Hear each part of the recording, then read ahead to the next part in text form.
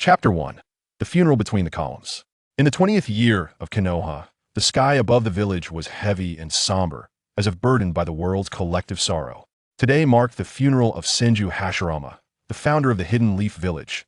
The arrangements for the funeral were modest, yet the square was filled with villagers and ninjas offering their condolences, each holding a bouquet of white flowers. Ever since the fallout between Hashirama and his dear friend Uchihamadara 2 years prior, culminating in their fierce confrontation at the Valley of the End, the atmosphere had been fraught with melancholy. Although Hashirama emerged victorious, it left him disheartened and disillusioned, ultimately entrusting the affairs of Konoha to his younger brother, Senju Tobarama, as he departed this world consumed by regret. Perhaps it was the toll of the battle that drained his vitality beyond recovery, or perhaps it was the weight of having slain his closest friend that contradicted his aspiration for a peaceful and harmonious ninja world.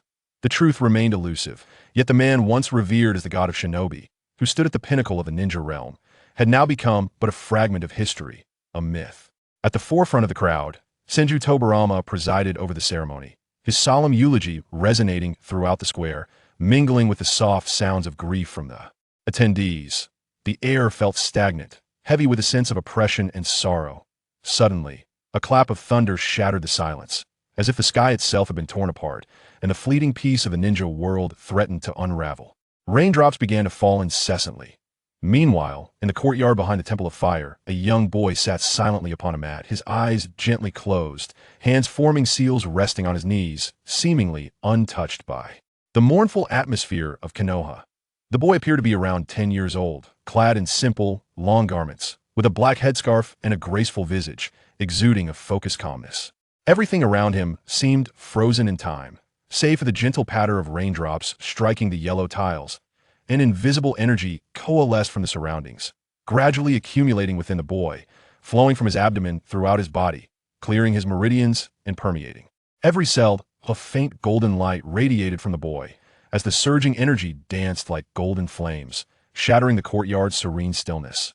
Abruptly, he opened his eyes, his right palm positioned before his chest, and with a decisive thrust of his hand, he uttered a forceful strike. The air before him compressed swiftly, generating a powerful gust in the direction of his palm. Crack!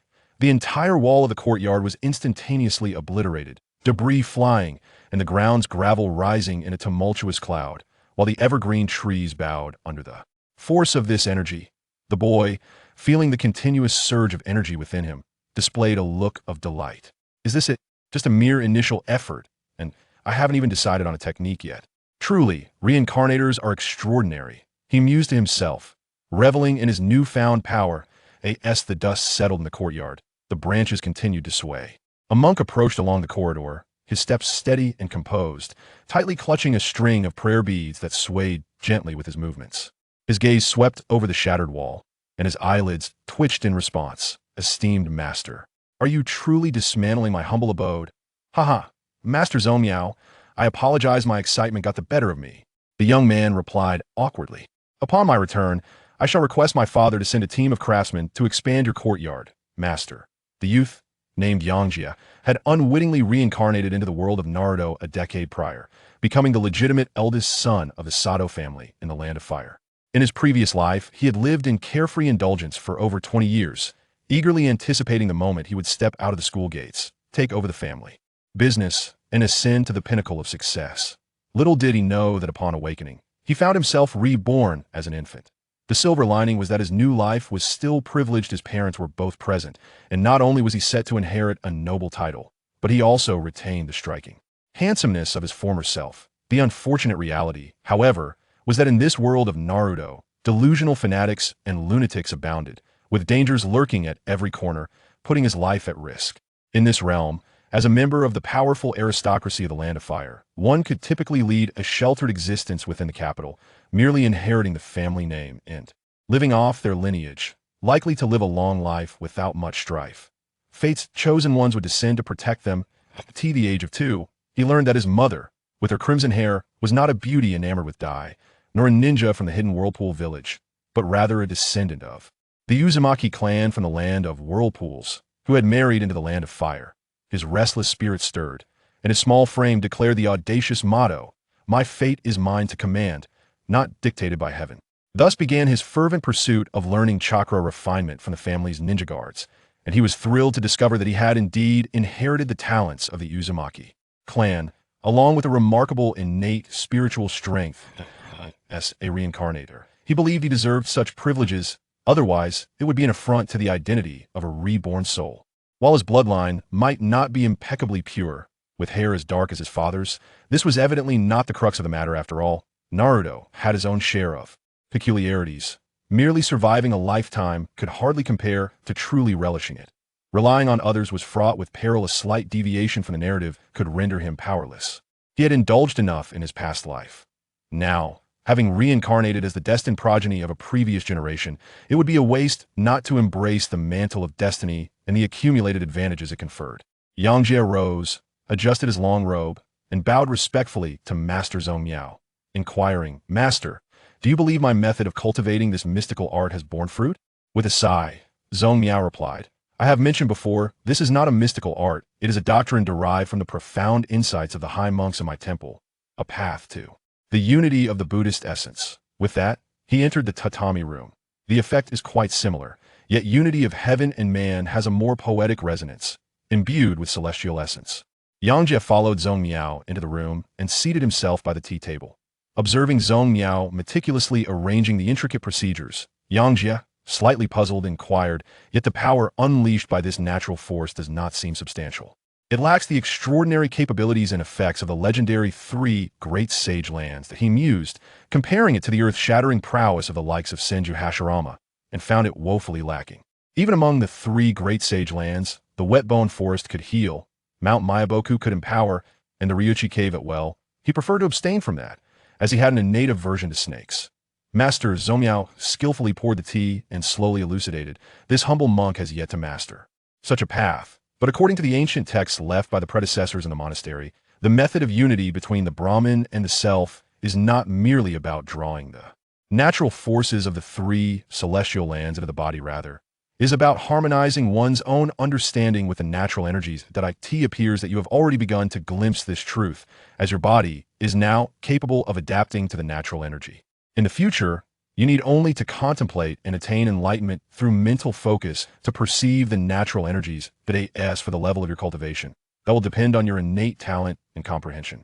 Zhong Miao then cautioned, "Remember, do not be overly eager for quick results. Forcing natural energy into your body may lead to a backlash due to its inability to endure." Yangjie nodded slightly, realizing that as long as his body could withstand it and his mental fortitude was robust, he could continue to grow stronger.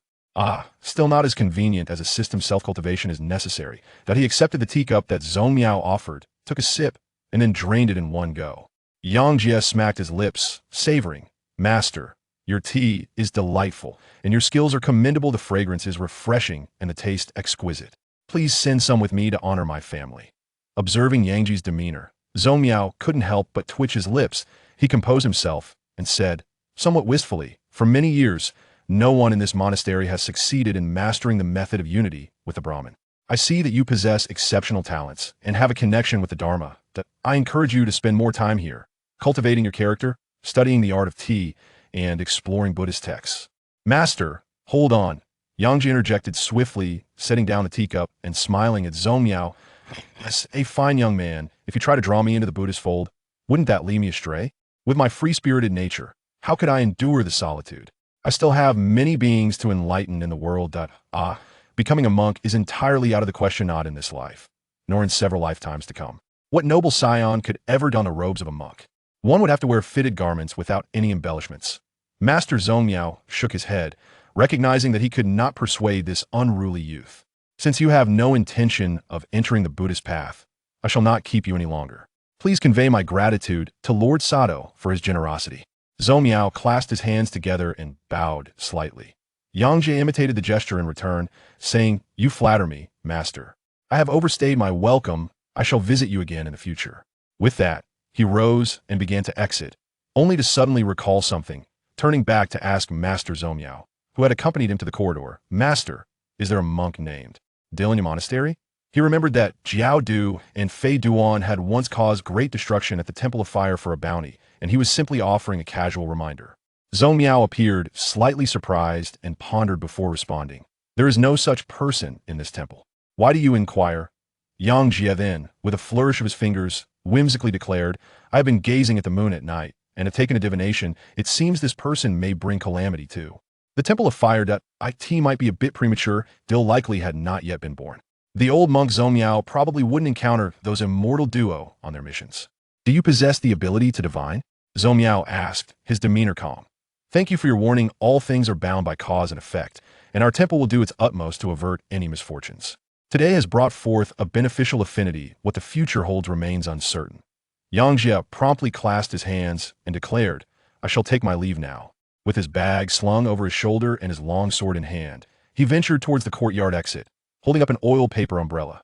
Zhou observed Yangjie as he stepped over the now-collapsed gate. Suddenly recalling something, she hurriedly called out, Do not forget to send some craftsmen. Understood.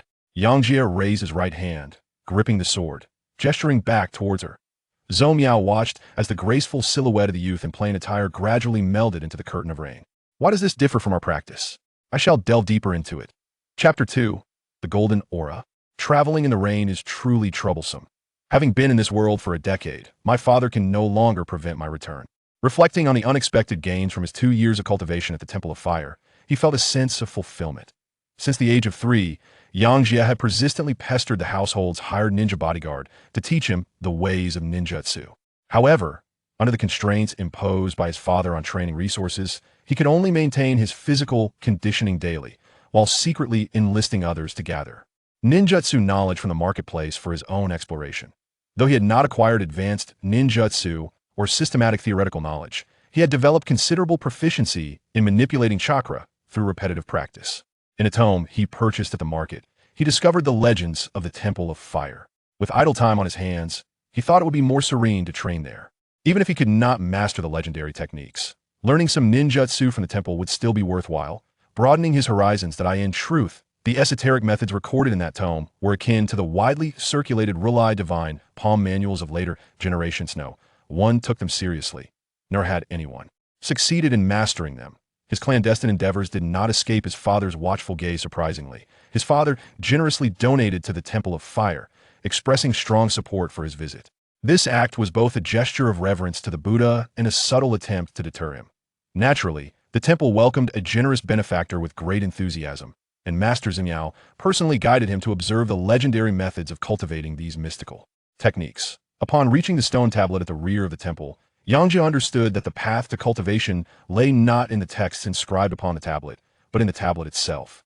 The familiar sensation he experienced bore resemblance to the Uchiha clan stone from the anime. One might say they shared a common lineage. He closed his eyes and focused, striving to comprehend the essence of the tablet, which emitted a faint golden glow. No wonder no one had succeeded in mastering it without sufficient mental fortitude. One could not perceive its presence, even if treasures lay before them. He inquired of Master Zhou regarding the peculiarities of the tablet, to which she could only respond that he possessed a connection to the Buddha. Such a connection was dubious. It was evident that this tablet did not belong to the Temple of Fire. Had he not seen the anime, he might have been deceived. This stone tablet was thousands of years older than the temple itself. Considering he would be returning to his own training regardless, he decided it best to temporarily reside at the Temple of Fire. Thus, he arranged for his attendants to construct a bamboo hut beside the stone tablet, shielding him from the elements to preserve his refined image as a gallant young man. Yangjie remained there for 2 years, spending his days in the bamboo hut on the mountainside, absorbing the essence of the stone tablet with his mental energy and returning to Zhongmiao's courtyard at night to harness the powers of nature. After 2 years, several attendants have taken vows, causing his parents to frequently visit out of concern. After days of travel, Yangjie gazed upon the opulent courtyard before him. Devoid of any homesickness, instead, he felt a surge of excitement. Mother, I have returned, he called out loudly before even stepping into the inner residence. A graceful and dignified woman emerged slowly from within. She was none other than his mother in this lifetime, Haru Tsunade. The woman who bestowed life upon him filled him with a warm maternal love, assuring him of his tangible existence, distinct from the dreams of Zhuangzhou or the fleeting visions of Nank. Inside, Yangjie listened quietly to his parents' counsel, words he had heard countless times before. Father, how about I first face off against Senior Kentaro? If I cannot win, I shall have no choice but to flee. Yangjie was eager to engage in battle. Should he prevail, he could depart openly, but if he were to lose, he would resort to trickery to escape.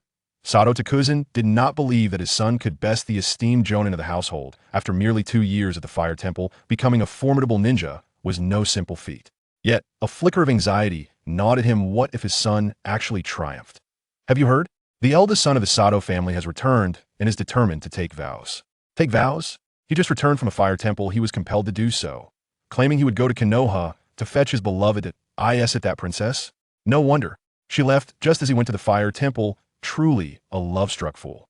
In the streets of the Land of Fire, bored citizens flocked towards the capital's training grounds. Within the capital's training arena, spectators packed the stands. Everyone was eager to witness the melodrama of a noble's love story, especially when it included elements of action, making it even more captivating. Sato Takuzin and Haru Tsunade exchanged surprised glances at the throngs of onlookers. Such a simple duel had drawn so much attention. Confused, Takuzin turned to Haru and inquired, "What is going on? Why are there so many people gathered? Even some of the daimyos guarding ninjas." Haru's curiosity piqued regardless of whether the rumors concerned her son. She relished the delightful tales. "My lord, there's a saying about the noble scion pursuing his beloved. It is said that when the princess went to Konoha, Yangjie returned drenched in rain, lost and forlorn, and subsequently went to the Fire Temple." Haru continued animatedly beside Takuzin. "There are several versions." Upon hearing this, Takuzin, filled with indignation, retorted, "Nonsense. My son, Yangjie, has lofty ambitions. Even if he were to become a ninja, he is destined to be a figure of greatness, akin to Senju Hashirama. How could he be so pitiful? Such rumors must cease." In the midst of the commotion, Yangjie remained oblivious to the swirling gossip that had taken root in the capital. Years ago, he had merely learned of Senju Hashirama's passing from his father and had rushed to acquire more ninjutsu, only to arrive too late. It begins. Quiet down. Silence. Silence. The two opponents stood facing each other, forming their hand seals. "Senior Toyohara, I shall commence," Yangjie declared with focused determination. Sukahara Kentaro, the leader of a trio of ninjas employed by the Sato family, is a special jonin hailing from humble beginnings. In his youth, Yosuke's introduction to ninjutsu came from persistently seeking Kentaro's guidance. Although Kentaro was only adept in earth techniques, he endeavored to teach Yosuke the art of wind manipulation.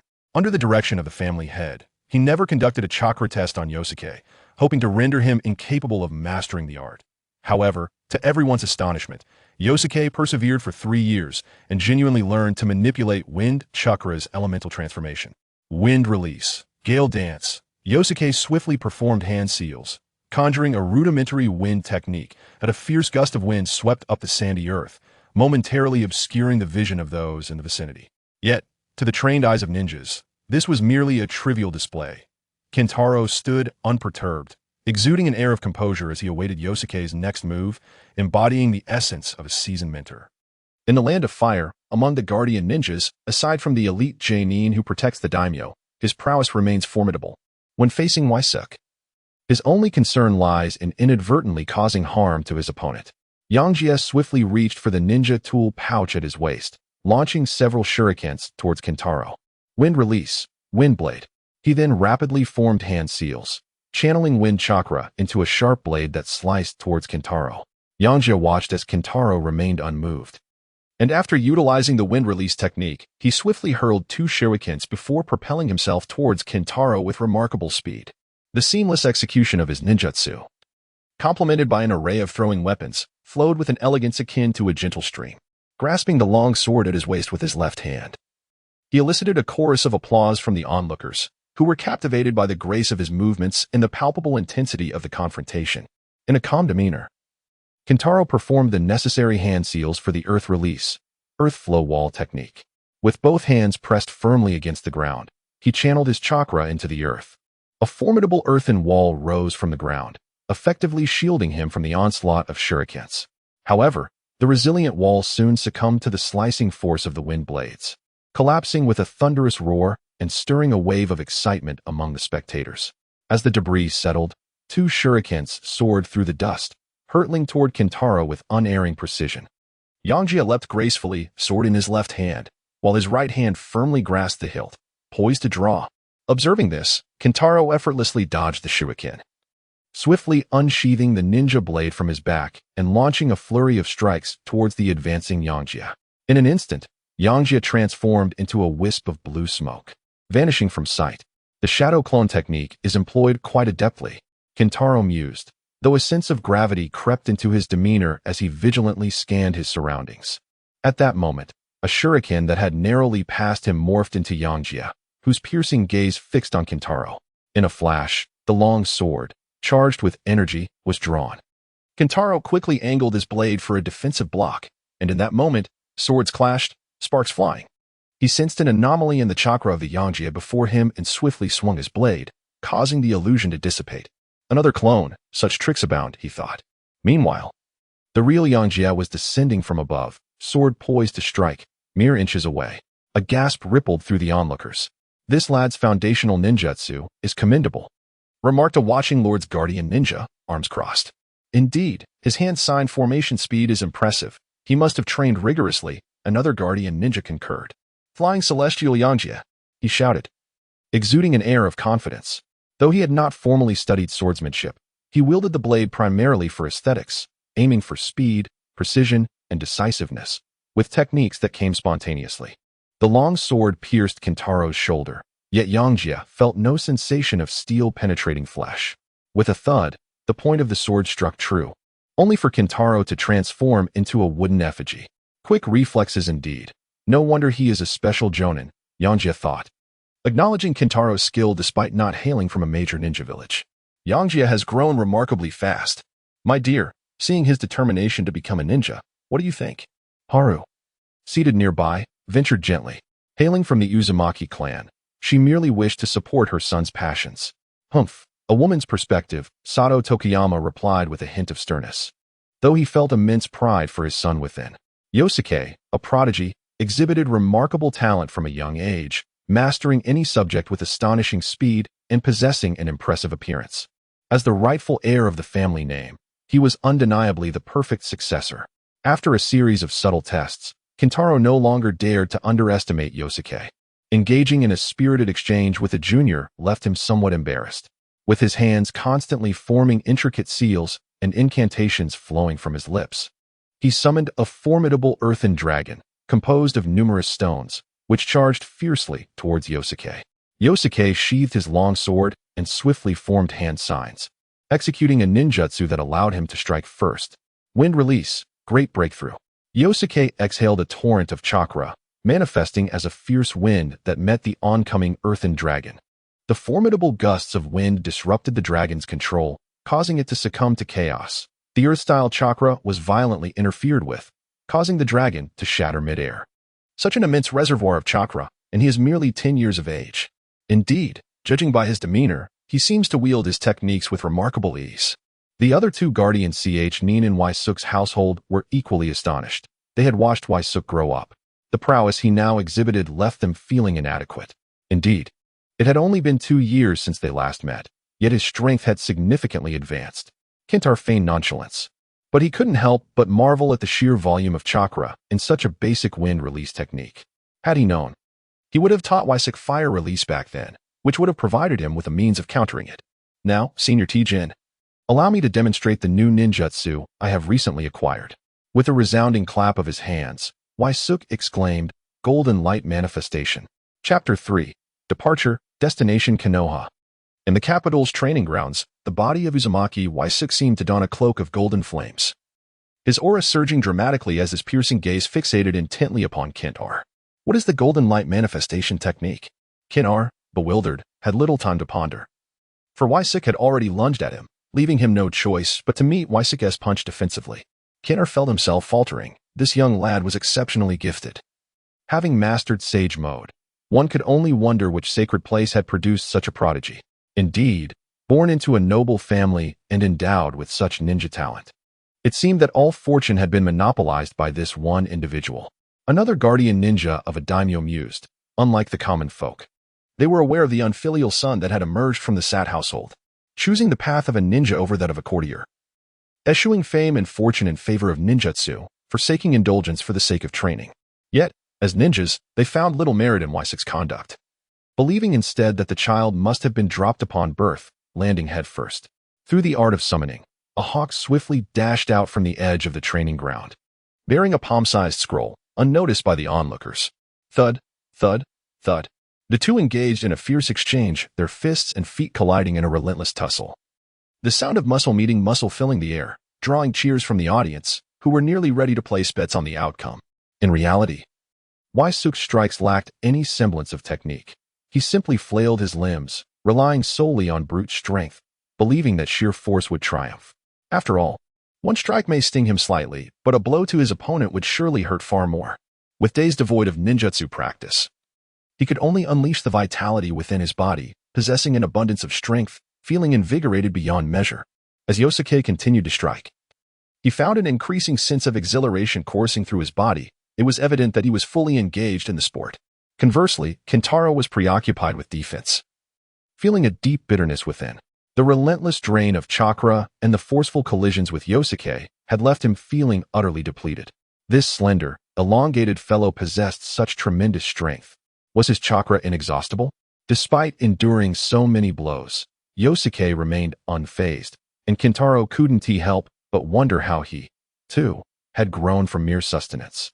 Engaging in close combat with physical techniques was no longer viable. It was akin to practicing boxing with a privileged air, with Kentaro bearing the brunt of the punishment. Summoning all his strength, Kentaro concentrated a surge of chakra and launched a powerful strike, swiftly distancing himself. "Yosuke," he called out, seizing the moment before Yosuke could close the gap. "I acknowledge your prowess, however, be cautious from here on." Kentaro's gaze locked onto Yosuke's, and he began to form hand seals. The weight of his words hinted at the imminent unleashing of a formidable technique, a realization that dawned on Yosuke. Yosuke did not resort to coercion. He wished to experience the sensation of illusion, augmenting his combat expertise, for he knew that Kentaro would not wish him harm. He promptly focused his attention, channeling his entire chakra in preparation. The captain was about to employ the family's secret illusion technique. Indeed, it was astonishing that the captain had been driven to such lengths. Two Chunin observed the unfolding situation, discussing the circumstances, as ordinary ninjas, particularly the Jonin, represented the pinnacle of their aspirations. With hands joined, Kentaro raised his right index and middle fingers, initiating the technique of earth marsh binding. Yangjie felt an instantaneous chill enveloping his surroundings, as if the ground beneath him had transformed into a treacherous mire that threatened to consume him entirely. Breathing became a Herculean task, while overwhelming terror and helplessness flooded his mind. To the onlookers, however, he appeared merely as a figure lost in thought. Standing motionless in a daze, Sato Tokuyama observed Yangjie's vacant expression, his heart racing with anxiety. Could this ninja's illusion truly affect his mind? At that moment, Uzumaki Haru also wore a concerned expression, her fingers tightly interlaced as she gazed at Yangjie in the arena. Kentaro, witnessing this scene, regained his composure, realizing that there was still hope, but then a loud bang echoed. Yangjie felt a sudden surge of chakra coursing through him, his eyes regaining clarity. The sensation of being trapped in the mire was truly unbearable. With a long sigh, Yangjie voiced his grievances. In a moment of disarray, Yangjie adeptly harnessed his formidable mental fortitude to regain his composure. A lingering question remained. Could the Jinjutsu of the Uchiha clan be dispelled? The legendary prowess of the Uchiha, renowned for their ability to swiftly escape in one-on-one confrontations, piqued Yangjie's curiosity. Meanwhile, Sato Tokuyama and Haru, seated at the table, felt a sense of relief wash over them. Albeit accompanied by an unsettling realization, they understood that their son was destined to leave them. Kentaro, akin to encountering a specter, began to doubt the efficacy of his family's secret techniques, pondering whether his prolonged inactivity had rendered them obsolete. The comforts of a leisurely life had indeed corroded his resolve, and he lamented his inability to return to his former self. Was it the indulgence of life in the capital that had dulled their training? Or was it merely that the youth were maturing at an alarming pace? Perhaps it was time to petition the village for a change of class. After all, youth should not be squandered. The familiar ninjas of the Tsukahara clan, observing Kentaro, were equally taken aback, their confidence wavering. In this moment, Kentaro had shed his previous calm demeanor. Stripped of the advantage of Jinjutsu, his strength was now akin to that of an ordinary Chunin. In a village as prestigious as Konoha, he might struggle to even pass the Chunin exams, needing to bide his time to earn a chance. Yet, he mustered a facade of composure and declared, "Yangjie, your strength is on par with mine. I assure you, you may pass here." Yangjie gazed at Kentaro, inwardly scoffing. Even in this state, you refuse to yield. A few more strikes, and you shall succumb. Yet, he reconsidered, for he must protect the family's hired ninja, who had imparted to him the fundamentals of ninjutsu for several years. Some semblance of respect must be afforded. Yosuke respectfully stated, "Thank you, Tohara Shinobi." The two then naturally formed a pact of reconciliation. The spectators at the sidelines erupted in cheers, for the ordinary citizens residing in the capital regarded this as a magnificent exhibition match, infused with an intriguing air of gossip. The audience at Yangjie's morning event waved cheerfully, exuding an exhilarating sense of triumph. They had triumphed over a particularly formidable Jonin, and regardless of the extent of the challenge, it marked a significant first victory on the path of a ninja. Yangjie hurried to the front of the stage. Grinning as he inquired, "Father, Tahara Shinin said I've passed the test. Is that true?" Sato the cousin had set 2 conditions for leaving home, turning 10 years old and defeating Tahara Shinin. Now that both conditions had been met, the journey to Konoha could finally commence. It had been a decade, yet he had neither summoned the system nor encountered the old man. If he did not embark on the path of rigorous ninja training in Konoha soon, even his innate talent would go to waste. Time was of the essence. With a huff, Sato Takuzun turned away, aware of the many onlookers and hesitant to voice his thoughts. His agreement to wait until 10 was rooted in concern for his son's youthful impulsiveness, fearing he might stray from the right path. Observing the boy's years of diligent practice and his commitment to the promise made to his parents, it was evident that he had grown sufficiently resolute and mature. Despite Yangjie's secret training in ninjutsu and frequent visits to the daughter of the feudal lord, Sato chose to turn a blind eye. Sighing in resignation, this rebellious child insists on becoming a ninja. Alas, he is now 10 years old and must be allowed to go. Beside them, Haru stood up with moist eyes, gently wiping Yangjie's forehead. She recognized that her son had truly grown up and wished to express her feelings to keep him close, yet found herself at a loss for words. "Mother, the old man won't resort to tricks, will he? Even if he did, it would be futile." Tahara could no longer hinder him. Haru remained silent, quietly taking Yangjie home. Upon returning, Yangjie gazed at the closed door of his parents' home, filled with emotion. The following morning, at the city gates of the Land of Fire, a poignant farewell scene unfolded. The protagonist, however, was reluctant to play his part, eager to shout, "Father, Mother, your son is leaving. Please take care of yourselves."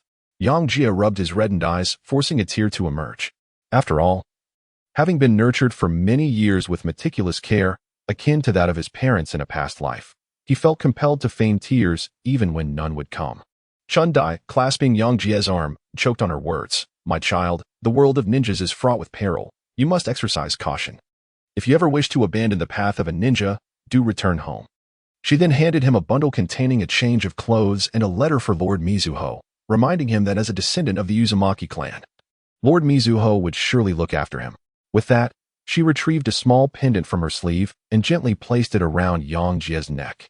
Yangjie hurriedly took the burden and placed it into the wooden box on the horse's back, then turned to gaze at Sato Tokuyama. Sato Tokuyama said sternly, "Are you in such a haste to leave?" The old man was visibly agitated. Yangjie silently cursed. "Mother." Yosuke cast a glance at his mother, gesturing subtly with his hand. Sato Tokuyama received the bundle from the attendant, continually offering words of caution. "In these tumultuous times, you must exercise extreme caution. Upon exiting the Land of Fire and heading west, you will arrive at the village hidden in the leaves. In the future, you may send the child back," restoring the Sato name. Yangjie gazed speechlessly at his loquacious father before him. It had been years since he had spoken so much, and now he was even contemplating the well-being of a child. Yet, he was merely 10 years old. "Father, the day is growing late," Yangjie ventured cautiously, pointing towards the sky. Sato Tokuyama handed over the bundle with a resigned sigh, saying, "Take it. Do come back to visit your mother often. She will miss you dearly." Yangjie took the burden and slung it over his shoulder. "Father, Mother, take care." He bowed respectfully. "Please do have a few more brothers for me," he said with a smile, attempting to alleviate the sorrow of parting. With that, a man and his horse gradually disappeared at the city gate. A life with such splendid choices can also be a source of distress. One offers you 100 million, and another also offers you 100 million, whichever you choose. You cannot lose, yet choosing one means wasting the other. In this modern world, one desires to have it all. However, under this societal backdrop, ninjas and governmental powers exist in a symbiotic relationship.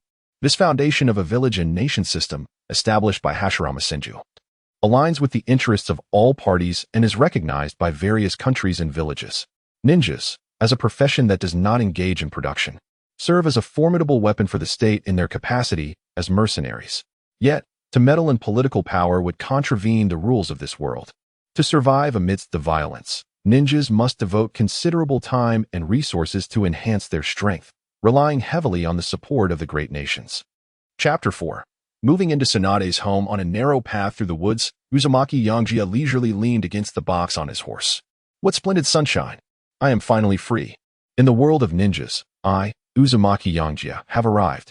From the moment Yangjie stepped out of his home, aspiring to become a ninja, he knew he would have to change his surname, following in the footsteps of his mother, Uzumaki. Yet for Yangjie, a surname was merely a code within this world. Even after becoming a ninja and adopting a new name, the bond of gratitude to his parents remained intact. He would forever be their son. While mounted on horseback, Yangjie opened the 2 packages he held, beginning to organize their contents. Ah, this is from my mother. But there are no bills. How curious that women in this world seem unconcerned with money. He continued to examine a small pendant in his hand, feeling a sense of oddity. No matter how he fiddled with it, it remained unresponsive, yet when pressed against his skin, it felt remarkably cool. Perhaps it was best to ponder this later and inquire with his mother when the time came. He tucked the letter meant for Uzumaki Kushina into his bosom, contemplating that she should still be alive at this hour. With the first Hokage having just departed, her story surely had not yet reached its conclusion. She must have followed after Kushina before her own departure. How I wish I had paid more attention back then, for life is filled with myriad pleasures, and I let the important task of watching anime slip away. All I can recall of the plot is but a general sense, primarily revolving around the 12 young ninjas. Next, he opened the other package, which contained another letter and several bags. A letter of recommendation for the second Hokage. Indeed, the old man was quite extravagant. In his heart, Yangjie silently embraced his elderly father. It is imperative to keep the letter safe. Otherwise, the Hidden Leaf village would not accept unfamiliar outsiders from other villages. Each great nation's ninja village exercises stringent measures against espionage, as the secrets and ninjutsu of each village represent their core competitive advantage.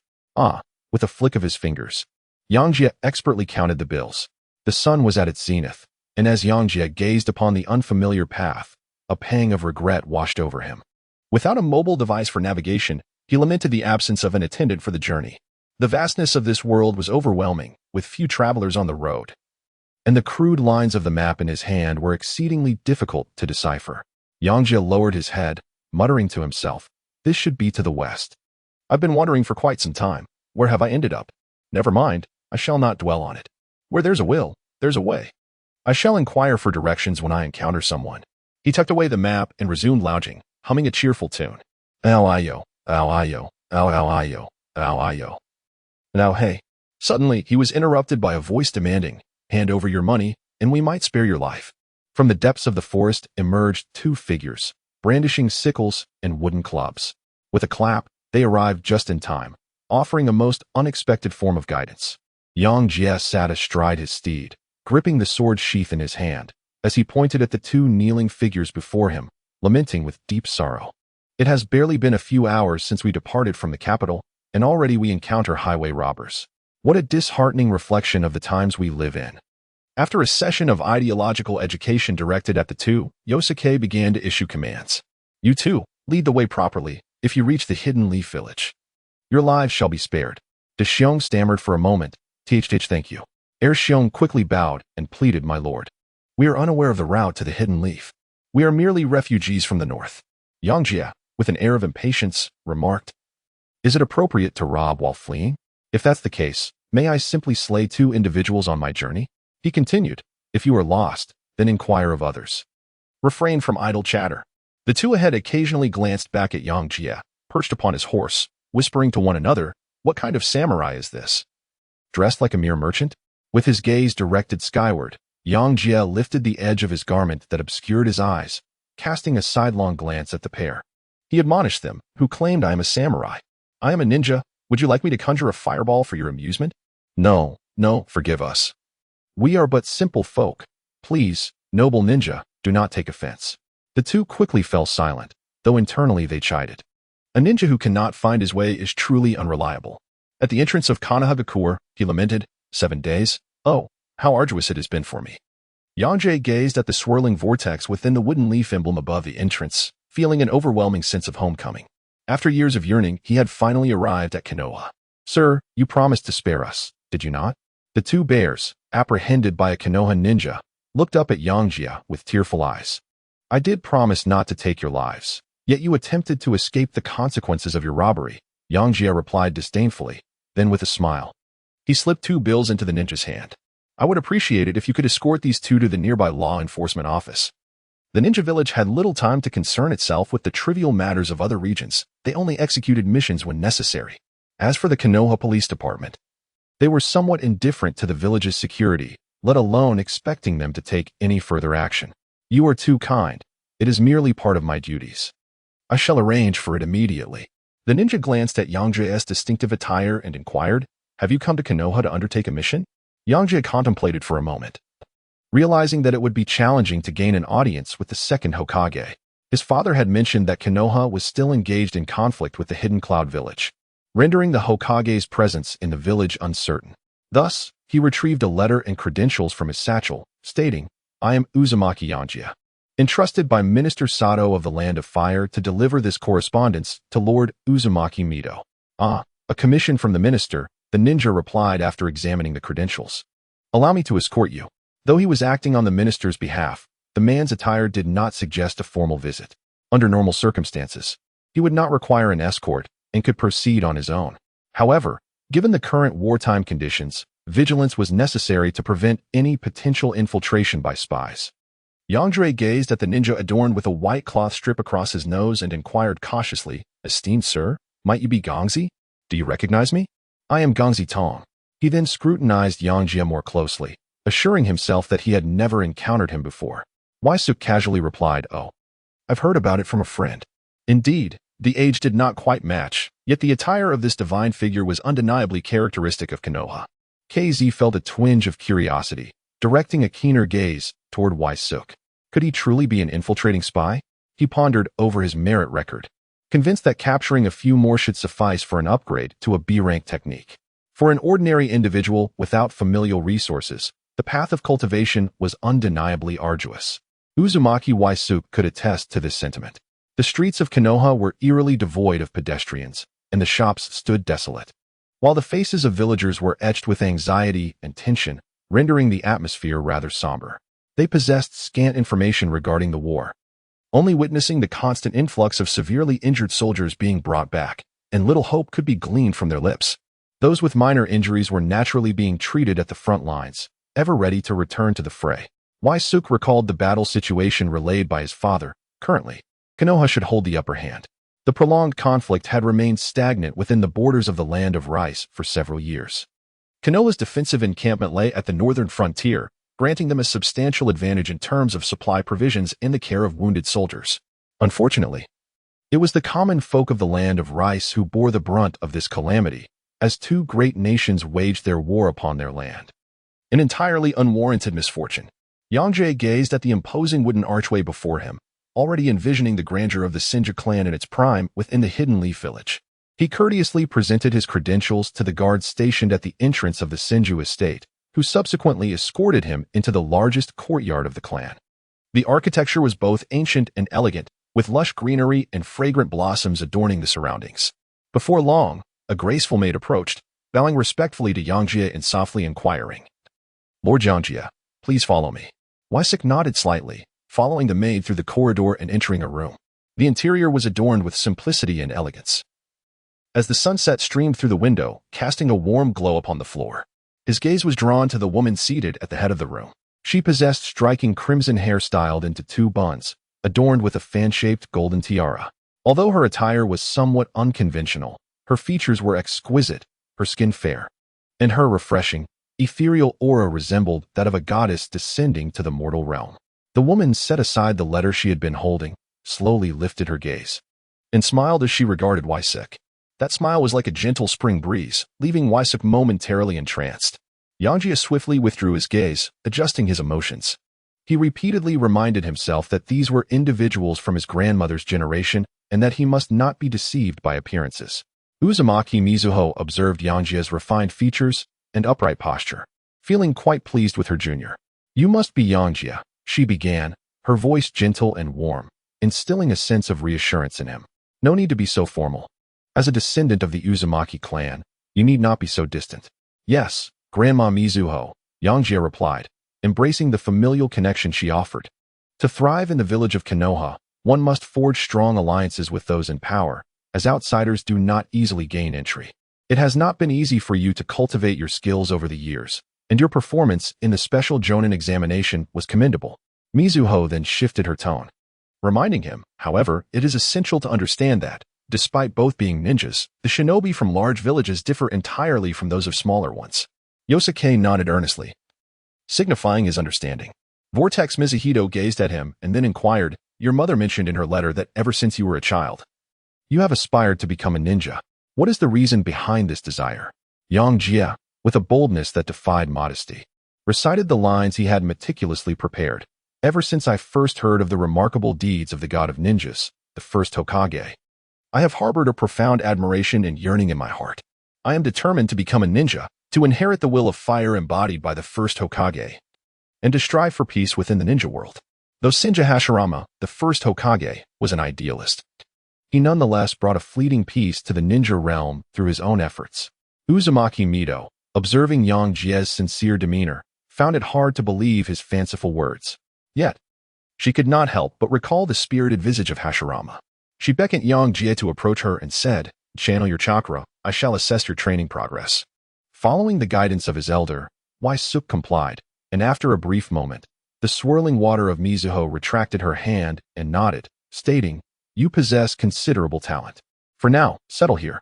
We will make further arrangements upon the return of Lord Hokage." At this moment, Senju Tobarama, though formidable in his own right, was commanding the northern front against the onslaught of the Cloud Village. Despite his prowess, he remained overshadowed by his elder brother. Nonetheless, the presence of a Hokage on the battlefield commanded respect. "Thank you, Grandma Mizuho," Waisuk replied with utmost reverence. No sooner had his words fallen than a melodious and sweet voice rang out from the courtyard. "Grandma, I'm back." A youthful figure, brimming with energy, dashed into Waisuk's line of sight. Chapter 5, Tsunade, do you lack funds? As Waisuk contemplated requesting some ninjutsu from his newly acknowledged grandmother, having long coveted the sealing techniques of the Uzumaki clan, he was interrupted by the lively voice. A girl with light yellow hair, tied high in a ponytail, rushed in from outside. Her fair, youthful face still bore the remnants of baby fat, while her bright brown eyes sparkled with innocence and charm. This girl was none other than the famed powerhouse of Konoha, the incredible Tsunade. "Little Tsunade, you're back." Mizuho affectionately embraced Tsunade. "Waisuk, you've finally come to Konoha. It's been ages." Tsunade exclaimed with delight upon noticing Waisuk standing beside Mizuho. "It's been a long time, Princess Tsunade." Waisuk felt immense joy in reuniting with Tsunade after 2 years. Yangjie and Tsunade both grew up in the capital of the Land of Fire, their fathers serving as ministers within the same government. The two families had always maintained a close relationship, frequently visiting one another. Upon discovering Tsunade's noble lineage, Yangjie deliberately sought to draw nearer to her, and as a result, they soon became quite familiar with each other. After all, who could resist the allure of a powerful ally, especially one as impressionable as a young girl? Yangjie acquired a wealth of knowledge and books on ninjutsu training through Tsunade's connections. Tsunade's mother hailed from the Senju clan and was adopted by the daimyo shortly after her birth, earning her the title of Lady Tsunade in the capital. Her father did not oppose her desire to become a ninja. After all, as a girl, she was not burdened with the obligation to inherit the family name. And being the granddaughter of Hashirama Senju, she had abundant resources for her training. Tsunade proudly pointed to her forehead protector and declared, "I have long been a ninja. What about you? Are you still Sato or Uzumaki?" "Uzumaki Yangjie, it's a pleasure to meet you," he replied with a smile, marking his first encounter with Tsunade after his name change. "Your parents have finally consented to your aspiration of becoming a ninja. Congratulations," Tsunade continued. "Since you are now Uzumaki Yangjie, you must call me senpai as I am soon to become a nin." She approached Yangjie, playfully patting him on the shoulder with an air of maturity. "Senpai, you say? You seem more like a little sister." Yangjie smiled as he raised his hand to indicate Tsunade's height, which only reached his chin, playfully suggesting that he was not at a disadvantage by having an older brother. Uzumaki Mito observed the two engaging in cheerful conversation, a radiant smile gracing her face. Her gaze towards Yangjie softened, filled with warmth, as she gently remarked, "So, you two are already acquainted." "Indeed, Mito Granny," Tsunade replied with a playful tone. "During my time in the capital, he would come to me daily, eager to learn ninjutsu." "What choice did I have?" Yangjie wore an expression of embarrassment, as the chaotic teachings of his family's humble origins often led him to question his own talents.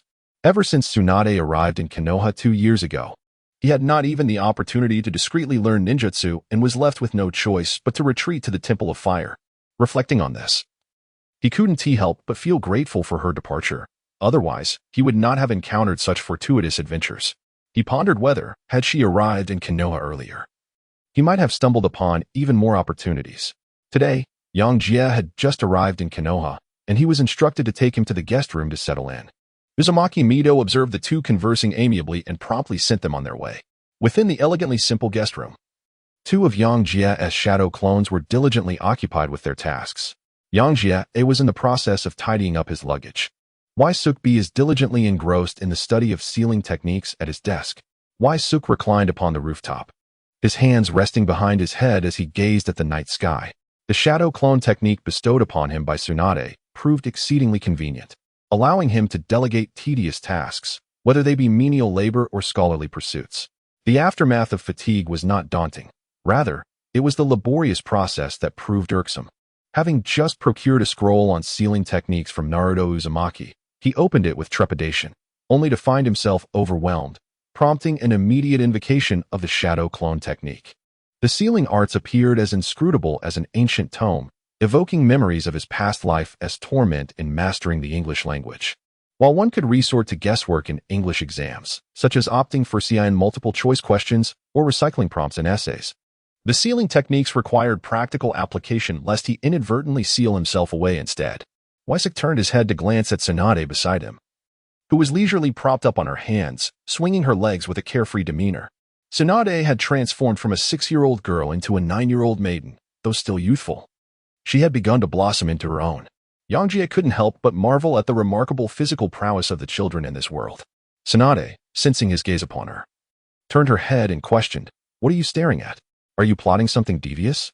This expression of his always arose when he sought to take advantage of her, prompting her to instinctively adopt a defensive stance. "Are you in need of money lately?" Yangjie suddenly inquired, his question seemingly out of the blue. "Yes, what do you want?" Tsunade quickly grasped his intent, given their years of mutual understanding. "It's about that thing we discussed last time," Yangjie ventured, his eyes betraying an eager desire. "Absolutely not. That requires the approval of Great Uncle." Tsunade promptly rebuffed him. She then asked, "How did you come to know about that forbidden technique?" It was astonishing that a boy residing in the capital had inquired about the shadow clone technique at such a tender age of 7 or 8. He had learned of such a forbidden technique only after asking his grandfather, and had he not known the person from a young age, he might have suspected ulterior motives. It's rather well known. I heard it from a wandering monk," Yangjie fabricated nonchalantly, as he could hardly admit to having witnessed Naruto Uzumaki utilize it. Tsunade did not delve further into the matter, but inwardly pondered how she might assist him in acquiring what he sought. Yangjie felt somewhat helpless. Tsunade actually refused to accept any monetary compensation. He needed to devise a strategy to acquire the multiple shadow clones, for they were the essence of training in divine techniques. "Are there any restrictions on learning forbidden arts? I could offer more money," Yangjie inquired tentatively, as his only asset was indeed his wealth. "There shouldn't be. As long as he agrees to call you second grandfather afterwards, he should be able to learn," Tsunade replied casually, without further contemplation. In the land of rice, the Leaf Ninja Camp was enveloped in an atmosphere of tension and foreboding. Towering watchtowers flanked the camp on either side, where sensory ninjas were vigilantly monitoring the surroundings. In front of the tents within the camp, numerous campfires flickered, their flames illuminating the entire area under the moonlight. This was the main encampment of Konoha, tasked with repelling the offensive from Kumogakure, backed by the borders of the Land of Fire. Inside the main tent, the high-ranking members of Konoha were gathered in a circle, discussing the war, though only a few were actively contributing to the conversation. Senju Tobarama sat at the head, scanning the faces of those present. These individuals represented the mightiest forces of the village. After years of mutual probing and minor skirmishes, Kumogakure had launched a full-scale assault, led by the Reikage himself, prompting Konoha to muster its elite forces for a counteroffensive. The two sides clashed fiercely within the borders of the Land of Rice. And Konoha had successfully executed a sniper attack, inflicting substantial losses upon Kumogakure. Strategically, this marked a temporary victory for Konoha, successfully repelling Kumogakure beyond their borders while delivering a heavy blow to them. Following their defeat, Kumogakure retreated with the majority of their forces to regroup. In the midst of the discussion, Sarutobi Hiruzen was analyzing the situation. Lord Hokage, we have also suffered considerable losses in this conflict.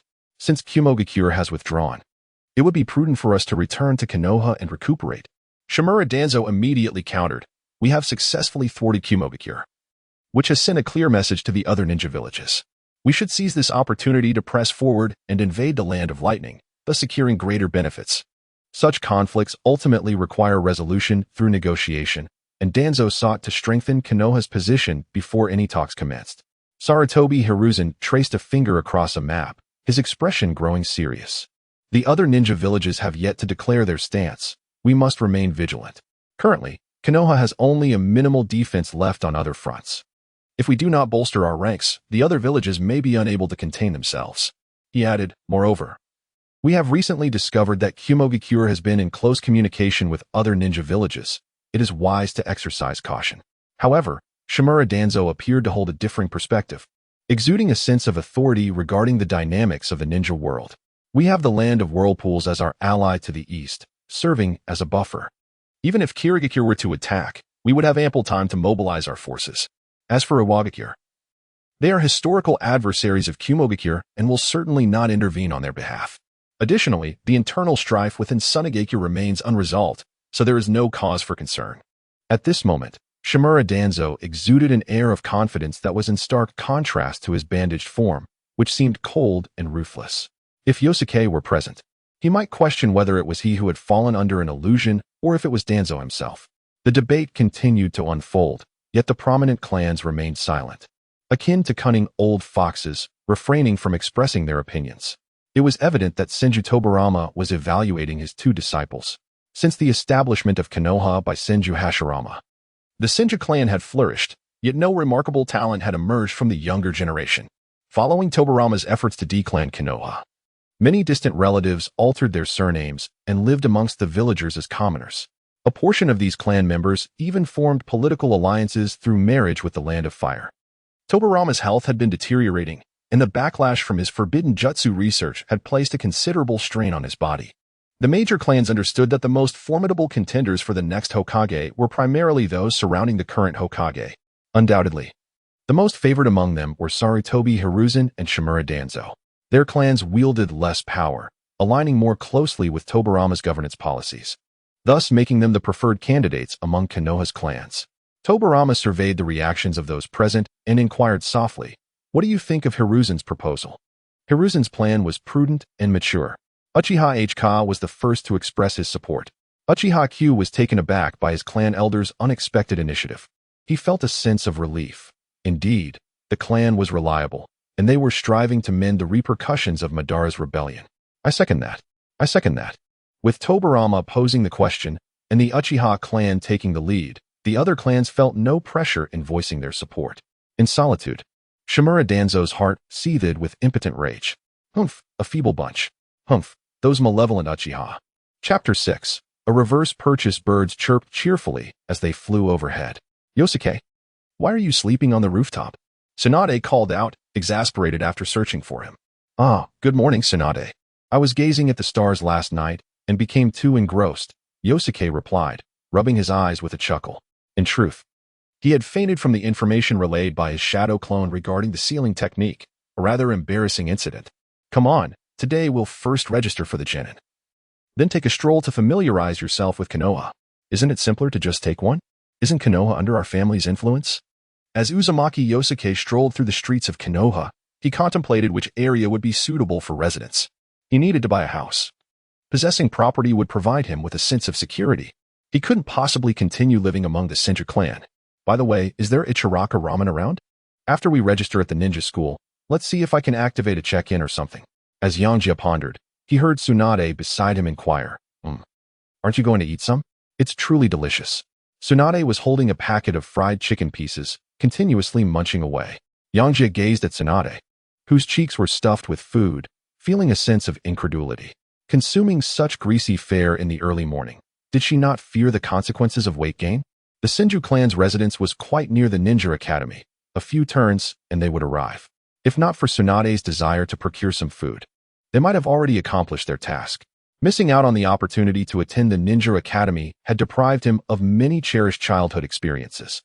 Standing at the entrance of the academy, Yangjie observed the familiar yet foreign surroundings and couldn't help but lament his misfortune. He had been denied the chance to learn the will of fire. Fortunately, he was not of the same generation as Kushina, Hinata, or Ino. Otherwise, he would have suffered even greater losses. What is so great about the ninja academy? They teach nothing but superficial skills, Tsunade retorted casually. She had spent less than a year there, feeling it was merely a waste of time. For clan ninjas, the academy served merely as a place to forge bonds and maintain foundational connections, offering little in terms of substantial knowledge. However, for civilian ninjas, it was nearly the only pathway to ascendancy. Only a select few geniuses, like Orochimaru and Minato Namikaze, could truly succeed. 5 minutes later, the two exited the academy. After signing a document to receive their headbands, they were officially recognized within the ranks of Konoha, with Tsunade leading the way. The reception staff was exceptionally warm and the efficiency remarkable. Yangjie was fortunate to be able to participate in the upcoming Chunin exams, marking the beginning of his journey as an aspiring ninja. Damn it, how come it's another small one? Are you cheating us? Tsunade exclaimed, angrily slamming her hand on the gambling table in frustration. Ah, Lady Tsunade, you know our establishment well. We are the most honest gambling house in Konoha. A paragon of integrity, the owner of the gambling den replied, unperturbed. How about I give you a little back, and you can play a few more rounds? No need. I can afford to lose this amount. Bring it on, Tsunade declared, raising her right foot to rest on the chair, her disdain palpable.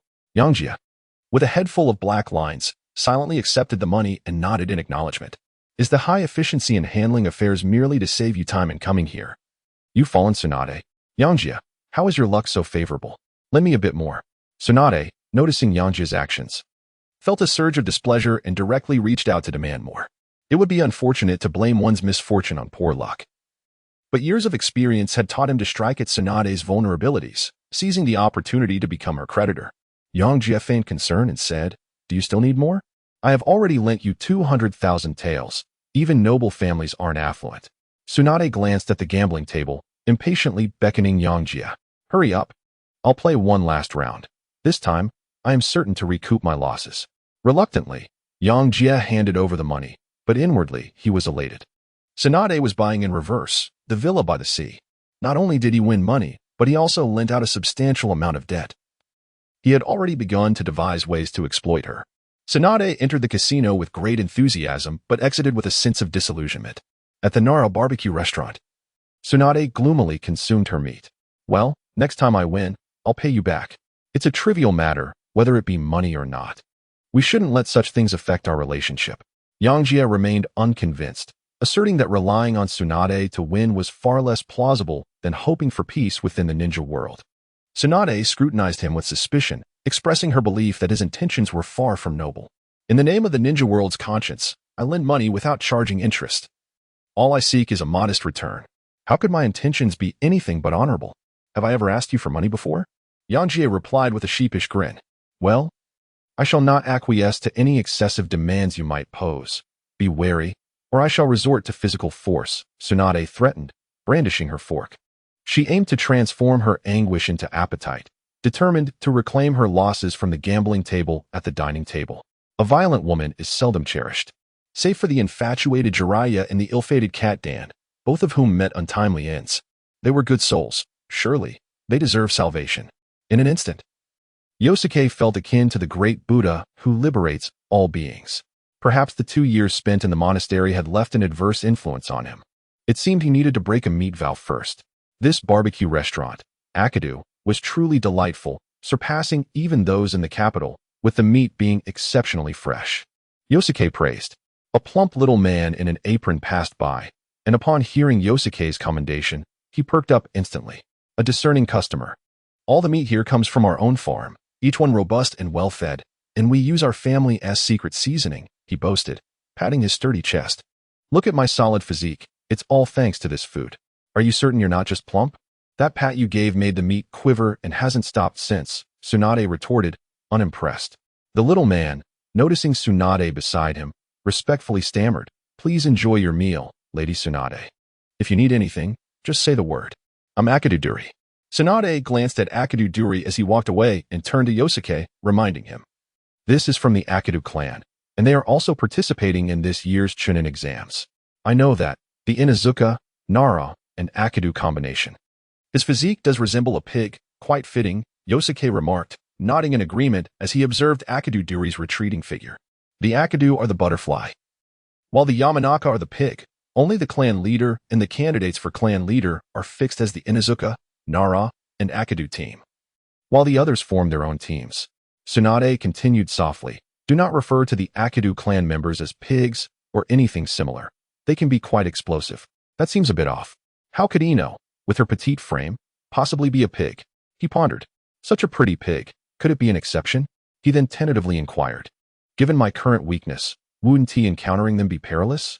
If the shadow clone technique proves ineffective, what about the shuriken shadow clone technique? I've never heard of that technique. Perhaps I should ask great-grandfather later. Tsunade, absorbed in her meal, replied casually. Am I mistaken? Does that technique not exist? Never mind. I shall find a way to directly procure it from the second Hokage. Always relying on Tsunade is like being a freeloader. A man must strive for self-reliance. With a sigh, Yosuke clasped his hands behind his head, and the two, sated from their meal, wobbled homeward. Tsunade, with a flushed face, said, "We must not tell Grandma where we went today, understood?" "Got it," Yosuke replied, glancing at her. Fond of gambling and drinking, she is truly beyond redemption. Yet, as he observed Tsunade, whose fair complexion was adorned with a rosy hue akin to blossoming peach flowers after a sip of wine, he found her quite charming, adorable, in fact. Ah, what an illusion. This fierce woman and cuteness are utterly unrelated. I must steer clear of gambling. Just then, a startled exclamation accompanied the sound of fatty meat hitting the ground.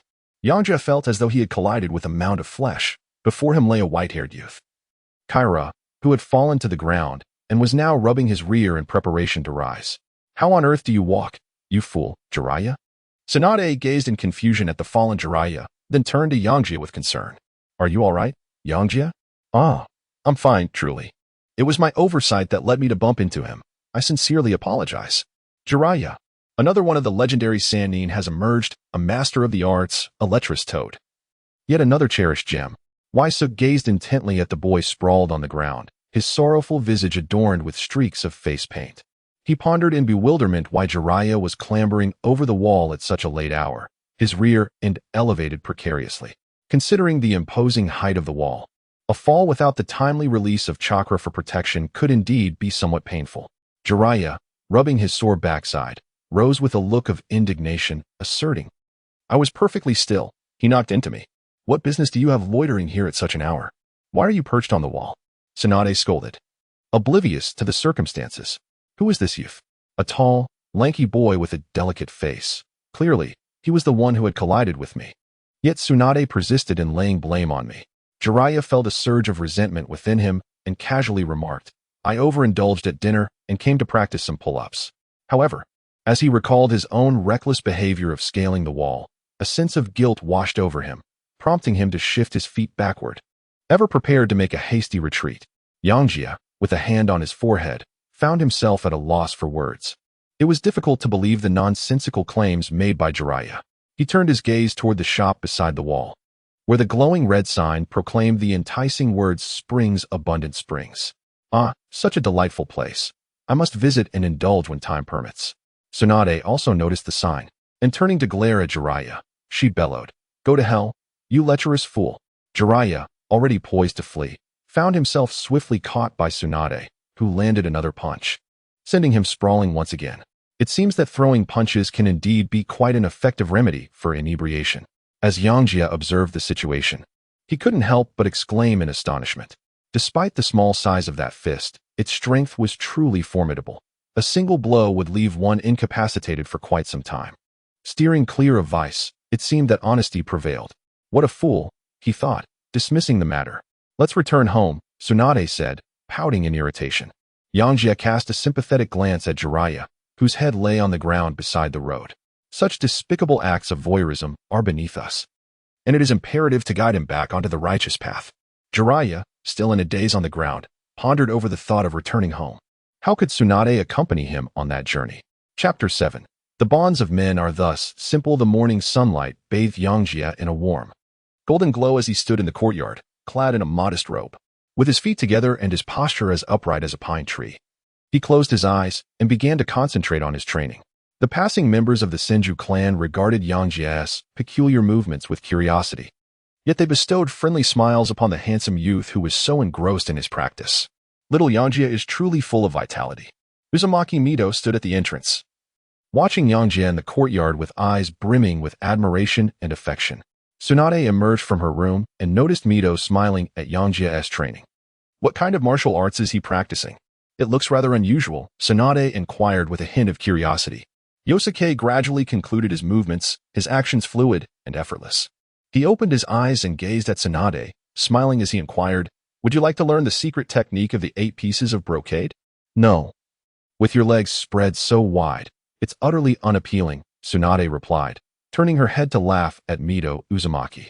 "Grandma Mito, let us proceed with our training." With that, she pivoted and made her way toward the training grounds of Konoha. Upon witnessing this, Waisuk promptly bowed to Uzumaki Mito and then followed Tsunade's lead toward the training ground. Teacher Sarutobi had yet to return, so today we shall train alongside other teams, Tsunade remarked as she walked. His gaze involuntarily trailed after Tsunade's high ponytail that swayed with her steps, a surge of impulsive desire welling up within him to reach out and grasp it. Just as they were about to reach the training ground, a furious roar suddenly pierced the air. "Uzumaki Waisuk, halt. I challenge you to a duel." Waisuk and Tsunade halted in their tracks, turning back to behold Jiraiya advancing towards them with an imposing demeanor, a bandage affixed to his face. Yangjie observed Jiraiya and couldn't help but marvel at his remarkable physical resilience. Despite enduring a heavy blow from Tsunade the previous night, he was up and about with vigor early in the morning. Last night, Jiraiya had returned home, leaning against the wall, deeply affected both physically and mentally. He woke up early to seek out Tsunade at the Senju clan's territory, where he learned that a certain individual named Uzumaki Yangjie had taken residence in Tsunade's home and had departed alongside her at dawn. Overwhelmed with heartbreak, he felt as though an unexpected rival had emerged to steal his affection, prompting him to hastily pursue them. "Foolish Jiraiya, what are you doing? Do you wish to invite another beating?" Tsunade found herself perplexed by Jiraiya's sudden outburst, as he seemed unfamiliar with Yangjie. "Ah, no worries, I shall handle this." Yangjie smiled at Tsunade and, as he spoke, approached Jiraiya. "It was just a little bump yesterday. If I don't let you bump back, I won't be able to handle you, you little brat. Come on, let us head to the training ground." Jiraiya muttered as he watched Yangjie come over. Waisuk observed Jiraiya's exuberant demeanor and couldn't help but find it amusing. He approached Jiraiya and whispered, "Where are you headed for training? Come, let me share a few words with you." The two drew closer, engaging in a hushed conversation. Jiraiya hesitated, casting a glance at Waisuk, and his earlier bravado gradually dissipated, leaving behind no trace of anger or arrogance. "Is it truly not as you say?" Jiraiya inquired tentatively. "Certainly," Waisuk replied. "You may inquire in the capital. I, Uzumaki Waisuk, never speak falsehoods within the ninja realm." Yangjie turned to Tsunade, waving his hand with a smile, and said, "Let us engage in some sparring first. You should focus on your training." He then leaned towards Jiraiya to converse. It was essential to provide some space for contemplation. Being too direct without prior build-up would yield no explosive results. Jiraiya pondered, a smile breaking across his face. That makes sense." He nodded repeatedly, affirming, "Yes. Indeed, you are right, Yangjie." As Tsunade stood there, her expression one of confusion, she could hardly comprehend the dialogue and interaction between the two men. Nor could she grasp their peculiar approach to resolving matters. A vague sense of unease washed over her, hinting that something was amiss with the pair. At a certain intersection in the bustling streets of Konoha, 2 young boys squatted on the steps, whispering to each other, their hands gesticulating as if discussing something of great significance. "You are still too young, and your experiences are limited. What is there to admire about that girl? She is willful, and you agree, right?" Yes, too aggressive. I have endured countless beatings these past 2 years. I feel sorry for you. My sister requires some discipline. Look at this. Isn't it marvelous?" A flicker of astonishment crossed Jiraiya's eyes, but he soon furrowed his brow. But she is holding a child. With a swift motion, Yangjie slapped Jiraiya on the back of the head, his tone serious. What are you thinking? Cast aside those sordid thoughts. Yangjie solemnly stated, we must infuse the world of ninjutsu with fresh ideas. Do you understand? Indeed, fresh ideas are essential for progress, Jiraiya replied. His expression one of bewilderment as he nodded thoughtfully. Waisuk observed Jiraiya's reaction and couldn't help but sigh inwardly. Jiraiya, with his limited perspective, seemed to grasp the essence of art only superficially. It appeared that he required further experience to genuinely comprehend the profound truths of artistry. I shall return to revise my manuscript and present it to Waisuk-kun for his critique, Jiraiya contemplated. Indeed, it was evident that Waisuk-kun possessed a discerning eye. No wonder my previous drafts had been rejected. It was not that the publishing chief lacked discernment, but rather that I had remained too shallow in my understanding. Yangjie pretended to be profound, stating, indeed, recognizing one's mistakes and striving for improvement is the path to progress. The sea of knowledge is boundless, and hard work is the vessel that navigates it. Reflect on this when you return. The simplicity of a man's connections is such. A man as sincere and dependable as Jiraiya naturally draws others near. I am not fond of hardship. Rather, I delight in the sweetness of three-colored dumplings and creamy popsicles. Yangjie covered his face in despair, lamenting the lack of culture among ninjas, even the esteemed masters of art. With a resigned shake of his head, he ambled towards the training ground alongside Jiraiya, enjoying their ice pops. At training ground number 6, Tsunade stood with her hands on her hips, awaiting their arrival. Upon witnessing the scene, Jiraiya felt his legs weaken. Yangjie, I have urgent matters. Orochimaru is waiting for my training, he uttered, and before he could finish, he vanished without a trace. Yangjie watched as Jiraiya swiftly vanished from sight, causing him to retract his earlier assessment of the man as sincere and dependable. At least in the presence of Tsunade, Jiraiya clearly proved to be quite unreliable. Tsunade furrowed her brows as she regarded Yangjie, letting out a soft huff before turning and striding towards the center of the training ground. Yangjie sat helplessly on the sidelines, unable to do anything but watch as Tsunade and the others commenced their training. Tsunade, I can also engage in practical combat. I can take on 3 opponents. Yangjie stubbornly attempted once more. Tsunade turned her head, casting a sharp glare at him. When the Chunin instructor arrives to teach you, pay attention and learn well. If you continue to chatter, you may as well go back on your own. Upon witnessing this, Waisuk had no choice but to temporarily relinquish his pursuit. Yangjie murmured in defense, I am merely attempting to resolve the discord among friends. Is this what friendship has come to? Neither of them is commendable, Tsunade retorted, dismissing him with a disdainful glance. Upon witnessing the scene, Waisuk reluctantly abandoned his attempts to persuade Tsunade and instead turned his attention to the training grounds. 4 teams engaged in combat, with the silhouettes of 12 young ninjas swiftly darting about. The arena was alive with the flurry of ninja tools and the cacophony of jutsu being unleashed. It appeared that their supervising jonin had departed for the front lines, leaving a few nin on the sidelines, likely tasked with overseeing the training and ensuring the safety of the participants. The ninjas from the great ninja village were indeed remarkable. Even at such a tender age, they exhibited a remarkable level of discipline, coordination, and strategy. As Waisuk observed the unfolding spectacle, he nodded in approval. Tsunade and her companions displayed a prowess that clearly surpassed the others, even without utilizing sage techniques.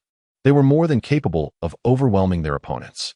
Here I sit, akin to a secret weapon, Waisuk mused to himself. Just then, a voice interrupted his reverie. Is that you, Waisuk? I am Muki KT, a nin from Konoha. Yangjie rose and politely replied, Greetings, esteemed Senior Mu. I am Uzumaki Yangjie. This was the Chunin assigned to him by Tsunade, tasked with providing fundamental instruction and assessment. Yangjie has always approached his studies in a fragmented manner, lacking a systematic organization and integration.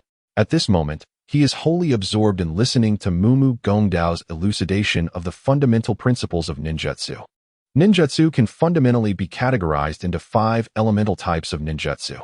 Each individual possesses a distinct amount of chakra, which influences their adaptability to these elements, thereby affecting the potency of their ninjutsu. While there exists a relationship of mutual restraint among the 5 elements in practical combat, the strength of one's chakra is also a crucial determinant of victory or defeat.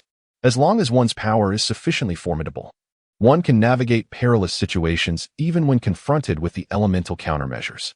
Yangjie listened with great interest, nodding in understanding and posing questions at appropriate moments. This interactive teaching method immensely satisfied Mukumu KT. Subsequently, Mukumu KT retrieved a piece of chakra test paper from his pocket and handed it to Yangjie, stating, "Now, we shall assess the affinity of your elemental attributes. Concentrate your chakra and infuse it into this paper. It will react according to your elemental affinity. Should it be of the fire element, the paper will ignite. If water, it will become damp. For lightning, it will crumple. If wind, it will be sliced. And for earth, it will shatter." Waisuk took hold of the chakra paper, instantly channeling chakra into his hand and infusing it into the paper. In the next moment, the chakra paper dramatically contracted, splitting apart from the center. Moku GT observed the chakra test paper in Waisuk's hand, nodding in approval as he remarked, "Your affinity for lightning chakra is exceptionally high, and your affinity for wind chakra is commendable as well. You possess dual attributes." Upon hearing the results of his attribute test, Yangjie felt a surge of excitement and anticipation. He had never had the opportunity to engage with the techniques of lightning release. And the wind release techniques he possessed were merely rudimentary skills borrowed from Tsunade and Kentaro. Lightning release excelled in swift advances and close-quarters combat, while wind release possessed the ability to suppress an opponent's offensive maneuvers or execute precise cuts. Both forms of ninjutsu could be infused into weapons, enhancing their defensive capabilities. The wooden blade continued to elucidate the characteristics and applications of lightning and wind release techniques to Yangjie. After finishing, the wooden blade turned to Yangjie and inquired, "Have you ever employed any wind release techniques? Please demonstrate one for me to observe." Waisuk nodded and replied, "Understood, senior. I shall utilize wind blade. Great breakthrough." "And Gale Dance. Please demonstrate wind blade. I would like to observe your mastery of ninjutsu." Chapter 8. Tsunade, what are your intentions?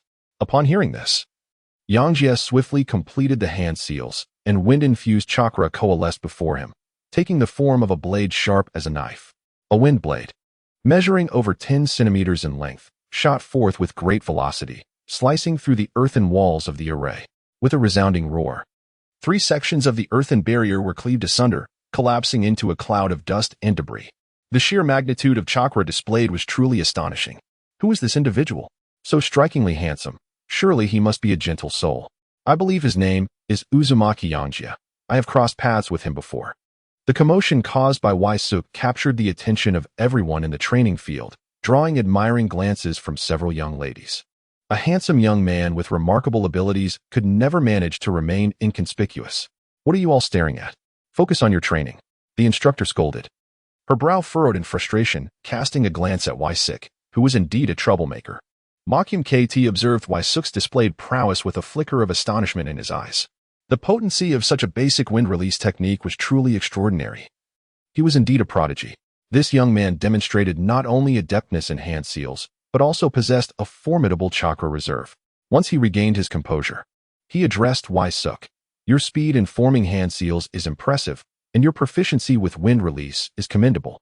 You should attempt to perceive the flow of chakra and its connection to the hand seals during the technique's execution. This might enhance the speed of your technique's release." Yangjie wore an expression of awkwardness, devoid of ninjutsu to practice. He could only repeatedly execute the 12 hand seals each day, which naturally honed his speed. Muko continued, "You have become quite adept at utilizing this technique. During its application, take a moment to sense the flow of chakra and the connection to the hand seals. This will expedite the release of the technique. Practice diligently." The training ground fell into a serene silence. Tsunade approached Muko, expressing her gratitude. "Thank you for your hard work, Muki-senpai." She then turned to Yangjie, remarking, "Not bad at all. You have certainly not been idle these past years. No need for formalities. It is getting late, so continue to practice diligently," Muki replied, feeling a sense of withdrawal as he recognized that Yangjie surpassed him in strength, leaving him with little more to impart than the will of fire. "Have you finished?" Yangjie inquired, glancing behind Tsunade as if searching for something. "What are you looking for? Let's head back." Yosuke was indeed in pursuit of Orochimaru's silhouette, having caught a glimpse of him from afar today. Yet he had yet to seize the opportunity to engage in conversation. The two of them were making their way towards the Senju clan's territory when Tsunade broached the subject of the Chunin exams. The teams currently training in the field were all lower ninjas preparing for the upcoming examination. If you are to participate alone, you must exercise caution. Upon hearing this, Waisuk immediately thought of Senju Tobarama and inquired, "Is my second granduncle returning?" Yes. That would be my second granduncle. Tsunade glanced at Waisuk, understanding his intentions. As for Mito-sama, she is akin to my grandmother. Do not underestimate distant relatives. All connections are valuable, and one must leverage them whenever possible. With a connection to Senju Tobarama, the path to mastering ninjutsu should become significantly smoother. Tobarama has always been generous to his kin. Meanwhile, far from Konoha, Senju Tobarama was diligently establishing defenses and overseeing personnel rotations. This time, the Hidden Cloud Village had rallied all its elite forces, totaling over 1,000 ninjas, to mount a formidable challenge against Konoha. Faced with such a threat, Tobarama was resolute. Especially following the passing of his elder brother Hashirama, he bore the weighty responsibility of safeguarding the village. His motivations extended beyond merely proving his prowess. He aimed to assert Konoha's dominance in the shinobi world, ensuring that the other three major villages recognized that Konoha remained the foremost village, deserving of respect. The recent successful repulsion of the Hidden Cloud Village, while temporarily stabilizing the situation, did not quell the undercurrents of turmoil in the shinobi world, where various factions were engaging in clandestine communications and alliances. This ongoing strife was only subdued under the formidable strength of Senju Hashirama. In truth, peace was not firmly established within Konoha either. To stabilize the situation, Senju Tobarama resolved to return to the village during a lull in the conflict. Overseeing the Chunin exams was one of his critical tasks. The Chunin represented the backbone of the village, and Tobarama held this responsibility in high regard. Due to the war, the Chunin exams had been postponed multiple times. In the current state of Konoha, the will of fire remained intact, unaltered. Children needed to attain Chunin status before being dispatched to battle. Perhaps the village's strength could still maintain order for now. But once a full-scale conflict erupted among the great nations, all capable individuals would be called to fight, regardless of their rank.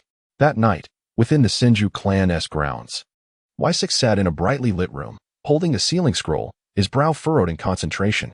He was persistently seeking guidance from Uzumaki Mito regarding sealing techniques. "Mito-sama, what does this symbol signify?" Waisuk inquired, pointing to a complex design on the scroll.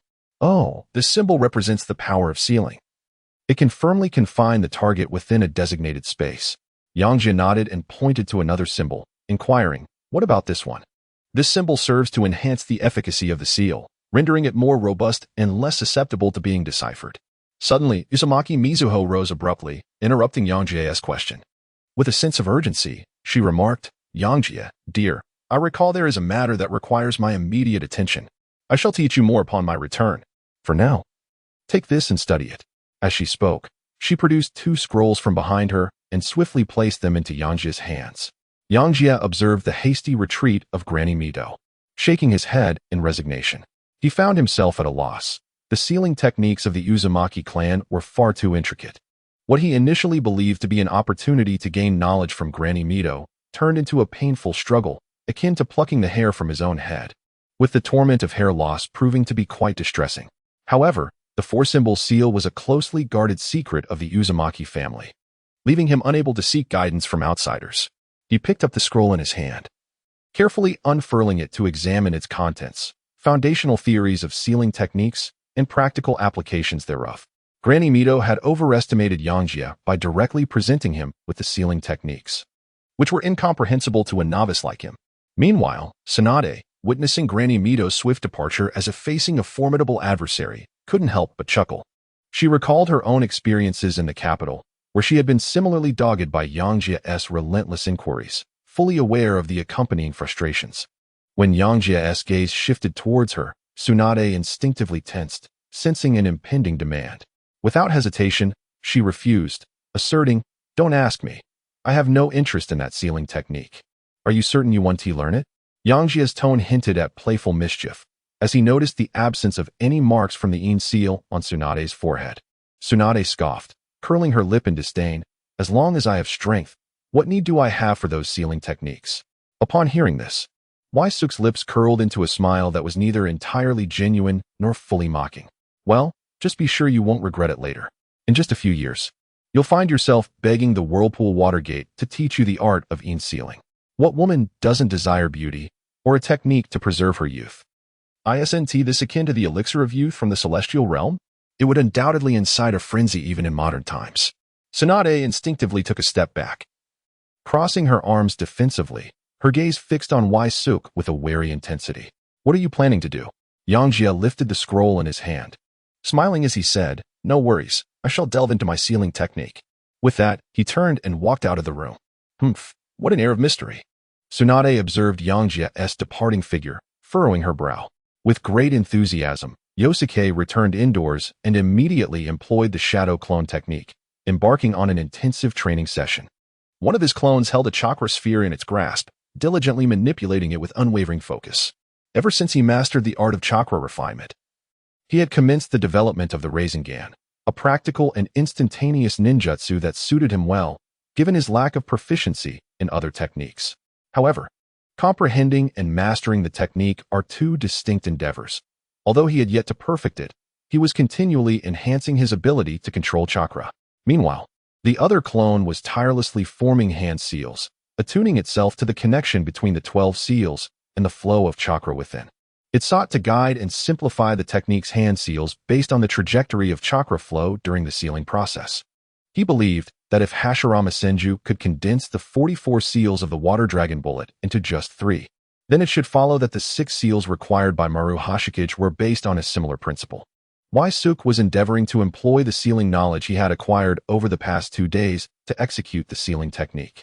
This particular form of ninjutsu, while devoid of offensive power, possesses the capacity to seal an opponent's chakra. The most formidable techniques can even restrain the body or soul of the adversary. The goddess of the moon, Uo no Megami, holds significant authority on this matter. Granny Mito truly is a benevolent soul. Her first move was to employ the Vortex secret sealing technique.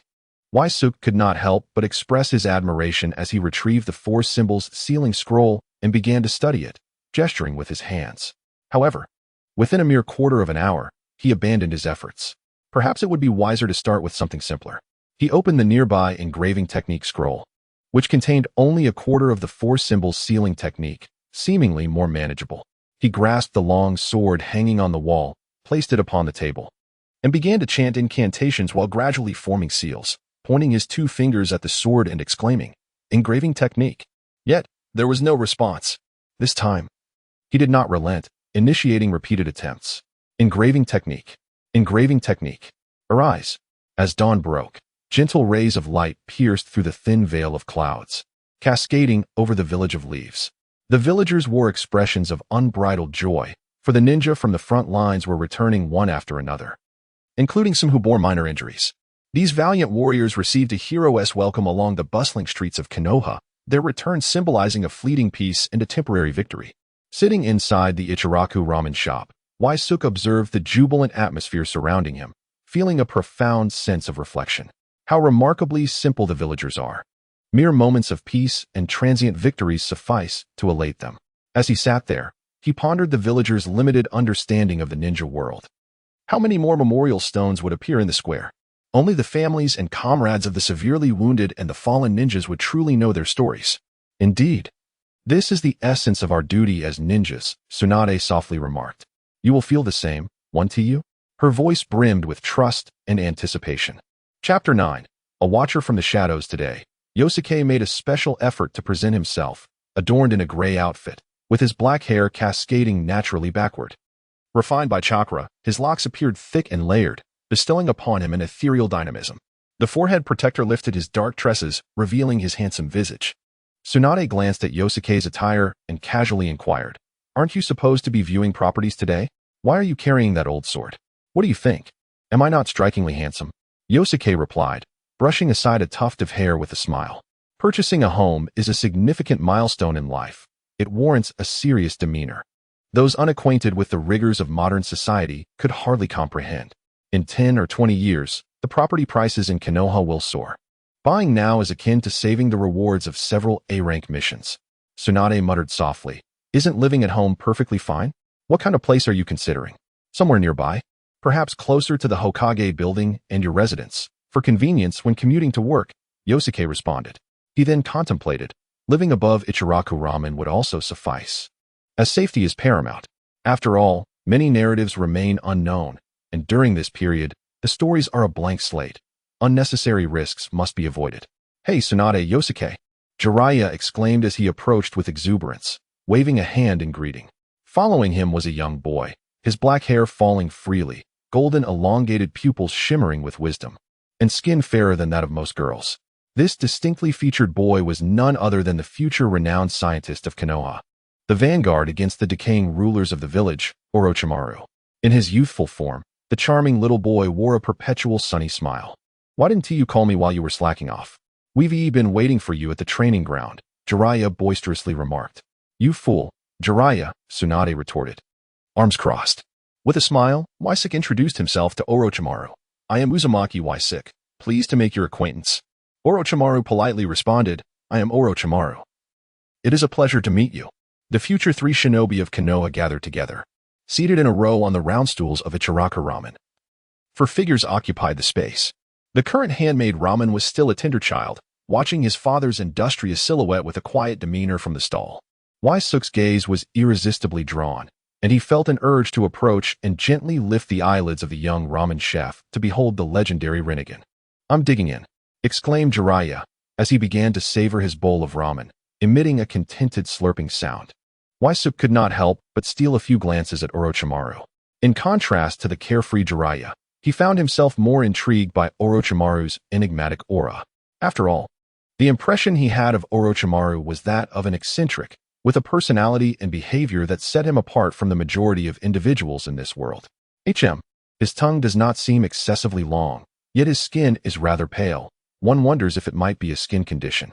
Orochimaru, having noticed Waisuk's gaze, turned his head and inquired, Is there something on your mind, Waisuk-kun? Yangjie was momentarily taken aback, then smiled and inquired, What is your dream?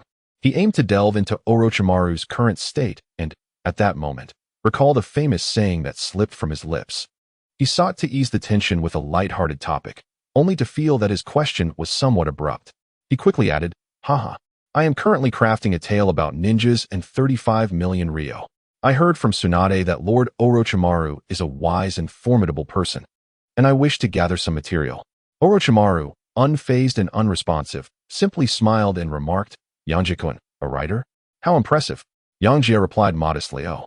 It's merely an exploration of the developments in the ninja world and the aspirations of ninjas. Perhaps we could discuss it further when the opportunity arises. Yangjie gracefully sidestepped the awkward topic with a smile. Tsunade observed the lively exchange between the two with a hint of confusion, pondering, Orochimaru is usually not this talkative. Tsunade, our teacher will return this afternoon. Let us go meet him. With a slurp, the uncle ordered another bowl of Jiraiya's noodles. He exclaimed with excitement. I eagerly anticipate the commencement of the Chunin exams. I, the genius Jiraiya, shall undoubtedly showcase my prowess. There are quite a number of participants this time, and the competition will be intense, Tsunade noted. Jiraiya laughed boisterously. I will protect all of you, including you, Yangjie-kun. After the exams, we shall make our names known on the battlefield. Jiraiya had indeed been pent up over the years, fervently wishing to prove himself, especially after signing the contract with Myoboka Mountain, which significantly enhanced his abilities. For a ninja, without advanced jutsu or the experience of battle, breaking through one's limitations is nearly impossible. Tsunade reprimanded Jiraiya sternly. Foolish Jiraiya, do you think we go to battle for fame? We fight to protect Konoha and for the sake of peace. Orochimaru also reflected, war is indeed brutal, and many shall perish in its wake. Having lost his parents in the chaos of war, he intimately understood the fragility of life. As a young man without connections, lineage, or external advantages, he had risen through sheer determination, ultimately embarking on a path of scientific pursuits for immortality. Thank you very much for your hospitality today, Yangjie-kun, Orochimaru said with a smile. Waisuk smiled in response, yet a subtle sense of unarticulated estrangement lingered in his heart. Although Orochimaru's smile exuded warmth, those profound eyes seemed perpetually veiled with an elusive emotion, rendering true closeness elusive. Jiraiya leaned closer to Waisuk's ear and whispered, Waisuk-kun, let us make a pact. I shall seek you out tonight. His voice brimmed with anticipation and exhilaration. Tsunade observed them, her brow furrowing slightly. What mischief are you two concocting? At the intersection of the streets in Konoha, Tsunade halted, turning to Suk and saying, "For now, let us proceed to find our teacher." Suk smiled and nodded in response, watching as Tsunade, Jiraiya, and Orochimaru gradually receded into the distance. He understood that the guiding Jonin, Hiruzen Tobi, had returned to mentor them, and thus, he could not join them in their training as he usually would. Alone once more, he reflected on his time in Konoha. Although the resources for cultivation had increased, he still longed for the guidance of a renowned master. With this thought, he turned and made his way to another public training ground to continue his own practice. The daily life of a ninja revolves around relentless training, constantly enhancing their abilities to survive more effectively on the battlefield. In training ground number 4, Suk sat in the center with his eyes closed, his mental energy extending outward like antennae, sensing the ever-present gaze that seemed to follow him. Although he had never learned sensing ninjutsu, his formidable mental strength allowed him to detect this persistent and focused scrutiny. The feeling of being watched had lingered since his arrival in Konoha. As soon as he stepped beyond the Senju clan's territory, that gaze would manifest, as if deliberately avoiding the confines of the Senju estate. Yangjie understood that this must be the surveillance of Konoha's Umbu, as, in the absence of the root, the Umbu was the only organization authorized to conduct such monitoring. As for outsiders, it was unlikely anyone other than Kaguya could surveil him daily in Konoha. If it were truly Kaguya, there would be no means of counteraction, thus rendering such concerns unnecessary. He felt no obligation to pay attention to the others in the training ground. Those with strength ought to showcase it. For the greater the exhibited prowess, the more valuable it became. He opened his eyes, a golden radiance enveloping him, his right palm facing upward as his left hand rapidly rubbed against it. However, this time, he still failed to produce the Rasengan, instead conjuring a cluster of spiral-shaped cotton candy. He muttered in exasperation, "Is the Rasengan truly this difficult? I am even inferior to Naruto. This should not be the case."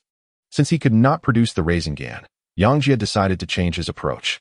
He brought his hands together in prayer, as if his sage energy had materialized, compressing into a violent gale at the moment of his hands' convergence. With a thrust of his palms, a powerful gust surged forth, instantly creating a large breach in the earthen walls of the training ground, leaving a barren path through the trees behind. The ground swept clean of dust. The effect was quite satisfactory. Yangjie nodded in approval, having successfully channeled his sage energy without the need for hand seals to unleash the gale palm. However, he pondered that the power was still insufficient. He scratched his head in contemplation. When he had initially learned to channel sage energy, he had produced a palm strike that corroborated the theories explained by the middle-ranked ninja previously. Yangjie felt he was on the right path in his learning. He believed that the original method of invoking techniques simply by calling their names should be the correct way to practice ninjutsu. Let us give this a try, he thought. As he began to move his hands, he positioned his palms in a flower bud formation at his waist, sage energy surging forth, and with a commanding shout, he exclaimed, "Sage energy bomb." He forcefully thrust his hands forward, launching a golden energy sphere that sped towards the earthen wall. With a resounding boom, it exploded, sending debris flying as the sage energy pierced through the wall and into the dense forest beyond the training ground. Yangjie drew his longsword and cast it upwards, watching as it hovered 20 meters above the ground. He leapt into the air, propelling himself toward the location where the spatial technique had erupted. This was, of course, a manifestation of the seal he inscribed. While he could manipulate the sword, the speed and altitude of his flight were far from optimal. Suk stood suspended in midair, gazing down at the crater below, and could not help but shake his head, inwardly lamenting the effort expended for such meager results. Indeed, the development of ninjutsu was not as straightforward as one might assume. His every movement was naturally observed by several individuals present. Those who had come to the training grounds at this hour were all genin preparing for the Chunin exams. Their astonishment was not rooted in Suk's prowess, but rather in the fact that he exerted 100 pounds of force yet achieved an effect akin to merely 10. As they beheld Suk's ostentatious techniques, they could not help but question his allegiance to Konoha. At that moment, a blue-haired youth emerged from the forest. He gazed at the crater ahead, a look of confusion crossing his face as he remarked, "Such a colossal accumulation of energy disperses outward along the way. Is this a technique aimed at the village hidden in the mist?" Nonetheless, the ability to manipulate wind to wield a sword is rather intriguing. One of his teammates, observing Suk's silhouette, spoke up, That must be the individual from the Senju clan who recently arrived from the capital. He appears to be a descendant of the Uzumaki clan. Quite surprising to see him with black hair. His lineage is evidently impure. The blue-haired youth nodded in acknowledgement. This Chunin exam is proving to be rather interesting. Chapter 10. Tobarama returns to the village. The moon hung high, resembling a jade disk suspended in the night sky.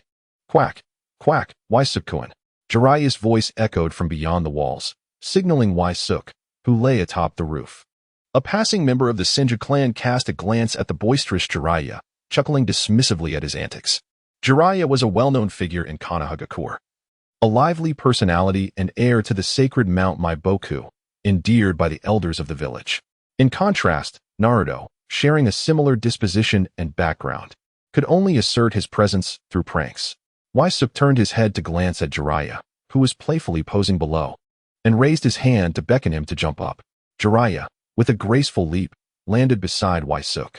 He surveyed their surroundings with a hint of concern and remarked, "Waisukun, this height may not be wise. It attracts too much attention. What if Tsunade sees us?" Yangjie cast a fleeting glance at Jiraiya, observing his cowardly demeanor, a playful smirk curling at the corners of his mouth.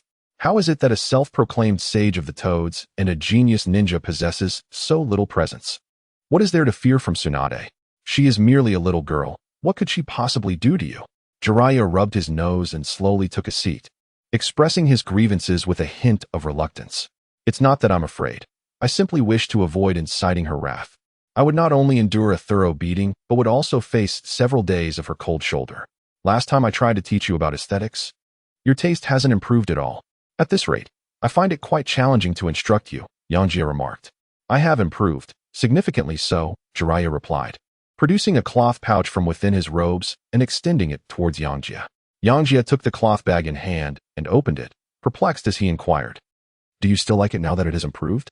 "Hihi, I do like it." Jiraiya reached out to assist in opening the cloth bag together. Yosuke shook his head in exasperation, remarking, "You, my friend, are truly beyond redemption. A pitiful frog, so fervently devoted to its licking, has elicited the most poignant emotions from Naruto. To stake one's life on love is unwise. I and Uzumaki shall surely come to your rescue for the sake of your safety." Observing a small booklet peeking out from a bundle of cloth, Yosuke quipped, "How many layers have you wrapped this in? Is it truly that precious?" "This is the culmination of my years of refinement," Jiraiya chuckled. "Moreover, it wouldn't do for others to catch a glimpse of it. I navigate the art world under a pseudonym." Waisuk glanced at the contents of the booklet and couldn't help but shake his head.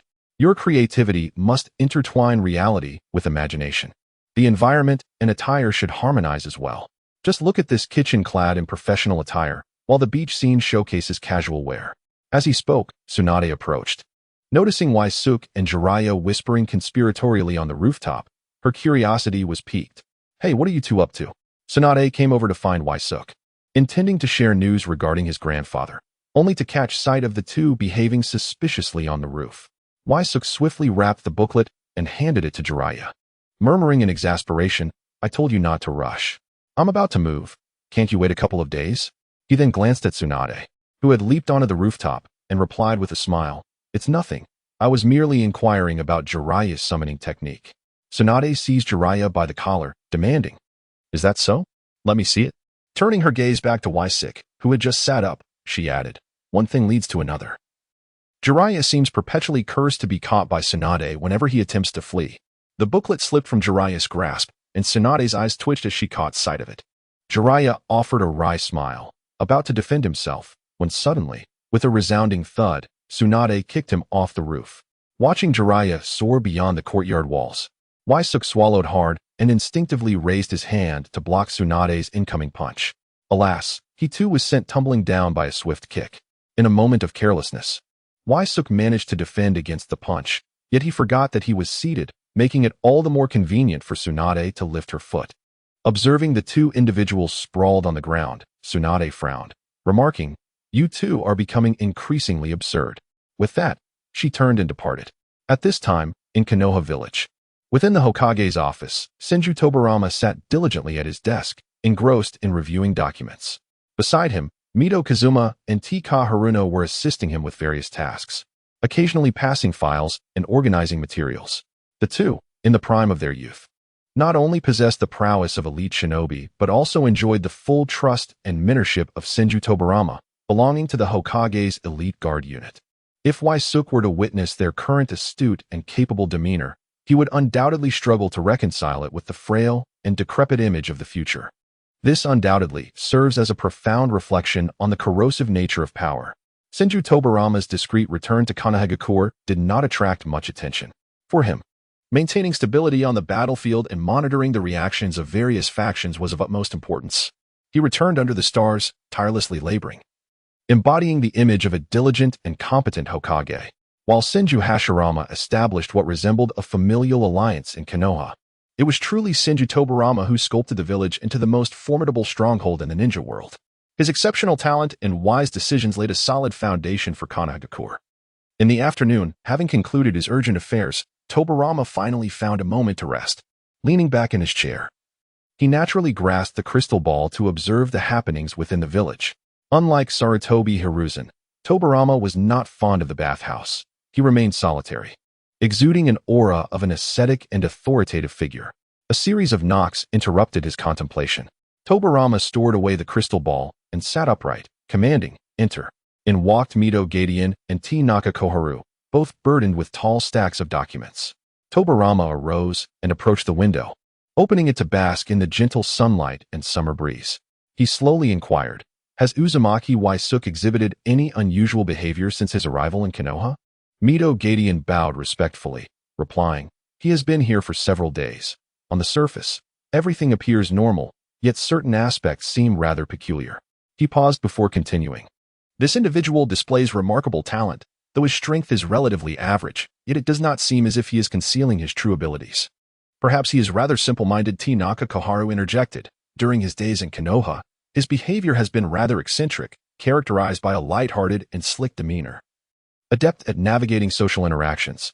However, as it stands, we have not uncovered any sinister intentions, especially given the commendation letter from a domestic minister, suggesting no ulterior motives." The insights provided by Mito Gadian and Tanaka Koharu were based on the surveillance reports from the Umbu following Waisuk's arrival in Konoha. Meanwhile, Tobarama had conducted a thorough investigation since Waisuk showcased his sage abilities in the capital-ish training grounds, possessing intimate knowledge of his background from birth to his entry into Konoha. Without turning back, Tobarama spoke in a low voice, "Cease the surveillance by the Umbu. He is a protege of Lord Mito, and also a descendant of our allied nation, the Land of Whirlpools. There is no need for undue apprehension. Given the recent criticisms directed at the Land of Whirlpools, I would like you to draft a letter to subtly remind them of the situation regarding Waisuk's integration into Konoha. Currently, the political landscape among the villages is tumultuous, and the nations appear to be growing increasingly estranged from the Land of Whirlpools. The situation is indeed dire. In this world rife with conflict, mutual recognition between nations becomes all the more crucial. Without moral recognition and diplomatic communication, countless small nations have undergone regime changes. The obstinate clan leader of the Uzumaki, unyielding in his ways, remains impervious to counsel." Senju Tobarama gently shook his head, momentarily setting aside matters concerning the Land of the Whirlpool. He turned to Mito, saying, "Mito, the regulations for this Chunin exam require further refinement. Wartime differs significantly from peacetime. We must streamline the examination process. Let us establish a singular phase to efficiently select outstanding ninjas." He then directed his attention to Tsurin Koharu, instructing, "Koharu, please confirm the number of participants and their needs for the Chunin exam with the various clans. Additionally, compile the statistics on civilian ninjas, particularly those with talent, and ensure thorough intelligence gathering for presentation. This Chunin exam gathers numerous lower-ranking ninjas awaiting assessment. It is crucial to maintain the strength of Konoha's core while preventing excessive eliminations, especially for clan ninjas who must gain the village's endorsement. Since the era of Senju Hashirama, the Senju clan has intermarried with civilian ninjas, setting a precedent for other clans. Presently, within the populous Konoha, intermarriage among various clans has become quite common, although families like the Uchiha and Hyuga continue to prohibit such unions. Their numbers are negligible in the overall population of Konoha, merely serving to delineate segments during resource distribution. Smaller clans have integrated into Konoha more swiftly, their names and legacies gradually fading with the passage of time, though occasional prodigies like Konoha's White Fang and the Golden Flash have emerged. The peace in Konoha is but a fleeting moment. The village has existed for barely over 20 years. In this tumultuous era, a purely civilian life is arduous, let alone the prospect of passing on one's legacy. If one were to trace back, it is conceivable that everyone could find a distant familial connection to Hashirama or Tobarama. At that moment, a ninja wearing a white animal mask appeared on the balcony, kneeling and respectfully announcing, "Lord Hokage, Lord Mito has arrived." Senju Tobarama adjusted his attire and approached the entrance to welcome her. Upon seeing Uzumaki Mito, a smile graced his face. Although he found it challenging to express much emotion in front of family, he held profound respect for Mito. "Tobarama, you return without first resting at home," Mito remarked as she slowly took a seat, smiling as she added, "Katsumi has been mentioning you daily." Tobarama chose not to resume his seat at the Hokage's desk, instead sitting opposite Mito. The affairs of state were indeed demanding. Tsunade sought both financial support and ninjutsu, and avoiding her provided some respite. Senju Tobarama held a deep affection for his talented and beloved granddaughter. While he would respond to requests for forbidden techniques, it ultimately depended on who would be practicing them. Mito was already accustomed to his contradictory expressions. She gazed at Tobarama, her demeanor growing serious and melancholic. "My current energy is rather insufficient. I cannot assist you with many matters." She slowly began to speak, her demeanor reflecting a certain gravity. "Today, I have come to discuss a matter with you." Uzumaki Mizuho intended to confer with Senju Tobarama about the issue concerning Waisuke before heading home, especially since the subject of their discourse was present within the household. Senju Tobarama observed the expression on Mizuho's face and could not help but sigh inwardly. He understood that the era of new leadership would inevitably arrive. Yet he felt a sense of hesitation and unease regarding the candidate of Waisuke.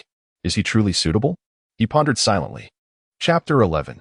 The director of instruction. After meeting with the Hokage, Waisuke respectfully bowed to Senju Tobarama within the confines of the Senju clan territory. There is no need for such formalities in your own home. Feel free to be more at ease," Tobarama replied, his eyelids twitching slightly at Waisuke's unexpected address of Hokage Grandpa. It seemed rather premature for such a designation, and certainly, it felt inappropriate. Indeed, as Koharu had remarked, he was quite perceptive. Tobarama gradually tucked away the letter of recommendation from Sato to Kusin. He glanced at Waisuke's bandaged face and the bruised left cheek, then cast a sidelong glance at Tsunade standing nearby. "I have already learned of your circumstances from Minister Sato and Lord Mizuho. You must strive diligently in the upcoming Chunin exams. A ninja must possess strength to earn recognition." With that, he rose, preparing to depart. There were numerous official matters awaiting his attention, and he needed time to observe and assess the capabilities of this young man. Yangjie observed the hurried demeanor of Senju Tobarama and promptly declared, "Grandfather Hokage, I wish to become your disciple and learn ninjutsu." He had delayed for far too long, and if he did not seize this opportunity, his progress in strength would be excruciatingly slow. Senju Tobarama halted his steps, somewhat taken aback by Yangjie's proactive request. "I shall arrange for a jonin to guide your training shortly. As for the formal acceptance of you as my disciple, we shall discuss that after you complete the Chunin exams. I will keep an eye on your progress." Given that Yangjie was the scion of a noble family and possessed a profound obsession with ninjutsu, coupled with his mastery of sage mode and his lineage from the Uzumaki clan, Senju Tobarama had already intended to take him as a pupil post-exams. Now that Yangjie had expressed his desire, Tobarama was more than pleased. After Tobarama departed, Tsunade took Yangjie by the hand and led him outside. "Come, let us see who your guiding jonin will be," she said, her tone imbued with anticipation and curiosity about who would become Yangjie's mentor. Yangjie arrived at training ground No. 4 in Konoha alongside Tsunade. Today, the training ground appeared somewhat desolate, with only Sarutobi Hiruzen, Tsunade, Jiraiya, and Orochimaru present. Most of the elite ninjas from the front lines had returned to Konoha for recuperation, and the members of various squads were back by their guiding jonin to engage in training. Currently, the structure of Konoha's teams has adopted a format consisting of one guiding jonin accompanied by 3 genin, and the Ninja Academy system has improved from a 3-year program to a 6-year curriculum. For the time being, the shadows of war have been temporarily dispelled, allowing Konoha to progress in an orderly and methodical manner. The reform proposals put forth by Sarutobi Hiruzen have garnered the approval of Senju Tobarama and various prominent clans, and he has reaped the corresponding support. ever since he took on the role of mentor to the legendary three ninjas, guiding the team of Mito Minion and Tsukinai Koharu. The future of Konoha seems to have been predetermined. Sarutobi Hiruzen looked at Yangjie beside him and remarked with a smile, "You must be Uzumaki Yangjie, am I correct?" As the first ninja to enter the village from the outside, Yosuke attracted the attention of various prominent clans and shinobi of Konoha. Being a descendant of the sensitive and prestigious feudal lord family of the Land of Fire inevitably evokes other associations. Yangjie gazed upon Sarutobi Hiruzen, whose amiable and gentle demeanor as a middle-aged elder could hardly reconcile with the myriad of conspiratorial images that lingered in his mind. He understood that one must not rely on preconceived notions when assessing individuals in this world. People are shaped by their growth and transformative experiences, often influenced more by the circumstances and environment surrounding them. Yangjie respectfully responded, "Elder Sarutobi, I am Uzumaki Yangjie. I look forward to your guidance." He then inquired, "Are you the jonin assigned to me by Lord Hokage?" He was reluctant to accept guidance from Sarutobi Hizashi, as he wished to avoid forming deep ties with him and had resolved to take Senju Tobarama as his mentor. He felt that accepting the guidance of the second Hokage's disciple would diminish his own standing. Sarutobi Hizashi smiled and gestured towards the jonin approaching from behind Yangjie. "Not quite. Your instructor has arrived. You must strive diligently. The future of Konoha relies on the youth like you to carry it forward." Doubt lingered in his mind. He thought that currently, he held such views, but once he ascended to the position of Hokage and wielded power, he would find it hard to let go. In that moment, he would come to realize how much he longed for his former self and the initial aspirations he once held. Beside them, Tsunade observed the jonin who had stepped forward and cheerfully remarked, "Grandfather Shirya, you are here to guide Yangjie." Senju Shirya, affectionately ruffling Tsunade's hair, replied with a smile, "Uzumaki Yangjie, I am your guiding jonin, Senju Shirya. Now, let us commence our training." Yangjie felt a sense of relief. Since this was a guiding jonin from the Senju clan, it was indeed a fortuitous connection. He respectfully expressed his gratitude, saying, "Thank you, Senior Jie." Senju Jie was a jonin from the Senju clan, carefully selected by Tobarama Senju. He served as the director of the Ninja Academy, boasting extensive experience in teaching and a strong theoretical foundation. Additionally, he excelled in both wind and lightning attributes, which aligned perfectly with Yangjie's abilities. Engaging a ninja from another clan could potentially lead to unnecessary entanglements and complications, so the prudent Tobarama naturally sought a suitable solution. As Sarutobi Hizashi led his disciple to training, Senju Jie smiled at Yangjie and said, "The Chunin Mumu has already reported on your training progress. Please share the challenges you are currently facing." "Very well, Senior Jie," Yangjie replied, promptly articulating his concerns as if pouring out beans from a bamboo tube. Finally, he had a jonin to guide him, a stark contrast to the anticipation he felt under the instruction of the Chunin Mumu. Listening attentively to Yangjie's inquiries, Senju Jie remarked, "Since you have mastered water walking and tree climbing, it indicates that your chakra manipulation skills are sound. However, there seems to be some misconceptions regarding the application and understanding of chakra manipulation in ninjutsu. Now, concerning the Rasengan technique you mentioned, please demonstrate it for me." Yangjie promptly began to execute the preparatory movements for the spiral sphere, as he had practiced before. Senju Shirya, observing the chakra marshmallow in Yangjie's hands, patiently continued. "The current state of this ninjutsu has achieved the condensation of chakra rather than its manipulation. Once released, a considerable amount of energy will dissipate. Observe closely." With a swift intake of breath, Senju Shirya caused a cluster of leaves to float in his palm, quickly transforming them into a cohesive mass. Even when he removed his hand, the leaves remained suspended in the air. He elucidated, "This is accomplished through the manipulation of chakra. You should practice in this manner. In terms of wind-style ninjutsu, you must learn how to accumulate and compress chakra, enabling it to generate a flow trajectory, thus unleashing the full potential of the wind release." He added, "The reason these leaves do not fall is due to two primary factors. Firstly, the chakra within them is engaging in irregular motion, binding them together. Secondly, they are enveloped in a layer of chakra membrane, preventing any loss of chakra." Vortex Yangjie listened intently to Senju Shirya's detailed explanation, seemingly beginning to grasp the concept. If chakra does not dissipate, its power naturally amplifies. It was no wonder that the previously expended sage power in the sage bomb failed to yield significant impact. Senju Shirya continued, "Firstly, chakra is the foundation for all ninjutsu. Through hand seals, physical stamina is transformed into formless chakra, which is then further processed into the specific shapes and properties required for ninjutsu. Your innate physical talent is commendable. This is your inherent advantage. However, to truly master ninjutsu, you must also learn to control the variations in chakra's properties and forms. He further explained, the variation in chakra's properties allows ninjutsu to possess different attributes, while the variation in chakra's form determines the expression of the ninjutsu. Taking the spiral sphere as an example, you need to control the released chakra to move in a specific state, ensuring its energy does not disperse. This is the essence of mastering chakra manipulation, enabling you to regulate the power and range of your ninjutsu. Subsequently, Senju Shirya demonstrated a wind-style technique, wind release, great breakthrough. He formed hand seals and expelled a gust of wind towards the earthen wall ahead. Shirya clarified, this is merely the most fundamental wind technique. Yet observe how its trajectory spirals. The chakra converges from release until the moment of impact, and consequently, the potency of the technique will vary with the amount of chakra you infuse. Yangjie listened intently to the explanation provided by Senju Shirya, nodding in agreement. Truly, as the director of education, his articulation was both profound and accessible. It became evident that for established jutsu, the amount of chakra wielded significantly influenced the potency of the technique.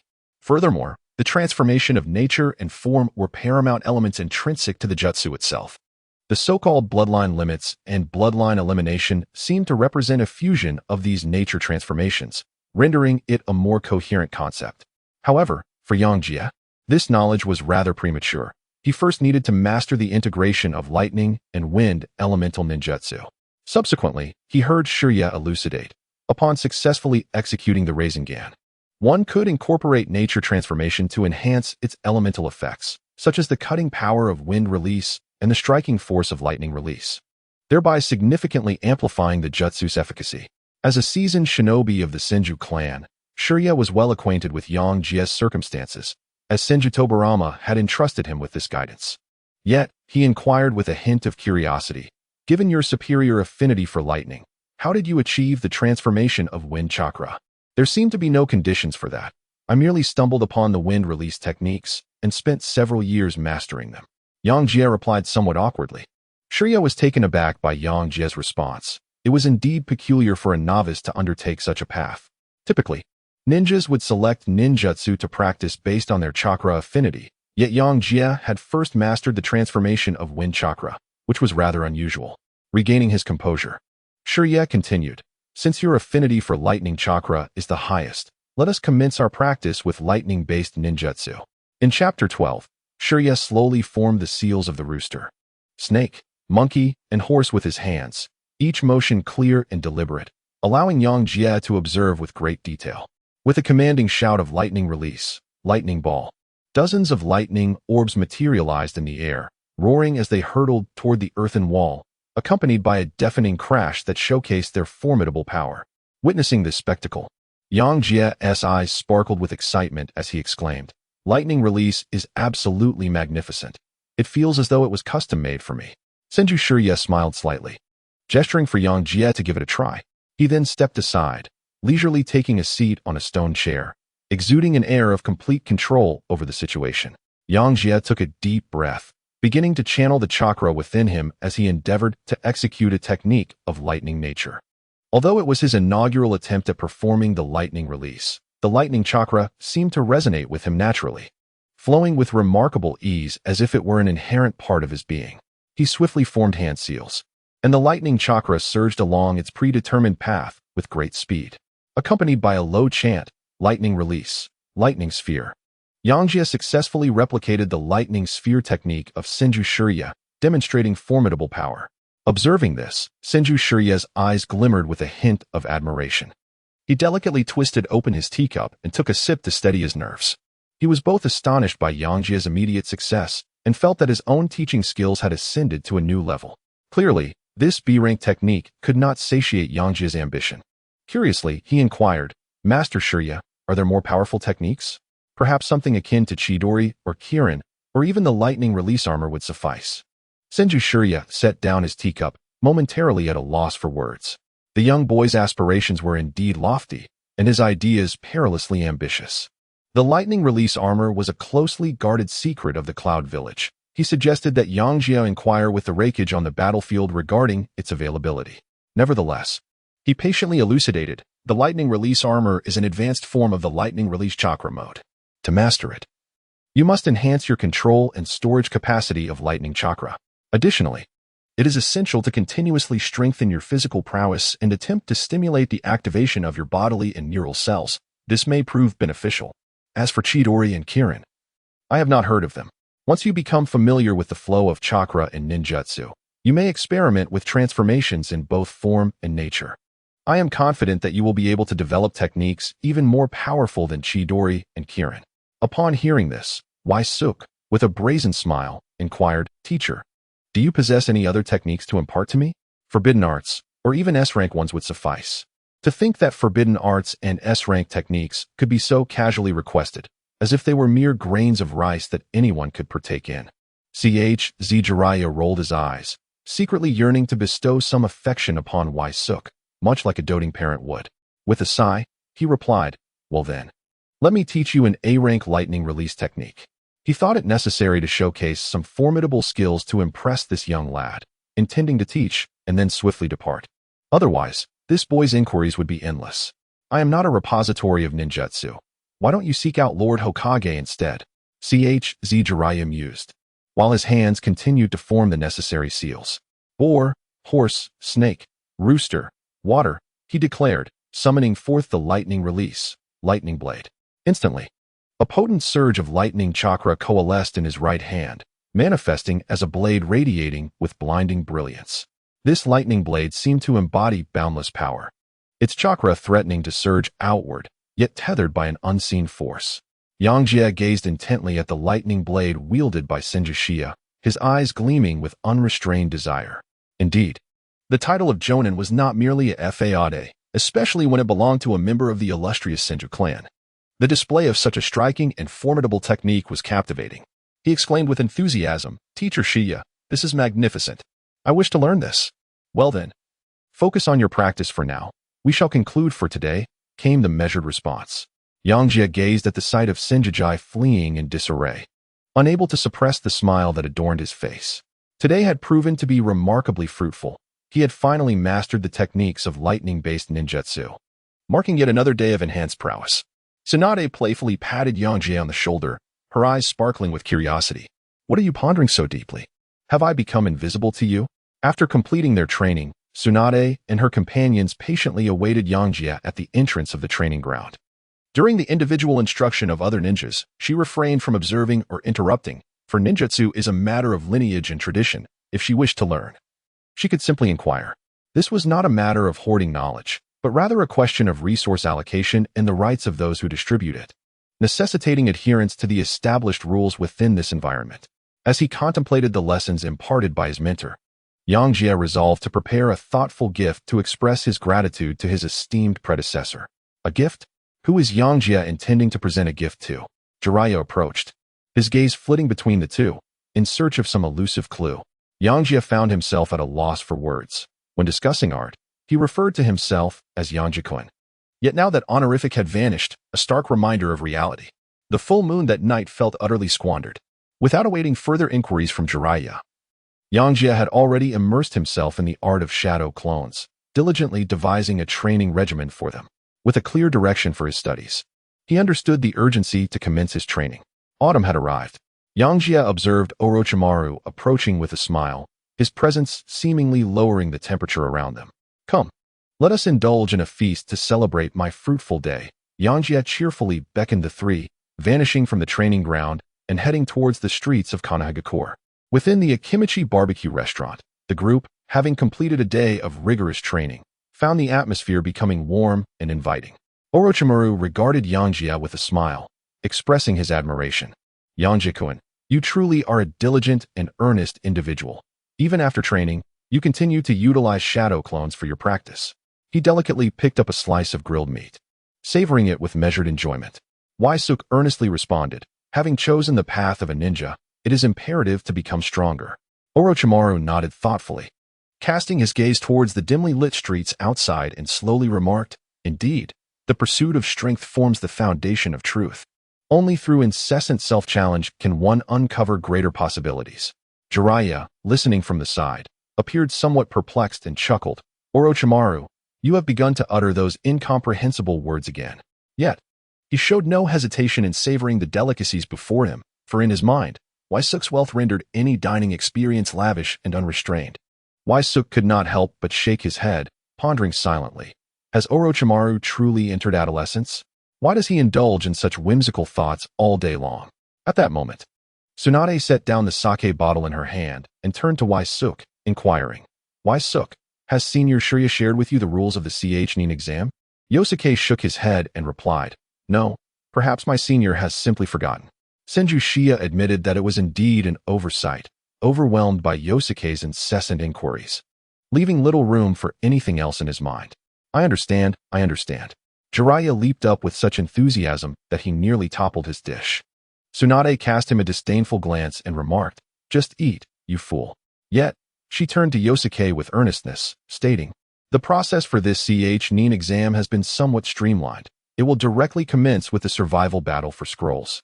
Moreover, a considerable number of participants will be involved, including many ninjas who missed the exam in previous years. Tsunade continued, her right hand propped against her rosy cheek as she contemplated. Among them is a senior from the Kato clan, reputed for both remarkable strength and good looks. Jiraiya chuckled awkwardly at Tsunade's comment before quietly informing Yosuke. I am familiar with that individual. He possesses soul secret techniques. Tsunade shot Jiraiya a glare and urged, Speak louder. Startled, Jiraiya swiftly cleared his throat, adopting a more serious demeanor as he said, Ah, right, that senior from the Kato clan is named Kato Dan. He is a few years our senior and appears somewhat mature for his age. He was unable to participate in the last Chunin exam due to family matters. As Yosuke listened to Jiraiya's description, he couldn't help but recall the fate of that short-lived man. A sense of confusion washed over him. How could Tsunade be unfamiliar with Katadatsu? Jiraiya, observing Yosuke, cautioned, Yosuke, if you find yourself alone, it would be wise to steer clear of Katadatsu when the time comes. Why? Both Yosuke and Tsunade inquired simultaneously, exchanging glances. Yosuke and Tsunade simultaneously displayed expressions of perplexity, exchanging glances with one another. Jiraiya observed their reactions and, somewhat bewildered, inquired, whose question should I address first? Orochimaru suddenly interjected with a sinister tone. In truth, it is quite simple. As long as you approach him, the matter can be resolved with ease. Yangjie gazed at Orochimaru, feeling a shiver run down his spine. There was something distinctly sinister about this fellow. Within the confines of the Senju clan, Senju Tobarama was engaged in conversation with Senju Shirya, inquiring about Yangjie's training progress for the day. Upon receiving the report, Tobarama nodded in acknowledgement, expressing his appreciation for Shirya's efforts. Shirya, somewhat puzzled, looked at Tobarama and asked, Brother Tobarama, you seem particularly invested in Yangjie, don't you?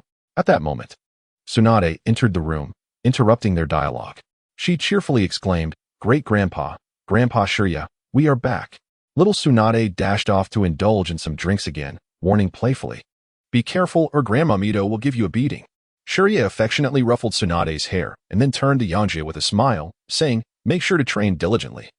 Little Yangjie, and arrive early tomorrow. Yangjie respectfully addressed Senju Shirya, expressing his gratitude. Thank you very much, Senior Shirya, for today.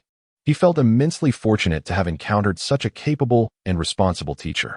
Senju Tobarama turned to Tsunade, reproaching her. The Chunin exams are fast approaching. And yet you have not been training diligently, returning home so late. He then shifted his gaze to Yangjie and inquired, Shirya mentioned that your training today was quite commendable. Do you have any questions?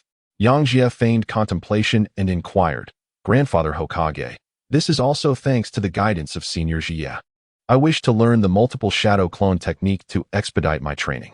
What do you think? Senju Tobarama thought to himself. The lad has finally mustered the courage to speak up. Tsunade has already inquired several times, and I knew he would come to me for this. Yet, his countenance remained as stoic as ever. He replied coolly, to learn advanced ninjutsu. A Konoha ninja must possess corresponding merits and complete tasks of requisite level and quantity to earn the opportunity. Moreover, the multiple shadow clone technique is classified as an A-rank forbidden jutsu. And it is not so easily attainable. Tobarama had originally intended to take Yangjie as his apprentice after the Chunin exams and formally teach him the technique. Thus he did not outright refuse. During the second Hokage's era, Konoha designated forbidden techniques for two primary reasons. 1. The nature of the technique itself contravened the ethical and moral standards of the ninja world, exemplified by the infamous reanimation jutsu. 2. The overwhelming power could inflict severe harm upon oneself and endanger innocent bystanders. Although Tobarama's chakra reserves were not as extraordinary as Hashirama's, they were still immensely vast. And the ninjutsu he developed was not something an ordinary ninja could grasp. Yangjie had familiarized himself with Konoha's current stance on forbidden jutsu. The former was strictly prohibited from external access, a responsibility that came with the title of Hokage. The latter, however, would be contingent upon circumstances, as certain extraordinarily powerful techniques were deemed unsuitable for ordinary individuals. At this juncture, the number of jutsu classified as forbidden was not as extensive as it had been during the third Hokage's era, where one could find an entire room filled with them.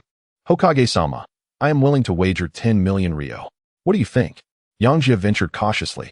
Chapter 13. Multiple Shadow Clone Technique. Tsunade's eyes sparkled with astonishment as she gazed at Yangjie. 10 million? Are you truly so affluent, Yangjie? She exclaimed. To possess such a sum, I wonder how long it would take for me to squander it all. Yangjie cast a silent glance at Tsunade, reflecting on the fact that those were his years of savings, far less than the money she had lost, the little wealthy lady. How absurd. Can ninjutsu truly be measured in monetary terms? Senju Tobarama admonished sternly, hastily sipping his tea to steady his nerves, fearing he might inadvertently laugh at the young Yangjie, who was indeed a timely blessing. As the war raged on, the expenditure was overwhelming. Most of the elite forces had been dispatched to the front lines, and high-level missions had dwindled. The village found itself in a precarious situation. Even the Fire Country, despite its wealth, could not withstand the strains of prolonged conflict. He had originally intended to teach him, and exchanging some money would not be a loss, provided he maintained appearances. No, Hokage-sama. Everyone is fighting on the front lines, yet I cannot contribute to the protection of Konoha. As a member of this family, I wish to donate 10 million ryo to our Konoha family. What do you think? Yangjie promptly clarified. Old man, I'm all in. This is all I have. So do as you see fit. If not, there is nothing more I can do. Senju Tobarama took a moment to calm his thoughts and replied gently. I am truly gratified by your noble spirit. We are all family, and you need not be so formal. With that, he summoned a scroll from his hand and handed it to Yangjie, continuing, to witness my own descendants carry forth this ninjutsu is a joy I wholeheartedly welcome. Yangjie stepped forward immediately, grasping the scroll with urgency, eager to unveil its contents. Senju Tobarama retracted his hand, promptly reminding him, this technique demands a high level of chakra control and an ample chakra reserve. Caution must be exercised during combat. The shadow clone technique involves the intricate layering of memories and physical stamina, making it suitable for training and espionage. Ahem. Tobarama coughed lightly, observing Yangjie's intense focus, and added somewhat sternly, as for the donation, I shall accept it on your behalf. You may collect the donation certificate at the Hokage building tomorrow. All right. Yangjie muttered absently, his gaze still fixed on the scroll. He soon sensed Tobarama's penetrating gaze upon him, and quickly retrieved 2 fabric pouches from his pocket, respectfully offering them. This transaction was exceedingly worthwhile for him. With the multiple shadow clone technique, he no longer needed to fret over his training progress. Money, in his view, was merely a trivial matter, just 10 million ryo, barely a third of a unit. Nevertheless, he found himself missing his father and felt compelled to send a letter of consolation. Tsunade's eyes fixated greedily on the bulging pouch of coins, her gaze shifting from Yangjie's hand to that of Tobarama's, and adhering to the principle of shared fortune. She promptly latched onto Tobarama. I shall return to my training now, Hokage-sama. Before the words had fully left his lips, he had vanished from sight. Being a ninja is no simple feat. Aspiring to be an accomplished one is even more challenging. Yangjie swiftly arrived at the training grounds behind the Senju estate, eagerly commencing his practice. This technique posed no challenge for him. Were it not for the knowledge that Naruto could also execute it, he would have doubted the authenticity of this forbidden jutsu. The multiple shadow clone technique. Yangjie crossed his hands, his index and middle fingers forming a cross, as he executed the seal of the serpent. Remarkably, he succeeded in releasing it on his first attempt. Theoretically, As long as he maintained an optimal amount of chakra for sustaining his clones without engaging in combat, his body should be able to endure the strain. However, Yangjie remained exceedingly cautious and opted to first create 20 clones to test the waters, wary of exhausting himself. Indeed, the more advanced the technique, the simpler it appears, which explains why such techniques are often shrouded in secrecy. Observing the multitude of clones filling the training grounds of the Senju clan, Yangjie wore a satisfied smile. Yet, it is not entirely so. The reason behind the sophistication of ninjutsu lies in the numerous restrictions that accompany it, and not everyone possesses the capability to master them. Typically, the more powerful the technique, the greater the requirement for intricate hand seals, ensuring that the flow of chakra within the body does not falter. Techniques such as the shadow clone jutsu are, evidently, among the rare exceptions to this norm. Yangjie felt the residual chakra within him, recognizing that the expenditure from this multiple shadow clone technique posed no burden. He promptly created an additional 20 clones, allocating them throughout the training ground. Taijutsu, ninjutsu, sealing techniques, and chakra control, none could be overlooked. The shadow clone technique, which manifests physical clones through chakra, possesses an independent consciousness and a degree of resilience, allowing the memories and experiences of the clones to revert to the original upon dispelling, making it an invaluable tool for cultivation. Observing the bustling clones around him, Yangjie began to introspect, organizing his current abilities and analyzing the trajectory of his forthcoming training. Compared to his initial studies at the Temple of Fire, he now could seamlessly enter Sage mode, continuously drawing upon natural energy to sustain this state, the only drawback being the limited Sage energy he could currently extract. The underlying principles eluded him, leaving him to adapt through relentless absorption. In terms of chakra manipulation, he could commence by guiding the flow of chakra, subsequently progressing to the second phase of form transformation, which would culminate in the successful development of the Rasengan.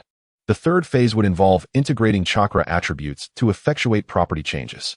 Furthermore, he needed to practice the 12 fundamental hand seals, attuning himself to the chakra flow initiated by each seal, ultimately leading to a mastery of the chakra trajectories in ninjutsu, thus embedding this knowledge into his muscle memory. By the second phase, he should be able to simplify the hand seals, perhaps even executing techniques without seals entirely. As for sealing techniques, he currently only mastered a singular method of inscribing a sealing mark, albeit a rudimentary one that affixes wind attribute chakra onto objects. Yet, its efficacy was surprisingly remarkable. By infusing the seal with wind attribute chakra, he could soar through the air. In terms of perception techniques, he could only rely on his formidable mental prowess to sense and defend against threats, as the application of in-attribute chakra remained an uncharted territory for him. The unknowns within mental ninjutsu were abundant, and falling victim to them could strike unexpectedly, necessitating self-preservation skills. Presently, his taijutsu training was still focused on physical conditioning, with techniques in taijutsu and kenjutsu yet to be explored. There seemed to be little time before the Chunin exams to achieve significant advancements in taijutsu. He mused about the 8 gates. If he were to open all 8, could he not simply vanquish Uchiha Obito? His thoughts wandered. Was Obito, this silver coin, truly dead? And where could he be now? Was the body lying with Tobarama his original or merely a clone? Wouldn't it be prudent to seize the opportunity to extract his eyes or incinerate them, thus ushering in peace to the ninja world? Yet, he resolved to focus on his taijutsu for now, for a robust physique was the foundation upon which true strength is built.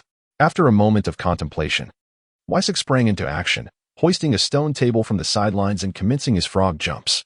2666, 2667. Meanwhile, in the confines of the room, Tobarama sensed the unfolding of this training ground and nodded slightly, reflecting on the matter that Vortex Mizuho had mentioned to him in the Hokage's office. He realized that the weight of this responsibility ultimately rested upon his own willingness to embrace it. The following morning, Tsunade gazed at Wysok sprawled haphazardly across the training ground, pondering in confusion. Why is he sleeping outside again? Does he not favor the comfort of a bed? And look at him drooling, with such a mischievous grin. She crouched down and gently patted Wysok's face, saying, "Wysok, wake up." Yangjie gradually opened his eyes, seemingly still ensnared in the tendrils of slumber, his cheeks slightly contorted. He gazed at Tsunade, who loomed before him, momentarily entranced. How could he continue to gaze? His eyes drifted upward, meeting Tsunade's sullen countenance. which appeared as if a tempest were poised to erupt, starkly contrasting with the gentle warmth of the nascent sun rising behind her. In an instant, he was jolted awake, hastily rising to flee, leaving only a hasty remark, "I shall go freshen up now." Waisuke pondered to himself. Could Tsunade possibly possess secret techniques for probing dreams? Her expression certainly suggested an impending outburst. Once he moved out today, he would be safe. The cultivation of physical skills was indeed essential, even without finesse. He would at least be able to withstand blows. Tsunade observed Waisuke's swift retreat and couldn't help but stifle a laugh. Yangjie, after a brief tidying up, stood before the mirror, changing his attire. He pinched his well-toned muscles, admiring the sharp contours and distinct lines reflected back at him, lost in a reverie. Such a physique could serve well for a side venture, perfectly suited to alleviate his current financial constraints. After indulging in a moment of vanity, he donned his weighted gear, dressed himself, and stretched his limbs. Glancing back at the impeccably organized room, he dispelled his shadow clones and turned to exit. Those 40 shadow clones were rather ineffective. As soon as the memories flooded back, the sheer volume of information overwhelmed him, causing him to faint. He resolved to gradually dispel them next time, as collapsing outside each time was quite embarrassing. "Here, take this." Tsunade casually handed him a small leather pouch, continuing to stride ahead, lost in her own thoughts. Yangjie instinctively accepted the money, squeezing it in his hand and gazing at Tsunade with a hint of surprise. He was taken aback that she had actually given him money. Tsunade, with her hands casually behind her back, remarked, "I noticed you spent quite a bit yesterday. I assume you are short on funds now." After a brief pause, she continued, "Second grandfather mentioned that the donation should be submitted to the village, and he only provided me this modest amount. You may take it for now." Waisuke spoke a bit shyly. "There's really no need for that. I still have. Here, just take it. Why make such a fuss? Don't you need things since you just moved?" Tsunade replied with a hint of irritation. Yangjie replied with a smile, "All right, thank you, Lady Tsunade." Yangjie turned his head to glance at the side, observing Tsunade, and couldn't help but sigh. Little Tsunade has grown up. She even knows to lend him a hand. Chapter 14. The Konoha craftsman. "Sir, do not be deceived by my height. I am still but a child. You asked for 50,000 ryo for this bed, as if it were adorned with gold." Yangjie sat upon the large round bed, gently pressing down and nodding in satisfaction, appreciating its commendable elasticity and the soft, comfortable texture. The proprietor eagerly extolled, "This bed is quite extraordinary. If you channel your chakra into it, you shall awaken its water-based techniques, capable of unblocking meridians and alleviating fatigue. It is perfect for a ninja's home training and recovery." As he spoke, he gestured toward the other furnishings. "Perhaps you would care to examine this as well." Yosuke ultimately acquired a set of furniture for the sum of 80,000 taels. He marveled at the ingenious application of the 5-element evasion technique, contemplating the remarkable acumen of merchants in the world of ninjas. He even began to envision products such as electric therapeutic bathtubs and fire therapy saunas. Tsunade gazed at Yosuke, incredulously remarking, "Must you be so extravagant? I entrusted you with money, and you squander it so recklessly." Yangjie chuckled dismissively, remarking, "This is what life is all about. Ninjas spend their days engaged in battles to protect their village, all for the sake of enjoying moments of relaxation. For ninjas, apart from the relentless combat on the battlefield, any spare time must be devoted to honing their skills and enhancing their abilities. There is scarcely any time to even study ninjutsu, let alone indulge in the pleasures of life. The sum of 80,000 ryo requires a J-level ninja to undertake a B-rank mission, and even then, it is uncertain whether such an amount can be secured. A B-rank mission typically yields between 80,000 to 200,000 ryo, and after the village takes its cut, only about 50 to 60% remains. The expenses for resources, medicines, and the consumption of ninja tools and talismans all demand financial outlay, making daily life quite burdensome. Apart from the scions of affluent clans, who can afford the luxuries necessary for everyday living, Tsunade retorted with dissatisfaction, "That's mere sophistry.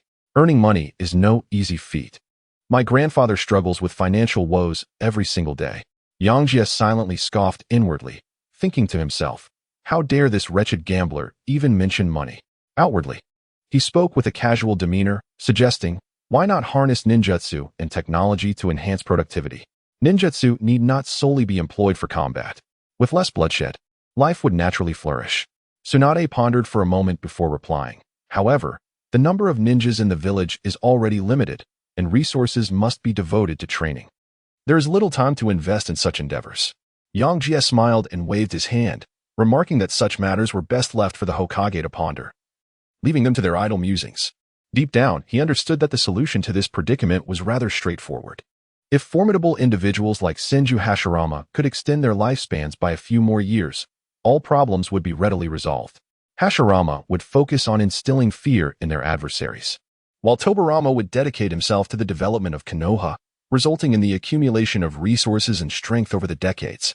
Even if they could not contend with the entire world as a village, they could still wear down their opponents in battles of 1 against 2 or 1 against 3. Should there be a few more researchers akin to Senju Tobarama and Orochimaru, even the extraordinary techniques such as Edo Tensei and impure world reincarnation could be harnessed, leading to the creation of everyday technological marvels that could manifest anything one desired. Tsunade confidently declared, "Of course, I am determined to inherit my grandfather's will and become the first female Hokage of Konoha." Yangjie gazed at the vibrant young girl, brimming with confidence, and couldn't help but feel a pang of empathy. According to the narrative, Tsunade had indeed triumphed, yet how many trials and tribulations awaited her on the horizon, even though she possessed the courage and determination to confront it all. With a smile, Yosuke remarked, "When the time comes, I shall assist you." The two wandered about before making their way to the training grounds. With a skilled jonin guiding them, Yosuke felt an invigorating enthusiasm. Upon arriving at the training area, he swiftly executed the shadow clone technique, dispatching 40 clones to disperse in search of suitable locations to commence their training. The moment was marked by the emergence of a lightning blade, conjured from thin air, crackling with electricity in Yosuke's grasp. This simplified the formation of 2 hand seals.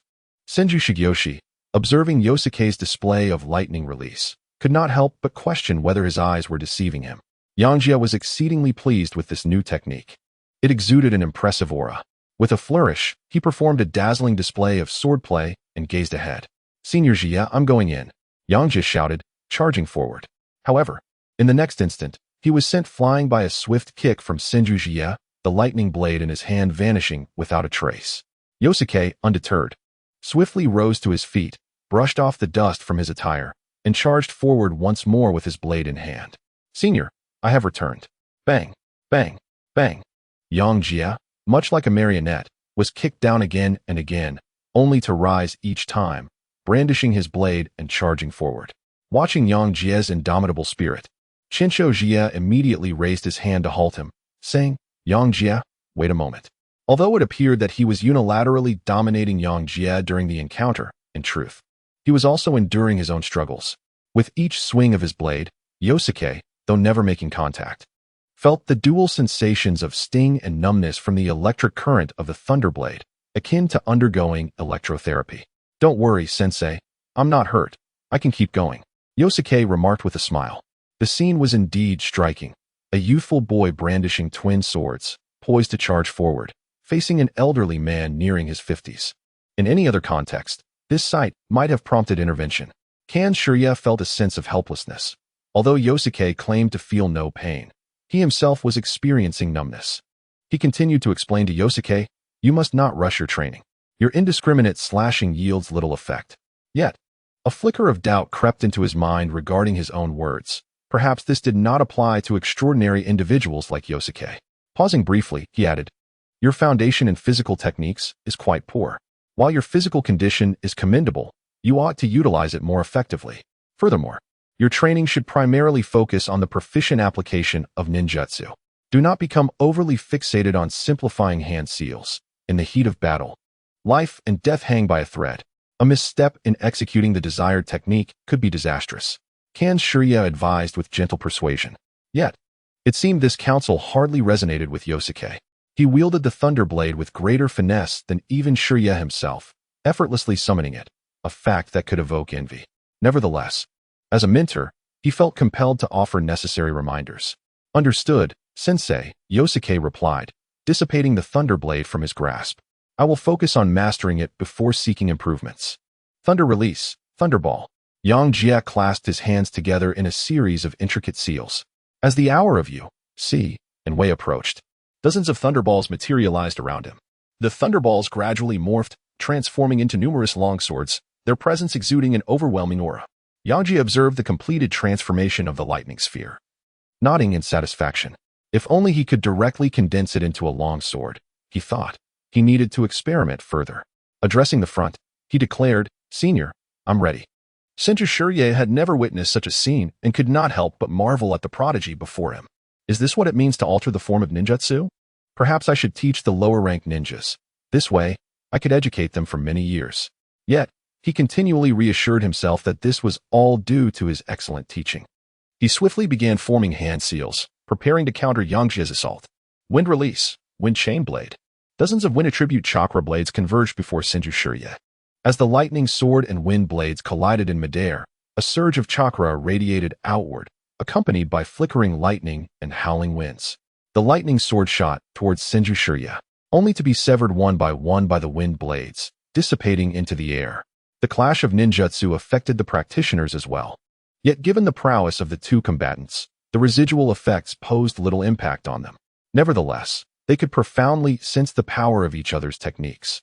Teacher Shirye, about this wind release. Yangjie began to inquire further, but was interrupted by Senju Shirye.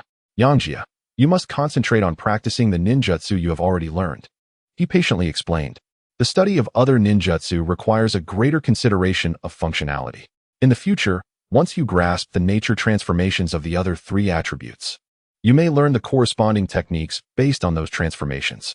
In the vast realm of ninjutsu, there are countless techniques, yet only around 100 are truly practical.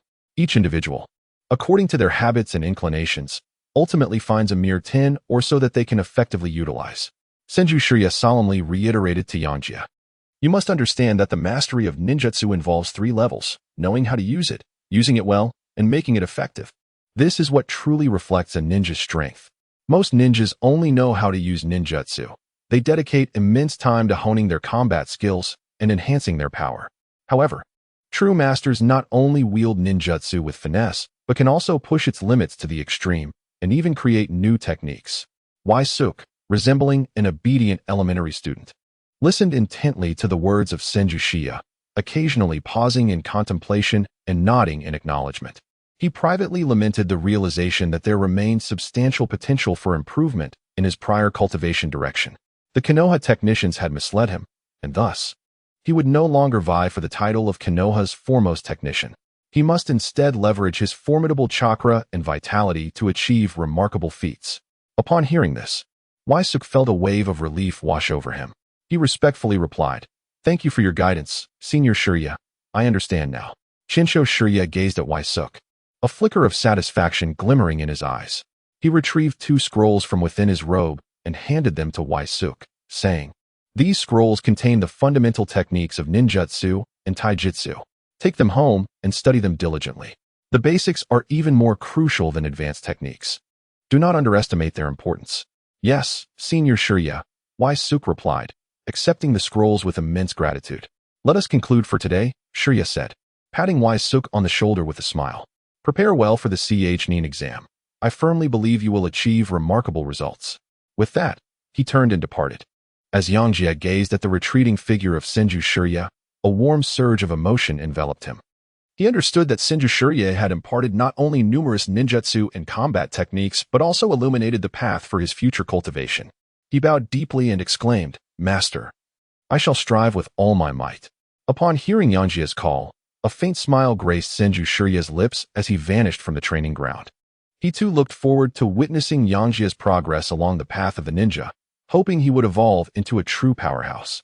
Chapter 15. Pre-Chunin Exams in the Cramped Room. Yangjie was the sole occupant, surrounded by his shadow clones. The days spent immersed in training seemed to pass swiftly, each feedback from his clones, every flow of chakra, and the sensations from each strike of his hands and feet filled him with a profound sense of fulfillment. Each night, he succumbed to exhaustion only to be awakened by a splash of cold water, invigorated anew. What a marvelous bed it was, with its alarm clock ingeniously designed to be a water jutsu for washing his face. Yangjie silently praised his astute decision to acquire such a remarkable piece of furniture. The merchants of today are indeed quite sincere. They do not boast of such splendid features when selling, leaving it to the customers to discover and then bestow 5-star reviews. A familiar routine resumed as the day began anew. Morning exercises focused on physical techniques, followed by hours spent in his room honing chakra, senjutsu, sealing techniques, and ninjutsu. He eagerly anticipated the moment of the Chunin exams. Yangjie gazed upon the multitude of his doppelgangers within the room and exclaimed, "Let's go, my friends," before turning and exiting. He felt a profound sense of satisfaction with his decision to purchase 3 interconnected rooms. One was designated as a bedroom, another as a living room, and the third as a practice room, separated by a bar counter. The kitchen remained unrefined, as he possessed no culinary skills. Wai-suk strolled leisurely down the stairs, hands tucked into his pockets, contemplating his plans to save enough money to purchase and merge the 3 rooms above. Envisioning a swimming pool and a gym for an even more splendid abode. Wai-suk, always so punctual, greeted Inkwa warmly. "Indeed, Inkwa. Please save a watermelon for me today," Wai-suk replied with a smile. "Uncle Do, the usual please." "Certainly, just a moment." The surrounding neighbors and villagers exuded warmth and kindness, and Wai-suk relished this natural and comforting atmosphere. The villagers, drawn to Wai-suk's sunny and handsome demeanor, found it hard not to be fond of the young lad. The bonds between individuals are remarkably simple and pure, in the absence of external interference. There exists no unwarranted malice. At training ground number 6, Wai-suk was running around the outer perimeter, burdened as usual. Inhaling the fresh air of nature and absorbing the rich, vibrant energy surrounding him, his body's cells pulsating with joy. The greenery of Konoha was indeed commendable, a testament to the great efforts of the first Hokage. He could hardly fathom why the people of Tsunade did not request the first Hokage to enhance their village's greenery during the first 5 Kage summit. It remained uncertain whether the insurrection in Tsunade had concluded. The man adorned with a green dragon headdress was likely preoccupied not only with quelling the unrest, but also with delving into the intricacies of tailed beast sealing. Their penchant for internal strife was undeniable. Aside from the fortunate first Kazekage, the subsequent leaders had endured quite a miserable fate. The nature of a leader often shapes the character of their village, and Konoha truly thrived.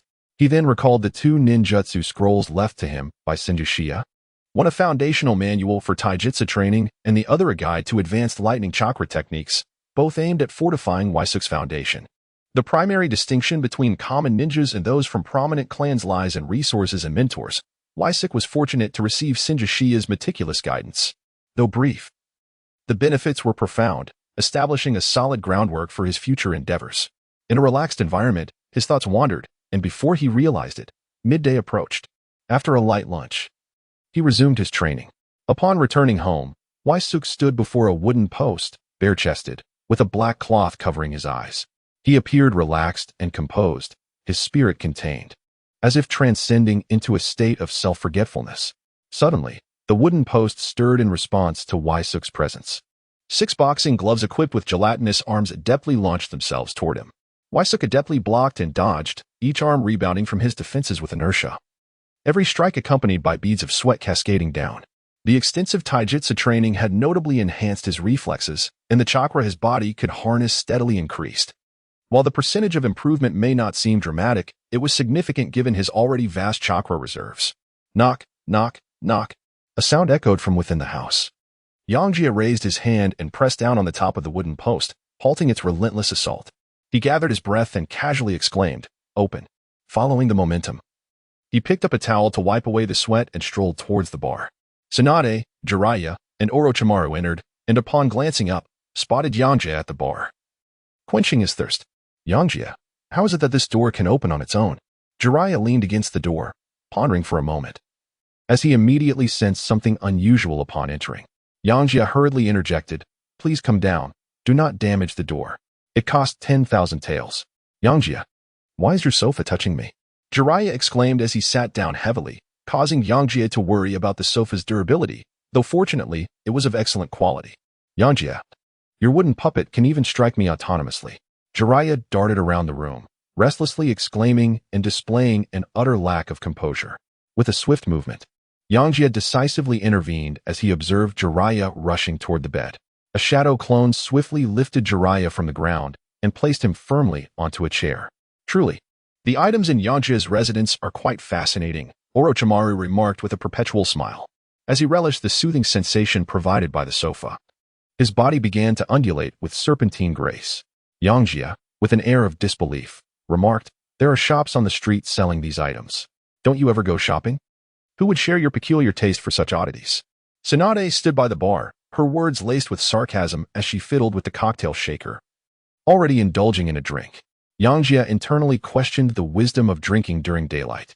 Good things are certainly worth having. I am merely stimulating consumption. Only through such gains can merchants innovate and improve their products. Otherwise, how would the villagers of Konoha lead a prosperous life? He lectured the group with conviction. Indeed, I shall have my family send me money. I too wish to acquire some items, preferably an automatic drawing tool that can render whatever I imagine. Jiraiya chimed in enthusiastically. Tsunade, would you like one?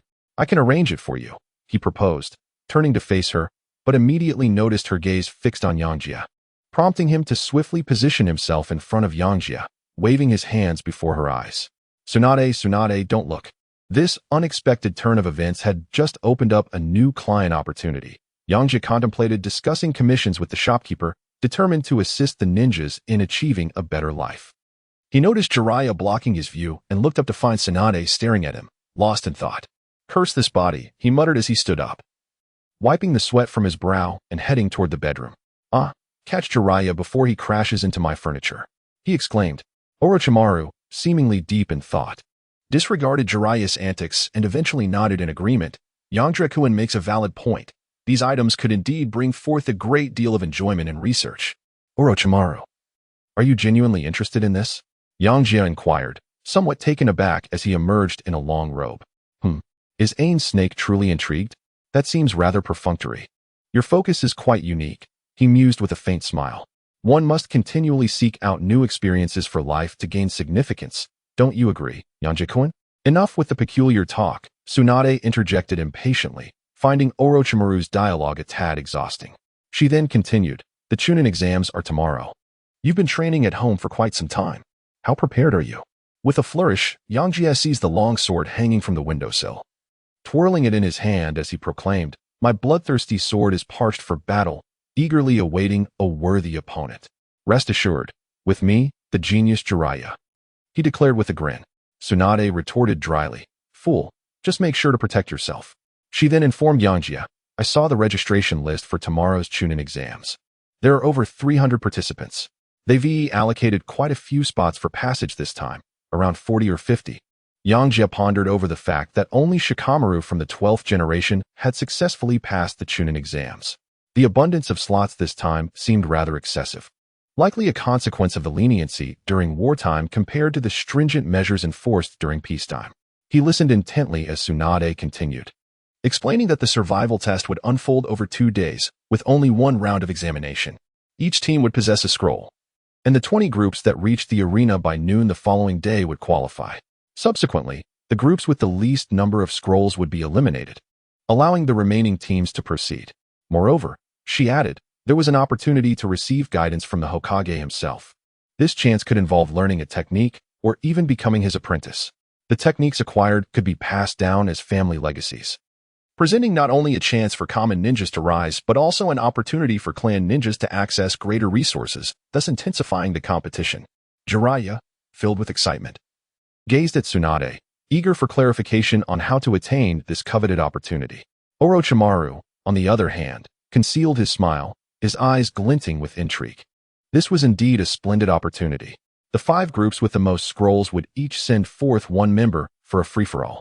Tsunade chuckled, expressing her indifference toward this chance.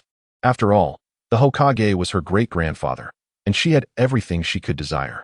The privilege of having inside information ensured that she was well-informed, albeit just a day ahead of the ordinary participants. The competition rules adhered to customary practices, with a few key points. The entire examination process would be monitored by Nin, who would intervene if lives were at stake. Resulting in the elimination of the losing party, participants could voluntarily withdraw from the competition, and all means of combat were permitted. Yangjie, you must do your best. Tsunade approached Yangjie, bending down to whisper in his ear. Great-grandfather said that if you succeed, he could take you on as his disciple. Chapter 16.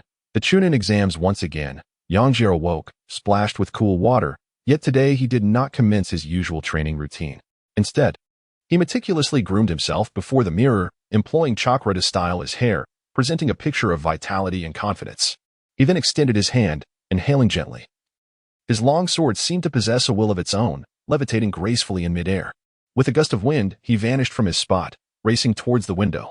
On the streets below, the throngs of people bustled about, the cacophony of voices rising and falling in a vibrant symphony. On the rooftops, ninjas occasionally leaped and traversed, their movements lithe and agile. Today marked the day of the Chunin exams, a rare grand event for the village of Konoha in recent years. Not only were the participating genin brimming with anticipation, but their families held high hopes, and the villagers eagerly joined the crowd. Even if they could not witness the competition in person, they wished to partake in this momentous occasion, dispelling the somberness wrought by war. Konoha had thoughtfully prepared large screens outside for the villagers, broadcasting the live battles for all to see. Yangjie gazed at the throng of individuals flocking towards training ground number 44, once more affirming his astute decision to employ advanced means of transportation. Who is that soaring through the skies? How striking! A ninja, no less, adorned with a forehead protector. It is none other than Uzumaki Yangjie, residing at 108 Konoha Street, right next door to my home. Yangjie had long grown accustomed to the spectators and prying eyes from all directions, meticulously calculating how many scrolls he would need to secure a place in the final competition. The young man from the city displayed an audacious demeanor. A pair of double tomo appeared, exuding an aura of power, only to dissipate in an instant. He withdrew, mindful of the crowd, and refrained from causing a scene. A companion beside him offered a cautionary reminder. "Humph, I'll teach him a lesson at the Chunin exam later," another remarked disdainfully. The quartet cleared a space around them, their presence akin to a barrier, as the flames behind them radiated an air of pride befitting the Uchiha genin. Suddenly, Yangjie sensed a disturbance from a flying sword. He swiftly reformed his hand seals to stabilize his posture. He scanned the surroundings, curious about who had breached his seal, although it was merely a low-level inscribed seal. Anyone capable of breaking it possessed formidable chakra and a hint of malice. A flicker of dark crimson brushed past his mental perception, an Uchiha, intriguing. Before even encountering him, he had already been given a taste of his prowess. Before long, he found himself hovering above training ground 44, observing a graceful figure waving to him. He descended gracefully, gliding toward Tsunade. His movements were light and elegant, eliciting a chorus of cheers from the surrounding girls. "So conceited. Are you here for a competition or a beauty pageant?" Tsunade remarked, her tone tinged with irritation as she listened to the surrounding flattery. Yangjie remained unfazed. In significant moments, one must certainly present their finest self. That is the essence of a true attitude towards life. To act spontaneously is to live freely. Hesitation is not his style. If one lacks strength, it may be excusable, but possessing strength necessitates its display. It was so in the past, and it must be even more so in this life. Orochimaru nodded slightly, narrowing his eyes with a smile as he regarded Yangjie. "It is time for us to enter," Jiraiya called out ahead, brandishing a number plate. "Yangjie, we shall see you inside." "Then let us proceed. Take care of yourself," Tsunade advised Yangjie, and with that, the three of them entered the barrier together. Yosuke proceeded to the examination room to collect his number tag, eagerly awaiting his turn while occasionally glancing at the approaching presents. The moment to assess the fruits of his cultivation had arrived. An examiner, designated as number 211, called out loudly for the candidate corresponding to that number to enter. Waisuk glanced at his number and confidently strode towards the barrier. The entrance to the Chunin exams beckoned, allowing access through one of the 8 designated portals at intervals for each group. Each entrance boasted a secure zone, designed to shield teams from ambush upon entry. Once within the perilous confines of the Forest of Death, intervention from Chunin would only occur in the face of imminent mortal danger. The Hidden Leaf Village exhibited a degree of leniency towards genin. However, in the true theater of war, the absence of rules rendered the distinction between ambush and direct confrontation irrelevant. Survival and the elimination of foes were the only imperatives. With 372 participants in the fray, one might ponder the number of scrolls required to secure a place among the top 5. Yet, why dwell on such calculations? One must simply act. Yangjie felt a throbbing headache, primarily due to the uncertainty regarding the exact number of individual groups. Yangjie expanded his mental prowess, forming hand seals as he established a chakra sensory barrier within a radius of 100 meters around himself, thus preventing any surprise attacks. Lacking the knowledge of sensory ninjutsu, he resorted to employing his mental energy alongside the newly acquired shielding barrier as a temporary substitute. Yosuke leaped through the forest, occasionally hearing the distant sounds of skirmishes. He hurried towards several locations, only to find nothing. Initially, it seemed that the competitors were merely probing each other, with no sustained battles taking place. The vastness of the Death Forest made it challenging to encounter other contestants, further testing the candidate's skills in stealth and reconnaissance. Yangjie decided to cease his fruitless search, realizing that such arduous efforts would yield little. Instead, he resolved to wait for them to gather their resources, allowing him to reap a greater reward all at once. Perched upon a branch, Yangjie formed hand seals and executed the technique of multiple shadow clones, dispatching a dozen or so clones in various directions. He leaned against the trunk, keenly observing the surroundings. After a while, a message arrived from one of the dissipated clones. It had not been defeated. Rather, it had automatically dispelled upon encountering a combat team. Suk swiftly rose and dashed towards the direction indicated by a shadow clone, fearing that he might arrive too late and find nothing. Everyone, halt for a moment. Cease your attacks, he declared, standing firmly on a sturdy branch. Surveying the intense battle involving 6 individuals. From this point onward, follow my lead. You are none other than the infamous Uzumaki Suk, who holds us in such contempt. One individual retorted, his voice tinged with anger. Uzumaki Suk, you have crossed the line. You are merely a low-ranking ninja who has been with Konoha for a mere year. Do you truly believe that a ninja's prowess is measured by age alone? Scoffed another ninja dismissively. Yangjie couldn't help but furrow his brows. Why had the conversation suddenly shifted to the matter of age? It wasn't my fault that I joined later. However, my abilities surpassed yours. Yangjie preferred not to waste words with them. He cast a glance at the shadows nearby, where 3 others lurked, observing. Thus, if action could resolve the matter, there was no need for further discourse. With his left hand concealed behind his back, he provocatively extended his right hand, challenging them. Come on, all of you. Let us engage together. After we deal with him, we can settle our own scores. The 6 individuals in the arena were stirred by Yangjie's audacity, united in their desire to teach this unwelcome intruder a lesson. They swiftly dispersed, forming a fan-like formation as they advanced towards Yangjie. Some began to weave hand seals, while others reached for their ninja tool pouches, preparing to launch projectiles. Be careful. One of the ninjas swiftly evaded and shouted a warning, but it was too late. Humph, bam, boom, clang. Only the ninja who had issued the warning remained. Holding a kunai defensively, his voice filled with indignation as he exclaimed, "You are despicable for launching a sneak attack. A sensory-type ninja, it seemed my concealment was inadequate, revealing a flaw in my stealth." Yangjie pondered the gains and losses of this skirmish, and then spoke with a gentle persuasion. "Dear younger brother, observe how they have all fallen. Why not surrender the scroll? You could still care for them and perhaps redeem yourself. There is no certainty of elimination. It seems rather cruel for them to exit the Chunin exam so swiftly, even if they are lacking in strength. Allowing them to hone their skills would contribute to the prosperity of Konoha. My heart truly aches for Tobarama. As a ninja of Konoha, I shall never surrender." He instinctively took a step back and continued, "However, for the sake of my comrades, I am willing to lend you the scroll for the time being." "Oh, that is a wise decision." Yangjie nodded in approval, and then instructed, "Gather their scrolls as well, and clear the area." He then leapt down and called out to the grass thicket ahead. "The performance has concluded. May our friends hidden in the underbrush emerge now." "Oh dear. What should we do? It seems we have been discovered." Yangjie gazed into the thicket, where there was no response for a considerable time, and an instinctive wariness began to stir within him. Were they plotting some underhanded scheme? Together, with a hushed call, the grass rustled. Several shuriken whistled through the air, hurtling towards Yangjie, as 3 figures suddenly emerged from the foliage, charging at him. Yet, Yangjie remained poised and unyielding in his stance, effortlessly raising his right hand. The air before him shimmered, causing the shuriken to veer off their intended course, tumbling harmlessly to the ground.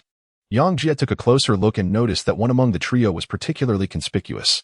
Goodness, that hefty fellow is none other than Akimichi Choji. What a coincidence to encounter him here so soon. The remaining 2 must be a boar and a deer. I wonder if their spiritual ninjutsu will have any effect on me. It is prudent to exercise caution.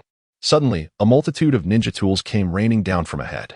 Akimichi Choji's right fist swelled as he gathered strength, while the other 2, wielding shuriken, advanced menacingly towards Yangjie. "Hey, Akimichi Choji, old acquaintance. And you plunge into action without a greeting?" Yangjie jested, yet his movements remained swift and deliberate. He sensed that among the flying ninja tools, several shuriken seemed suspicious. and he dared not let his guard down. After all, he had yet to test the true strength of the boar-deer butterfly trio, though their reputation was indeed formidable. Yangjie leaped back a step, swiftly drawing a shuriken from his ninja tool pouch, expertly hurling it towards the incoming projectiles and knocking them down one by one. Among them, 2 shurikens flew into the underbrush. Indeed, the fallen kunai were connected by a fine thread, extending deep into the bushes. A hidden chakra was swiftly moving underground. Was this the earth release technique? Yangjie sensed the disturbance, slightly lowering his stance to effortlessly evade the kunai that pierced toward him from the left, simultaneously delivering a powerful punch that caused a shadow clone to dissipate with a resounding thud. He seized the wrist of another adversary, forcefully flinging them forward, only for that individual to swiftly retaliate with 2 more kunai in midair. Seeing this, Akadu-duri leapt to evade the companion thrown by Yangjie, bringing his right fist down heavily upon Yangjie below. Earth release, heart's beheading technique. At that moment, a pair of hands suddenly emerged from the ground, grasping Yangjie's feet in an attempt to drag him beneath the surface. Boom. Bang. The sounds of 2 explosive impacts resonated almost simultaneously. Yangjie wielded a kunai in his left hand to deflect the incoming ninja tools, while his right hand formed a tight fist to meet the formidable strike of Akadu-duri. The chakra beneath his feet surged and erupted, unleashing a powerful wave that shattered the ground. Dust and debris filled the air, creating a tumultuous scene. Chapter 17. The Uchiha Trio. As the haze gradually lifted, Yangjie's figure became increasingly discernible. He covered his mouth and nose with his left hand, while gently waving his right hand to disperse the lingering smoke. The atmosphere fell into a momentary silence, and the trio of Inuzuka, Nara, and Akimichi ceased their movements. Nearby, a surviving sensory ninja stood in bewilderment, watching the fierce clash between Yangjie and the 3, questioning his own strength. Have we become too weak? Waisuk keenly discerned the subtle fluctuations of chakra among the trio of Inuzuka, Shino, and Kiba. It must be the secret technique of the clan, conveying information.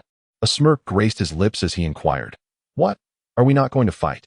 "Haha, Waisuk-senpai, I didn't recognize you just now, my apologies." Akimichi D scratched his head and chuckled. This seemingly simple-minded chubby fellow spoke with such insincerity. He had undoubtedly been influenced by that pineapple-headed rogue. It was high time to set them straight. Yosuke responded with an inscrutable demeanor. "So, what do you propose we do next? I have endured a beating from you all while standing here. I deserve compensation in the form of the scroll. Senior, I apologize for the previous offense. It was all a misunderstanding. Once this contest concludes, we would like to invite you to Deligia for some barbecue," suggested the pineapple head with a smile. "Why are you gripping my leg while suggesting barbecue? You are truly not being forthright," Yosuke remarked, glancing down at the shadow beneath him, shaking his head in resignation. This small team had cleverly utilized the fallen shuriken and the cover of the earth to execute their plan, attempting to distract me with their words. Their strategy was rather astute. Body flicker technique. With a resounding thud, Yosuke's clone vanished in an instant. In the distance, a girl collapsed in response, leaving Pineapple Head frozen in place, his mind enveloped in confusion. How could this amount of chakra belong to a mere clone? Have we been battling his clone all along? Where are you looking? Yosuke suddenly materialized behind Pineapple Head, and before he could react, Yosuke struck him down with a swift blow. Yangjie turned to Showdown and remarked with a smile, "You fainted after your technique missed. There are significant drawbacks to her spell." The stout boy retorted immediately, "I am not chubby." The meatball-like figure of Showdown soared into the air, crashing down towards Yangjie like a massive sphere. In an instant, it collided with Yangjie's electrified right fist, producing a thunderous explosion accompanied by brilliant flashes of lightning. As the radiance faded, only the stout boy remained on the ground, his body twitching incessantly, clearly incapacitated by the electric shock. Yangjie glanced at the unconscious figures strewn about the battlefield. This skirmish had proven to be rather effortless. As dusk fell, by the banks of a river in the Death Forest, 4 individuals gathered around a crackling campfire. The scent of grilled fish wafted through the air as it was turned with precision over the flames. "Thank you," Yangjie said, reaching out to accept the grilled fish offered by Akadu-duri, a smile gracing his lips. "There truly are an abundance of large fish here." Akadu-duri stole a furtive glance at Yangjie, the tingling sensation still vivid in his memory. The shock of the electric jolt was undeniably unpleasant. With strength inferior to Yangjie's, he had not only lost the scroll but was also relegated to the role of chef for him. If word of this were to spread, the reputation of the Inuzuka clan would surely suffer greatly. Yangjie sat contentedly, savoring the succulent grilled fish in his hands. In the wilderness, survival is a formidable challenge, and the significance of sustenance is self-evident. When one has meat to eat, who would settle for bland military rations? To express his gratitude for the grilled fish, Yangjie assured the trio, "Rest well tonight. I shall keep watch over you." His smile radiated sincerity as he spoke. The three expressed their heartfelt thanks. Devoid of scrolls, they felt less apprehensive about potential ninja raids, unless they encountered a peculiar individual like Yangjie. The dynamics of robbery might very well shift. The beasts within this death forest were notoriously ferocious. A moment's carelessness could spell danger even for lower-ranked ninjas, particularly as most participants in the examination were from civilian backgrounds. At that moment, several individuals outside the scene were weeping, having fallen victim to the perils of the forest. Meanwhile, dozens of shadow clones thoughtfully dispersed themselves 100 meters away, diligently practicing chakra transformation and sealing techniques, ensuring they did not disturb the rest of their original. Yosuke leaned against the tree, reflecting on the day's skirmishes. He had employed his clones to withstand the assaults of the boar, deer, and butterfly, merely to gauge their strength. Yet ultimately, he was overcome by the technique of the heart-turning body.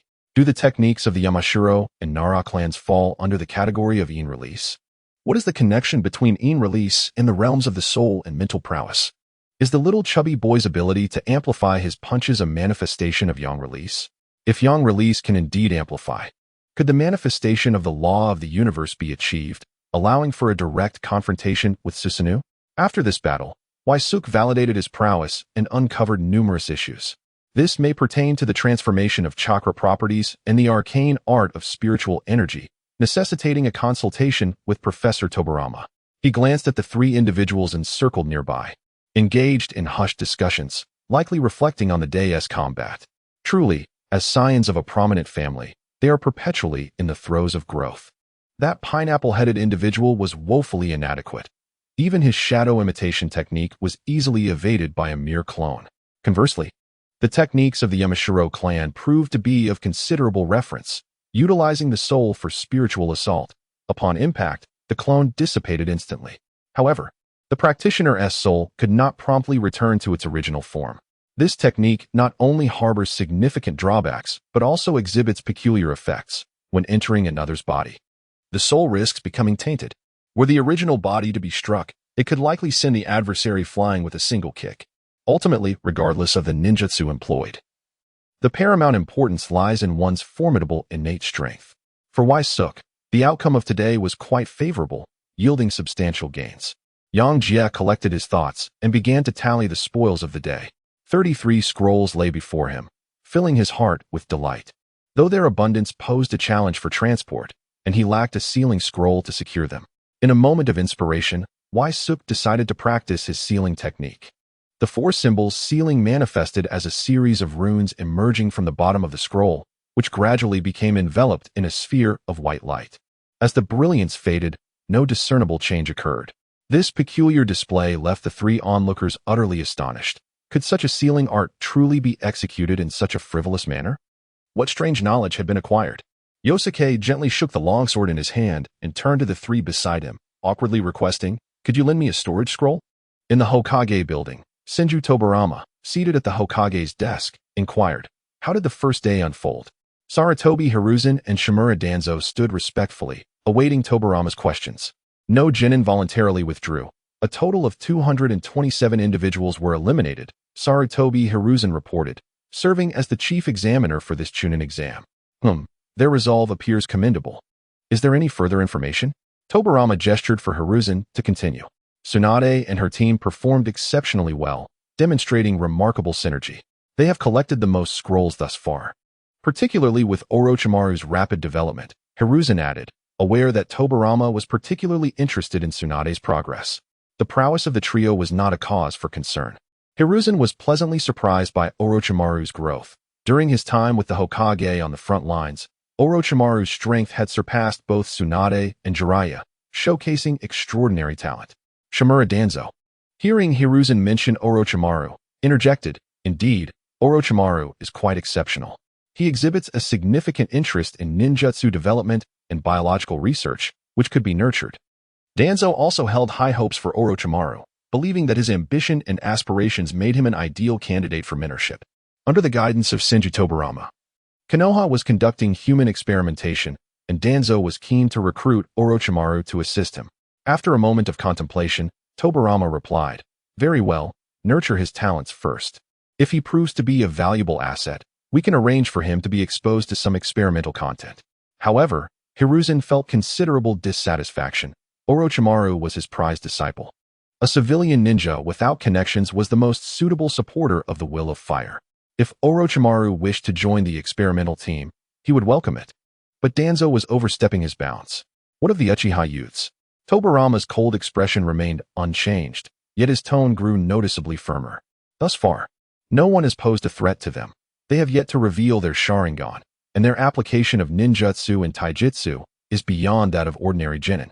Hiruzen paused before adding, "Nonetheless, Tsunade and her team will surely surpass them.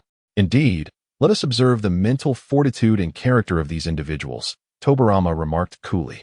Although the aftershocks of the previous incident have subsided, there are still dissenting voices within the Uchiha clan, even privately organizing rituals for Uchiha Madara. Danzo spoke cautiously. After a moment of reflection, Tobarama replied, "Then let us allow these restless elements to become more active. At this moment, a day has elapsed since the examination commenced, and the atmosphere within the Forest of Death has grown increasingly tense. The participants must reach the assembly point for the breakout match, the Central Tower, before noon. Teams that have had their scrolls snatched or are eager to procure additional scrolls are relentlessly scouring for other squads. Fierce battles are erupting throughout the Forest of Death, and occasionally, candidates are escorted out of the arena by elite shinobi, thereby forfeiting their qualifications. The sunlight was obscured by the dense foliage, unable to penetrate the barrier, while the leaves of the plants shimmered with an eerie glow, casting an aura of gloom and darkness. A trio of individuals traversed the slick moss, leaving a trail of footprints in their wake. The leader came to a halt, gradually raising his right hand to signal the two behind him to disperse. In an instant, a man and a woman sprang to either side, forming a triangular formation with their leader. He spoke in a low, commanding voice, addressing the depths of the forest. "Come forth, who dares to spy on the Uchiha?" Yangjie leaped down from the tree, his gaze fixated on the flame-patterned family crest adorning the garments of the three individuals before him. A frown creased his brow as he realized they belonged to the Uchiha clan. "So, it was you who disrupted the sealing of my flying sword yesterday?" Chapter 18. The goodwill of Danzo. The atmosphere around them was taut to the breaking point, as the four stood in a tense standoff. At the forefront, Uchiha Hakadai regarded the descending vortex of Yangjie with a furrowed brow, his eyes unwaveringly locked onto him. The events of the previous day had stemmed from a momentary lapse of restraint by his clan members, rather than a deliberate act.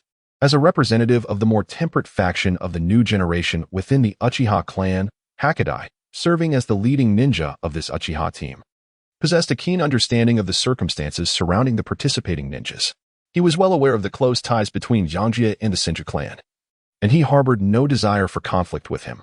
Instead, he sought to alleviate the palpable tension, yet he was also unwilling to tarnish the Uchiha's esteemed reputation. "Brother Hakadai, why waste your breath on him? The dignity of the Uchiha cannot be challenged," interjected a female Uchiha ninja indignantly.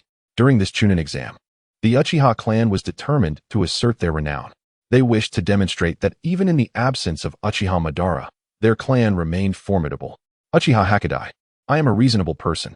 If this was not your doing, I shall seek out your clan members instead," Yangjie stated, observing the eager demeanor of the other two Uchiha. He continued, "Then you may leave the scroll behind. This matter no longer concerns you." "Arrogant brat," another Uchiha ninja retorted sharply. "How dare anyone utter such disrespectful words before the Uchiha?" It was a blatant provocation and an affront to their honor, causing the flame-patterned family crest on their attire to feel as if it were igniting. At the side of Yangjie, two members of the Uchiha clan synchronized their hand seals almost in unison, channeling chakra rapidly in the sequence of snake, horse, monkey, boar, rat, and tiger. Fire style, Grand Fireball Jutsu. Two enormous fireballs erupted from either side, the searing flames causing the temperature around Yangjie to soar dramatically, distorting the surrounding air. Boom! The two fireballs collided with a thunderous roar, their flames dissipating, leaving only a billowing heat ascending toward the sky. Such formidable fire techniques, pure Uchiha prowess. Yangjie leaped out of the explosion's radius, landing gracefully before a female ninja. As he descended, it was akin to a powerful strike from above, unstoppable in its momentum. Uchiha Hakadai, witnessing Yangjie's leap toward his ally, swiftly moved to provide support. He recognized the immense chakra emanating from Yangjie and dared not underestimate him. Just as the female ninja seemed poised to be struck down by Yangjie's attack, a figure emerged in the nick of time, positioning himself in front of her. With both fists raised, he braced himself against Yangjie's onslaught, his feet sinking several inches into the grass. Meanwhile, the female ninja, observing the ferocity of Yangjie's assault, broke into a cold sweat, her once arrogant demeanor now replaced by trepidation. Yangjie missed his strike and immediately pivoted, driving his left foot powerfully into the chest of Hakadai, propelling himself swiftly in the opposite direction. His diligent training in physical techniques had yielded significant progress, making combat far less strenuous. Although he had yet to learn any ninjutsu related to these techniques, he no longer charged recklessly as he once did. Hakadai, having endured Yangjie's formidable kick, was sent sliding backward for several feet until he collided with a companion, finally stabilizing his form. As he surveyed the situation ahead, he saw Yangjie rushing towards another comrade. In a flash, he hurled several shurikens towards Yangjie's rear, aiming to create a diversion. Meanwhile, the other Uchiha ninja, recognizing Yangjie's swift approach, decisively unleashed all the tools from his pack, brandishing a kunai in preparation for defense. The sound of clashing metal echoed as Yangjie deftly struck down the incoming projectiles, directly engaging the Uchiha ninja. As they exchanged blows, their forms momentarily intertwined before separating, kunai clashing in rapid succession. The Uchiha ninja's right hand trembled violently from the impact, nearly losing grip on his weapon. Seizing the fleeting moment in which he had evaded Yangjie, he decisively withdrew from the fray, leaping swiftly towards Hakadai. Yangjie swiftly pivoted, his left hand deftly forming seals, invoking the technique of wind release. Great breakthrough. The oncoming barrage of dozens of shurikens was forcefully repelled by his formidable gusts.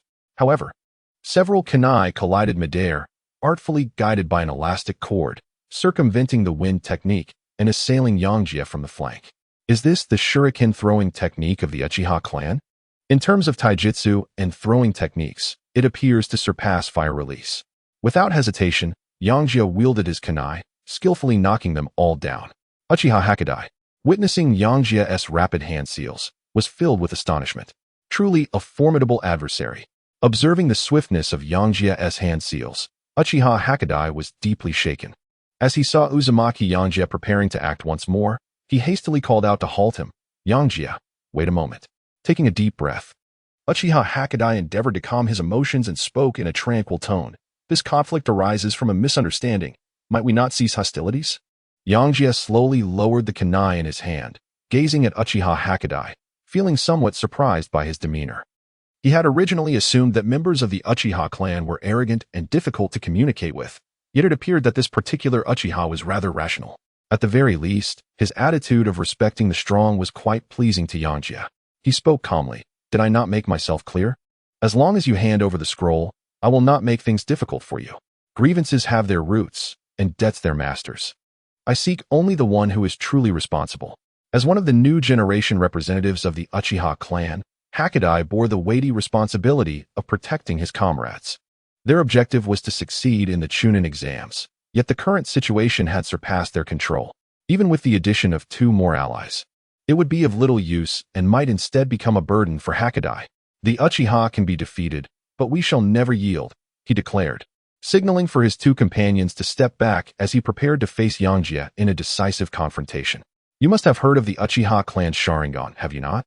I have been fortunate enough to awaken it. Be cautious from this point onward. Yangjie observed his words and actions, increasingly recognizing the prowess of this 8th generation Uchiha. Very well, let us proceed. Yangjie intertwined his index and middle fingers, forming a cross and sealing the jutsu, as he unleashed the technique of multiple shadow clones. To ensure his safety, he created several clones to guard him while keeping a watchful eye on the 2 Uchiha clansmen nearby. Should he fall victim to an illusion, he could rely on the chakra of his clones to aid in his recovery. I am the original, you need not concern yourselves with them. They will not initiate an attack, Yangjie cautioned, gesturing for his clones to disperse. Defeating the trio before him would be a straightforward task, however. He yearned to witness the power of the Sharingan. Uchiha Hakadai stood frozen, utterly astonished by the blatant contempt shown towards the Sharingan, daring to respond in such a manner while offering a warning. This was an unabashed insult, one that the Uchiha could not tolerate. He gently closed his eyes, feeling a tremor within them, before slowly reopening them. A profound crimson hue emerged within his pupils, and as they widened, dark speckles began to coalesce, resembling a black gemstone embedded in the depths of his dark red irises. Yangjie gazed intently into the dual eyes of Uchiha Hakadai, seemingly captivated and unable to divert his gaze. He was not ensnared by any illusion. Rather, he found himself drawn to the beauty of those enchanting eyes, and could not help but exclaim, "Such exquisite eyes." Upon hearing this, Uchiha Hakadai's face flushed with anger. How dare he describe the magnificent Sharingan as merely beautiful? Was this a mockery of the Uchiha clan? However, as he observed the surging chakra emanating from Uzumaki Yangjie through his Sharingan, he began to ponder that perhaps it was not mockery, but rather a genuine compliment. "Be cautious," Uchiha Hakadai declared as he formed hand seals. Illusion technique, funeral pyre. Yosuke felt as though he had been drawn into an illusory realm by a spiraling vortex, his very being scorched by searing flames, experiencing an agony akin to that of being consumed by fire. A clang resonated as the shuriken struck, a brilliant flash illuminating the scene. Waisuk deftly blocked Uchiha Hakadai's advance with his left hand, while his right hand gathered a formidable amount of lightning chakra. With a powerful strike, he landed a blow to Hakadai's abdomen. The impact sent Hakadai hurtling backward as if propelled by cannon fire, crashing into a large tree before sliding to the ground, electricity crackling around him. Coughing, Hakadai exclaimed, "How did you wake up so quickly?" Blood trickled from his mouth, and disbelief washed over him. Moments ago, he had unleashed an illusion and rushed forward, intent on subduing Vortex Waisuk at the earliest opportunity. Though his single Tomo Sharingan could not cast Genjutsu, it significantly enhanced his perception of illusions. However, this particular Tomo was somewhat weak, and he had lost focus, awakening from the illusion far too soon. "Do you wish to continue this battle?" he inquired. Yangjie had indeed fallen victim to an illusion, yet his consciousness remained remarkably clear, as if he were an observer of his own body engulfed in flames. With a focused mind, he shattered the illusion in an instant. Before him, the three individuals silently withdrew scrolls from their pockets, reluctantly extending them towards Yangjie. Yangjie carefully tucked away the scroll and gradually made his way towards the towering edifice of the Death Forest. "I appreciate your assistance, my friends. I shall report to the venue first. You still have some time to prepare." At the intersection, Fortune smiled upon him, as he deemed the quantity sufficient this time. Uchiha Hakadai leaned against a grand tree, overwhelmed with a mix of shame and indignation. While he could accept defeat at the hands of a stronger opponent, he could not endure the disdain directed at his Sharingan, even if it were merely a single Tomo. His body trembled slightly, his pupils writhing restlessly, as the Tomo in his eyes appeared to possess a life of their own, swirling with an enigmatic vitality.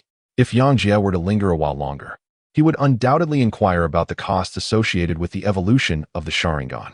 Within the arena of the towering structure, the Leaf Village's Chunin were diligently guiding the numerous candidates, ensuring the order of the proceedings. Yosuke submitted the scroll at the registration desk and then noticed a burly ninja approaching him. "Yosuke, my nephew claims that you have been bullying him," Akidu Torikes remarked, observing Yosuke with a smile as he gently patted his shoulder. Yangjie had a few fleeting encounters with this hefty individual, yet they had never exchanged words. Thus, today's inaugural dialogue took him by surprise. "Senior Akidu, I simply did not recognize Duri. They ambushed me. I was merely defending myself." Akidu Fong seemed unfazed, noting that the trio of Inuzuka, Nara, and Akamichi ultimately secured the scroll and reached the tower, solidifying their positions as Chunin. With a smile, he remarked, "Still trying to wriggle out of it? Since you've triumphed, aim for a commendable rank. Otherwise, Inuzuka, Nara, and Akamichi will share the shame." The battles within the Forest of Death were well known among the Chunin, who engaged in lively discussions about the remarkable performances of their respective juniors. "Vortex Yangjie, you have performed admirably. I hold great expectations for you and would love to serve as your guiding Chunin." A young man approached, his handsome features somewhat overshadowed by an X-shaped scar on his chin. Chapter 19. The five-person tournament vortex Yangjie gazed at the smiling Shimura Danzo, inwardly yearning to shout, "Get away from me, you filthy scoundrel. Senior Shimura, you flatter me." Granny Mito warned that should I fail to be accepted as a disciple by Lord Hokage, I would be sent back to the capital. The pressure is overwhelming. As a favored pupil of Lord Hokage, I humbly request your kind words on my behalf. To have you as a guiding J-nin, I would bear the blame, and yet I would still have to clean up after you, getting covered in soot. Unappreciative. Merely a descendant of the Vortex clan. Many gifted youths abound, yet how many will survive to maturity? Shimura Danzo felt a surge of irritation. Yangjie had audaciously rebuffed his goodwill, though his countenance remained affable. Then you must strive harder. Watching Danzo's retreating figure, Yangjie exhaled in relief. Being under the scrutiny of the Hokage was no trivial matter, yet he was grateful for his formidable connections. Waisuk was still lost in thought when his entourage beckoned him, calling out, "Waisuk, over here." Yosuke sat beside Tsunade, munching on a piece of bread. Was it too much to expect that lunch would be provided? The village seemed excessively stingy. The others nearby, clutching their military rations, gazed at the group with disbelief. How could they be so disdainful of mere bread?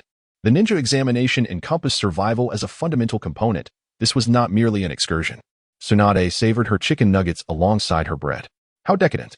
Why did you possess both bread and chicken nuggets while the other ninjas subsisted on their meager military rations? How could you even dare to speak of survival? He reached out and snatched a chicken nugget from Tsunade's grasp. Let us indulge together in this extravagance. Yosuke casually inquired. Which of you three will take the field next? In the competition, only one victor would be determined.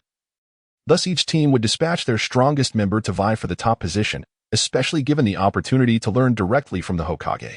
Yosuke-kun, I look forward to your guidance, Orochimaru remarked with a smile, turning to face him. A sinister aura emanated from his golden slit-like eyes, unsettling Yosuke, as it evoked an instinctive aversion to serpents within him. Jiraiya, in a fit of irritation, took a large bite of his bread. Today, he seemed particularly subdued, likely due to a recent altercation with Orochimaru. If it had been Tsunade, he would have taken it with greater ease. Prior to Yosuke's arrival, Orochimaru and Jiraiya had engaged in an intense bout, agreeing not to utilize Sage Mode. Jiraiya had always believed that after inheriting the teachings of Myobokuzen, he could match Orochimaru blow for blow, only to discover he was far from equal, as he was soundly bested by Orochimaru's superior prowess. Waisuk listened intently to Tsunade's soft narration, observing Jiraiya's dejected demeanor, feeling utterly speechless. How foolish Jiraiya was, failing to utilize Sage Mode. Surely he was no match for Orochimaru. Day after day, he seemed preoccupied with his artistic pursuits, neglecting the bonds of camaraderie. And it was no surprise he found himself in trouble. It was high time for Jiraiya to realize that alongside his artistic endeavors, he ought to enhance his strength. Ding! Ding ding! Following the 9 tolls of the bell, the Uchiha trio rushed in, racing against the sound. After the 12th chime, the preliminary rounds of the Chunin exams concluded. Senju Tobarama and Uzumaki Mito emerged from behind the stage, proceeding directly to their seats. Sarutobi Hisashi, Nara Shikaku, and Mito's son stood firmly beside Tobarama. Surrounding the arena, elite and mid-ranking ninjas stood in a circle, their expressions tinged with surprise as they beheld Mito, who had not graced a formal occasion in quite some time. Her unexpected presence at the Chunin exam suggested she was there to observe promising juniors. The crowd's attention towards Waisuk intensified. What potential did this young man possess to warrant Mito's attendance? Sarutobi Hisashi accepted a document from a Chunin, glancing over it before stepping forward. He began by congratulating the candidates on their successful promotion to Chunin. The preliminary round of the Chunin exams had concluded triumphantly, with all 49 seated candidates achieving promotion. The remaining candidates, yet to participate, would have the opportunity for elevation based on merit as determined by the Hokage. Hisashi emphasized that the second Hokage placed significant importance on this competition. One could not help but admire Sarutobi Hisashi's innate leadership qualities. His half-hour, heartfelt, extemporaneous speech flowed seamlessly. The candidates in attendance bore expressions of reverence, immersed in the baptism of the will of fire, igniting their indomitable spirit. Had Waisuk been aware of the unfolding narrative, he might have found himself inspired by Hisashi's impassioned address, aspiring to inherit the will of fire, aiming for the title of Hokage, and vowing to protect Konoha. The essence of the will of fire was not flawed. It depended upon those in power to interpret and wield this principle. Saratobi Izashi. It is I who should rightly elucidate the will of fire, thought Shimura Danzo, discontent as he glared at the platform. Next came the anticipated confrontation matches. To be showcased outside by Genjutsu, primarily intended for candidates to observe and learn from the fiercest competitors of this session, urging each to continuously strive for excellence. Among the contenders were Orochimaru, Uchiha Obito, Uzumaki Waisuke, Hygie Hanabi, and Cat Dan. Tsunade encouraged, Waisuke, give it your all, and Orochimaru, you too. Yangjie clenched his fist, his eyes glimmering with a hint of excitement. This marked his official debut on the stage of the ninja world, and he was determined to seize this opportunity to enhance his strength. He turned to glance at Senju Tobarama and Uzumaki Mito among the audience, meeting Mito's warm gaze, prompting him to smile and wave in acknowledgement. It had been some time since he last visited Grandma Mito. His training had consumed his heart's desire for progress. As Sarutobi Hiruzen's voice echoed through the arena, figures leaped down from the stage, capturing the attention of all present. Uchiha Haku, that scoundrel, strikes with such ferocity, exclaimed one contestant, pointing toward the large screen at the front of the venue. Teacher, it was him. Not only did he steal my scroll, but if it weren't for the swift intervention of the Jonin, I might never have seen you again. A girl sobbed, burying her face in the arms of her guiding Jonin. This Uzumaki Yangjie is a monster. He stole my scroll and insulted me.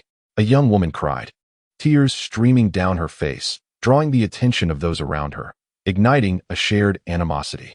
The hall was filled with hundreds of students participating in the examination, their voices rising in condemnation of the 5 individuals on stage, most of whom had ruthlessly confiscated their scrolls. Meanwhile, the villagers of Konoha were thoroughly entertained, reveling in the spectacle. Orochimaru-kun is so handsome. Go, Remi-chan, you can do it. Wow, Kato-senpai is so gentle. The reactions from the contestants in the arena were rather positive, primarily driven by the fear of being remembered by these individuals after the tournament. A beating after the exam would be utterly humiliating. Everyone, quiet down. The next rule is that there are no rules until only one remains. Feel free to unleash your abilities. If there is a life-threatening situation or someone voluntarily concedes, we will intervene, announced Sarutobi Hiruzen. With that, the 5 contestants took their positions, forming a pentagon, vigilant and motionless. The spectators eagerly anticipated a thrilling contest, a rare opportunity to witness the clash of the strongest at their level. The participants were keenly observing each other, analyzing their opponent's information. Having reached this final confrontation, it was evident that each of them possessed formidable abilities, and a chaotic battle loomed ahead. 1 minute passed, then 5. The spectators grew restless, beginning to shout impatiently. Come on, fight already. Hit that newcomer hard. Take down that pretty boy. Don't think you can just rely on your looks. Upon receiving 4 piercing gazes from the arena, the speaker hastily closed his mouth and shrank back. How are we supposed to fight? A youthful, fair-skinned boy with enchanting blue hair was the first to break the silence that enveloped the scene. He awkwardly suggested, our Kato family does not excel in group battles. Shall we engage in one-on-one combat instead? The chaos of a free-for-all would be exceedingly disadvantageous for Kato Duan. Should he employ the technique of spiritual transformation, his essence would be left almost entirely defenseless, making him vulnerable to the slightest throw of a shuriken that could swiftly eliminate him. Conversely, refraining from utilizing this technique would be akin to binding his own hands and feet, rendering him incapable of contending against the hidden strengths of his adversaries. Kato Duan is indeed a striking young man. It is no wonder that Tsunade has fallen for him. Yangjie gazed at the figure of Kato Dan before him, sifting through the recesses of his memory for any recollections of this individual who was destined for a rather unfortunate fate. He harbored a keen anticipation to experience the art of spiritual transformation as it pertained to the realms of mental fortitude and the soul, areas in which there were few references to draw upon. Although he had encountered the techniques of shadow mimicry and the art of heart-turning, the opponents he faced had proven to be of insufficient prowess, offering little in terms of valuable insights. Yet, in comparison to Kato Dan, Yangjie found himself burdened with matters of greater significance. Yangjie steadied himself and nonchalantly declared, feel free to do as you wish. I must confront this Uchiha. A gentleman avenges not with delay. Having failed to find you yesterday, I cannot quell my anger without delivering a severe blow today. In response to Yangjie's provocation, Uchiha Bafu disdainfully retorted, Humph, You underestimate yourself. Allow me to demonstrate the might of the Uchiha. Being the grandchild of the Uchiha clan's elder, he was acutely aware of the village's circumstances. Although the vortex Yangjie had not stirred much commotion within the village, various prominent families had discreetly taken note of him. As a descendant of the Vortex clan and the son of a Fire Country minister, he was likely to become the disciple of the second Hokage, Senju Tobarama, having wielded powers distinct from the three great Holy Lands. Amidst the discussions and the scrutiny of the elders within his clan, Uchiha Bafu felt they placed undue emphasis on this individual, confident in the prowess of his clan's Sharingan. Then, Yangjie, do as you please. Orochimaru smiled, glancing at the other two participants, leaving only Kataduan and Hinata's Oji. He considered that it would be more fitting to challenge Kataduan and promptly addressed him. I seek your guidance. Orochimaru, please enlighten me. Kataduan replied with a smile, ready to accept Orochimaru's challenge. Having witnessed Yangjie's strength during their last encounter at the training ground, he had anticipated a duel, but the current situation did not permit it. In Chapter 20, within the arena, the previously chaotic rules were seized by the competitors, transforming into two groups of 1v1 matches, with one observer. The participants swiftly delineated three zones. Vortex Yangjie faced Uchiha Bafu, while Orochimaru battled Kataduan. The sole female, Hinata's Oji, felt somewhat out of place and timidly retreated, fidgeting with her fingers, sensing her superfluity in the contest. Uchiha Bafu was indeed a prodigy of the Uchiha clan, having awakened his eyes at the tender age of 8. Moreover, as the grandson of the clan's elder, he possessed the potential to compete for the position of the next clan leader. Yangjie, however, seemed too immature to grasp the true terror of the Uchiha. Whispers filled the arena and the venue. The Uchiha clan inspired both awe and fear among the common ninja.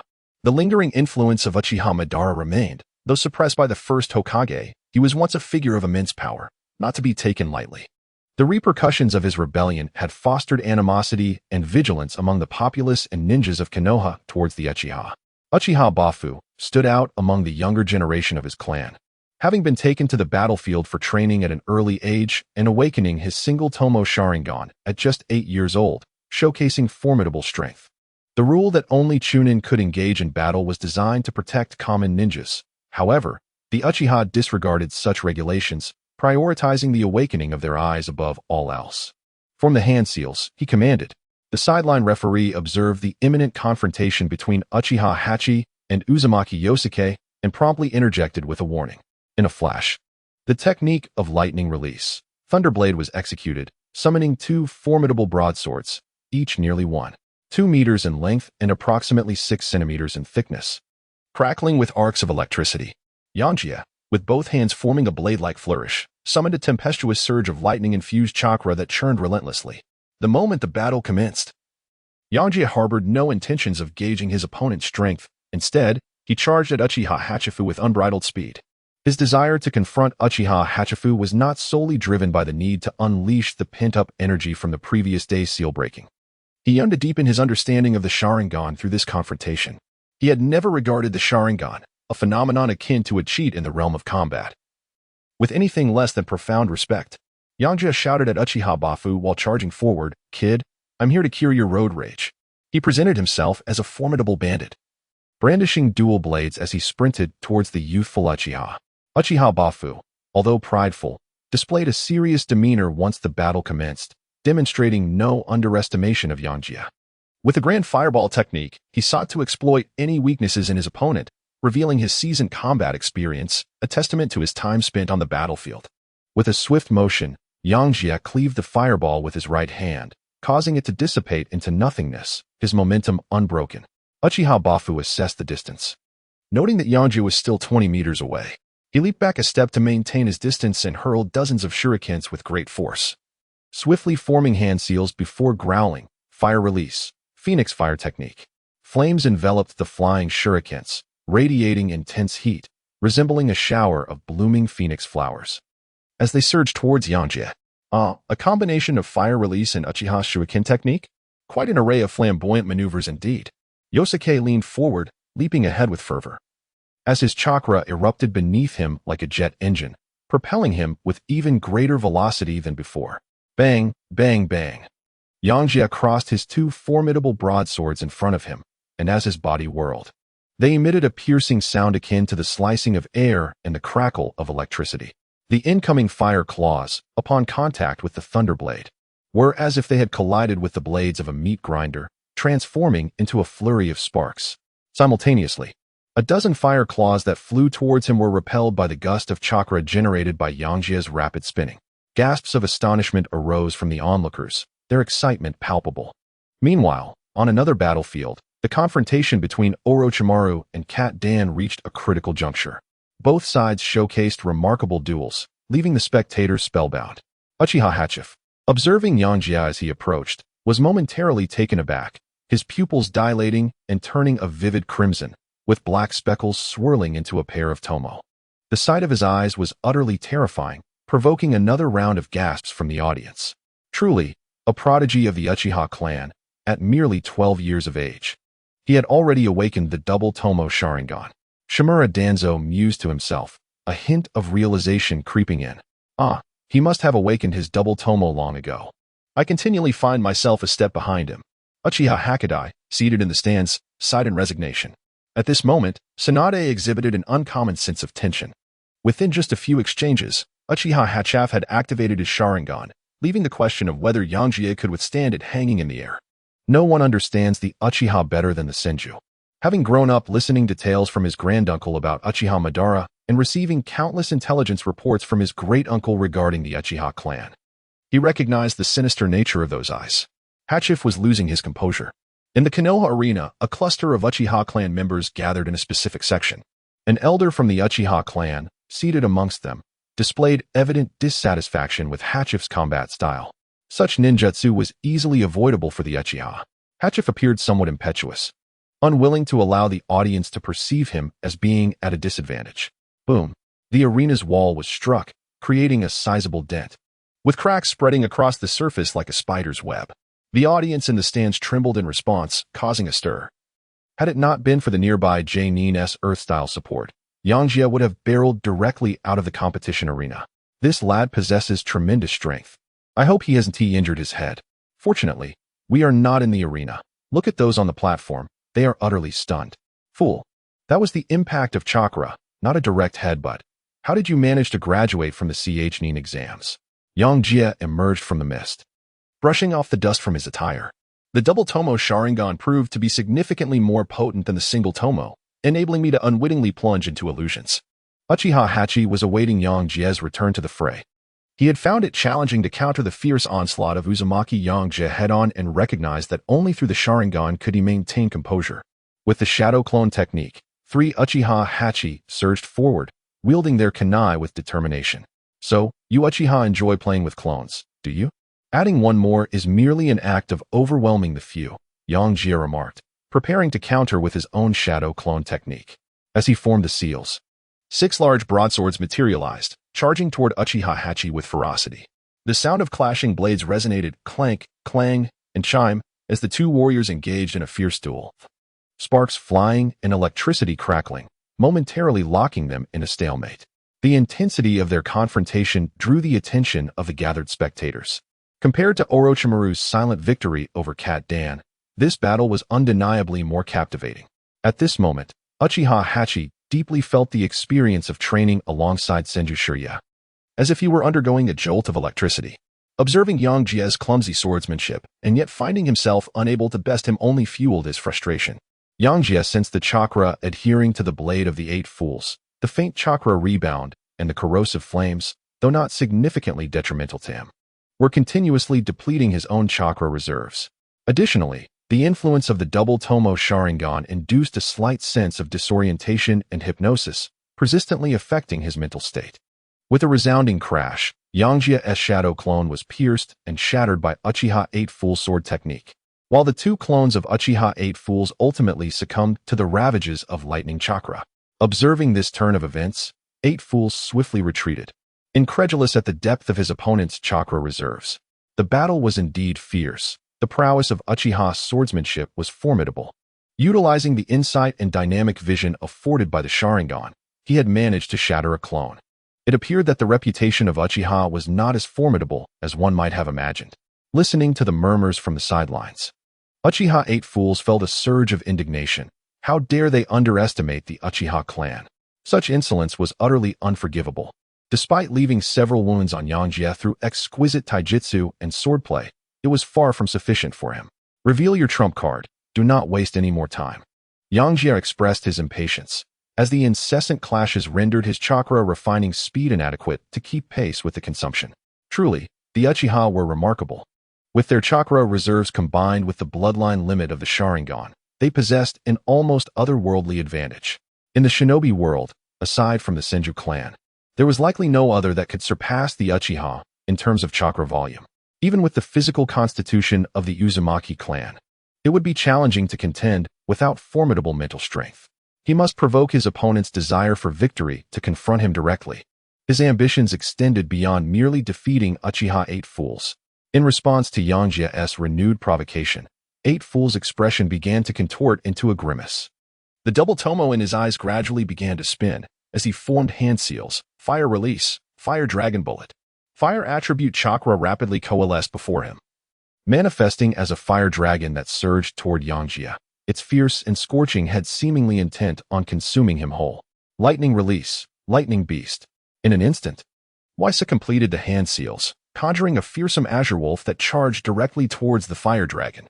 The two forces of chakra intertwined and clashed, resulting in a resounding explosion. Waisuk, be cautious. Tsunade, observing from the sidelines, felt her heart race with trepidation, as the experience from afar differed vastly from that of Waisuk in the fray. Surely, he had been ensnared by an illusion. He unleashed a bolt of lightning at the air, striking AJ Nin on the platform. The power of the Sharingan is truly terrifying. As the azure wolf collided with the fire dragon, Waisuk sensed something amiss. An illusion? Yangjie immediately focused his mind, regulating the somewhat chaotic chakra within him. When he regained his composure, he saw several shurikens hurtling towards him with great speed. In an instant, Yangjie discerned the situation in the arena rather than retreating. He resolutely unleashed a fierce wind palm. Boom, boom, boom. The kunai, upon contact with the wind release, erupted with the sound of detonating explosive tags. At that moment, Hachifu suddenly appeared beside Yangjie, a ninja blade poised to pierce his heart with lightning speed. Chapter 21. Confrontation with Orochimaru. Yangjie appeared to be in dire straits. With no avenue for escape, he raised his right hand and forcefully grasped the incoming kunai. The blade's sharpness, coupled with the violent fire attribute chakra, instantaneously penetrated his palm. A searing pain surged through him as blood threatened to seep out. Yet the intense heat of the fire chakra sealed the wound. The onlookers tensed, for it seemed that Yangjie had indeed been struck. He was neither a shadow clone nor a substitution. However, the imminent danger had not abated, and instinctively, they believed that the next strike would surely fell vortex Yangjie. Lightning release. Thunder burst. A spherical mass of lightning chakra swiftly coalesced atop the kunai in Yangjie's hand, launching forth yet restrained by an unseen force. As the kunai was hurled, an indigo projectile cleaved through the air, soaring towards the arena's zenith. The piercing sphere penetrated Hachifu's shoulder, yet its momentum did not wane, erupting in a burst of azure lightning at the arena's apex. The clone aimed at Yangjie dissipated, and Hachifu plummeted from above, spewing forth a copious amount of blood, caught just in time by AJ Nin. Hachifu's right shoulder bore a grievous injury. The fabric of his clothing torn asunder, revealing charred flesh, with glimpses of exposed bone beneath. In a daze, Hachifu struggled to comprehend that Yangjie had escaped the grasp of his illusion. Overwhelmed by disbelief, he succumbed to unconsciousness, having envisioned victory as a mere breath away. Already poised for celebration, the referee, drenched in cold sweat, and the medical ninjas promptly sprang into action to render assistance. Just moments ago, they had been prepared to rescue Yangjie. The sudden shift in circumstances was startling. Had the kunai veered any further, Hachifu would have undoubtedly faced fatal consequences. As the grandson of the Uchiha clan's elder, a prodigy showcased to the world, his demise during the exam would surely incite turmoil. Would the Uchiha clan direct their ire at him for failing to provide adequate protection? The referee remained haunted by such thoughts. Alas, a gaping hole had been blasted into the arena above, debris raining down upon Yangjie, tarnishing the glory of his triumph. Look how foolish he is, sneered a ninja, pointing at Yangjie. Foolish? Have you not seen his seamless technique? Truly magnificent. A young girl retorted, defending her idol. Bang! Who are you calling foolish? Sent flying by a single punch from Tsunade, Senju Tobarama remained seated, his expression cold and detached as he observed the unfolding scene. He felt immense satisfaction with Yangjie's performance, employing a strategy of trading injuries to confuse Uchiha Hachif, followed by a decisive strike, demonstrated remarkable battle acumen. The fact that he refrained from delivering a fatal blow to Hachif's chest, thereby sparing his life, revealed the wisdom of a worldly young man. This technique appeared to be his own creation, reminiscent of the Rasengan mentioned by Jiraiya, infused with lightning elemental change, a testament to his diligence and intelligence. He turned to T no Koharu, instructing, "Please arrange for someone to visit the Uchiha clan after the match." Koharu, understanding the deeper intentions of the Hokage, quickly bowed in acknowledgement. Humph, incompetent fools, unable to handle a mere boy who has been in the village for just a year, Uchiha Shana huffed. Sweeping out of the Konoha arena, he had observed the match clearly through the lens of his Sharingan. Fundamentally, it was evident that Uchiha Hachif was outmatched by Uzumaki Yangjie. The latter's restraint was an act of goodwill, yet simultaneously a slight against Uchiha pride, igniting Shana's fury. Behind him, several Uchiha clansmen watched in stunned silence as the elders stormed away, exchanging bewildered glances. If Hachif is so inept, then what does that make us? One of them pondered aloud. Nearby, the Hyuga clan seats witnessed Shana's departure, prompting a shake of the head from one member. "Shana, your bitterness remains palpable," he remarked. "Hey, rise and perform the reconciliation seal." Yangjie, battered yet unyielding, eyed the dazed Uchiha Hachif with malevolence. He shook his right hand, wincing at the pain. He had perhaps overestimated his capabilities, seeking to conserve chakra for a swift conclusion, only to end up with multiple cuts from the Uchiha swordsmanship and the dynamic visual prowess of the Sharingan. Next time, he resolved, he must utilize a shadow clone against the Uchiha. The Genjutsu had caught him completely off guard. "Judge, he disdains me," feigning unconsciousness to avoid performing the reconciliation seal. "This I cannot tolerate. The sweet taste of victory is exhilarating, and the pain endured is worth it. Let your road rage consume you, shatter my seal, and provoke my flying sword. Enough, Yangjie. He has already lost the ability to fight. You are the victor." Shimura Danzo, supporting the incapacitated Uchiha Hachif, did not lift his gaze, instead staring at Hachif as if observing a rare specimen. Experiencing the unresisting Sharingan up close was far more profound than gazing through a mirror. It felt almost as if it were a part of him. Roaring with excitement, "Yangjie, you are truly remarkable. I, Jiraiya, acknowledge your prowess," Jiraiya exclaimed, bouncing along the sidelines. A chorus of cheers and screams erupted around them. "Yangjie is so handsome, Yangjie. Look over here," a young lady from the Inuzuka clan disdainfully observed, noticing Yangjie's glance in her direction. "Alas, Waisuk has cast his gaze upon me, and I find myself utterly overwhelmed." Silence, silence, the match must continue. The J-Nin, maintaining order at the side, could no longer bear to watch. Even Orochimaru in the arena felt exasperated. He had exerted tremendous effort to swiftly defeat Cat Dian, yet no one reacted. Was it truly the case that the melancholic and warm-hearted demeanor is no longer appealing? Hinata Saki hesitantly took a few steps forward. "Hey, little girl, hold on a moment. This is a contest between men, so you should observe," Waisuk directed towards Orochimaru while gesturing to Hinata Saki. Hinata Saki retreated, taking steps backward. "Waisuk-kun, perhaps you should take a moment to rest. You still bear injuries," Orochimaru said with a smile. "Oh, I shall wait a moment." Waisuk hastily ran towards the medical ninja at the sidelines. He needed treatment, as any scars would be unsightly. "Oh, Saki, why are you so timid and weak?" A sigh echoed from the Hinata clan members. Hayashi, you must not emulate your sister. The Hinata clan should face any opponent with confidence." Two boys, no older than 3 or 4, stood to the side, appearing hesitant. Upon hearing their father's admonition, they promptly responded, "Understood, father." A nearby woman looked at the two children with a tender gaze and added, "But, dear, Saki is not weak. She is simply unaccustomed to being watched by so many and may be feeling a bit nervous. Orochimaru-kun, shall we begin?" Unlike the fierce clash between Uzumaki Waisuk and Uchiha Hachif, Orochimaru appeared to have the upper hand with ease, as though he was inherently suited to counter Cat Dian. The two engaged in a display of ninjutsu that seemed evenly matched, yet Cat Dian, hindered by the paralysis of snake venom and the binding of the serpent, found himself somewhat at a loss, unable to engage with composure. Just as he intended to unleash the spirit transformation technique in a desperate attempt, his spirit had not even approached Orochimaru before the referee declared him defeated. This was due to his physical body already ensnared in the serpent's embrace, succumbing to its fangs and venom. With a heavy heart, Cat Dian could only exit the arena, feeling a sense of helplessness, deprived of the ability to utilize the spirit transformation technique. Cat Dian was merely an ordinary ninja, lacking the strength to contend with Orochimaru. The referee at the sidelines called for the formation of hand seals. Waisakuen. Allow me to witness your prowess, Orochimaru said with a smile, slightly extending his tongue to lick the corner of his mouth. The drawbacks of the Dragon Cave inheritance are quite substantial, Waisuk thought, a shiver running down his spine at the sight of that extended tongue. Come now. I must correct you, Waisuk blurted out, feeling somewhat embarrassed. Shadow snake hands. Orochimaru raised his right hand slightly, and a multitude of serpentine shadows surged forth from his sleeve, accompanied by hissing sounds, sweeping towards Waisuk. Ultimately, he was destined to confront a serpent.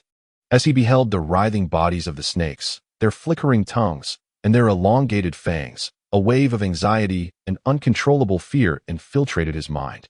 Far more unbearable than being caught in an illusion. This is the mental burden bestowed upon him by his previous life, had he been an ordinary ninja. Such emotions would not have arisen. Yangjie swiftly formed hand seals, invoking the elements of Zi, Si, Wu, and Su. With the convergence of wind-based chakra, dozens of razor-sharp wind blades materialized before him, spinning forward with relentless force. The serpents were severed into fragments, scattering across the ground like tofu. It appeared that Yangjie possessed a peculiar sensitivity towards snakes, a truly unexpected trait. Orochimaru, keenly perceptive of Yangjie's reaction, wasted no time in unleashing another technique, the serpent's mandala. A multitude of serpents erupted from Orochimaru's mouth, encircling Yangjie in a dense mass. The serpents glided across the smooth, pale surface, casting an eerie shadow, leaving behind glistening, sticky trails in their wake. Orochimaru, we have shared a few meals together. Perhaps you could rein in your sorcery, Yangjie remarked, exasperated by the relentless onslaught.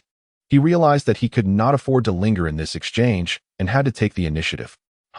To think such a formidable ninja harbors a fear of snakes. He mused. Is this how the children in the village behave? What is there to fear in snakes? Indeed, capturing them for a delectable snake stew could be quite delightful. With a surge of determination, he prepared to unleash his next technique, lightning release, lightning sphere. Yangjie leaped into the air, unleashing dozens of colossal thunder orbs that plummeted toward the ground. The ferocious lightning chakra wreaked havoc, leaving the earth riddled with numerous craters and scattered serpent remains. A nauseating stench pervaded the air. Orochimaru's lips curled into a sinister smile as he formed hand seals. Chapter 22, Sage Mode.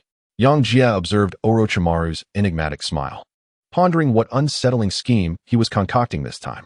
Suddenly, Orochimaru swiftly performed a series of hand seals, crouched low, and placed one hand upon the ground. The serpent binding technique. The sealing array manifested beneath Yosuke's feet, rapidly converging towards him. Countless serpent corpses, previously severed and strewn upon the ground, transformed into a deep violet miasma, rising ominously from the earth.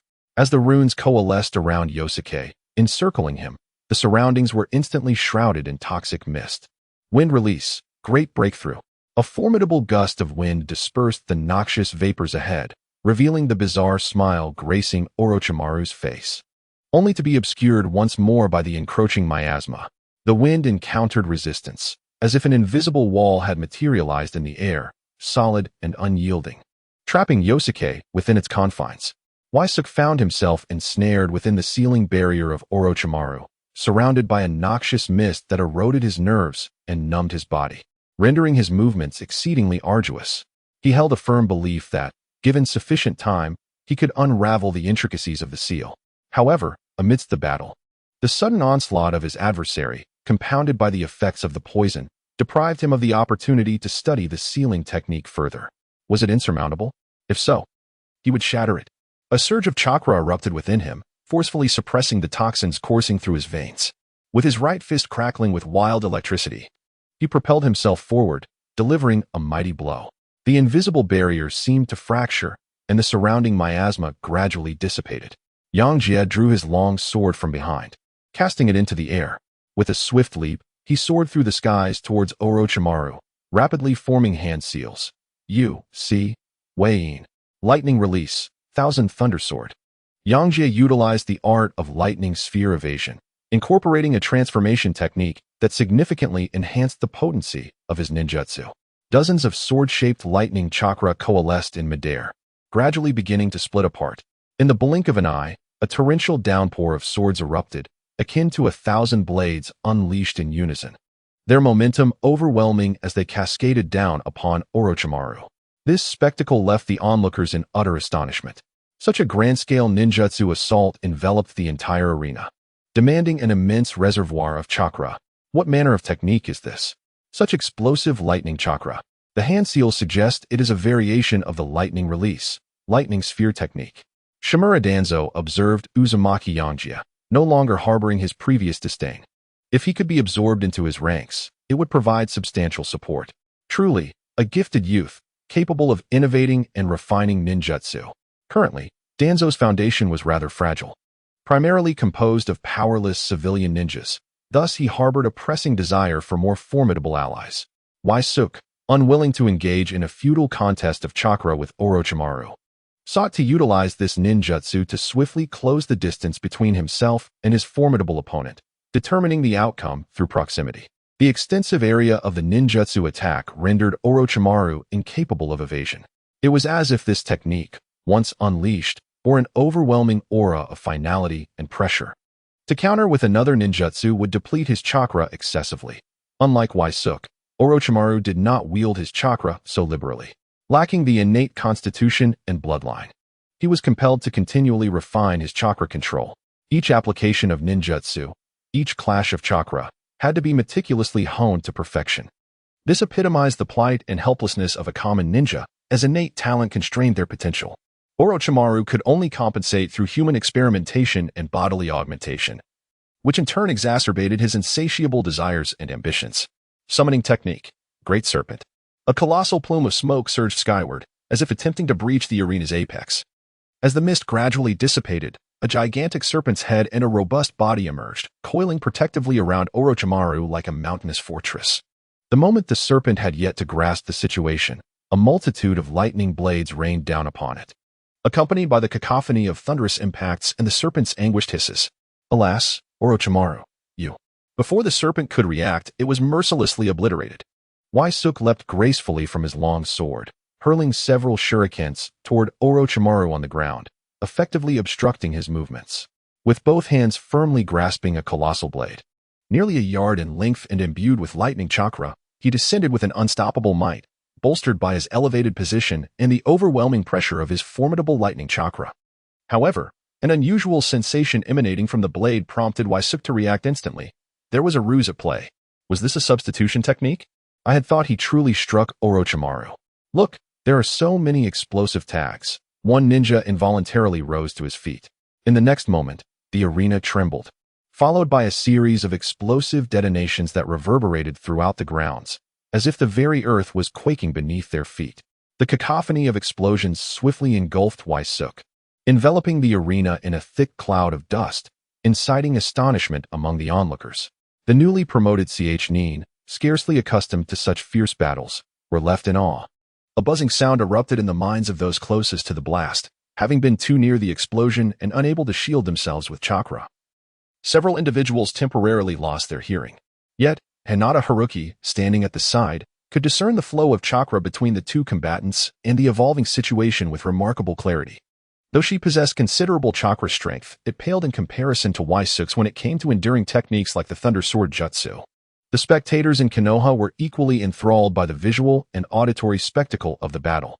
However, despite the perilous circumstances, the seasoned Nin at the sidelines refrained from intervening, indicating that the confrontation was far from over. Experienced Nin had already detected Orochimaru's trap, laden with explosive tags. Orochimaru's meticulous control over the number of explosive tags ensured that even if Waisuk fell into the trap, his life would remain unthreatened. Should the quantity have been greater, the outcome might have been dire. Look, he is unharmed. It's a substitution technique.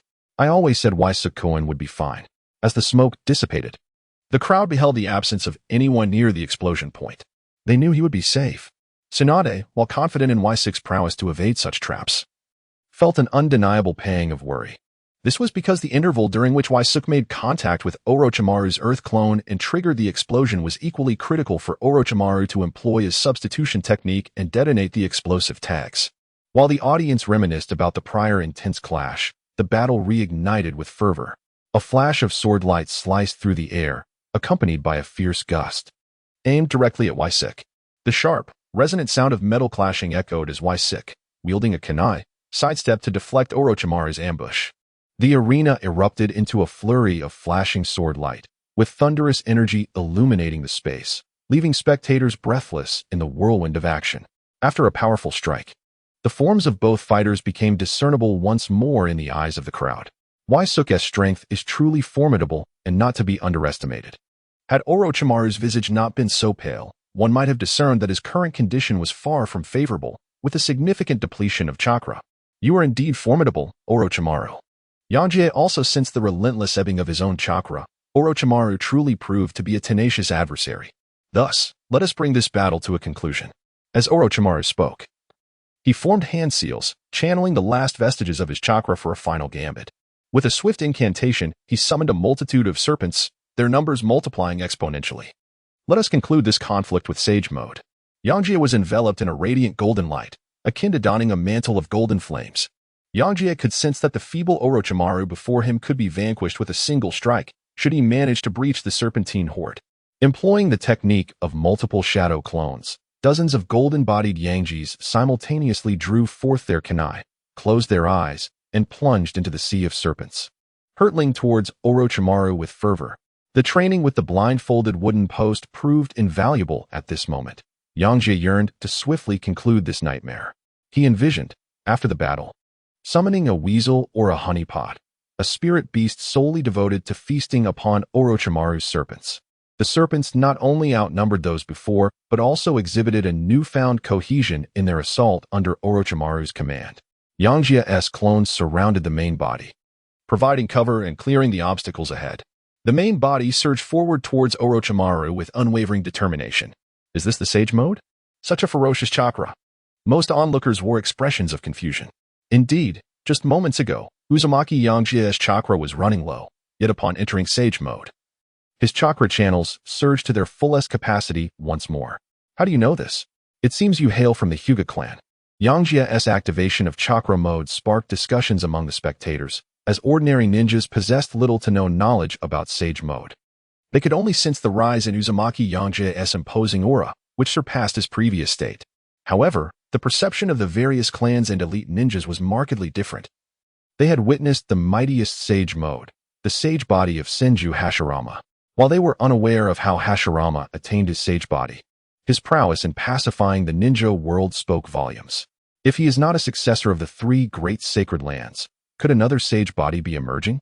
Faced with the growth of a new Sage Body, how would the clans respond? What would be the ramifications when today's Chunin exam battles spread throughout Konoha? Senju Tobarama sat calmly on the platform, observing everything unfold. This was precisely what he desired. The purpose of setting up this contest was to entice the younger generation with rewards, compelling them to exert their full strength and reveal all their hidden cards. As for the outcome of the contest, he remained indifferent. Uzumaki Mito gazed at Yangjie in the arena, her eyes reflecting nostalgia and sorrow. As such a legacy existed in this manner, I concede, Orochimaru said with a wry smile, raising his hand in a gesture of surrender. He watched as his snake formation had been breached, with the formidable Yangjie approaching him decisively, opting for the strategy of surrender. Chapter 24. Turning the tide, a profound silence enveloped the arena as all eyes were fixated on Uzumaki Yangjie, awaiting the completion of his healing. It seemed as though everyone had forgotten that this was not merely a tournament, but a chaotic free-for-all. Cheating. They are cheating. How can they use others to restore chakra during battle? A ninja from the Hyuga clan shouted. Exactly, it's utterly unfair. Judge, won't you intervene? Look, Orochimaru is giving him medicine. The outcry from the Hyuga ninja stirred a commotion among the crowd. This was clearly a free-for-all. How could assistance from others be permitted? He should be declared the loser, declared the loser. Protests echoed louder and louder throughout the arena. Tsunade, present in the arena, appeared somewhat embarrassed. She merely wished to assist in treating Yangjie's injuries, yet the living slug, during the healing process, would channel chakra to facilitate recovery, undoubtedly aiding Yangjie in restoring his chakra. Cough, Tsunade, look at this. The referee, bewildered by the uproar of protests surrounding him, approached to offer a reminder. He glanced at the officials seated nearby and found no explicit rules prohibiting such actions, rendering him unable to make a definitive ruling. It's fine. Just take back the slug. I'll be all right once my wounds are healed, Yangjie said with a smile to Tsunade, then turned his gaze towards Hinata Hayaki. I've seen the Byakugan. It's quite formidable. Do take care. I'll head up first, Tsunade cautioned, dispelling the summoning technique while reminding Yangjie. Be wary of the Byakugan's insight and the gentle fist as pressure points. After speaking, Tsunade gracefully leaped onto the spectator stands, surveying the rowdy crowd. Under her imposing presence, silence fell over the arena. As the second generation of Hokage and a fierce woman, her reputation was enough to quell any dissent. Kushina Uzumaki gently shook her head, her brows furrowing slightly, feeling a sense of helplessness. She sensed that Tsunade's attitude towards Yangjie appeared to be distinctly different from what she had anticipated. Previously, she had suggested to Hashirama Senju that Yangjie be taken on as a disciple, hoping to forge deeper ties between the Uzumaki and Senju clans for the sake of their future. At that moment, Yangjie felt the toxins in his body entirely purged, and his wounds were nearly healed. He rose to his feet, nodding to the referee to signal his readiness to continue the match. He turned to Hinata Hayaki, smiling as he bowed. Thank you, Miss Hinata, for allowing me to heal. Hinata Hayaki hurriedly waved her hand, saying, It's no trouble, Yangjie-kun. You can take a little more time to recover. I can wait. Yangjie gazed at the graceful young girl before him, her large, luminous eyes shining like radiant jade, pure and flawless, captivating his attention. With the referee's command, form the pairing seal. Hinata Saki instantly activated her Byakugan, adopting the initial stance of the gentle fist technique. The veins protruding on either side of her cheeks resembled exquisite patterns, adding an element of resilience and strength to her delicate figure. Having witnessed Yangjie's 2 previous battles, she understood that defeating him at his peak would be an arduous task. Now, with his chakra nearly depleted, she felt compelled to exert herself fully to uphold the honor of the Hyuga clan. For Yangjie, this marked his inaugural confrontation with the gentle fist of the Hyuga family. He recognized that the fusion of this technique with the Byakugan, a bloodline limit of the Hyuga clan, rendered it one of the most formidable martial arts in the ninja world. Once struck at the chakra points by the gentle fist, an adversary could have their chakra forcefully injected into their body, damaging their chakra pathways and internal organs. This method of attack was exceedingly lethal, for even the mightiest of ninjas could not fortify their internal organs. Thus, Yangjie dared not afford himself a moment's respite. He swiftly launched a probing assault, sending several shurikens slicing through the air like meteors towards Hinata Saki. With agile movements, she deftly drew her kunai, effortlessly parrying Yangjie's assault while progressively closing the distance between them. Yosuke was acutely aware of Hinata Saki's intent to close in for close combat. He continuously shifted and maneuvered, striving to evade her attacks while seeking that elusive angle. Why is he always running, this grown man? Indeed, where is his great sword? The spectators observed the two within the arena. Yosuke was incessantly moving and dodging, while Hinata pursued him relentlessly, akin to an eagle hunting a rabbit, evoking a sense of impatience among them. Suddenly, Hinata launched a shuriken, but her aim was not directed at Yosuke. Rather, she sought to restrict his movements. He quickly steadied himself, forming a hand seal, and chanted, Wind release, great breakthrough. The fierce gust obstructed the shuriken's advance, causing the explosive tag attached to it to detonate midair, unleashing a tremendous shockwave. This momentary pause granted Hinata an opportunity to advance towards Yosuke. It was hard to fathom that such a petite figure could unleash such astonishing speed, especially outside the realm of ninjas. At this juncture, Yosuke could only resort to evasion to counter her gentle fist technique. As Hinata approached Yosuke, chakra surged wildly from her chakra points, and blue chakra energy ignited within her palms. Gentle fist, 8 trigrams, 16 palms. Hinata launched a swift assault towards Yosuke's chest. Reacting with remarkable speed, Yosuke sidestepped the strike, simultaneously thrusting his shuriken towards her flank. However, Hinata's movements were even more rapid. She transformed one hand from a palm into a finger, accurately targeting Yosuke's wrist that held the shuriken, while her other hand, in a palm formation, struck forcefully towards Yosuke's chest. Upon witnessing the situation, Waisuk swiftly assumed a stance and performed the shadow clone technique. Bang! Yosuke employed the art of substitution to create distance, swiftly launching several shurikens and explosive kunai in an attempt to stabilize the situation. Yet, he inwardly exclaimed how perilous it was, had his reflexes not been sufficiently swift. His wrist would have nearly been struck at a crucial pressure point. Yangjie, still inexperienced in battle, harbored reservations about Hinata Saki's ability to disrupt chakra flow through precise strikes, which led him to hesitate during this confrontation. Unlike his previous encounters, he refrained from relying on chakra and physical strength to confront his opponent head-on. However, Hinata Saki's movements were remarkably agile, as she executed a series of backflips to deftly evade all assaults. As the explosive tags detonated, a graceful silhouette emerged from the smoke, swiftly closing in on Yangjie. In response to Hinata Saki's advance, Yangjie quickly formed hand seals, lightning release, thousand thunder swords. He rapidly completed the hand seals, attempting to unleash a barrage of ninjutsu to impede Hinata Saki's offensive. With the seals finalized, countless lightning swords manifested, radiating with brilliant light as they hurtled towards Hinata Saki. Father, our Hyuga clan possesses immense chakra as well. Why can't we practice ninjutsu like them? In the Konoha arena, Hinata Hayashi observed the thunder swords technique with great intrigue. What young boy could resist the allure of such a powerful and dazzling skill? Hearing this question, the clan leader furrowed his brow and solemnly replied to Hinata Hayashi. Our Hyuga clan's taijutsu is formidable enough. Why must we pursue ninjutsu? That would be to forsake our roots, and you must understand the essence of our family.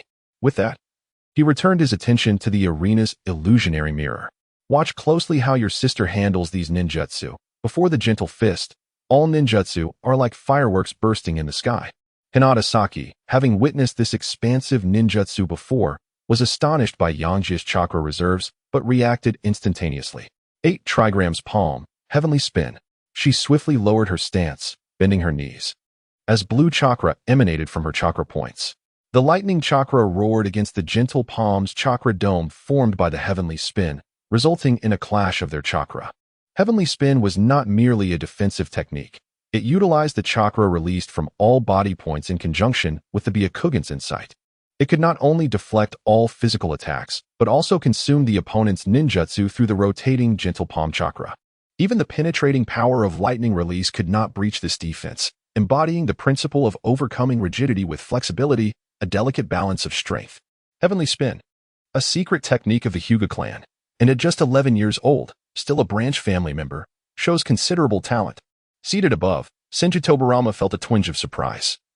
This emergent Hinata Saki caught him off guard, revealing a gap in his knowledge about the child. He turned to Sarutobi Hiruzen and instructed, "We must expedite the reform of the Ninja Academy, advancing according to your previous plan." "Yes, Lord Hokage." Sarutobi Hiruzen comprehended the intentions of Senju Tobarama. Presently, among the prominent clans of Konohagakure, only the Uchiha and Hyuga families maintain a semblance of independence, a situation deemed intolerable by the village. However, the approach towards these two clans varies drastically. One is viewed as a valuable asset, while the other is perceived as a volatile beast prone to chaos. The powerful bloodline limit clans find themselves in an environment inhospitable to their existence in this world divided into villages and nations. When faced with uncontrollable power, annihilation appears to be the sole outcome. Survival hinges upon either hoping that those in power possess strength far surpassing one's own or aspiring to ascend to a position of authority. Shadow clone technique. Yangjie observed the impeccable defense of Hinata Hayaki and swiftly conjured numerous shadow clones to encircle her, hoping to seize an opportunity. The resurgence of Sage Mode imposed a considerable strain on his body. Thus, he needed to conclude the confrontation expeditiously. His multitude of clones surged forth, relentlessly assaulting Hinata with an array of ninja tools. However, Hinata paid no heed to the surrounding clones and charged directly at Yangjie. She had been keenly observing his original form since he initiated the shadow clone technique and noted that he had not moved. It was apparent to her that his chakra reserves were insufficient to unleash any formidable jutsu. The clones that approached her were swiftly dismantled as she adeptly evaded them, employing her gentle fist technique to strike their chakra points with precision.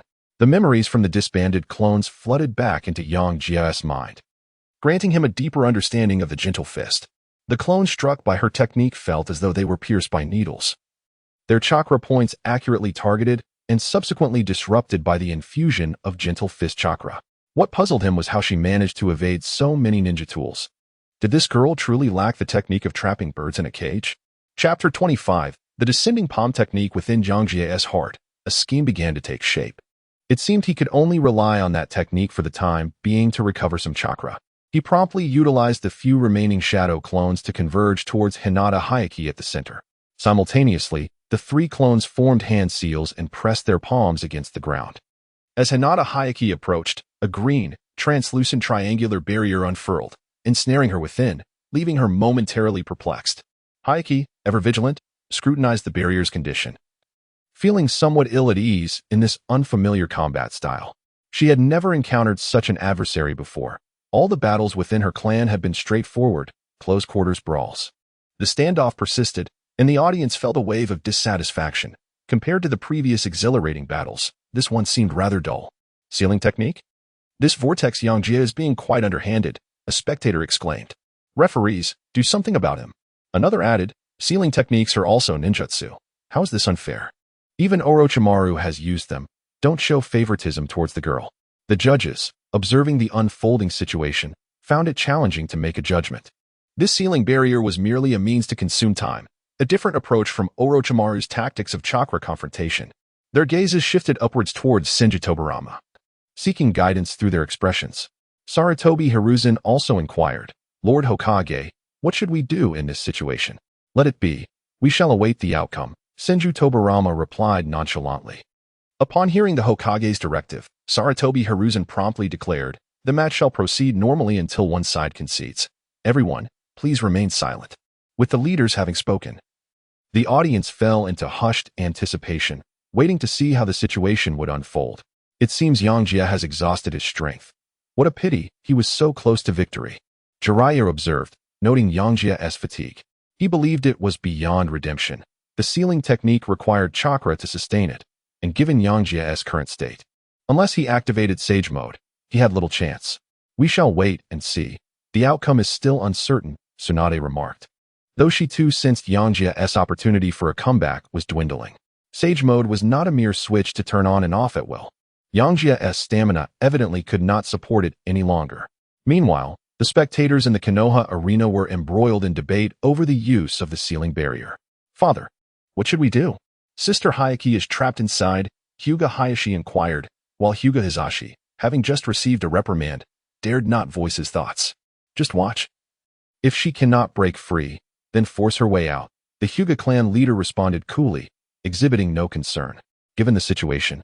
As long as Hinata Hayaki could quickly utilize her chakra to shatter the barrier, she should be able to seize victory. Yet, observing Yangjie's main body meditating nearby to refine his chakra, he worried that Hayaki's lack of combat experience might hinder her perception. After trapping Hinata Saki, Yangjie maintained the barrier with his clone while hastily replenishing his chakra. He thought it prudent to learn from Orochimaru, perhaps concocting some poison or a sedative to toss into the barrier, which would certainly simplify matters. His primary concern was that if Hinata Saki were to suddenly act out, the barrier sustained by his clone would instantly collapse. In a moment of inspiration, Yosuke devised a plan. Sayaka, may I inquire how old you are this year? Yosuke, seated not far away, engaged in conversation with Hinata Sayaka within the protective barrier.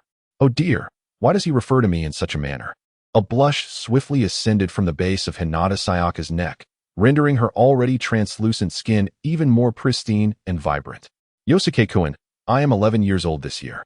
Please do not address me in that way, Hinata Sayaka replied, her gaze lowered as she nervously fidgeted with the hem of her clothing. Yangjie observed that his tactic was indeed effective. Hinata Hayaki was left momentarily dazed, her eyes even shutting in disbelief. He then remarked, I have not seen you at the Ninja Academy. Did you not attend? Hinata Hayaki lifted her gaze to Yangjie and replied, No, I have been training at home with my uncle since childhood. Ah, how shameless of you, Vortex Yangjie, to have never attended the Ninja Academy yourself. The onlookers could no longer contain their disdain for the brazen Vortex Yangjie, and jeers and scorn erupted around them. Hey Tsunade, do you think Yangjie has taken a liking to that young lady? Jiraiya teased with a grin. Hinata Hayaki is not only beautiful and gentle, but also comes from a respectable lineage.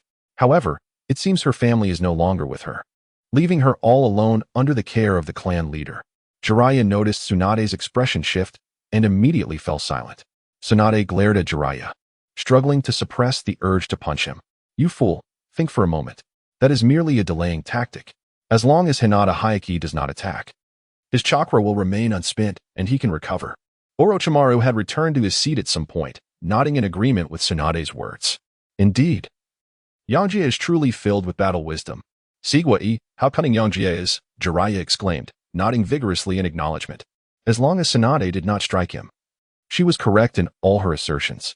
Amidst their lively conversation, a member of the Hyuga clan finally discerned the situation and called out loudly, Miss Hayaki, look.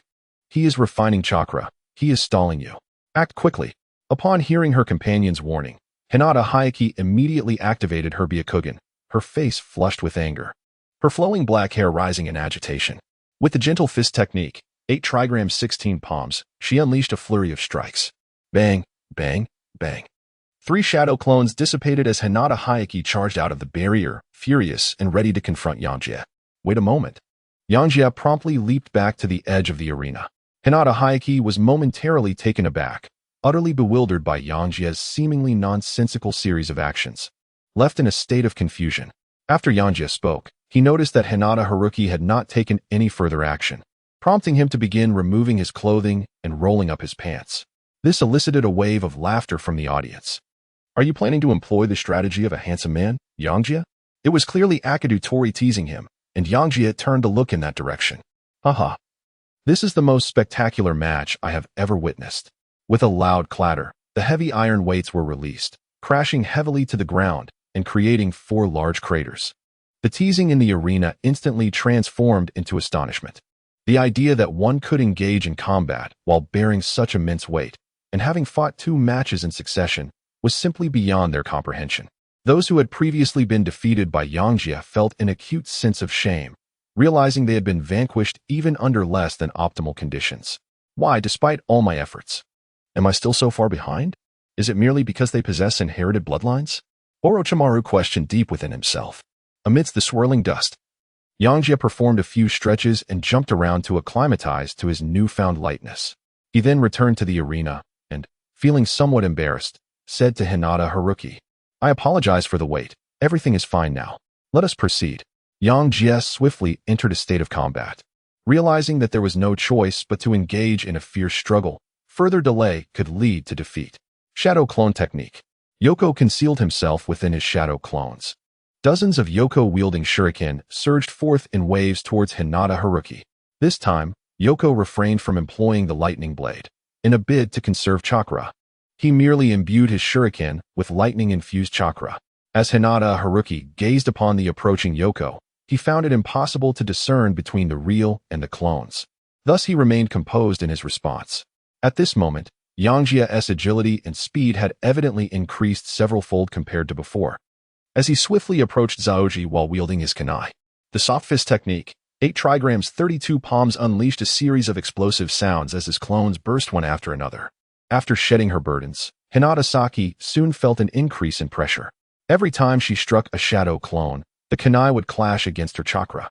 Even a mere brush would result in a stinging sensation from the lightning attribute chakra, inflicting considerable harm.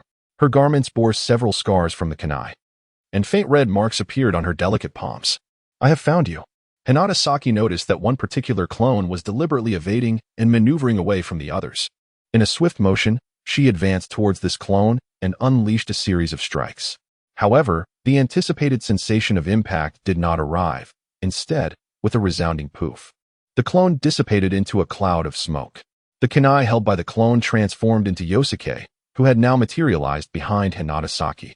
Yangjie intended to launch a surprise attack through the use of clones and transformation, and it seemed he was on the verge of success. However, upon sensing the precariousness of the situation, Yaji became somewhat flustered and immediately prepared to shield himself. Bagua Palm, returning to heaven. Yangjie swiftly evaded, cursing inwardly at the unfairness of the soft fist technique. The moment one approached, it seemed to reverse the heavens, preying upon his insufficient chakra. The intense and exhilarating hand-to-hand combat within the arena incited a clamor from the spectators. Hinata's exquisite taijutsu and the agile figure of Uzumaki Yangjie left the audience in awe, a rare spectacle of martial prowess.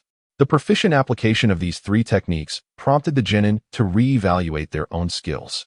Shimura Danzo lamented the unfortunate reality that aside from the main branch of the Hyuga clan, all others had become caged birds, further diminishing the pool of experimental subjects. Lightning release, lightning burst. Yangjie gazed at the impending conclusion of the return to the heavens, swiftly drawing forth a kunai, imbued with indigo lightning, and launched it towards the position where Zaoji resided. Yangjie believed that in such circumstances, even if he could not cause Hinata to sustain an injury, she would still be unable to evade. He attempted to infuse his Rasengan with lightning chakra nature transformation, but to no avail. However, by employing shuriken to unleash a sudden lightning explosion, he was able to effortlessly achieve a similar effect, demonstrating an even greater breakthrough. Upon completing his incantation, Yosuke swiftly cast his flying sword and leapt into the air. Hinata Sayaki observed Yosuke's relentless onslaught, her heart racing with a hint of panic. The 8 trigrams palm, returning heaven, unleashed a barrage of lightning that dissipated upon striking the azure chakra shield, while the returning heaven circular barrier crackled with electrical sounds. Suspended midair and executing a graceful dance, Sayaki felt a surge of frustration. It seemed that his combat experience was even inferior to hers. He resorted to returning heaven at every turn, and she doubted he could unleash 3 consecutively. As she noticed Hinata Sayaki's techniques becoming predictable, Yosuke dove downward, executing a descending palm strike. The Buddha's Palm, Chapter 26, Ultimate Technique, Golden Light, Iron Head. A piercing sound of air being split echoed as Yosuke's body surged like a released arrow, hurtling towards Sayaki. Yangjie summoned the last remnants of his chakra, preparing for a decisive strike. Zaoji, in an instant, recognized the descending figure of Yangjie, and rather than feeling alarmed, she was filled with joy. Was he truly ready to risk everything? At last, an opportunity had presented itself, and how fortuitous it was. The soft fist technique, 8 trigrams, 64 palms. The two engaged in a fierce clash of chakra, their energies colliding with an overwhelming force. As their palms intertwined in a flurry of movement, Zaoji unleashed a rapid and powerful barrage of strikes upon Yangjie, each impact resonating with a sharp thud. The most effective strategy that Yangjie could conceive was to capitalize on the element of surprise, engaging in close combat to incapacitate Hyugasaki with a direct spiral sphere. The extraordinary perceptiveness of the Byakugan was almost insurmountable. Even with the slight disadvantage of a 1-degree angle in the branch family, it was futile to rely on frontal confrontation. Now he found himself a mere target, facing the onslaught from Hyugasaki, and was met with a complete barrage of the 8 trigrams, 64 palms. Yangjie's chest and the acupoints in his arms were struck, rendering his chakra almost impossible to mobilize. How foolish to engage in close combat against the Byakugan. Wasn't this akin to walking into a trap? One of the Hyuga ninjas scoffed. Is it truly the end? Tsunade murmured, unable to believe the unfolding events. Yangjie is indeed a risk-taker, and his relentless pursuit of victory is commendable, remarked Orochimaru, who had been observing from the sidelines. Look, he has activated Sage Mode again. He is recklessly throwing caution to the wind. Jiraiya exclaimed, pointing at the radiant Yangjie enveloped in a golden aura. At this moment, Yangjie found himself in a precarious position. Contemplating that securing first place in this examination would ensure his place as a disciple of Senju Tobarama, with countless jutsu awaiting his mastery. He had meticulously mapped out his path, and with the war still raging, time for growth was a luxury he could not afford. His fervent desire to grow stronger had ignited a passionate fire within him. Yangjie once again activated his Sage Mode, igniting his celestial energy, which surged forth and instantaneously shattered the pressure points struck by the gentle fists. He could feel his meridians threatening to burst, as if countless daggers were attempting to sever his veins. Zaoji observed Yangjie before her, as the golden light erupted, causing the energy within him to stir restlessly. She promptly executed the 8 trigrams palm, directing her hands towards him, fully aware that in close combat, it was imperative to first neutralize her opponent's offensive capabilities. However, in their close proximity, she could only exert herself in an attempt to perform the heavenly return. Both practitioners aimed to unleash their ninjutsu almost simultaneously. Yangjie felt his hands being continuously struck at the pressure points. The points he had just broken through began to congest once more. With the last vestiges of his celestial energy, he grasped Zoji's arms, halting her from executing the gentle fists. Meanwhile, he concentrated all his celestial energy atop his head and bellowed the ultimate technique, Golden Light Iron Head Skill. A resounding crash echoed, mingled with the sound of chakra colliding. The two of them plummeted to the ground, their forehead protectors falling aside. The scene left everyone in the arena astounded. It resembled a brawl on the streets. Yet they dared to call it an ultimate technique. A profound silence enveloped the arena. The referee, uncertain of how to adjudicate, pondered whether to wait for one of them to rise first. He hesitated, glancing upwards for guidance. In contrast, laughter erupted from the audience in the Konoha village arena, where spectators were devoid of the constraints imposed by the higher-ups of Konoha, allowing for a much more relaxed atmosphere. Look at this vortex Yangjie. He's truly impressive. Even employing the Iron Head skill. Haha, I should develop a technique for a low blow myself. Bah, shameless scoundrel. Look at what that vortex Yangjie is doing. He should just get out of the way. On the arena floor, the two combatants lay sprawled, one atop the other. Yosuke writhed slightly and cried out, "Help me. I can't go on." Haraha. Someone's voice shattered the silence, and an uproar of laughter erupted in the venue. Waisuk glanced at the unconscious Haruki beneath him, her eyes tightly shut, and her long eyelashes resembling the delicate wings of a cicada, almost brushing against his face. A distinct mark resembling that of a caged bird adorned her forehead. He felt a twinge of embarrassment for employing such tactics against a girl. The referee, unsure of how to intervene, cast a glance at the motionless stage. Sarutobi Hiruzen observed Senju Tobarama, who remained silent, and stepped forward. Clearing his throat, "The first to rise shall be declared the victor." Teacher, at this point, shouldn't the one who is conscious be deemed the winner? Tsunade stood up and called out to the audience. "It's not my intention. If your grandfather remains silent, what can I do?" Sarutobi Hiruzen replied, glancing back at Senju Tobarama but receiving no response, prompting him to retreat. How inhumane. Even now, I must struggle to rise. Waisuk slowly maneuvered his body, attempting to use his legs for support. However, he could barely manage to stand. At that moment, he doubted if he could even triumph over an ordinary strongman. If Haruki were to awaken, he knew his fate would be sealed. As he grasped Haruki's arms, a powerful whirlwind attempted to throw him off balance, while successive soft punches targeted his pressure points, threatening to incapacitate him. Had he not employed his Iron Head technique in time, he would have undoubtedly been sent spinning through the air. Vortex Waisuk wins. The referee, observing Waisuk's unsteady ascent, promptly declared the outcome. He wished to leave this uncomfortable scene, as the air was thick with awkwardness. Ha ha ha, brute victorious without merit. Laughter erupted, cheers mingled with jeers, and the crowd buzzed with chatter, yet the result remained unchanged. Upon hearing the outcome, medical ninjas swiftly entered the arena to tend to the two combatants. Haruki had sustained relatively minor injuries, including burns and cuts, primarily a result of a severe blow to her head and chakra collision, which left her in a state of dizziness.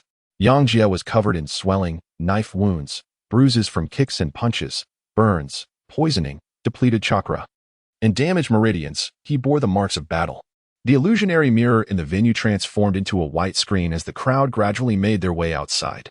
This competition would certainly provide them with tales to recount for a long time, akin to a village sports event amidst wartime. Although his prior combat experience was somewhat lacking, his performance this time was commendable. The leader of the Hyuga clan, along with his companions, walked towards the exit and addressed a nearby woman. "You should offer her some encouragement. One defeat is nothing to fret over. Let us go." Senju Tobarama and others rose to leave. As the Hokage departed, most of the ninjas in the arena followed suit, leaving only some Chunin to clean up the area.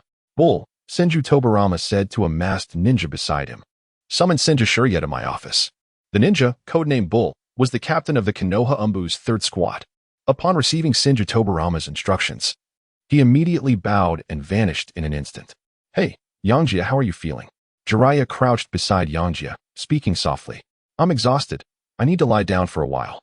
Yangjie replied, lying on the ground with his eyes closed, unable to move except for his head and feet. "Hey, who asked you that?" Jiraiya playfully tapped Yangjie's face and gestured towards Hinatazaki's direction. "Look over there." As Yangjie opened his eyes and followed the direction indicated by Jiraiya's finger, he discovered the resentful gaze of Haruki Hinata directed towards him. A group of individuals encircled a young girl, showering her with concern and recounting the events that had just transpired in the arena. "Oh dear, I can't take it anymore. I feel a bit faint," Yangjie thought, closing his eyes to feign unconsciousness, for he could not withstand the weight of Hinata's gaze. Tsunade stepped forward and remarked, "Now you realize you're feeling faint? What was the point of your previous fervor? Even if you were to place second, I could have easily arranged for my second grandfather to teach you just the same." Orochimaru, rarely seen without a smile, spoke earnestly. "It takes commendable courage to risk one's life, Yangjie, and you are truly worthy of admiration." With adrenaline surging through him, he thought, "Having committed to this path, I cannot retreat. Should I attempt this once more, I shall ensure that I engage in 2 matches beforehand." The previous outcome was too disadvantageous. Yangjie continued to feign unconsciousness, remaining utterly silent. Before long, he discovered himself lying on a stretcher, swaying precariously as he slipped into a deep slumber. Within the Hokage's office, Senju Tobarama sat at his desk, addressing Senju Shirya, who was seated before him. "Shirya, what is your perspective on Yangjie's performance?" he inquired. "Haha, it aligns perfectly with my expectations, albeit with a few twists along the way." He then retrieved a stack of papers from his hands and placed them on the desk. These documents pertain to his recent inquiries regarding training. "I guided him through foundational theories and the manipulation of lightning release chakra, which he has executed remarkably well. He is indeed an exceptional student." Senju Tobarama glanced at the papers in his hand, which chronicled Yangjie's developmental trajectory and training progress, all of which corresponded entirely with the intelligence reports. Seemingly casual, he remarked, "Shinju's father has written, stating that his test results are quite commendable. I intend to send you to the capital to impart some foundational training to him." Senju Shirya felt a twinge of confusion. Surely this task could be delegated to a Chunin from the clan. Before he could formulate a response, Tobarama continued, "While you're in the capital, exchange views with the various ministers regarding matters concerning the Land of Whirlpools. Additionally, visit Lord Sato at Yangjie's residence and inform him of my decision to take Yangjie as my disciple." As he spoke, Tobarama produced a bundle of letters from his robe and handed them to Senju Shirya. Chapter 27. The Uchiha clan gathering in the Konoha hospital. Located to the west of the Hokage building, Uzumaki Yangjie lay quietly on a hospital bed after recently enduring the intense Chunin exams. At that moment, his body was ensconced in bandages, with both hands encased in plaster, leaving only his head free to move. He reveled in the warm sunlight streaming through the window, savoring a sense of relaxation that had been long absent. Since his arrival in the ninja world, he had not experienced such a moment where he was free from obligations and thoughts, simply indulging in rest. During this Chunin exam, he had not anticipated that he would indeed fight like a true ninja. From the initial awkwardness to later adeptly employing combat techniques, these fierce battles had proven immensely beneficial to him. Although his injured body rendered him unable to harness chakra, he could distinctly feel that his physical limits had once again elevated, creating an intense yearning for the nourishment of energy. A knock at the door shattered the tranquility, interrupting Yangjie's musings. "Knock, knock, Yangjie, I'm coming in." With Tsunade's voice ringing out, she entered without waiting for a response. Cradling a bouquet of white cherry blossoms adorned with delicate pink accents, she made her way to the windowsill, gently placing the bouquet upon the floral stand. The blossoms emanated a faint glow under the sunlight. "Are cherry blossoms already in bloom?" Yosuke pondered that it was still winter, yet in the realm of Naruto, everything defied conventional reasoning. Even winter was remarkably mild. Tsunade stood by the window, her hands busily arranging flower branches, and casually remarked, "The cherry blossoms in Konoha Park have already bloomed in full. Once you have recovered from your injuries, I shall take you to see them." Waisuk gazed quietly at Tsunade, who was bathed in sunlight. It was uncertain whether it was the sun and cherry blossoms that rendered Tsunade more enchanting, or if it was Tsunade who bestowed an air of purity upon the blossoms. The fragrance of flowers wafted through the air, temporarily masking the sterile scent of the hospital. Everything before him existed with such vividness, making the world appear more beautiful and assuring Waisuk that he was not alone in this realm. Just as he was lost in this reverie, Tsunade's voice shattered the serene ambience. "What are you staring at?" Her unexpected question rendered the atmosphere somewhat awkward.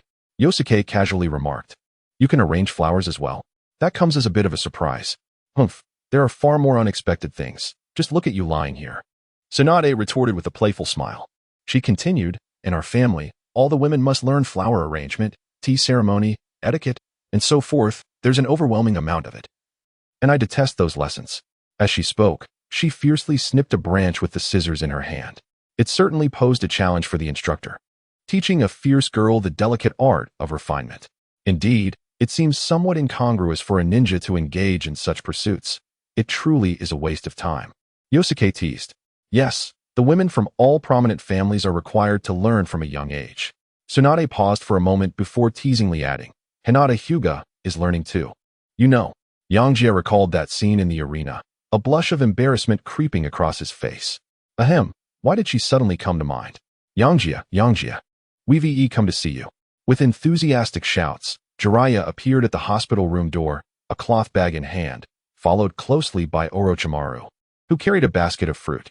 Ah, Tsunade, you've arrived quite early, Jiraiya exclaimed upon noticing Tsunade's gaze, hastily tucking the cloth bag closer to his chest. He swiftly redirected the conversation, saying, Yangjie, your hospital room is so spacious, with floor-to-ceiling windows and even a living room. Why do I always end up in a four-person room? As he spoke, he rubbed his nose, somewhat discontent with the preferential treatment he perceived. For someone like Jiraiya, who frequently found himself hospitalized by Tsunade's hand, a luxury suite might very well bankrupt him. Orochimaru placed the fruit on the table and looked at Yangjie with a smile, saying, Yangjie-kun, your performance in the recent competition has caused quite a stir in Konoha. Everyone is discussing you. Jiraiya eagerly chimed in, indeed. And the story of you and Hinata has already been illustrated in a comic. It was evident that the commotion in Konoha was not due to Yangjie's prowess or his victory in the Chunin exams, but rather fueled by rumors and gossip. Yangjie observed the upturn of Tsunade's lips, feeling an overwhelming sense of frustration. Still, my drawings are the finest, he muttered, slipping a cloth bag beneath Yangjie's pillow. Then, lowering his voice, he added, Yangjie-kun, just a small token of my appreciation. Do take a look. Yangjie gazed in exasperation at Jiraiya's reckless actions. No matter how excited you are, you cannot engage in such blatant misconduct. Observing Tsunade as she turned and thrust this item upon me. I am currently a patient and cannot endure any further blows. Yangjie quickly shifted his attention and asked Tsunade, when will Hokage Grandpa reward me? I don't know. You might as well ask him yourself, Tsunade casually replied. What about you? Are you going to the battlefield with your instructor? Jiraiya immediately responded. I will first return to Mount Myaboku to train, and then join my teacher for some practical experience. Jiraiya felt a twinge of regret for not participating in the recent tournament. However, upon witnessing Yangjie's sage mode, he decisively chose to return to Mount Myaboku for further cultivation, determined to return stronger and defeat Orochimaru next time. I am currently honing my medical ninjutsu at the Konoha hospital, so I will come to treat you every day, Tsunade said with a mischievous smile directed at Yangjie. It seemed she intended to use him as a practice subject. Orochimaru leisurely interjected, Senior Shimura Danzo recommended that I visit the Konoha Research Institute. It sounds intriguing, and I am prepared to give it a try. Was Orochimaru finally embarking on the path of scientific research? It appeared that everyone's life was following a predetermined trajectory. My presence does not seem to have significantly impacted them, nor Konoha, or the entire ninja world for that matter. Is this the arrangement of fate, or a manifestation of the world's will? Upon hearing the future plans of the three, Yangjie felt a wave of helplessness wash over him.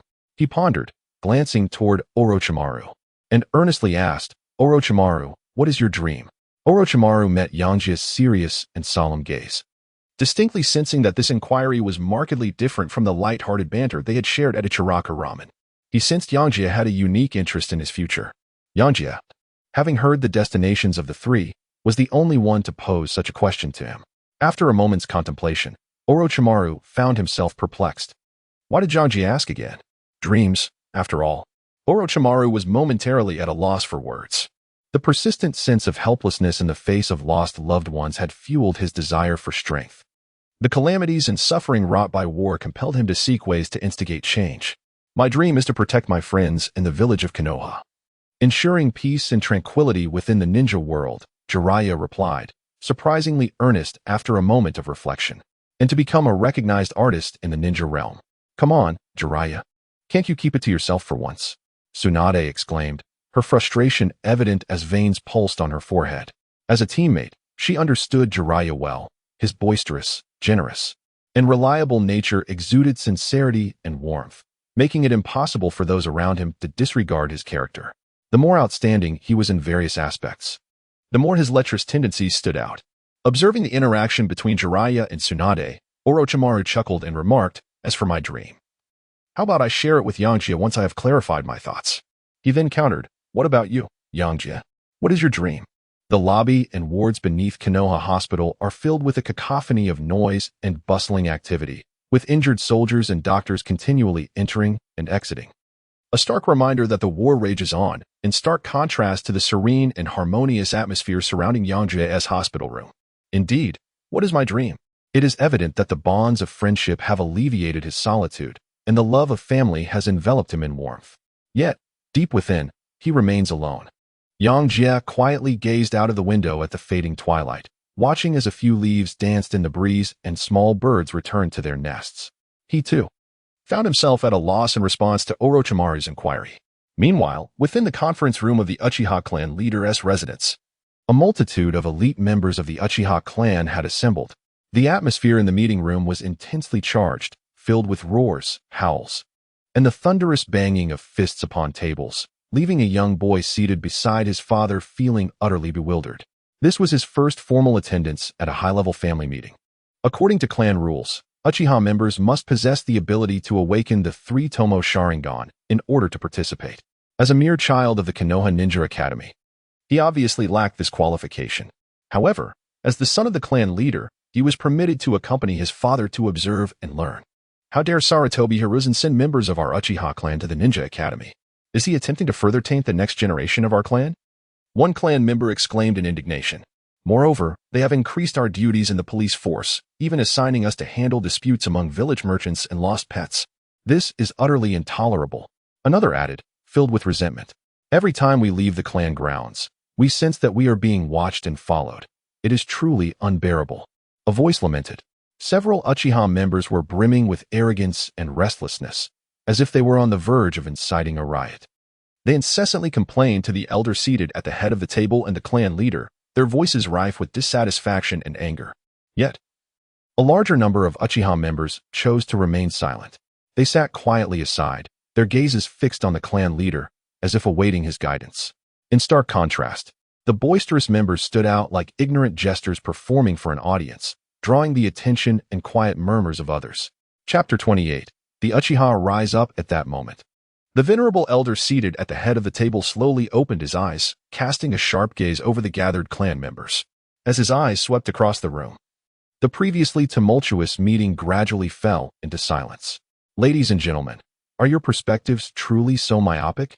His voice was steady and powerful, leaving the previously raucous clan members in a state of confusion. They thought to themselves, why has Elder Shauna suddenly spoken against us? Had we not agreed upon a strategy? Seeing the majority of clan members indifferent to Konoha's oppression, Elder Shauna felt compelled to stabilize the situation. He took a deep breath and continued. The most significant matter arising from this Konoha high-level meeting that will affect our Uchiha clan is the decision to dispatch us to the Eastern Front to fend off the Mist Village. At this moment, another elder beside Uchiha Shauna, Uchiha Huak, also spoke up. Elder Shauna's words strike at the heart of the matter. As part of Konoha, we bear the responsibility to contribute to the village. As for matters within the village, we must fully cooperate with the Hokage's arrangements. The words of Uchiha Huaha stirred astonishment among the clan members present, who began to scrutinize the two elders, taken aback by their unexpected consensus on a shared issue. Uchiha Shauna shot a furious glare at Uchiha Huaha, his heart swelling with intense rage, yearning to voice his contempt. He sought to incite a spirit of rebellion within the clan through the actions of Konoha, yet Huaha cunningly redirected the discourse towards loyalty and support for Konoha, proving to be insidious and crafty. As a staunch representative of the Uchiha faction, Shauna harbored grievances since Konoha had subjected them to constant scrutiny following Uchiha Madara's assault. He perceived this as oppression and exclusion directed at the Uchiha clan. Every time he reflected upon these matters, he felt a profound sense of regret for not having followed Madara in his departure from the village. Conversely, Uchiha Huaha, as the third elder of the Uchiha family and a former high-ranking general under Madara, emerged as one of the most formidable figures of the clan. After enduring the protracted Warring States period, he had attained enlightenment. He held immense hope for the nascent Konoha and the promise of peace, unwilling to see the clan return to the turmoil of conflict. Like the late second elder, he steadfastly believed in the possibility of coexistence between the clan and Konoha. Following the declarations of the two leading elders, the Uchiha clan leader finally spoke. The Great War is not yet concluded, and the situation remains ambiguous. As one of the founding families of Konoha, we Uchiha must strive for honor on the battlefield. His resolute voice seemed to ease the atmosphere within the assembly, providing a sense of reassurance that allowed most Uchiha members to relax. Over the years, they had lived quite comfortably in Konoha. Although Senju Tobarama remained wary of them, he was not overly harsh on the Uchiha clan. No one wished to provoke internal strife and disrupt their harmonious existence. As for matters within the village, he continued, there is no need for excessive entanglement. It suffices to send some of our promising youth for education, and this task will be assigned to the third elder. Upon finishing his words, the Uchiha leader surveyed the room, gauging the reactions of the attendees. Just as Uchiha Shana prepared to voice his perspective once more, the leader stood and walked towards the inner chamber. Both Uchiha Shana and Uchiha Huaha promptly rose to follow the leader into the room. Observing this, other clan members departed in small groups, whispering among themselves, their expressions a tapestry of joy, confusion, and indignation. Fuyue, you have grown up now. What are your thoughts on attending a high-level meeting for the first time? Huaha inquired kindly, smiling at Fuyue. With respect, Fuyue replied, Third Elder. I still have much to learn from all of you. The Uchiha clan leader remarked, both Hachi and Hachi have performed admirably this time. Hachi has returned with a more composed demeanor, and Hachi has awakened his double tomo. Perhaps we should pay a visit to Uzumaki Yanga, as both have grown due to his influence. What do you think? Uchiha Shana cast a glance at the clan leader, remaining noncommittal. He had pressing matters to attend to, and the trivialities of the moment held no interest for him. It seemed that Senju Tobarama had begun to suspect their intentions, and he needed to secure the support of the clan leader and the moderate faction. Unable to contain his anxiety, Shana spoke. Senju Tobarama has dispatched our clansmen to assist the Hyuga family, confronting us directly. This is a blatant act of aggression against us. The brother of the Hyuga head has fallen on the front lines, and their family fought desperately to reclaim his body, only to have one of his eyes taken as well. Hokage nodded in understanding of the grim situation, agreeing, the second Mizukage, Yagura, possesses a natural counter to our Sharingan. Only Madara's Manjikyu can confront them without fear. The Uchiha clan leader assessed the situation. The circumstances in the Land of Whirlpool are peculiar. We should hold our ground. If the situation becomes untenable, we can retreat to the borders of the Land of Fire. I trust the Hokage will not object. He then added, let the two elders manage internal affairs. I must personally head to the front lines to demonstrate our Uchiha resolve. Shana hastily objected, Leader, why must we compromise? We should consider the future of our clan. Rather than cower, let us fight so that Konoha dares not underestimate the Uchiha. The clan leader raised his hand to silence Shana, speaking gravely. There is no need for further discussion, Elder. We are the Uchiha of Konoha. Peace and stability are the true paths for our future. Upon hearing this, Uchiha Shana stood in anger. Senju Tobarama watches us day and night. He surely harbors ulterior motives. If you persist in this weakness, the Uchiha will lose all courage. With that, he dramatically waved his sleeve and departed. The clan leader watched Shana's retreating figure, shaking his head in resignation with a sigh. At that moment, Fugaku stood in astonishment, overwhelmed by the gravity of the information. Fugaku, you may leave now. Yes, father. Fugaku respectfully bowed and exited. He could not shake the echoes of his father's admonitions, reverberating in his mind like a heavy hammer. Fugaku, the glory of the Uchiha must not be forsaken. Nothing is more vital than the continuation of our clan, and war only brings endless suffering. As clan leader, one must maintain this balance and truly understand the clansmen, lest one be blinded by their selfishness and greed. He stepped out of the room, closing the door behind him, taking a deep breath to calm the tumult within. Hokage, observing that only the two of them remained, softly reminded, Leader, when you go to the battlefield, the police department will be dominated by their faction. How can I suppress Shana? The Uchiha clan leader nodded, his expression serious as he replied, You need only protect our clansmen within the territory. I will ensure that Kagami returns swiftly. He then looked at Hokage earnestly. This time, I will bring along the younger generation of our clan, to inspire them to fight for the protection of Konoha, thus bridging the gap between the next generation and the village. In an effort to restore the illustrious legacy of the Uchiha clan and mitigate the repercussions of Madara's rebellion, the Uchiha leader reflected on the notion that true Uchiha status is only attained with the activation of the three tomo. This conviction propelled him to send the younger generation of shinobi to the battlefield for experience. Haken, with a sense of urgency, implored, "Leader, allow me to take charge of the front lines. My old bones can still burn brightly for our clan." The Uchiha patriarch shook his head, responding solemnly. "The current situation is intricate and volatile. My presence at the front will facilitate swift decision-making." He continued, "Fugaku, Hakadai, and Yakumi shall accompany me. As for the 8 advisors, we shall defer to Shana's judgment." He had already keenly sensed discontent brewing among the clan's hardliners, particularly those loyal to Shana, who openly revered Madara Uchiha and brazenly challenged the authority of Konoha. Such signs of instability had evidently captured the attention of the Umbu. However, Senju Tobarama's approach to this matter appeared rather nuanced. He seemed to indulge the hardliners' actions while simultaneously conveying goodwill through subtle hints and gestures. Though the Uchiha leader harbored concerns, he found solace in the belief that as long as Kagami returned to Konoha, the Uchiha would remain unscathed. This realization diminished his resolve to resist and solidified his determination to align with Konoha. All he could do as the clan leader was to fight valiantly on the battlefield for the honor and interests of his family. Meanwhile, Shana Uchiha was convening the elite faction of hardliners, gathered in a dimly lit chamber, intently absorbing his deep, solemn voice. "This is a monumental endeavor for the revival of the Uchiha clan, a pivotal moment to rectify past missteps." Shana's gaze was resolute, his words imbued with an undeniable conviction. "Now, we need only await the right opportunity. Victory is within our grasp." His voice reverberated through the chamber, igniting the fighting spirit of all present. Observing the enthusiasm of his comrades as they departed, Shana understood that this mission was not solely about upholding the dignity and honor of the Uchiha, but also about securing the future of the clan. At that moment, a shadowy figure materialized behind him, accompanied by a low, sinister laughter. Shana's expression shifted slightly, yet he quickly regained his composure, asking in a steady tone, "Please inform the master that I shall act promptly once the time is ripe." The shadowy figure's voice dripped with greed and urgency. "And what of the Sharingan? When will you deliver it to me?" Shana hesitated briefly, but ultimately stated with unwavering resolve, "I will entrust it to the 8 advisors and request the master to ensure its safety. For the sake of your plans, we are prepared to pay any price, even our lives."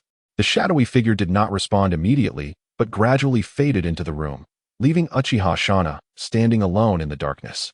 His expression was grave as he gazed intently in the direction where the shadow had vanished, a flicker of determination and resolve evident in his eyes. He wished to persuade his clan to act alongside him. However, the patriarch's stance was evidently one of reluctance. For now, he could only muster a small fraction of their strength, which was a regrettable compromise. If the clan remained so feeble, then it would fall upon me to embark on the path of Uchiha's resurgence, he murmured softly to himself, his eyes glinting with fierce intensity. Chapter 29. The Konoha Research Institute. At this moment, within the Hokage building in Konoha Village, a bustling atmosphere prevailed. "Master, here is the intelligence regarding Hinata Hayaki, the orphan child of the Hyuga clan's head's younger brother, whose parents perished on the front lines." Tsunade Kobu presented a letter of intelligence to Senju Tobarama. The interest in Hinata Hayaki stemmed not from her individuality, but from her notable lineage. Many ninjas from prominent clans, including gifted commoners, would not warrant the Hokage's special attention merely for a commendable performance in the Chunin exams. Observing Senju Tobarama peruse the intelligence, Tsunade Kobu added, "The head of the Hyuga clan feels a deep sense of indebtedness towards her and has taken her under his wing for guidance." The incident involving the loss of the Byakugan had drawn the attention of Konoha's higher-ups and reignited significant debates within the Hyuga clan regarding the definitions of the main and branch families, leading to profound discord. The ultimate outcome was that, aside from a single heir from the main family, all others, except for the elderly elders, were relegated to the branch family, branded as caged birds. The most affected by this resolution were Hinata Hayaki and Hinata Nichi. The anguish of losing her parents had yet to subside when she was marked as a caged bird. Although the Hyuga clan head and his wife showered her with love and treated her as their own, it did little to alleviate her feelings of helplessness and sorrow. "Very well, let us arrange for a Kimichi Kazuki to serve as her guiding jounin, ensuring she receives due preferential treatment, so that the orphan of a hero does not suffer indignities," Senju Tobarama instructed Tsunade Kobu after setting down the intelligence. Given the Hyuga clan's decision, which stabilized their lineage and facilitated better governance in Konoha. It was imperative for the Hokage to affirm this by appointing a direct descendant of the Hokage as a mentor, thereby strengthening bonds. Akimichi Kazuki was undoubtedly the most suitable candidate, unencumbered by entanglements with the various factions within the village and possessing a commendable sense of integrity. How does the Uchiha clan respond? Senju Tobarama inquired once more. Mito Minyan promptly stood to answer. The Uchiha clan leader will personally lead the clan members to the front lines. Senju Tobarama nodded slightly, finding the Uchiha family's stance to be as he had anticipated. Uchiha Kagami, his disciple, embodied the will of fire and harbored a heart inclined towards Konoha. The current Uchiha clan leader was also a perceptive individual, capable of discerning the prevailing circumstances and refrained from inciting chaos. Tobarama's intent was not to target the Uchiha clan directly. Rather, he sought to eliminate any destabilizing elements within their ranks. His approach had always oscillated between suppression and appeasement, focusing primarily on control and utilization. What is the current situation in the major ninja villages? Tobarama inquired, directing his gaze towards Sarutobi Hiruzen. Hiruzen promptly rose and responded with utmost respect. There are significant internal conflicts within Kumogakure, with a substantial divide regarding war and peace. The Reikage seeks to negotiate with us, yet he struggles to stabilize the situation within his village. Thus, the front lines remain temporarily stable. He continued, Kirigakure has been probing from the east, seemingly intent on taking advantage of the chaos. Our forces are currently collaborating with the Land of Whirlpools to bolster our defenses. Hiruzen held up a dispatch. Iwagakure has shown little activity. However, small reconnaissance teams persist in attempting to breach the borders. Sunagakure has suffered considerable losses due to the independence of the Land of Rivers, leading to internal dissent and rebellion that remains unresolved. Having completed his report, Hiruzen awaited Tobarama's further directives. After a moment of contemplation, Tobarama made his decision. The situation in Kumogakure shall remain confidential for the time being. I will personally lead a contingent to the Great Valley for garrison duties, publicly stating that I am preparing for battle at the front lines. Sarutobi, In, Koharu, and Kazufu, you are tasked with managing the backlog of commission missions. This is a vital source of income for our village and crucial for maintaining Konoha's reputation. These missions are entrusted to us by various nations. Failure to complete them promptly would not only impact our village's revenue, but severely undermine Konoha's standing and credibility. Therefore, during this stalemate, aside from arranging necessary border guards and reconnaissance personnel, the rest must engage diligently in their tasks.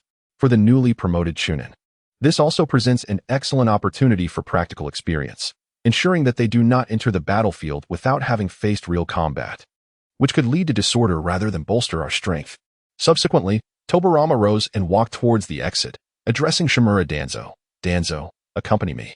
The two proceeded towards the research institute adjacent to the Hokage building. On their way, Tobarama whispered to Danzo, Danzo, you will remain in the village, overseeing mission assignments and expediting the progress of the cell fusion experiments. Additionally, keep a close watch on the Uchiha clan's movements, prepared to quell any disturbances. Hearing this assignment, Danzo felt a surge of excitement and immediately declared, I shall ensure the eradication of these troublemakers. Such an important task entrusted to me by my mentor indicates your confidence in me. However, Tobarama furrowed his brow, cautioning, eliminate the rebels, but do not involve innocents. He did not wish to witness unnecessary bloodshed and chaos. Within a clandestine laboratory of the Konoha Village Research Institute, Senju Tobarama meticulously scrutinized the experimental data in his hands. His brow slightly furrowed as he remarked with dissatisfaction, the progress of the research has indeed been rather sluggish. Have we encountered some obstacles? The primary motivation behind Tobarama's study of cells was the remarkable vitality of the cells derived from his brother, Hashirama. In Tobarama's view, Hashirama's cells could not only enhance the village's combat prowess, but also serve as a potential resource. Furthermore, by exploring Hashirama's cells, he aimed to discover methods to awaken would-release abilities, thereby nurturing a new generation of formidable ninjas for the Senju clan and Konoha village, ensuring the legacy of his elder brother's will and spirit would endure. Listening to Tobarama's tone tinged with discontent, Shimura Danzo felt a twinge of anxiety. He explained, Sensei, the situation at the front lines is tense, and our laboratory is somewhat understaffed. However, the individual we mentioned last time, Orochimaru, has demonstrated extraordinary talent in cell research. Noticing that Tobarama's brow had eased slightly, Danzo felt a measure of relief and continued to elaborate. Orochimaru discovered that the inherent strength of the subject significantly influences the compatibility of the cells. Even more astonishingly, the Uchiha clan's cells seem to possess an extraordinary capacity to withstand those of the first Hokage. The Uchiha clan, you say? Tobarama had long understood the essence of the Sharingan since the Warring States period, and Uchiha Madara's body, along with his Manjiki Sharingan, undoubtedly represented the most valuable material for unraveling the mysteries of the Sharingan. Yet, the immediate priority remained addressing the ongoing conflict. He would not entrust the handling of such sensitive matters as Madara's corpse to anyone else. Contemplating deeply, Senju Tobarama seemed to reach a resolution and addressed Danzo. Then let us involve Orochimaru. We can seize this opportunity to experiment. Danzo promptly nodded in agreement, his excitement barely contained. Tobarama cast a glance at him, cautioning, however, your actions must be confined to those rebellious Uchiha clan members. Though his tone remained calm, it exuded an undeniable authority. As Tobarama gazed at the experimental subjects within their vessels, his icy demeanor remained unperturbed, even as the victims were living beings. Currently, they were merely captured spies and enemy ninjas. He believed that, for the sake of science, certain sacrifices were justified. However, Senju Tobarama was unaware that his intentions unwittingly provided Shimura Danzo with a legitimate opportunity. Perhaps at present, Danzo harbored little ambition, but once he encountered that irresistible power, how could he possibly restrain himself? Just as he had felt during the time he embraced Uchiha Hakadai in the arena, he would come to believe that such strength was rightfully his. Instantly suppressing the expression of joy that had surfaced, Shimura Danzo respectfully bowed his head in acquiescence. Should it indeed pertain to physical constitution, he could later have the Senju clan members test it, to see if they could once again awaken would release. As Senju Tobarama pondered within the confines of the laboratory, he stepped outside, his thoughts inadvertently sowing the seeds for future events that would lead to the sacrifice of many from the Senju clan. Each of them had embraced noble ideals, willingly immersing themselves in this research. Observing Tobarama's retreating figure, Shimura Danzo straightened his posture and proceeded toward another laboratory. Upon entering, Danzo beheld two young lads, Orochimaru and Hiruzen Sarutobi, clad in white lab coats and adorned with the Leaf Village forehead protectors, turning to regard him. Both were contemporaries, hailing from humble backgrounds. Yet Orochimaru's innate talent for cultivation far surpassed that of Hiruzen. Nevertheless, Hiruzen was unwilling to resign himself to mediocrity. He endeavored to compensate for his inherent shortcomings through the study of forbidden techniques and bloodline limits.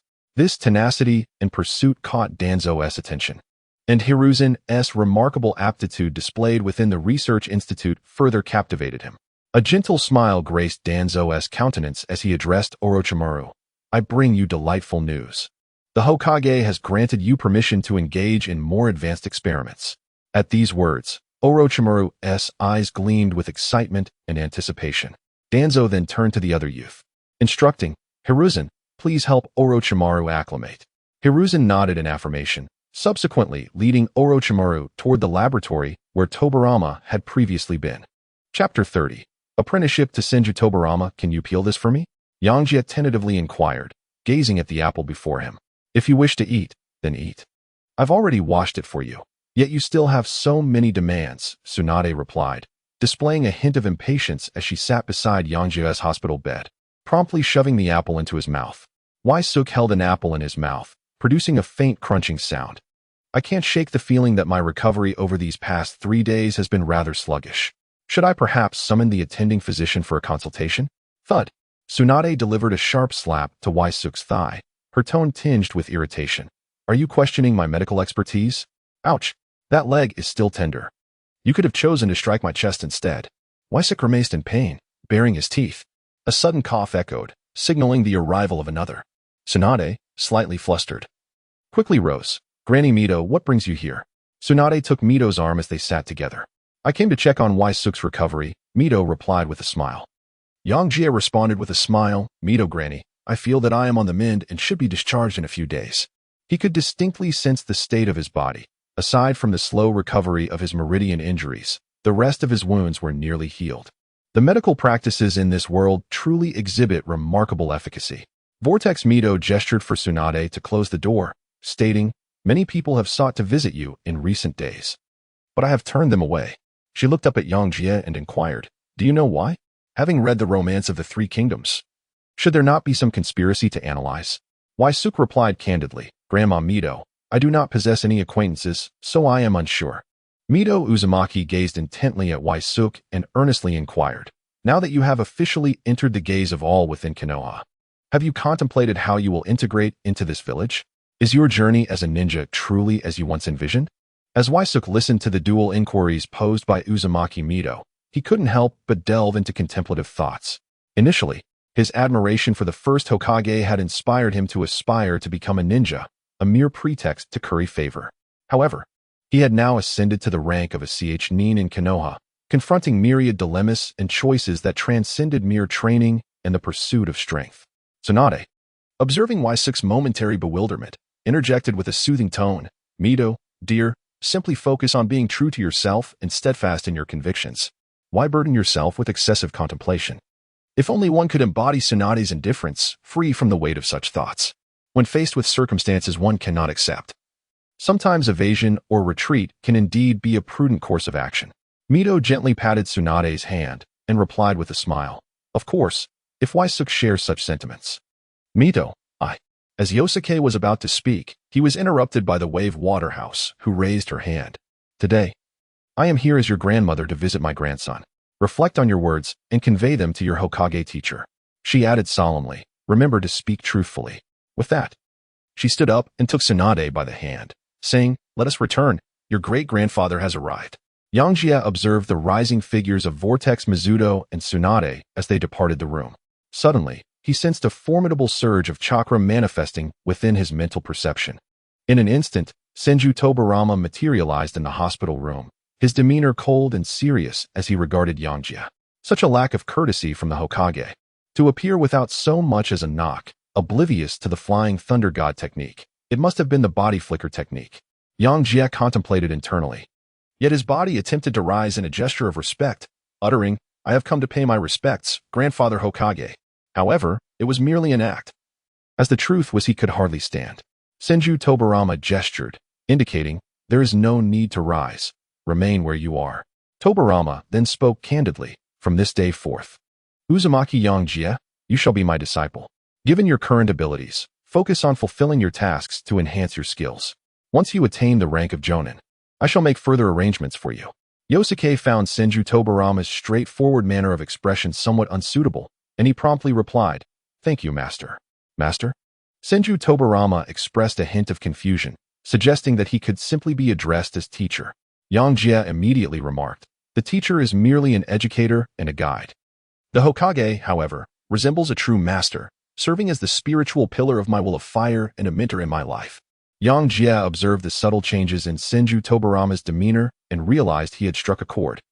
The modern tactics employed were too sophisticated for the linear constructs of the Naruto world. Even someone as astute as Tobarama was not immune to their allure. A master is a master, he mused. Senju Tobarama, evidently pleased, relaxed into the sofa and spoke. Yangjie, I have noticed your diligence. What do you wish to learn? I, as your master, am here to teach you. Indeed, the strategy had captured his heart, yielding immediate results. However, Senju Tobarama shifted the conversation, asking, but why do you aspire to become a ninja? Why do you wish to join Konoha? What are your ambitions for the future? Upon hearing the words of Senju Tobarama, Yangjie realized that the situation had grown increasingly intricate. Indeed, he was a cunning and astute individual, adept at crafting grand illusions. This soul's triad of inquiries surpassed even that of Mito by one question. It was likely that the old strategies would falter should Senju Tobarama possess any secret lie-detecting techniques. One would inadvertently find oneself in a perilous predicament, transforming trivial matters into significant issues. It appears that a blend of sincerity and cunning remains the true path to success. Yangjie respectfully replied, Master, the moment I opened my eyes to this world, I felt destined to become a ninja. I believe this must be the design of fate. There was no insincerity in his words, for he possessed memories. Though hazy, he was certain of his identity as a shinobi. Yangjie gazed at Senju Tobarama with utmost sincerity and continued, thus, I must venture to the eye of the storm of destiny, where the world of ninjas converges, Konoha village. In this era, It is indisputable that the heart of the ninja realm lies within Konoha, particularly due to the presence of the esteemed Senju and Uchiha clans. Yangjie is indeed fortunate to have been born in the Land of Fire, possessing the bloodline of the Uzumaki clan, allowing him to relish the rare peace and nurturing environment this world offers. Even if future developments may deviate slightly, the citizens of the Land of Fire and the inhabitants of Konoha undoubtedly reside in the safest haven of this world. Senju Tobarama nodded in acknowledgement. However, his agreement was not entirely with Yangjie's assertions, but rather with the authenticity of his sentiments. You speak of destiny, a concept both profound and enigmatic. It seems you harbor a certain curiosity regarding this matter? Senju Tobarama inquired, a hint of perplexity in his tone. Upon hearing this, Wysok smiled and replied, Master, I am intrigued by all things unknown and beautiful. Senju Tobarama remained noncommittal, remarking, your heart is indeed vast.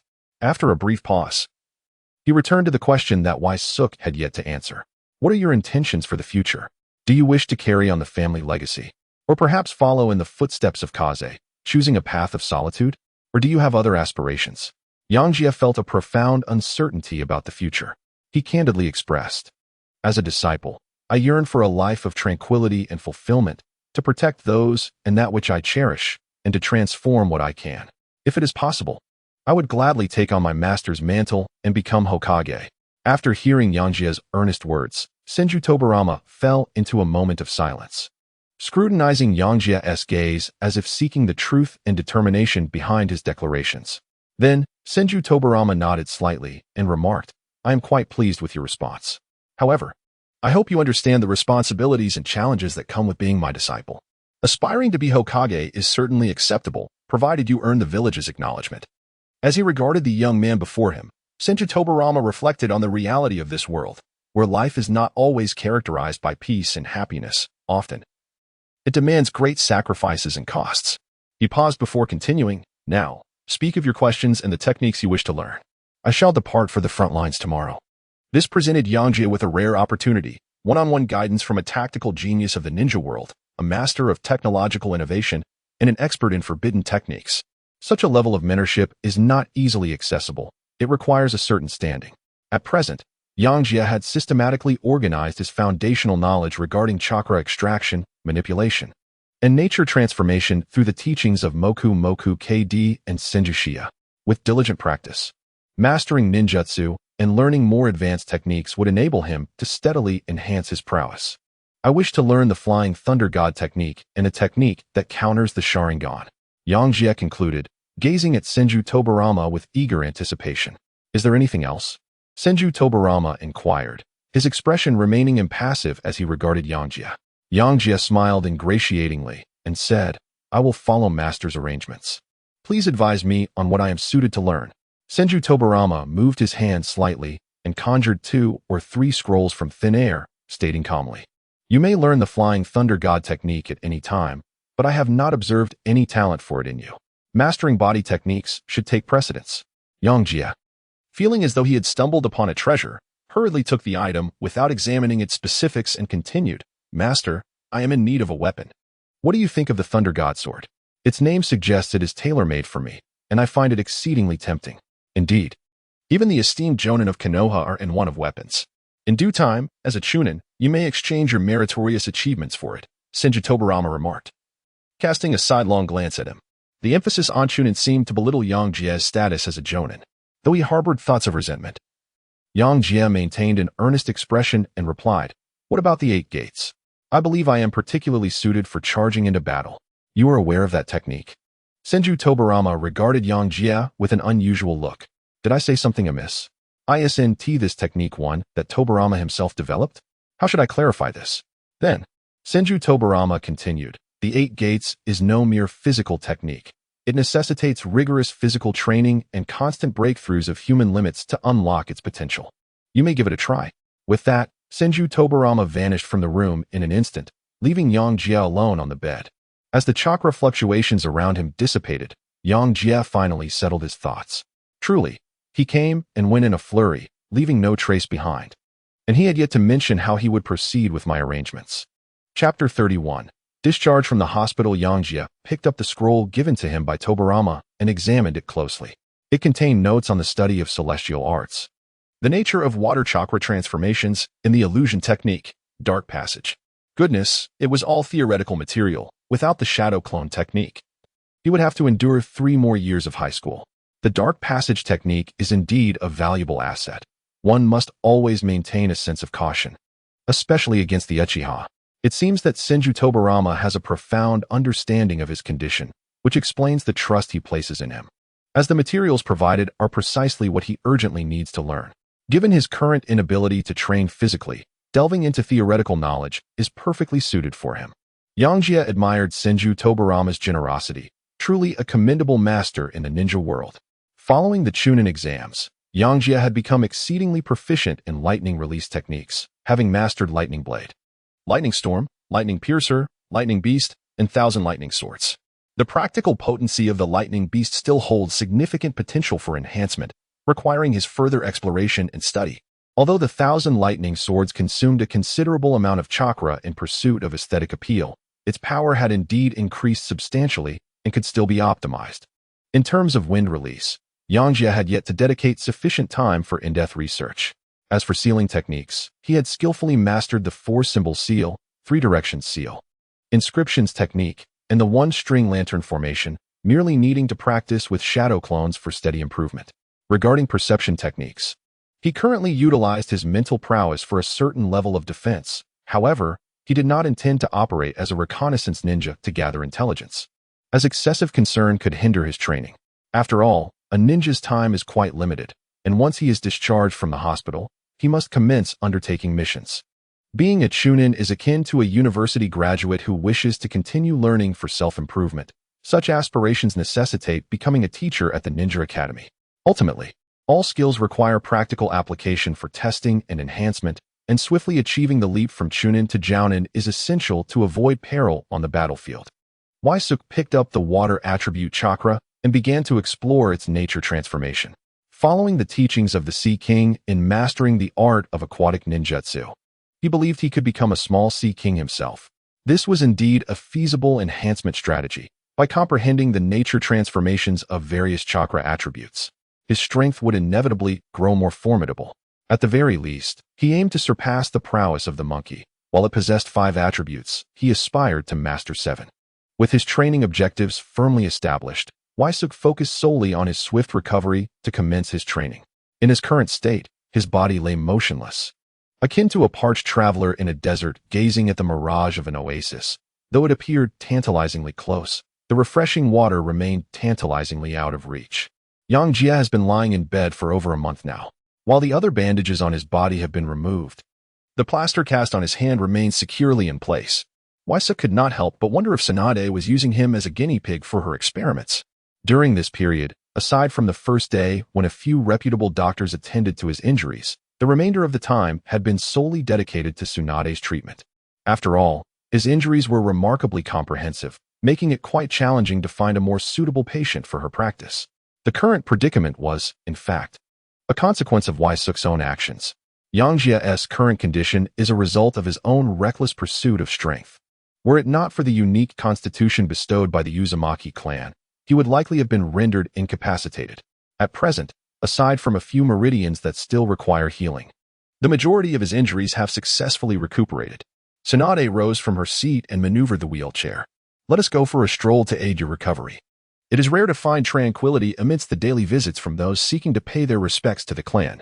Seated in the wheelchair, Yangjie gazed upwards at the flurry of cherry blossoms cascading from the sky. Yangjie gazed at Tsunade and inquired, "Do you know who I will accompany on missions after my recovery?" "I don't know. Why don't you ask yourself?" Tsunade replied casually. Yangjie said somewhat shyly, "Master ran too swiftly, and I didn't have the chance to ask." Tsunade leaned against the back of a nearby chair, reaching out to catch a few falling cherry blossoms. "What about Jiraiya and Orochimaru? I haven't seen them in quite a while." Yosuke gazed at the joyful children playing in the park, his thoughts drifting to those 2 individuals, wondering how they were faring now. Tsunade's expression darkened slightly as she murmured, "I sense that Orochimaru has changed significantly. His words have grown scarce, and he seems perpetually hurried, lost in some unknown pursuit." Jiraiya has not returned during this period either. As time passed, their once close-knit group began to pursue their own paths. and Tsunade couldn't help but feel a twinge of melancholy. Yangjie gently reassured, everyone has their own life and aspirations. Orochimaru and Jiraiya may be striving for their respective goals, yet some things remain unchanged, steadfast regardless of the passage of time. Once, I too harbored ambitions and dreams of traversing every corner of the world, leaving behind the most cherished memories. She lifted her gaze toward the sky, murmuring, yet, the ravages of war instill in me a profound fear of witnessing this world, marred and scarred. Yangjie gazed into Tsunade's eyes, which reflected a profound sorrow, and couldn't help but feel a surge of emotion. Rather than merely being a witness, strive to be a catalyst for change, transforming every place you traverse into something beautiful. Beneath the gentle warmth of early spring sunlight, cherry blossoms danced through the air like snowflakes, and the surrounding scenery exuded tranquility and splendor. In the park, the two sat on a bench, their emotions slightly tumultuous, and for a moment, they both succumbed to silence. Waisuk's hand instinctively reached out toward Tsunade, wishing to offer her some solace. However, upon feeling the cast encasing his hand, he quickly came to his senses and retracted it. Waisuk was somewhat taken aback by his own actions, silently pondering that he must have been ensnared by an illusion, nearly causing the plaster to shatter under her blow. Tsunade gazed at Waisuk, a warm surge of emotion swelling within her. Had she known earlier, she would have assisted him in removing the plaster. She consistently endeavored to maintain her composure, unwilling to easily reveal her vulnerability or feminine demeanor. However, whenever memories of lost loved ones and separated comrades surfaced, she found herself unable to control her emotions. Returning to discuss such matters seemed futile. Tsunade rose, not looking back, and continued forward, her mind in disarray. The emotion she had just experienced seemed to have led her to momentary indiscretion, all of which she attributed to Waisuk. Hey, could you give me a push? It's rather inconvenient with this plaster on, Waisuk called out, but Tsunade offered no reply. He chuckled softly, resigned. This was indeed the Tsunade he knew. Remarkably quick to regain her composure. If only she could be a tad more considerate. Yosuke, resembling a mummy, slowly made his way towards the hospital in a wheelchair. Yosuke-kun, shall I assist you in returning? Hinatazaki seemed poised to head towards the hospital. Yosuke gazed at Hinata Saki with a hint of surprise, never anticipating encountering her in this place. Compared to their last meeting, she appeared even more composed and graceful today, reminiscent of a refined young lady hailing from an esteemed family. How embarrassing, Yosuke replied with a slight awkwardness, yet considering his own circumstances, he chose not to decline any further. I appreciate your assistance, Saki. Hinata Saki gently guided Yosuke to a seat and urged him toward the hospital. Waisuk curiously inquired, are you also visiting the hospital, Ziki-kun? Ziki smiled and nodded, replying, indeed, I am here to pay a visit to you, Waisuk-kun. I never anticipated encountering you here. She further elucidated, after the examinations concluded, I was assigned to train under Master Akid in the art of wind manipulation. I sincerely apologize for not being able to visit you for such a long time. Yangjie chuckled heartily, saying, no need to apologize. It was my own carelessness that led to my injury. On the balcony of Yangjie's hospital room on the third floor, Tsunade observed the intimate interaction between the two and felt a sudden urge to unleash a punch from the heavens upon Yangjie. With a huff, she turned and descended the stairs. Among the crowd at the hospital entrance, someone teased, aren't those the two main characters from the Chunin exams? What's going on here? Another chimed in, laughing, Yangjie, you still haven't fully recovered. Be careful. As a doctor passed by, he jested. What do you know? You singletons are just envious. Another voice added to the banter. In an instant, Hinata Haruki's face flushed a deep crimson, her previous composure vanishing without a trace, leaving her somewhat flustered. Just then, Tsunade strode over and firmly pulled Yangjie upstairs. Hey, take it easy, it hurts. I think it might break, Yangjie couldn't help but exclaim. What pain? You've recovered. It's time to remove the cast and discharge you, Tsunade retorted without breaking her stride, her tone laced with discontent. The atmosphere in the hospital room grew awkward, punctuated by the sound of vigorous knocking. Haruki stood frozen, watching as Tsunade forcefully removed the cast from Yangjie. She couldn't help but ponder, wasn't Tsunade gentle back in those interest classes? Why has she become so stern now? Are you here to visit Yangjie today? Tsunade inquired, glancing at Yangjie, who was grimacing in pain, as if casually probing for information. Haruki, feeling a bit anxious, replied, yes. And teacher Akadu Kazuki asked me to call Yangjie for assembly. At this, Tsunade raised an eyebrow. Her expression filled with curiosity as she glanced at Yangjie before turning back to Haruki, asking, "Assembly?" Suk gazed at Ziki with a look of bewilderment, questioning whether the forthcoming captain of their team would indeed be a kid Torikes. Perceiving the inquisitive expressions on their faces, Ziki composed himself and elucidated. Teacher Torikes has informed me that the Hokage has appointed him to temporarily mentor Suk during his training, accompanied by a companion who is a disciple of teacher Senju. As Yangjie noticed Tsunade's apparent dissatisfaction, he hastily interjected, attempting to divert the conversation. "So when shall we set off? I have nearly recovered. The teacher mentioned that we would be picking up our mission tomorrow, after which we can depart. Are you still considering remaining in the hospital? What are you lingering for?" Tsunade began to exhibit signs of impatience. Chapter 32. The assembly of the mission team. The trio exited the Konoha hospital, each lost in their own thoughts as they walked along the Hokage street. Yangjie had been hospitalized for over a month, subsisting on bland hospital meals that had nearly drained his palate of flavor. With resolute determination, he led two companions into a ramen shop. "Excuse me, sir, 3 bowls of ramen, please." "Ah, Yangjie, it has been quite a while. How is your recovery progressing?" "I am perfectly fine now. Thank you for your concern." Yangjie responded with a smile, then glanced at the little Shota beside him, playfully saying, "Little Shota, come on. Call me Big Brother." Shota squinted his eyes and smiled back at Yangjie, then lowered his head to play with the toy in his hands. "Aren't you bored? Entertaining a child?" Tsunade remarked, somewhat speechless, as she observed Yangjie. Early-Key chuckled and asked, "Do you really like children?" Yangjie-kun, "Indeed," he replied. "Watching children grow up healthy brings a profound sense of happiness." On the bustling street outside the Ichiraku ramen shop, a flurry of ninja squads caught Yangjie's attention.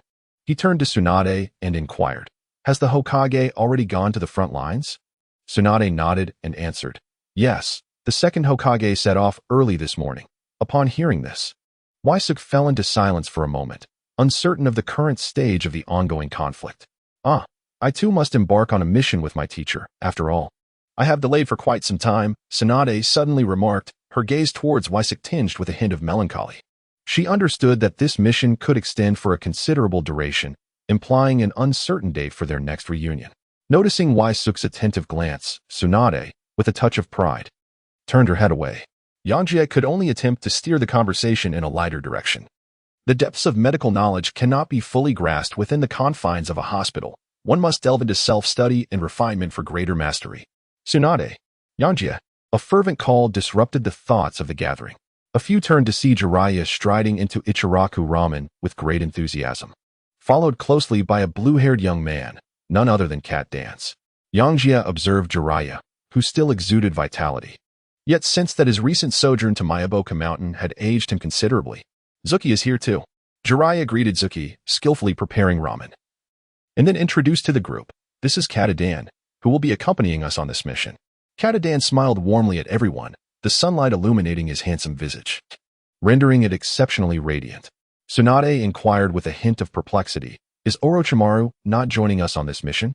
While savoring his ramen, Jiraiya elucidated, "That rascal Orochimaru is currently engrossed in his laboratory, claiming that he is at a crucial juncture and cannot partake in our endeavor."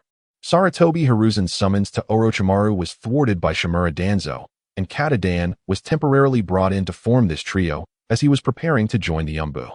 "It seems Orochimaru has commenced his scientific pursuits ahead of schedule," Yangjie mused inwardly. "It is an honor to embark on this mission with all of you. I look forward to your guidance." Katadan's voice was gentle and refined. Tsunade responded with a smile, "Yes, from now on we are teammates. So no need to stand on ceremony." Despite the warmth in her words, her gaze remained fixated on Yangjie. "Yangjie, are you paired with Zuki for the mission?" After finishing his ramen, Jiraiya set down the bowl, a teasing glint in his eyes. He observed Zuki quietly seated beside Yangjie, seemingly recalling amusing memories. "Indeed, I am teamed with Zuki, under the leadership of Senior Akimichi Tokufu." Suddenly, Tsunade rose, somewhat vexed, and tugged at Jiraiya's collar, saying, "Let us go. It's time to accept our mission." "Hey, Tsunade, what's the matter? I can manage on my own." Jiraiya, perplexed by Tsunade's reaction, reached out for assistance from Katadan, who merely responded with an awkward smile.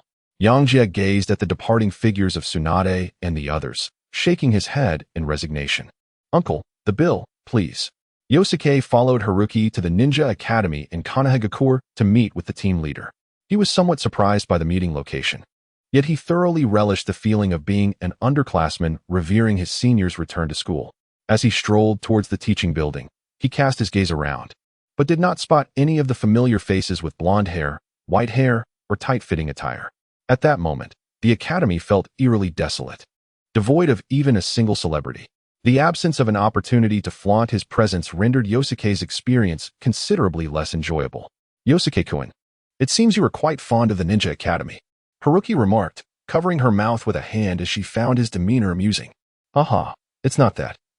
I simply haven't had the chance to attend, and I feel a tinge of regret. Yangjie chuckled lightly, his tone somewhat dismissive. Zhaoji, glancing around the surroundings, nodded slightly and remarked, Indeed, I have not read it either. It should be more intriguing than cultivating at home. Yet, his voice gradually diminished in volume. Yangjie sensed the peculiarity in Zhao Ji's demeanor and promptly diverted the conversation, inquiring, Why has the captain summoned us here? He is not our schoolteacher. His confusion lingered. Could it be that another team member was a teacher or perhaps a student? Upon hearing Yangjie's question, Zhao Ji swiftly recalibrated her emotions and responded. The teacher mentioned that our other team member is at the school, hence our presence here. In truth, she too was unaware of the reason behind the teacher's directive for their assembly. She had merely received the notification. As the two traversed the corridor of the academic building, the sounds of instruction emanated from the classrooms, interspersed with the scoldings of teachers and the playful banter of students. A relaxed expression appeared on Yosuke's face as he pondered the prospect of retiring and becoming a teacher. As Saki knocked on the door of the academic affairs office, it swung open to reveal a smiling figure who exclaimed, Ah, it's Yosuke and Saki. We all watched your performance in the Chunin exam. You both did remarkably well. The matter of the Chunin exam could not be overlooked, and Yosuke found himself perplexed by the composition of this gathering. Meanwhile, Saki's cheeks flushed slightly. She had endured her share of playful teasing recently, but being alongside Yosuke today made it particularly difficult to bear. Listening to the other party's enthusiastic yet slightly teasing tone, Yosuke awkwardly inquired, Ah, I appreciate your kind words, esteemed teacher. May I ask how to address you? Realizing he had forgotten to introduce himself, he added, I am Amiya Ika, a teaching assistant at the Ninja Academy, not yet a full-fledged teacher. Aha. Ika from the Amiya family, indeed. The hereditary genes of educators shine through, the other remarked. Well then, I wish you swift advancement to the rank of teacher. After exchanging pleasantries, he asked, Is Senior Akidu Torikes present? Yes, he is in the adjacent office. Allow me to escort you there, came the reply. The two followed Ika, feeling an involuntary sense of relief. Before Yosuke had even entered, he observed Chikudo Shirye conversing patiently with the young lad in front of him, while the robust Akimichi Torikes stood nearby. Yangjie gazed at the obedient youth standing attentively, his tall and upright figure adorned with a ninja blade at his waist. This attire bears a resemblance to that of a samurai, does it not? Upon noticing Yangjie and Zhaoji, Showdown Chiefing approached with an exuberant demeanor. Aha, Yangjie. You have finally decided to leave the hospital, to shy away from a mere injury, leaving Zhaoji to bear the brunt of the rumors alone. Showdown Chiefing chuckled without a care in the world. Wai Suk gazed at the irreverent captain, bemused by his playful teasing of the team members. Having just been discharged from the hospital, he hurried over upon hearing he was to accompany the captain on a mission. Shifting to a more serious tone, Akid Tokakes began discussing the matter at hand. He stated, The Hokage has instructed me to guide you through some training. Senior Shiya has some advice for you. So let us convene at the Ninja Academy, where you will also meet your new companions. As Akid Tokakes observed Senju Shiya approaching with a young boy, he introduced, This is Tank Tai. Henceforth, the four of us shall form a team to undertake our tasks during this period. Typically, missions are assigned to fixed teams to enhance cooperation, as mutual understanding is pivotal to the team's performance. However, special circumstances can arise, as seen with Wai Suk and Saki, who, lacking established teams, must temporarily unite and adjust based on compatibility. Reaching the entrance, Senju Shiya placed a hand on Tank Tai's shoulder and addressed the group, saying, This is a student who graduated from the Ninja Academy this year. Be sure to look after him. With reverence, Tank Tai bowed deeply and greeted them respectfully. Waisik and Saki felt a sense of awkwardness at his serious demeanor, responding with polite acknowledgement. Let us proceed to the training ground, where you can better familiarize yourselves with your teammates, Senju Shiya said with a smile. He then turned to Waisik. adding, before the mission. The Hokage has requested that I provide you with further guidance. Yangjie, unable to contain his curiosity, leaned closer to Senju Shirya and whispered, Teacher Shirya. This Tianxiang seems rather exceptional, doesn't he?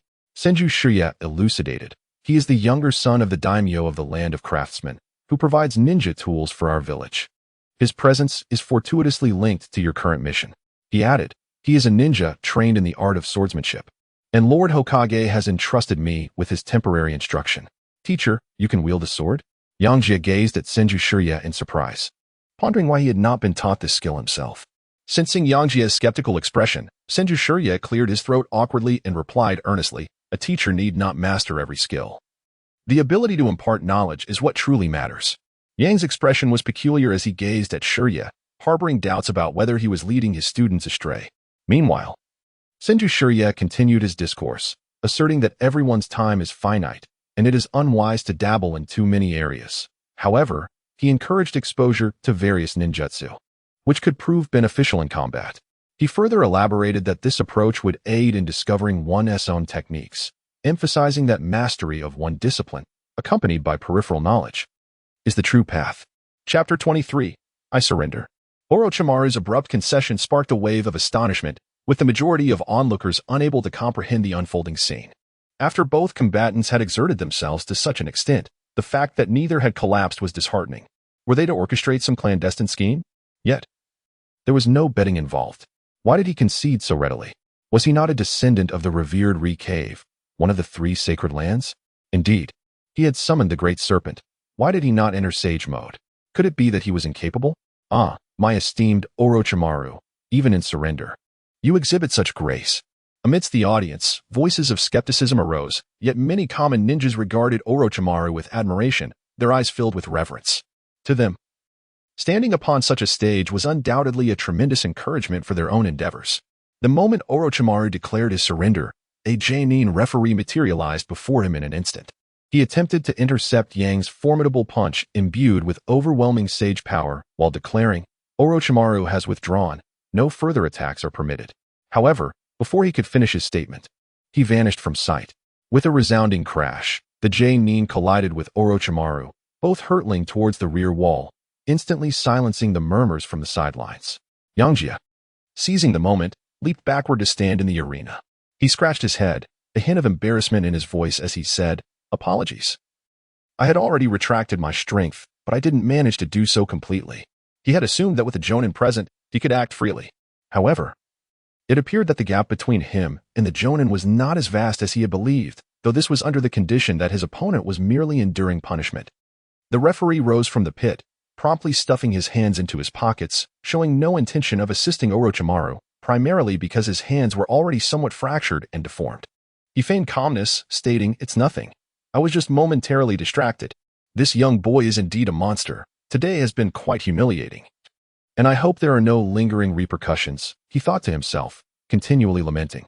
He swiftly approached the sidelines, exchanged places with the Jonin, and headed towards the hospital.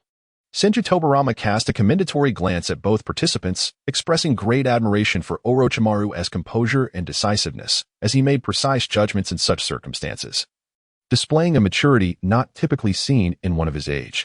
As for Yangjie, he was eager to discern the limits of this young man's abilities. After 2 exhausting bouts, it was apparent that his chakra reserves were dwindling, leaving one to ponder how long he could maintain sage mode. The medical ninjas on standby quickly arrived, assisting Orochimaru out of the arena. Observing the dust-covered and disheveled figure of Orochimaru, Yangjie felt a twinge of awkwardness and considered approaching to offer his regards. However, the newly appointed referee promptly halted him, urging, finish and release the seal. Orochimaru, seemingly not gravely injured, raised his hand to form a seal and smiled at Yangjie before following the medical ninjas out of the arena. Orochimaru, you scoundrel. You deceived me into believing you could compete without sage mode, when in reality, you simply cannot use it. Jiraiya exclaimed furiously as he jumped into the arena. It took Jiraiya until now to realize that he had never witnessed Orochimaru utilize sage mode. He assumed the latter was merely trying to conserve energy among teammates. Fool. How embarrassing. You don't even know your teammate's capabilities, yet you dare to complain. Tsunade remarked sharply at Jiraiya. She too leapt down from the platform. making her way towards Yangjie. As Yangjie dispelled the sage mode enveloping him, a wave of tingling sensations washed over his entire body, causing him to stagger and collapse to the ground. "Doctor, I need a doctor," he uttered, realizing the severity of his condition. Orochimaru's ruthlessness had forced him to expend an excessive amount of stamina in a desperate bid to suppress the toxins within him. Tsunade, observing Yangjie's frail state, was seated nearby, receiving urgent treatment from the medical ninja. She had intended to pursue further studies in medical ninjutsu after the Chunin exams, lamenting that she should have commenced her training sooner. With her hands forming a series of intricate seals, she called out, "Summoning technique." A living slug, towering at a height of 10 feet, appeared beside her, commencing the healing process for Yangjie. At that moment, Orochimaru, seated nearby and undergoing his own treatment, produced an antidote from his robes and offered it to Yangjie. "Yangjie-kun, this antidote will assist in hastening the elimination of the toxins from your system." Yangjie took the antidote offered by Orochimaru and said with irritation, "If you intend to concede, do so sooner rather than later. Must you compel me to enter sage mode? My stamina is nearly exhausted." Orochimaru chuckled awkwardly and replied, "In truth, I am also eager to witness your sage mode, Yangjie-kun." In his heart, Yangjie silently murmured, "Is it not possible to appreciate this during my next competition? My body feels rather out of sorts at the moment, and I am uncertain if I can still enter sage mode later. Yangjie, you must strive in the upcoming matches." Shimura Danzo became the busiest spectator of the day. Upon witnessing the conclusion of the battle, he immediately approached Yangjie. He evidently had greater interest in other matters, and after exchanging brief pleasantries with Yangjie, he beamed with an even brighter smile as he turned his attention elsewhere. "Orochimaru, you performed remarkably well today." Shimura Danzo patted Orochimaru on the shoulder. He then added with utmost seriousness, "I shall introduce you to Lord Hokage. I have already recommended you to him. A young talent like you undoubtedly represents the future hope of Konoha. Yangjie observed the departing figures of the two, and the restrained excitement of Orochimaru was palpably evident. He sighed inwardly, realizing the gravity of the situation. Danzo was indeed insidious, always seizing opportunities to forge connections. At the table, Uzumaki Mito quietly remarked to Senju Tobarama, "Tobarama, have you noticed how swiftly Yangjie has progressed? When he first arrived in Konoha, he was merely an innocent youth, and now he has already begun to distinguish himself." Tobarama, rarely displaying such emotion, allowed a faint smile to tug at the corners of his mouth, responding to Mito with a nod that was more grim than joyful. "He is indeed an exceptionally talented young man. Regardless of the outcome, I shall accept him as my disciple. Rest assured, Lord Mito." Although Yangjie had already moved out of the Senju residence, Tobarama's interest in him had not waned. Observing the lad's daily diligent training and his mastery of the shadow clone technique, he felt a sense of satisfaction. It seemed his investment of 10 million had not gone to waste. While he held a deep appreciation for Yangjie, he also yearned to cultivate him meticulously. He added thoughtfully, "After the Chunin exams, I shall grant him some additional time. Once he is better integrated into Konoha, I will arrange for him to gain experience on the battlefield." This overt display of affection surprised Uzumaki Mito, who nodded with a smile in response. At that moment, Shimura Danzo had led Orochimaru aside, bowing respectfully to Senju Tobarama, saying, "Teacher, this is the Orochimaru I mentioned to you." Danzo turned to Orochimaru with a smile, stating, "This young man is the current heir of the Richi Cave. Possessing a remarkably calm and composed demeanor, he is an excellent prospect." Orochimaru immediately stepped forward to bow to Senju Tobarama. Acknowledging that this was his first encounter with someone more powerful and esteemed than his teacher, Sarutobi Hiruzen, who could almost be regarded as the pinnacle of strength in the ninja world. Tobarama regarded Orochimaru with a slight nod, commenting, "Indeed, I observed your performance earlier. You are a disciple of Hiruzen." He then turned to glance at the slightly scowling Sarutobi Hiruzen. Hiruzen quickly adjusted his expression, respectfully replying, "Yes, teacher," while internally berating Danzo for enticing his disciple in front of him, which left him feeling quite displeased. As the conversation continued among the few at the table, Orochimaru nodded repeatedly in agreement, while Tsunade, noticing Yangjie's battered state, inquired with concern, "Can you continue? If it's too much, don't force yourself. I can help you negotiate for that reward with Grandpa." Yangjie met Tsunade's gaze and smiled as he remarked, "A man should never utter the word impossible. There's still a young girl left, and I can handle it." Tsunade interjected, "She is no ordinary girl. She is the prodigy of the Hyuga clan, the strongest among her peers." Do not be deceived by her sweet appearance. Yangjie furrowed his brow slightly as he glanced towards Hinata Hayaki, who stood not far away. The young girl appeared petite and delicate, her long black hair cascading down like silken threads. His impression of the Byakugan was still rooted in the memory of the fierce battle between the princess and the substitute, followed by a thorough beating. The Hyuga clan and the Uchiha clan are the two great noble families of Konoha, aside from the Senju clan, and they also belong to the bloodline limit families. For such clans, the level of bloodline limit is a crucial determinant of strength. Initially, the power of the Byakugan is evidently superior to that of the Sharingan, capable of overwhelming all opponents of the same rank. Not only can the Byakugan perceive the flow of chakra in the surrounding environment, but it can also reveal the opponent's meridians and chakra points. However, in later stages, it pales in comparison to the Sharingan. The Hyuga clan has yet to produce a peerless powerhouse akin to Uchiha Madara, and the research and development of their ocular techniques have stagnated, significantly lagging behind the Uchihas, especially in terms of advanced combat capabilities. Consequently, the limited strength of the Hyuga clan results in a higher degree of compliance to the village of Konoha, preventing a fate similar to that of the Uchihas. From the perspective of the eye's inherent functions, the Byakugan integrates the abilities of distant vision, X-ray vision, and insight. In contrast, the Sharingan possesses dynamic vision, the ability to replicate techniques, and Jinjutsu capabilities. The strategic value of the Byakugan is unparalleled across the entire ninja world, as its perceptive powers surpass those of the Sharingan, allowing the user to amplify their visual capabilities through chakra, enabling them to see objects over a kilometer away. This uniqueness has made the Byakugan highly coveted by various ninja villages, each seeking to acquire it through various means, unaware of how the Mist Village successfully obtained a Byakugan, while the Cloud Village has repeatedly failed in their attempts to seize one. Chapter 33. The Uchihas visit Konoha training ground now. Waisuk is engaged in his first ninjutsu practice following rehabilitation. He senses the restoration of his physical capabilities and the flow of chakra through the pathways of his body, a wave of comfort enveloping him. This long-awaited sensation of vitality is truly exhilarating. Waisuk felt that at this moment, he could take on 10 opponents. Leaving behind a multitude of clones to continue their training, he approached Senju Shiya, who was observing nearby. He inquired, "Master Shiya, I sense that the amount of chakra I can refine seems to have reached a plateau." Senju Shiya replied with a smile.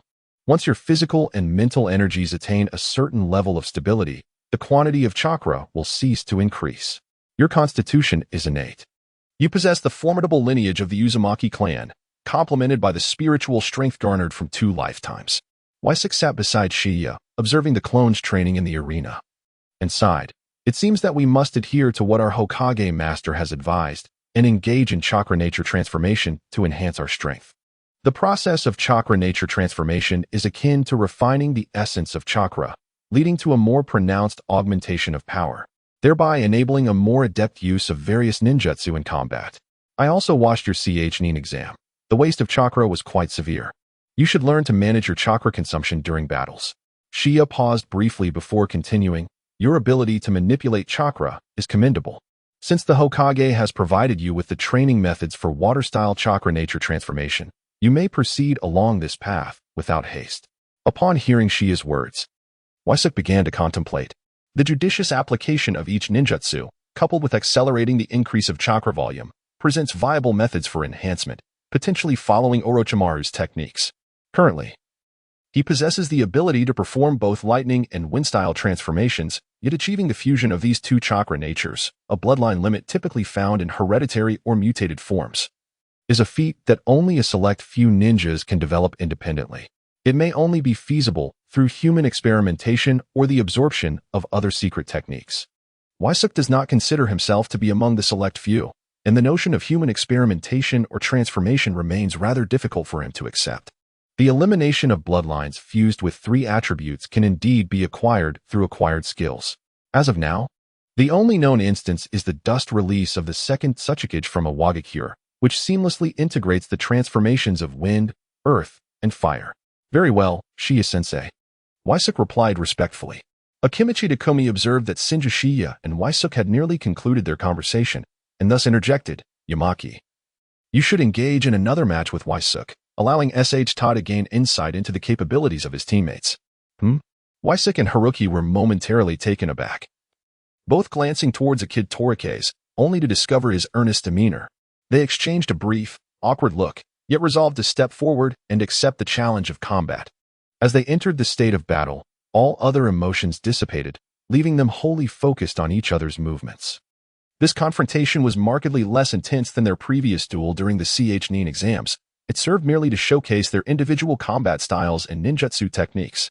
The bystander, Tenkai, watched with rapt attention, his eyes sparkling with excitement. Meanwhile, Senju Shurjin and a kid Torike's engaged in occasional discussions regarding the battle, clearly intending their comments for Tenkai's benefit. Haruki, how is it that you can still see me despite my use of the shadow technique?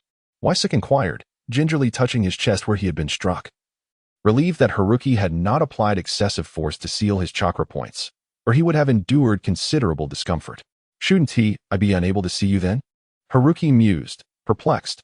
Although enveloped in darkness, her Byakugan enabled her to perceive the flow of Waisuk's chakra with remarkable clarity. Yangjie dispelled the illusion, inwardly lamenting the peculiarities of Tobarama. He felt that Tobarama had meticulously studied techniques specifically designed to counter the Uchiha clan, while displaying a certain indifference towards other families. The two of them released the reconciliation seal, and after Akimichi Shikako had arranged a time with the members of the team, they each returned home to prepare. The third elder, Yangjie, has returned, reported a member of the Uchiha clan to Uchiha Hano. The sound of footsteps echoed. As soon as Waisik returned home, he was taken aback by the sound of knocking at the door. It seemed rather coincidental. Upon seeing an elderly gentleman with a solemn countenance enter, he was further surprised to note that the man was clad in a robe adorned with flame motifs. I am Uchiha HK, the third elder of the Uchiha clan. The elder introduced himself directly. Yangjie felt an inexplicable fondness for the wrinkled, old man. His straightforward personality, albeit somewhat eccentric, was commendable for its honesty. Elder, please take a seat. Yangjie held a deep respect for his elders. Even though the man belonged to the Uchiha clan, his initiative to visit warranted a courteous reception. He had even chosen to come at dusk, undoubtedly to avoid being seen by others. Yangjie brewed the tea with grace and then inquired calmly, Elder San, what brings you here today? Without further ado, Uchiha Hwaha replied directly, during the Chunin exam. I express my gratitude on behalf of my clan for your leniency towards my subordinates.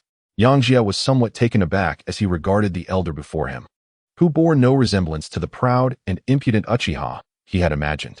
Indeed, he appeared to be a figure of the clan's upper echelon, regardless of his true sentiments. He presented himself as a cultured nobleman. Haha, elder, your words are too heavy. We are all candidates of Konoha, and there is no need to endanger our comrades' lives over a matter of pride, Yangjie replied with a smile. Since the other party had displayed goodwill, it was only fitting to maintain decorum. After all, Yangjie was not one to seek revenge for trifles. Merely a thoughtless child had provoked him. And now that the other S-Guardian had come to express gratitude, the matter could be laid to rest. Indeed, the Uchiha shall remember this bond.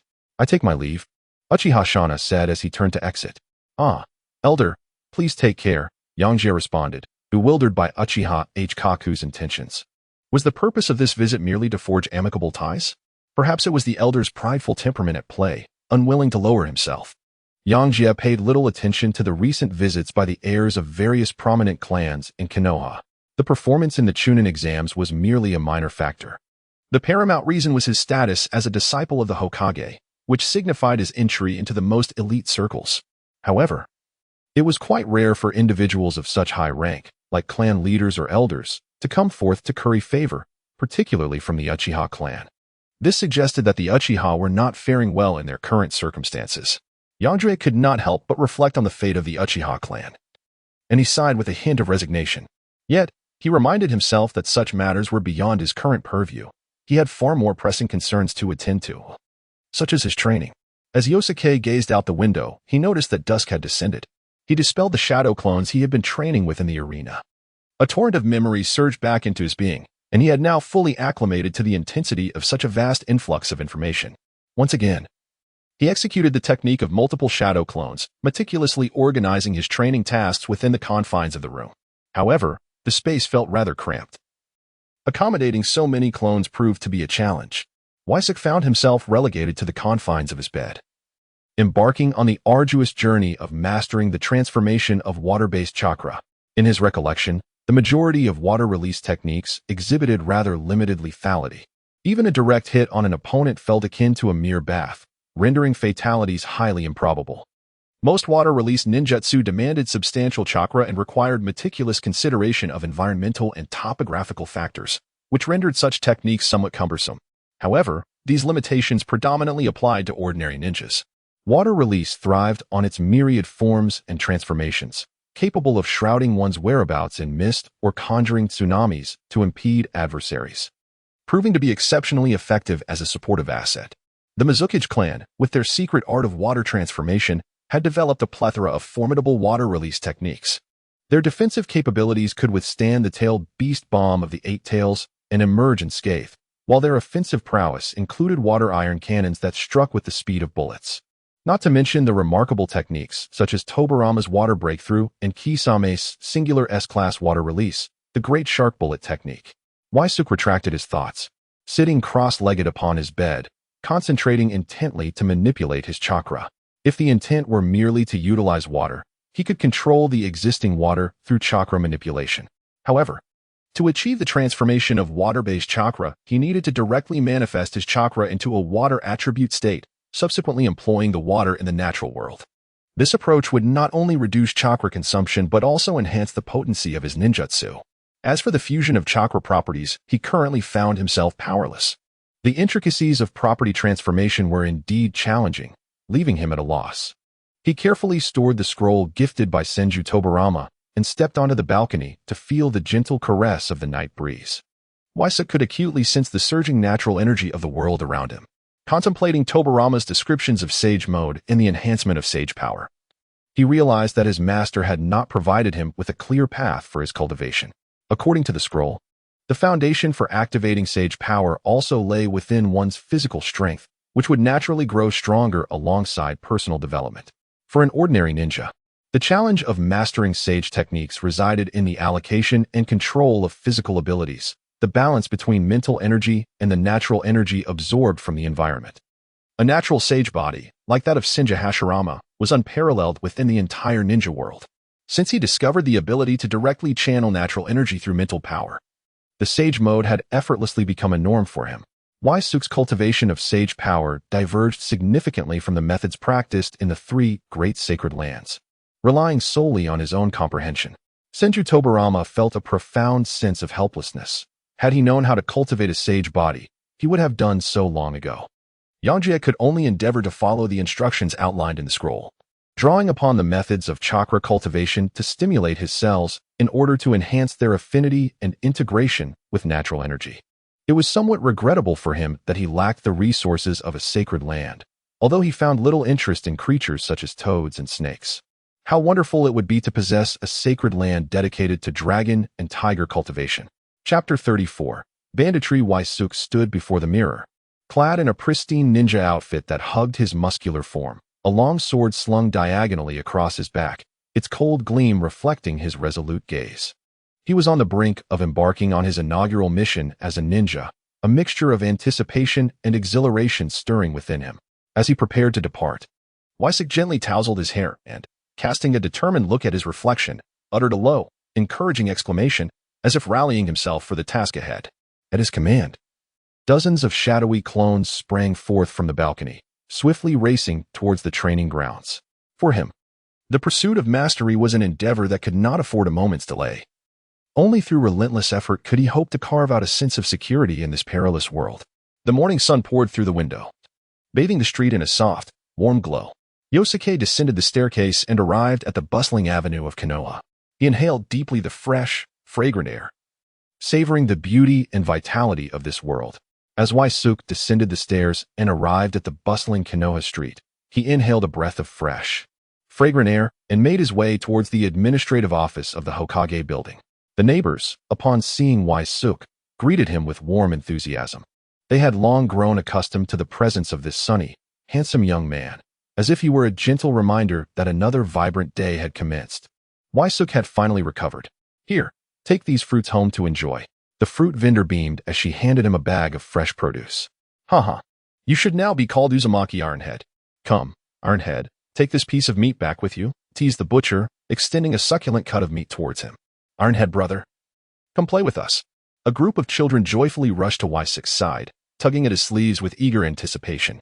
Yosuke gently patted the heads of the children, responding with a somewhat awkward smile to the enthusiastic greetings of his neighbors. The rumor had spread remarkably fast. Even the villagers were aware of his performance in the Chunin exams. After all, he was the top contender in the Chunin selection, and the villagers seemed to harbor no sense of reverence towards the esteemed ninja. Nevertheless, this interaction filled Yosuke with a profound sense of warmth and belonging. Yosuke, you've arrived. Early greeted him at the entrance of the affairs department, her face aglow with a radiant smile as she waved. However, when her gaze fell upon the various ingredients Yosuke was carrying, a flicker of surprise crossed her eyes. Are you bringing these back from a mission? She wondered internally. Yet she refrained from voicing her curiosity. Ysuke noticed the expression on Haruki's face and, slightly embarrassed, scratched his head, explaining, the neighbors are just too enthusiastic. I truly feel bad to refuse. Ysuke certainly possesses a remarkable charm, Haruki remarked playfully, harboring a touch of envy for Ysuke's harmonious rapport with the villagers. As they entered the affairs department, Ysuke casually handed over the items he was carrying to the staff, smiling as he said, "Thank you for your hard work. This is just a small token of appreciation." The ninja respectfully accepted the items Ysuke offered, expressing his gratitude repeatedly. Although they were merely everyday ingredients, it was still a delightful surprise, considering they were gifts from the renowned disciple of the Hokage and the foremost Chunin in the village. At that moment, Tank was standing beside Akimichi Torike's, meticulously explaining the task briefing in his hands. As Ysuke and Haruki approached briskly, they immediately noticed the prominent words on the task briefing indicating the disappearance of several villagers from the Land of Crafts. Aware of their arrival, Akimichi Torike's promptly completed the task acquisition procedures in the affairs department. The staff, well-versed in their duties, efficiently handled their affairs while respectfully wishing them success in their mission. Once the paperwork was completed, Akimichi Torike's turned to the group and announced, "Now that everyone is here, let us set off." With that, he raised a thick stack of documents in his hand. Ysuke gazed at the documents in Akimichi Takov's hands, a flicker of unease coursing through him. This was far from a typical mission briefing. It resembled more a procurement for the administrative department. However, such scenes had become increasingly commonplace of late. The backlog of tasks in Konoha had grown overwhelming, prompting everyone to fervently accept missions in order to generate revenue for the village. Under the guidance of Akimichi Takov, a party of 4 made their way towards the gates of Konoha. The team was notably distinguished, comprising 2 disciples of former Hokage, along with the heiress of the Yangjie clan and the scion of the Land of Crafts, presenting a formidable assembly. Throughout their journey, Akimichi Takov elaborated on the most pressing mission at hand. Since last year, the Land of Crafts had reported a series of mysterious disappearances among its villagers, prompting the dispatch of multiple groups of samurai and ninjas from the craftsman village to investigate, all to no avail. Faced with this predicament, the Land of Crafts sought assistance from Konoha village, entrusting them with this mission. As a crucial manufacturer and supplier of ninja tools in this world, the Land of Crafts held a monopolistic position in the shinobi realm and had maintained a long-standing cooperative relationship with Konoha. Given the gravity of the situation, Konoha could not afford to be complacent. Despite the ongoing tensions of war, Konoha dispatched a team of ninjas, led by a Chunin, to the Land of Crafts for investigation. However, upon their arrival, the small team seemed to vanish without a trace, and no further communications were received, leaving the inquiry at a standstill. With the situation stabilizing, Konoha resolved to send another task force to the Land of Crafts, this time led by the elite J-Nin Akimichi Takov, determined to uncover the truth behind the villagers' disappearances and the fate of the Konoha ninjas. Yangjie attentively listened to Showdown Chiefing's description of the task, occasionally nodding to indicate his comprehension, yet every detail of this assignment exuded an air of peculiarity. Is there truly such an abundance of documents pertaining to this task? Yoko observed the large bag that Taito was carrying, clearly indicating that it contained more than just a single task. Akiyama, upon hearing this, casually explained, "The other tasks are, of course, meant for your practice." Have the 3 of you novices ever taken a life? Yangjie's previously carefree demeanor vanished in an instant. The term murder was still too foreign to him. Yejiao fell silent, evidently touched by Akidu Torike's words, which resonated deeply within. Observing this, Akidu continued, "In the world of ninjas, taking a life is not merely a skill but a profound responsibility. I hope that when faced with your missions, you can remain composed and decisive, while steadfastly upholding your moral principles. Qianxiang was the first to shatter the silence, responding earnestly, I have taken lives. During a previous mission, I dealt with some bandits. However, I understand that it was to protect the villagers and uphold justice. Waisuk felt a twinge of melancholy. A freshly graduated genin had already taken a life, while he, having ascended to the rank of Nin, had yet to embark on a single mission, let alone engage in such grave matters. On the other hand, Saki was enveloped in a sense of shame. Under the protection of her clan, she had trained in peace, never lacking in resources. During her time as a genin, she had not been assigned a guiding teacher, thus avoiding any missions. Sensing the peculiar glances from his two companions, Tenkai continued, I am aware of my youth and inexperience. Yet I shall strive to learn from my seniors. The atmosphere grew momentarily awkward, a realization that Tenkai himself recognized. He lowered his gaze, falling silent as he quietly accompanied his comrades on their journey. A kid Takakazi, observing the subtle shift in Waisuk and Saki's expressions, understood that they were deep in thought and chose to refrain from further commentary. Such reflections were a rite of passage for every ninja. As they stepped beyond the borders of Konoha, the group instinctively quickened their pace. They navigated through the forest, leaping and darting southward, engaged in silent resolve, devoid of conversation. As twilight descended, they ventured deeper into the woods. Waisuk's focus sharpened, his vigilance heightened as he attuned to the sounds around him. He noticed a slight deviation in the direction of their journey, veering westward. Upon cresting a hill, a serene and quaint village came into view. Nestled at the mountain's base, thatched cottages were arranged in an inviting manner, wisps of smoke curling upwards, exuding an aura of tranquility and warmth. Let us pause to rest in the village ahead, a kid Takakazi announced, leaping towards the settlement while gradually slowing his pace. The others followed suit, entering this unfamiliar hamlet. In the fields, several farmers were trudging towards the village, their tools in hand. Spotting Waisuk and his companions, they halted, their expressions cautious as they examined the newcomers. However, upon noticing the forehead protectors adorning Waisuk and the others, their tense demeanor melted away, replaced by surprise and anticipation. An elder villager eagerly approached, warmly guiding Waisuk's team into the village and hastily sending someone to notify the other residents. Before long, a stooped old man, flanked by a throng of villagers, approached Waisuk's party, trembling with excitement. Esteemed ninjas, you have finally arrived. Please, this way, he exclaimed, grasping at Kid Takakazi's hand with fervor, repeating, You have finally come, you have finally come. Amidst the hopeful gazes of the villagers, the Yangjie squad was ushered into a modest yet pristine wooden cabin, the finest dwelling in the village. The elder present was the village chief, who recounted the myriad hardships inflicted upon them by years of warfare. Following the exorbitant grain taxes levied by the Land of Fire, the villagers found their existence rendered exceedingly arduous, barely managing to subsist. Recently, a band of wandering samurai had congregated on the western mountains, frequently descending to pillage, leaving the neighboring hamlets completely ravaged. These innocent farmers have lost their sustenance and possessions, plunging into a dire predicament, beset by the threats of hunger and death. In these tumultuous times, the Land of Fire has shown little regard for the plight of the common farmer, exacerbating their suffering. The persecuted farmers are left with no recourse but to await their demise or to be compelled into a life of banditry and brigandage for survival. Yet, such actions do not genuinely resolve their plight.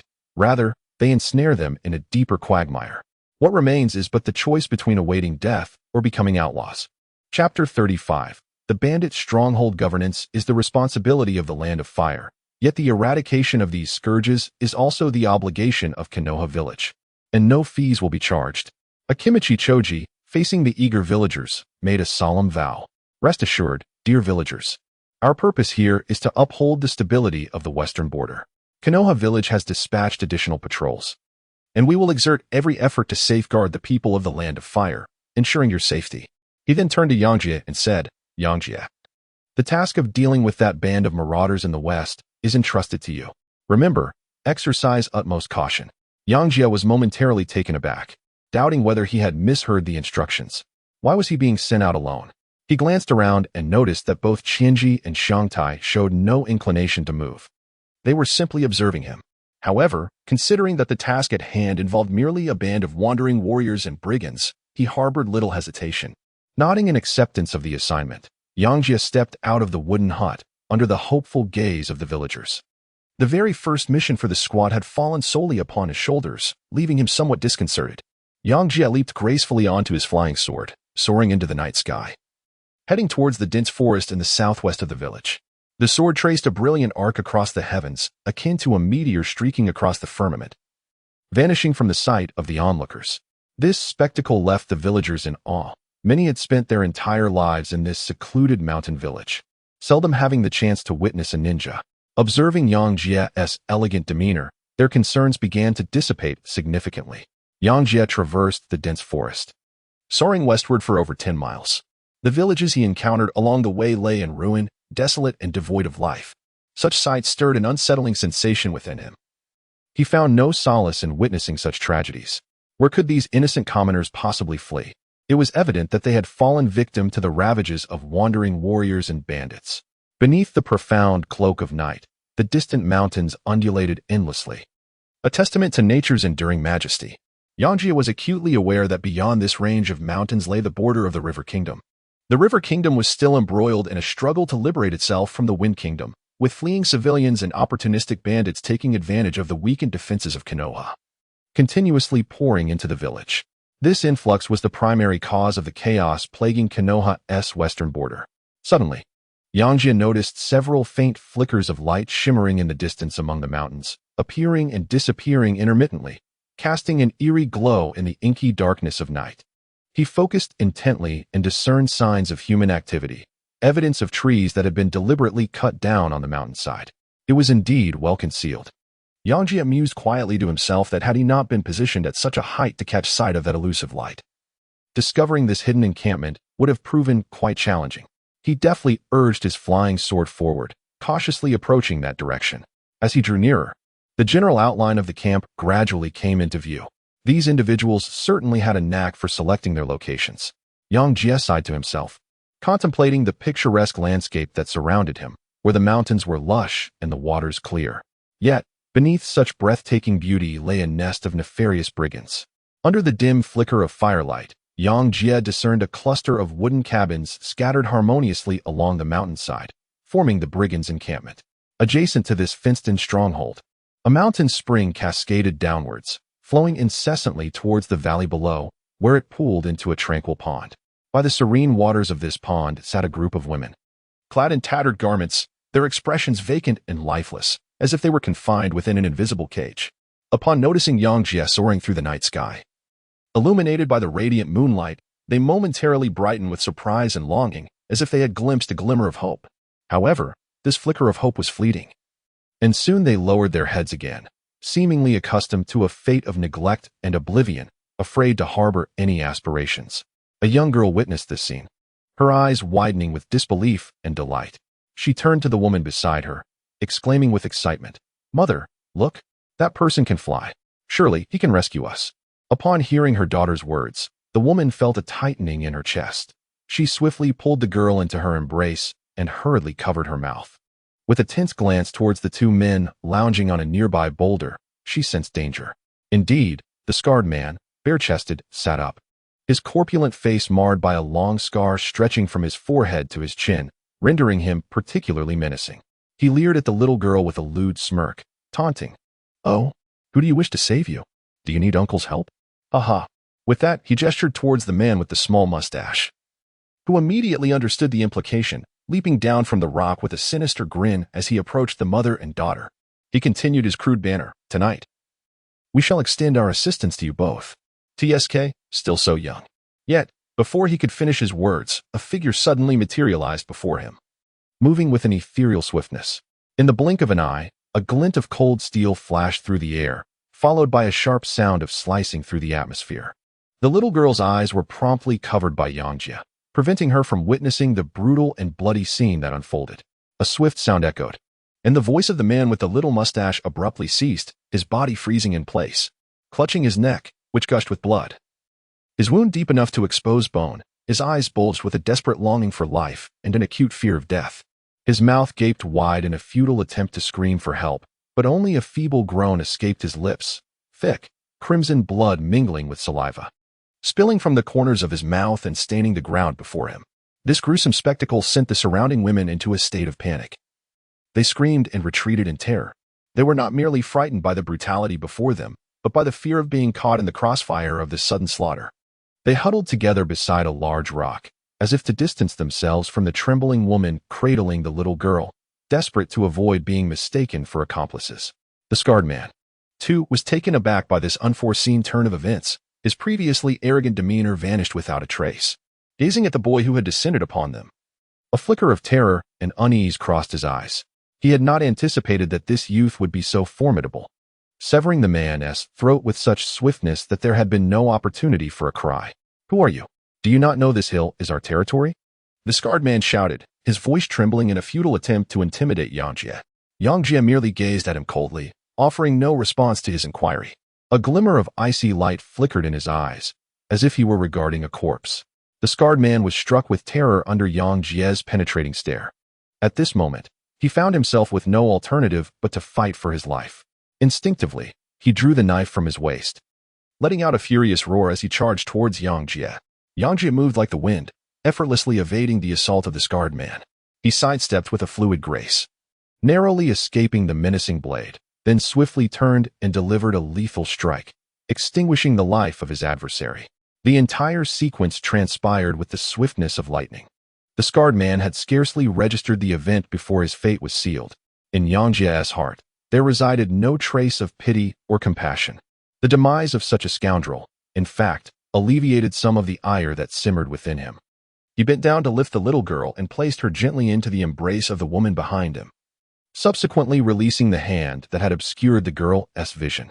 The little girl, listening intently to the sounds around her, was filled with a mixture of curiosity and fear. She clutched her mother's hand tightly and inquired, "Mother, what is that noise? Why are my eyes covered?" The woman rose to her feet, holding the little girl closely against her, attempting to shield her from the gruesome and terrifying scene before them. She softly reassured, "Do not be afraid. That brother just came to rescue us." Yangjie looked up at the woman and said, "First, take the child and find a place to hide." His gentle voice resonated, attempting to reassure the mother and daughter. At that moment, the group of women cowering behind the large rock were in a state of utter disarray. They were acutely aware that many ruthless bandits remained in the stronghold, while the guards tasked with watching over them had all perished. Although their hearts were filled with terror, a flicker of hope also emerged within them. They yearned for this fierce young man before them to rescue them and lead them away from this dreadful place. Yangjie turned around, gazing at the trembling women, and spoke in a low voice, "You all must hide until I have dealt with these ruffians." Subsequently, Yangjie conjured 2 clones to protect them before soaring away on his sword towards the bandit stronghold. It seemed to be the voice of Scarface. "Go and see what is happening," commanded a lean leader to a nearby subordinate. "Haha, they are surely just playing in the water again. Let us join in the fun." Another brigand responded dismissively. "Third leader, what do you see up there?" "It appears to be flying towards the stronghold," suddenly exclaimed a subordinate, looking up in terror. Only then did they realize a figure was swiftly approaching them through the night sky. The appearance of Waisuk caused the bandits scattered around the stronghold to stir, gathering towards the encampment and shouting at the boy hovering above. They brandished their weapons, attempting to intimidate the solitary youth with their numbers and fervor. However, Waisuk stood undaunted upon his flying sword, patiently awaiting the convergence of the ruffians. This arrangement proved advantageous, sparing him the trouble of searching through the dense forest, as his current range of perception was somewhat limited. Before long, a throng of roughly 100 bandits coalesced. They wielded a variety of arms. Some nervously lingered by their leader, while others appeared perplexed, observing the reactions of those around them. At the forefront, several dozen fierce-looking marauders clad in armor and armed with blades exuded an air of menace. These were indeed the targets of his mission, a band of unruly wandering warriors. "Who are you, and what business do you have in our stronghold?" The one-eyed warrior stepped forward, his brow furrowed and his expression grave as he scrutinized Waisuk. Unlike the other bandits, he did not exhibit arrogance. Rather, he sought to ascertain the identity of this newcomer. Yet, Waisuk had no intention of engaging in idle chatter. He descended slightly and declared to the assembly, "You have been encircled by me. If you are here against your will, cast down your weapons and take cover with your hands over your heads." His resonant voice echoed through the forest, imbued with a palpable, irresistible force that resonated clearly with every individual present. The crowd exchanged glances, uncertain whether to resist or surrender. Just then, a towering figure with a full beard emerged from the throng, his gaze fixed intently upon Suk, laced with provocation and disdain. "So a leaf ninja, is it? You dare come alone? You truly are oblivious to your own peril," he remarked coldly. The onlookers soon recognized the leaf headband adorning Suk's forehead, prompting varied reactions. Some displayed fear, while others seethed with anger. Suk, however, merely frowned slightly, his attention focused on the formidable man before him. Sensing the leader's presence and understanding the gravity of the situation, in Suk's heart, astonishment arose. These samurai dared to speak disrespectfully to a ninja. He swiftly sensed the individuals present and discovered that the dozens of bandit-clad warriors possessed chakra, their strength not to be underestimated. Particularly, the few leaders among them exhibited an astonishing amount of chakra, even reaching the level of a Chunin. Could it be that these warriors, capable of refining chakra, were the source of their nefarious deeds? A profound interest stirred within Suk. At that moment, he clapped his hands and quietly commanded, "Multiple shadow clone technique." Instantly, dozens of clones materialized, encircling the gathered crowd. Meanwhile, Suk himself sat calmly upon his flying sword, suspended 30 meters in the air, surveying the battle below. He resolved to first send his clones to probe the strength and tactics of these samurai. Yangjie had never engaged in battle with a samurai before and was uncertain whether these warriors possessed formidable techniques. He certainly did not wish to suffer a mishap. Meanwhile, 3 individuals covertly observed the unfolding conflict, belonging to Yangjie's team. They had been trailing him, and despite his aerial advantage, the elite Chunin and High Jie with their concealed movements made it difficult for him to detect their presence. A kid Torikes watched the battle below, shaking his head in resignation. He mused that only this boy would employ shadow clones to gather intelligence. Anyone else would have courted disaster by now. Zaoji had long since acclimated to Yangjie's tactics, feeling little surprise. In her eyes, amidst the pitch-black night sky, Yangjie's figure shone brightly, amplifying his stature. Within the encampment, dozens of shadow clones skillfully produced shuriken, brandishing crackling thunderblades. Dazzling lightning erupted from the blades, illuminating the surroundings as if it were day. This sudden turn of events and overwhelming power sent the brigands, who preyed upon innocent villagers and recently turned farmers into bandits, into a state of sheer terror. Their makeshift clubs were swiftly discarded as they crouched, hands clasped atop their heads, too frightened to resist. The battle had yet to commence. Yet the rear of the encampment was already filled with surrendering bandits. Chapter 36. The Wandering Samurai Up, bellowed a burly man with a bushy beard, his voice echoing through the forest. A group of samurai sprang into action, drawing their swords and charging towards the shadow clones. However, the 3 leaders did not act recklessly. They clustered together, forming a triangular formation, their eyes fixed on Yangjie's true form, revealing a sense of gravity and caution. Clearly, they understood that this airborne ninja was not to be trifled with. Concealed nearby, Zaoji felt a surge of anxiety for Yangjie. She quietly asked a kid Torikes, "Teacher, these 3 possess formidable chakra. Could Yangjie be in danger alone?" A kid Torikes glanced at Zaoji, a sly smile curling at the corners of his mouth, and replied, "He needs to face some hardship. Otherwise, he will remain oblivious to the perils of the world." He contemplated reminding Suk to exercise caution before their departure. But the lad appeared rather unconcerned, dismissing the band of warriors as nothing more than a rabble of little consequence. However, a kid Tof was acutely aware that the strength of these samurai should not be underestimated. They were not akin to ordinary mountain bandits or thieves. Rather, they were skilled combatants adept at harnessing chakra in battle. Though they might eschew ninjutsu, adhering to their self-proclaimed noble samurai spirit, their martial prowess and physical techniques were anything but ordinary. Thus, they were not mere prey for ninjas to dispatch at will. On the contrary, should a swordsman of exceptional skill approach a ninja, the likelihood of the latter becoming a mere specter beneath the warrior's blade grew significantly. At that moment, Suk's shadow clones had already engaged in a swift confrontation with the approaching brigands, plunging the scene into chaos and intensity. Meanwhile, the remaining dozen clones surged toward the 3 leaders, whose strength was evidently superior to that of the other samurai, with a chakra reserve that was notably vast. Suk understood that the pivotal moment of this battle hinged upon the ability to vanquish these 3 individuals. Radiant bolts of lightning, accompanied by a cacophony of crackling sounds, instantaneously repelled the foremost warriors. Nevertheless, these warriors did not falter. Instead, a fiercer flame ignited in their eyes. They roared defiantly, brandishing their weapons, fearlessly charging towards Waisuk's shadow clones. Yangjie gazed down upon the fierce battle unfolding below, his brow slightly furrowed. He sensed that although the chakra of these warriors was significantly inferior to his own, their combat experience and swordsmanship were exceptionally formidable, rendering close-quarters combat perilous. Several warriors even risked being struck by lightning-infused chakra, employing their exquisite sword techniques and masterful coordination to shatter multiple shadow clones. To Yangjie's astonishment, a few warriors managed to counteract the lightning chakra on the Shuakin using their own generated chakra blade aura, engaging in an intense melee with the clones. It became evident that one could not afford to underestimate the warriors in combat. As clone after clone disintegrated, Yangjie realized that a long-range assault was indeed a more effective and safer strategy. Merely an ignorant ninja, scoffed the burly man with a thick beard, observing the tide of battle where his warriors held a distinct advantage. Though this shadow clone technique is somewhat peculiar, he lacks any true understanding of combat. Subsequently, he exchanged glances with the two individuals beside him, who promptly comprehended the unspoken cue and began to take action. The trio formed a triangular formation, gradually closing in on Yangjie, poised to launch a lethal strike. Waisuk surveyed the battlefield from above, his keen eyes capturing every detail. He observed the one-eyed man among the trio taking deliberate steps forward, positioned to confront the multitude of approaching doppelgangers. The man's fingers gradually curled around the hilt of his katana, ultimately gripping it firmly, his form bending slightly like a coiled cheetah poised to spring into action.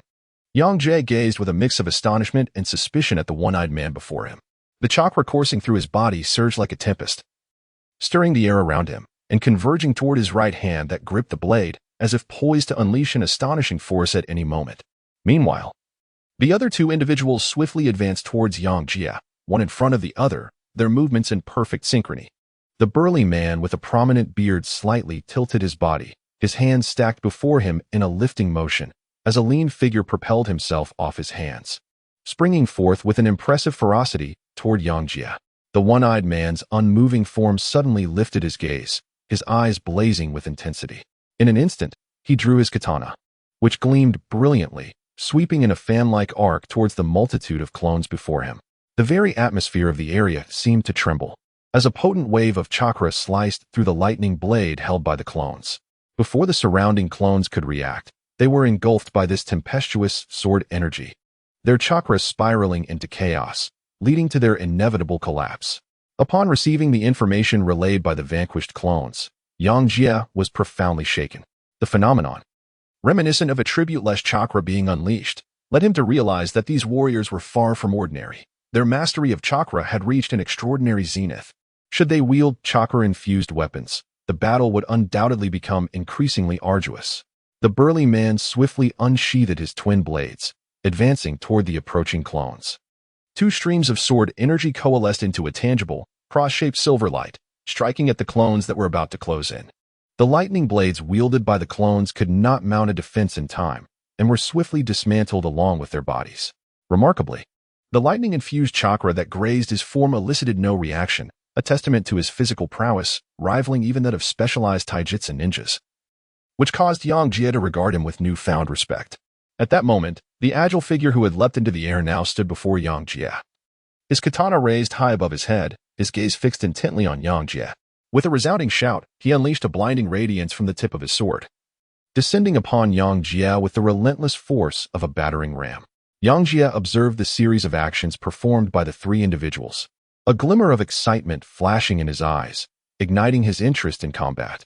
How intriguing! Is this a tactical maneuver that utilizes the feedback from the dispersion of clones to create a momentary stasis of the main body?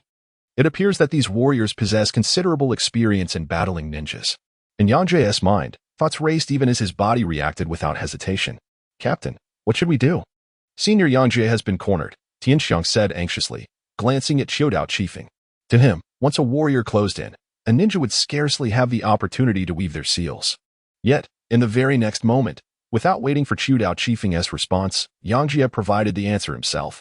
Faced with the lean figure looming so close, Yangjie remained unperturbed, as if he possessed a masterful plan. Gathering chakra beneath his feet, he sprang forward with a forceful leap, his body soaring gracefully like a swift swallow. In an instant, he distanced himself several feet from the approaching lean man, deftly evading the imminent sword strike and the accompanying fierce blade aura. A sly smile flickered across the lean man's face. He had not anticipated a decisive blow. His two brothers awaited below, ready to ensure the ninja's demise as soon as he touched the ground. He was somewhat taken aback by Yangjie's ability to recover so swiftly from the mental strain of the dissipating clone. Yangjie paid no heed to their trivial antics. In the face of absolute strength, such tactics appeared utterly insignificant. He brandished two shurikens, instantly enveloping them in a tempestuous aura of lightning-infused chakra, which writhed and clawed through the air like a frenzied beast, before hurtling towards the lean man with unerring precision. The lean man was astounded. Despite the countless ninjas he and his brothers had dispatched over the years, he had never encountered a scenario like this. The audacity of the youth to unleash ninjutsu upon the shurikens without hand seals left him utterly confounded. He had no time for contemplation. Suspended in midair and utterly unable to evade the impending onslaught. Had it merely been shurikens or the previously witnessed lightning-infused blades, he might have mustered the strength to block. Yet the overwhelming chakra concentrated in this lightning ninjutsu rendered him helpless, and despair gripped his heart. Clang, clang. The sound of metal colliding rang out, followed by a cacophony of explosive detonations that reverberated through the air. Amidst the tempest of lightning and explosive tags, the lean man's body was instantly torn asunder into countless fragments, transforming into a crimson mist that billowed across the night sky. This sanguine haze intertwined with the silvery moonlight, crafting a scene both eerie and resplendent, stirring a sense of foreboding within the onlookers. Flapping and fluttering, pieces of flesh continued to rain down from the blood mist, casting the scene into an exceptionally gruesome tableau, the air thick with a nauseating stench. "Third brother," cried out the two remaining companions on the ground, their eyes brimming with anguish and fury. This exclamation ignited an inferno of tension throughout the encampment, akin to wildfire spreading across parched earth. Concurrently, those who had hesitated, fearing retribution in the aftermath, discarded their weapons and cowered on the ground, trembling in fear. In the midst of this chaos, several wandering warriors still valiantly resisting witnessed the scene unfold, their spirits crushed in an instant, bereft of the courage to continue the fight. Y6 Doppelganger seized the opportunity to launch an attack, effortlessly claiming their lives. The entire mountain stronghold descended into chaos and panic. The gruesome spectacle filled Aoki with a wave of nausea. She shut her eyes, only to force them open once more. She understood that she, too, must endure such trials in order to truly evolve into a competent ninja. Suppressing her discomfort, she continued to fixate on the battle unfolding before her. A Kid Kif observed Y6's performance, nodding in satisfaction. It appeared that this young man was not to be underestimated. He was quite ruthless in his killings. The senior has yet to form any hand seals. Ta's eyes widened in disbelief as he struggled to articulate his astonishment. He could not fathom how Y6 was capable of unleashing such formidable attacks without performing any hand seals. What astonished Ta even more was that in midair, Y6 seemed poised to be caught between the two assailants below. However, at that critical moment, Y6 completed the hand seals with both hands, and hundreds of lightning swords materialized behind him. Like meteors streaking across the night sky, they swiftly consumed the flames. With a low shout from Y6, the lightning swords descended upon the ground with the force of a tempest. Instantly, the earth erupted with a deafening roar, and dust swirled around. In that moment, the entire mountain stronghold seemed to tremble as countless individuals screamed in terror and fled in all directions. Yangjie landed steadily on the uneven ground, surrounded by shattered, charred trees and overturned earth, a scene of utter devastation. His figure flickered in the haze, resembling a war deity descending to the mortal realm. He reached out to catch the falling longsword, casting a calm glance around before speaking with an air of tranquility. "Come forth. Do you still wish to engage in this futile game of ambush?" Chapter 37. The first task accomplished, the burly man with a thick beard and the one-eyed warrior emerged from the adjacent woods. Though they appeared somewhat disheveled and in a state of disarray, they bore no injuries. They endeavored to mask their emotions, having realized that this leaf ninja was a formidable opponent. Attempting to distract Yangjie with words, they sought to lower his guard. "We were originally warriors of the Land of Fire, merely fleeing from the Land of Rivers," the bearded man said, inching closer to Yangjie's left. The one-eyed warrior also slowly maneuvered to Yangjie's right, adding, "Indeed, we are but commoners, preparing to rest before seeking refuge in the Land of Fire." They positioned themselves on either side of Yangjie, creating a tactical pincer movement. Yangjie observed the two individuals and sensed their lack of confidence in battle. Amused. He thought it amusing that they perceived him as merely a child of 10 years. How about this, he proposed, if you can divulge your sword techniques and cultivation methods? I may contemplate sparing your lives. Yangjie's tone was unremarkable yet conveyed a sense of detachment, mirroring his inner thoughts. After experiencing the recent battle, he found himself filled with curiosity and interest regarding the utilization of chakra by the warriors of this world. In that case, let us impart some lessons to you. The burly man with the twisted beard growled in a low voice, frustrated by his earlier attempts to deceive. In unison, the two launched into action, the ground erupting with dust as they surged toward Yangjie with astonishing speed. In an instant, Suk felt the explosive energy emanating from the two individuals, and he was secretly astounded. How swift! If he were to encounter a ninja requiring hand seals, it would indeed pose a significant challenge. Yangjie swiftly focused his attention and uttered a low incantation of the technique of darkness. Instantly, a dense shroud of black mist enveloped the surroundings, plunging the arena into utter darkness, rendering the onlookers blind to the spectacle. The only sound piercing through the murkiness was the incessant clashing of blades. Captain, if we can't see anything, isn't that more advantageous for the samurai? Tianxiang asked with a hint of concern.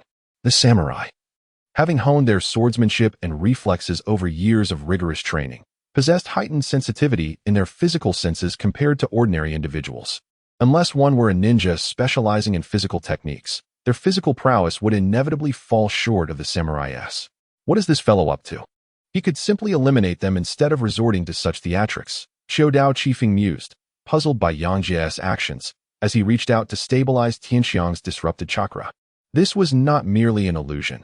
It was a form of genjutsu, intended to disrupt the opponent's chakra flow and obscure their vision. The spectators, unaffected by Yangjie's technique, merely needed to adjust their own chakra flow to remain unimpeded. In the next moment, Xiang Tao could clearly see the fierce battle unfolding within the black mist. Yangjie appeared remarkably composed, frequently parrying or deflecting incoming blades with his longsword while skillfully evading the assaults of two samurai. His movements, seemingly casual, carried an air of appreciation for the opponent's swordsmanship. Aoki seemed to grasp Yangjie's intent, a subtle smile gracing her lips. Activating her Byakugan, she aided Yangjie in observing the chakra flow and techniques of the two samurai, the burly warrior and the one-eyed samurai. Realizing their attacks were failing to inflict damage on Yangjie and feeling the toll of their exertion, grew increasingly anxious.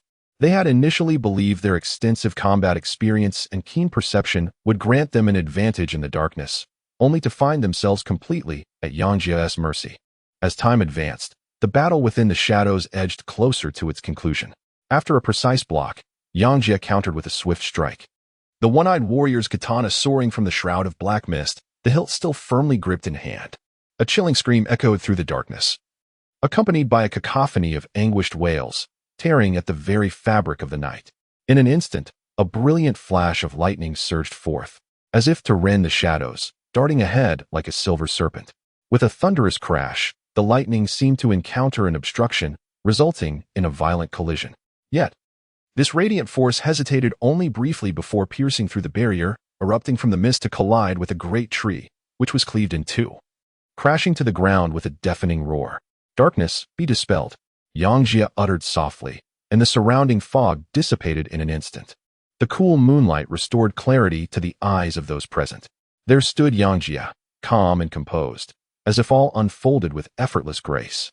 The burly man lay on the ground, his twin blades shattered and strewn about him. With great difficulty, he propped himself up on his right elbow, his left arm nowhere to be seen, yet not a drop of blood was visible. The wound bore the marks of electrical burns, charred and grotesque. His gaze, filled with venomous resentment, was fixed upon Yangjie, as if cursing the foe who had driven him to this desperate plight. The one-eyed warrior leaned against a great tree, his right wrist obliterated, blood and flesh a grotesque amalgamation, droplets of blood continuously staining the earth. He clutched his injured arm tightly, howling in agony, tears brimming in his eyes. Whether from excruciating pain or the despair and regret within, it was uncertain. You have lost, Yangjie remarked, his tone devoid of malice. Your swordsmanship is commendable. I thank you both for the lessons. This was not mockery but a genuine reflection born from engaging with the two wandering warriors, evidenced by the numerous nicks adorning his own battered sword. He inhaled deeply, a chilling light emanating from his right hand. with a swift thrust. The heart of the one-eyed man was pierced by the long sword. The unfortunate soul was pinned against the tree, the sword trembling violently before ultimately snapping under the strain.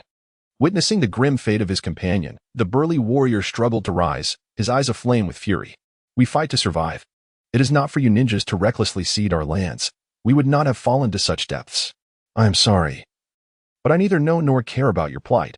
I only see the actions you have taken," Yangjie replied, fixing his gaze upon the warrior. "Is this your feeble attempt at justifying your sins? How laughable." With that, he turned and walked back toward the stronghold, leaving the burly warrior to confront his own demise. The burly warrior, with great effort, adjusted his position, kneeling as he grasped the broken sword from the ground, gripping it tightly. The blood that flowed from him stained the blade, and finally, with a fierce resolve, he plunged it into his own abdomen. Yangjie took note of the situation behind him. Yet he did not halt his stride.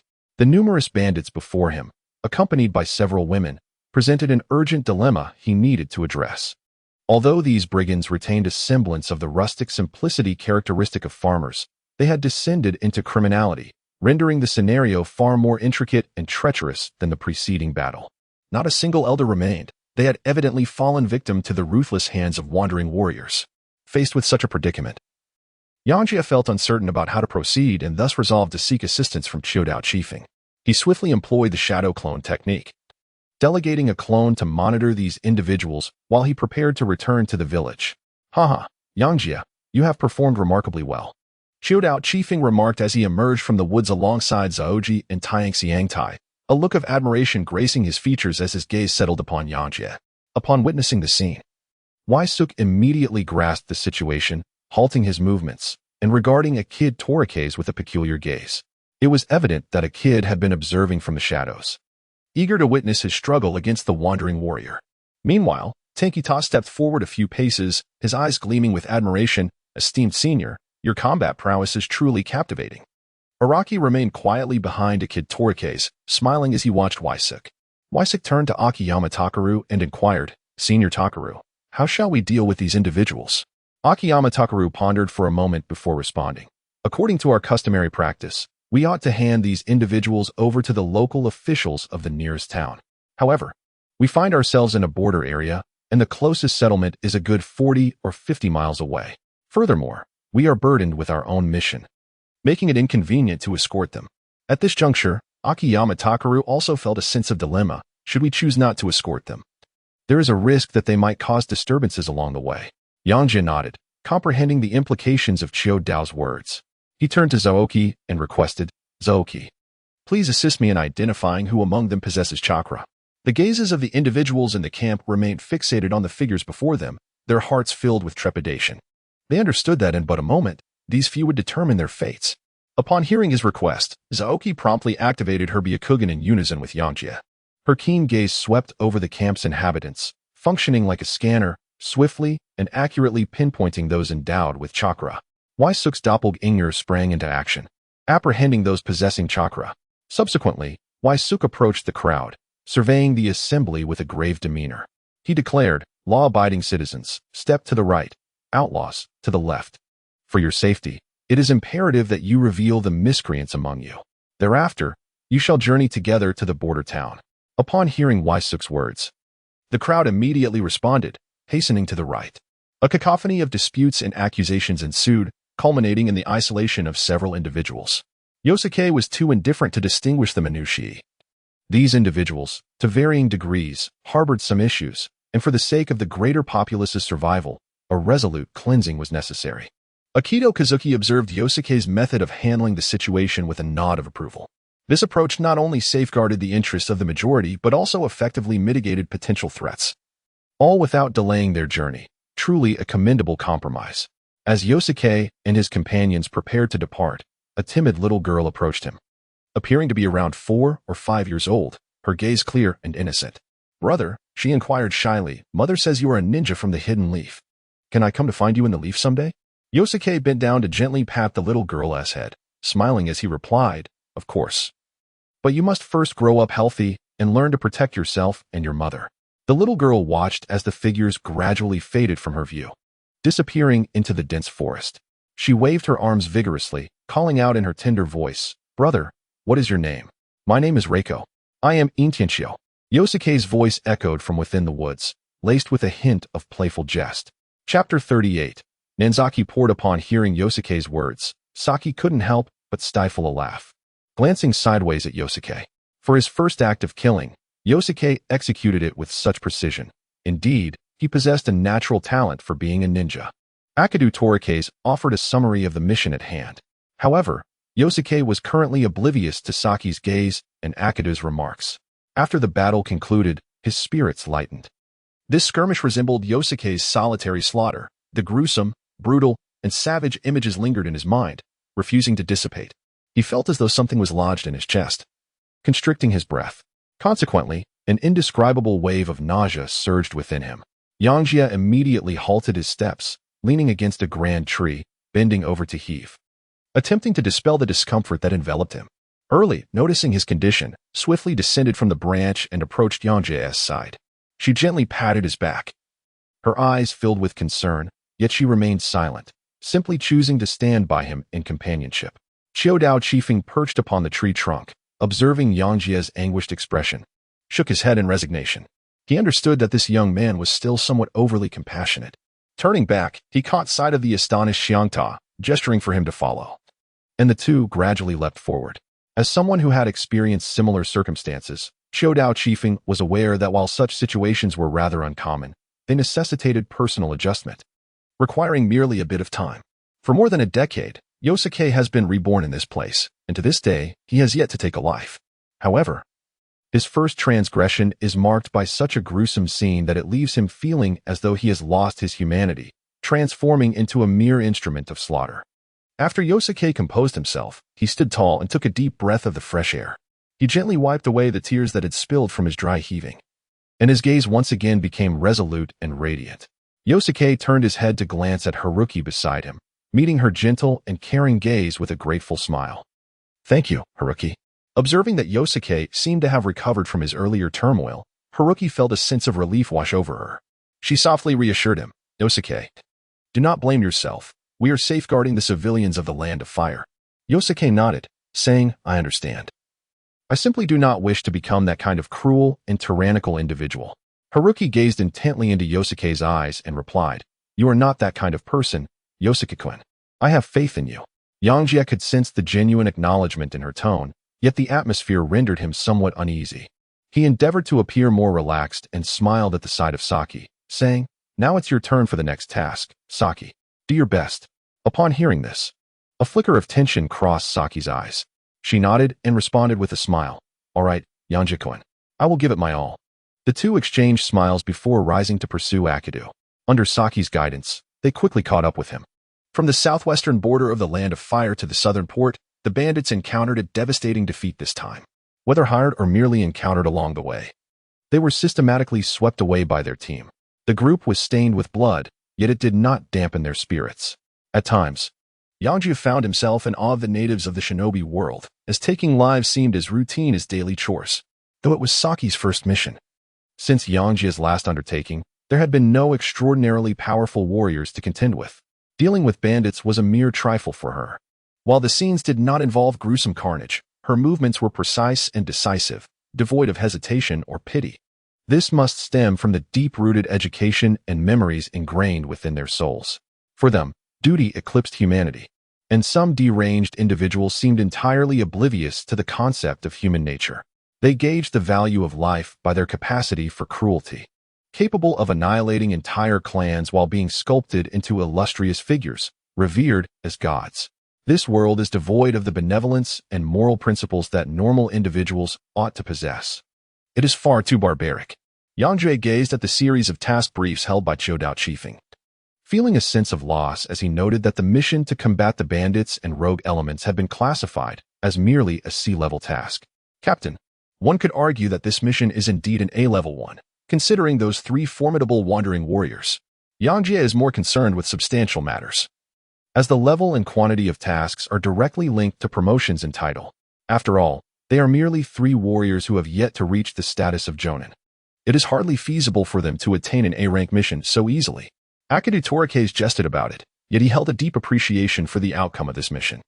Under normal circumstances, such a task would require the leadership of a Jonin for successful completion.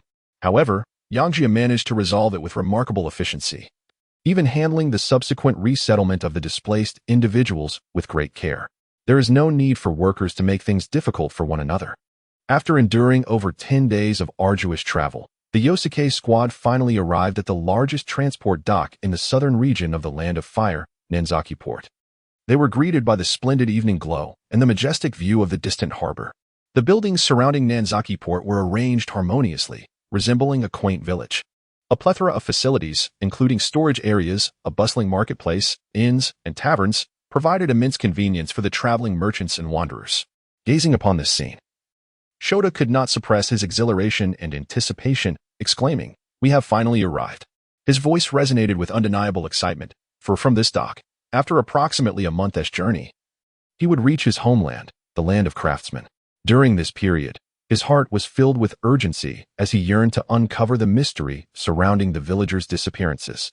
Akadu Torikes led the group toward the construction area, narrating the details of the place. Nanzaki Port serves as a crucial hub for our southern territory, where goods from various nations across the southern seas enter the Land of Fire. It was precisely for this reason that the Land of Fire stationed samurai here to maintain order and ensure safety at the port. As they traversed the thriving construction area, Yosuke felt the vibrancy and prosperity of Nanzaki Port, where merchants, travelers, samurai, and ninjas in diverse attire intertwined, creating a unique tapestry of life. In Yangjie's heart, a sigh of admiration emerged. Indeed, the Land of Fire possesses the most advantageous geographical position in the world, which explains why various nations seek to carve out a piece of Konoha for themselves.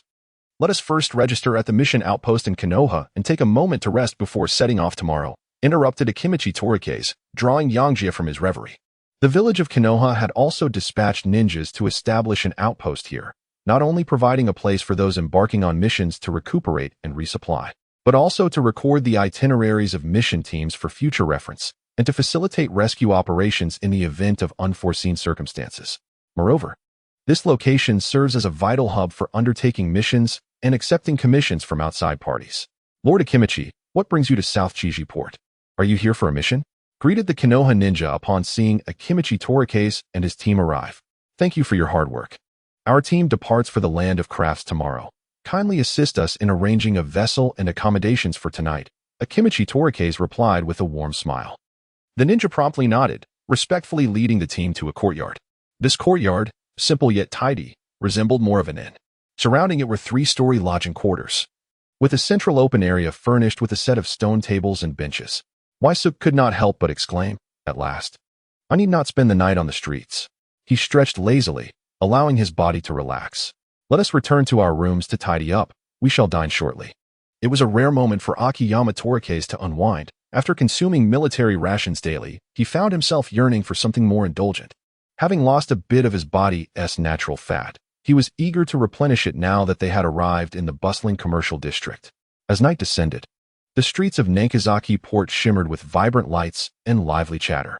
Standing at the forefront of the group, Akiyama wore a beaming smile. "Everyone has worked hard lately. Tonight, I shall treat you all. Eat as you please," he proclaimed loudly, his coin purse jiggling as if trembling with anticipation. Upon hearing this, Yangjie's eyes sparkled, as if he had discovered a lucrative opportunity beckoning to him. He swiftly took the lead towards an extraordinarily splendid restaurant. The sign above read Nanquan Seafood House, which appeared particularly enticing under the glow of the lights. As Yosuke stepped out of the seafood restaurant, he couldn't help but exclaim, "The eel is truly exquisite. So tender it melts in the mouth, perfectly grilled." With his hands clasped behind his head and his round belly protruding, he occasionally flicked his tongue against his teeth, producing a series of smacking sounds. He never anticipated that the seafood at Minamikawa Port would be this delightful. Early G followed closely behind, echoing his admiration, as though enchanted by the delectable flavors. However, when she lifted her gaze and met Akito's reproachful stare, reminiscent of a scorned spouse, she suddenly realized that she had indulged a bit too much, and she shyly lowered her head.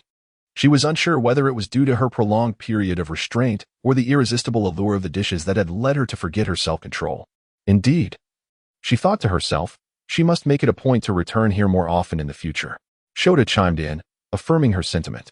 and then turned to inquire with concern, "Captain, is something wrong? Did you have a bad reaction to the food?" Upon hearing this, Yosuke burst into laughter and jestingly remarked, "Haha, it seems the captain's wallet has been depleted. Is it true that all the girls from the Hyuga family possess an insatiable appetite? After this lesson, Akimichi will likely think twice before inviting Zaoji out for a meal again." Yangjie felt a profound sense of satisfaction as he observed the pained expression of Chiu Dao Chu Feng. Chiu Dao Chu Feng could not help but feel a mix of amusement and exasperation. He rubbed his temples and, with a hint of resignation, remarked, "You lot truly have an impressive appetite." Upon hearing this, Yosuke chuckled with delight, gently patting his round belly, and remarked, "Captain, you did say you would treat us. We cannot possibly disregard your generosity. The sensation of not having to spend one's own money is truly delightful, and my appetite has significantly increased." Chapter 39. S-Class Mission. The moonlight shone like silver as Haruki pushed open the window of her room, taking in the tranquility and mystery of Nankai Port. She closed her eyes, emptied her mind, and inhaled deeply the fresh sea breeze, imbued with a hint of saltiness. At that moment, her attention was drawn to several figures darting out from the balcony on the second floor. Yosuke truly is diligent. Even at this late hour, he continues his training. Supporting her chin with her hands, Haruki observed Yosuke as he commenced his practice in the courtyard, softly murmuring to herself. The room was already filled with Yosuke's clones, and he wished to step outside. Having dined excessively in the evening, he entrusted the training task to his clones. This cool night was a perfect opportunity for him to digest and reflect on the battles he had encountered along the way. Several of Yosuke's clones began to practice swordsmanship in the courtyard. Since his battle with the Wandering Warrior, Yosuke had been striving to externalize his chakra through sword techniques. If he could achieve the same effect as with his physical techniques, he would not only evade the elemental weaknesses of chakra but also eliminate the need for hand seals, allowing him to navigate close combat with even greater finesse. Yangjie inadvertently glanced up and noticed Zaoji on the third floor, resting on the windowsill while observing his practice. He smiled and softly remarked, "Aren't you supposed to be resting?" Zaoji replied with a gentle smile, beckoning him to come up. Yangjie gracefully knelt and leapt onto the windowsill of the third floor, settling beside Zaoji with remarkable poise, startling her into a swift sidestep. Initially, Zaoji had anticipated Yangjie's ascent via the staircase, but his sudden arrival caught her off guard. She quickly composed herself and turned to retrieve a substantial scroll from within the room. "I have documented the swordsmanship of the Wandering Warrior and the flow of chakra from that day. I hope these notes will assist you in your training," she said, extending the scroll towards Yangjie, her tone imbued with a hint of anticipation. Yangjie instinctively took the scroll from Zaoji's hands, momentarily struck by surprise. He gazed at the girl before him, perplexed and astonished. How did Zaoji know that I wished to practice this sword technique? Weighing the scroll in his hands, a warm current flowed within his heart. Throughout this time, the team had either been journeying or completing tasks. How could she possibly find the time and energy to accomplish such a significant endeavor? "Zaoji, thank you," he said sincerely, feeling somewhat uncomfortable under Yangjie's gaze. Zaoji instinctively took a step back and softly replied, "Once you've finished reading, make sure to rest early. I too need to rest."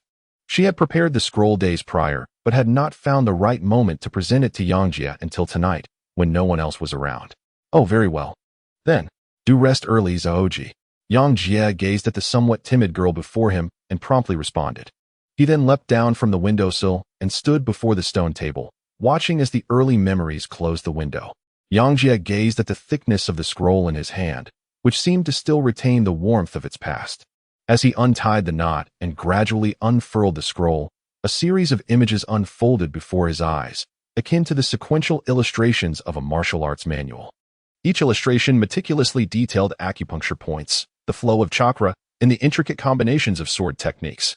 It commenced with a confrontation against a mustached warrior, followed by encounters with a lean warrior and a one-eyed warrior. Even the nuances of battles against more than 20 shadow clones were vividly captured.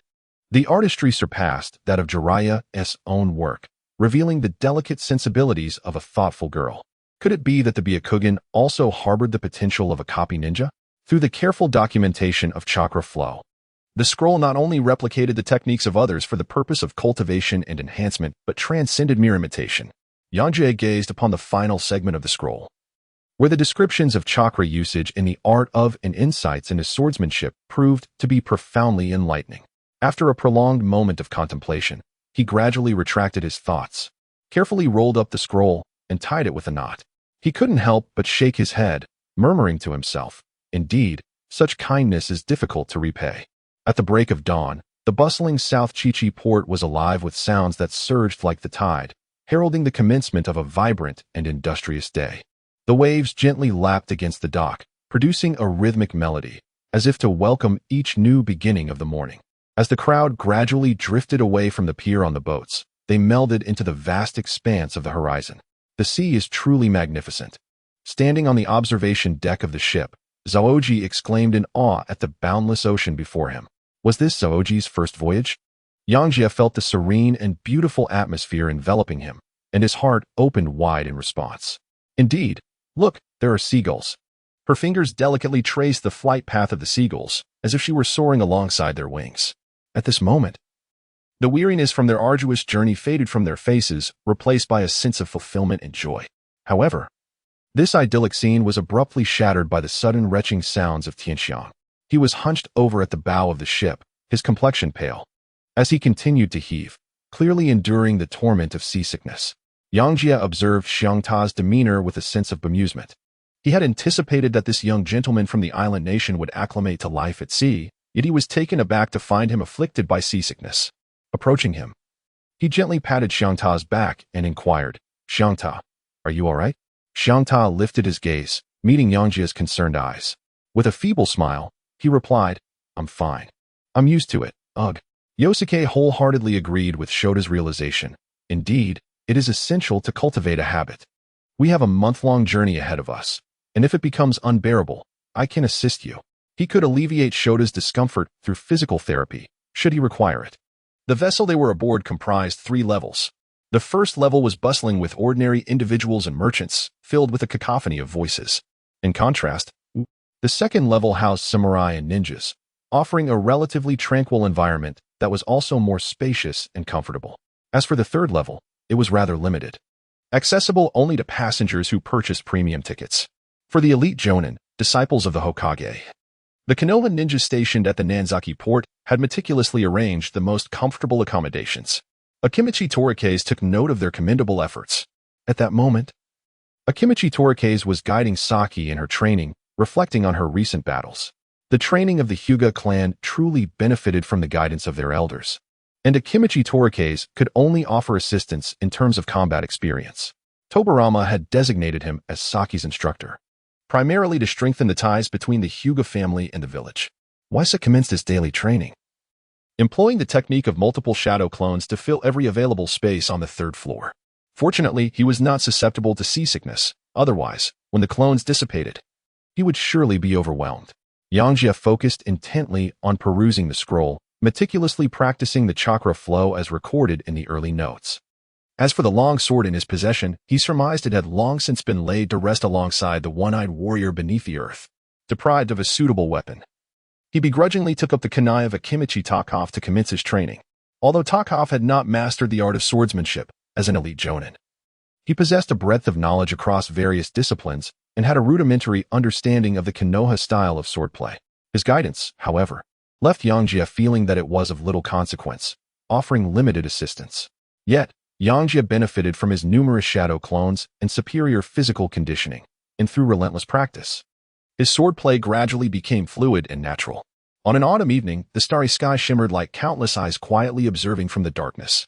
Akimichi Takov stood upon the deck, having summoned the others to gather in a circle as he began to unfold the details of their mission. This was an S-rank task, fraught with peril and entangled with the secrets of the land of crafts.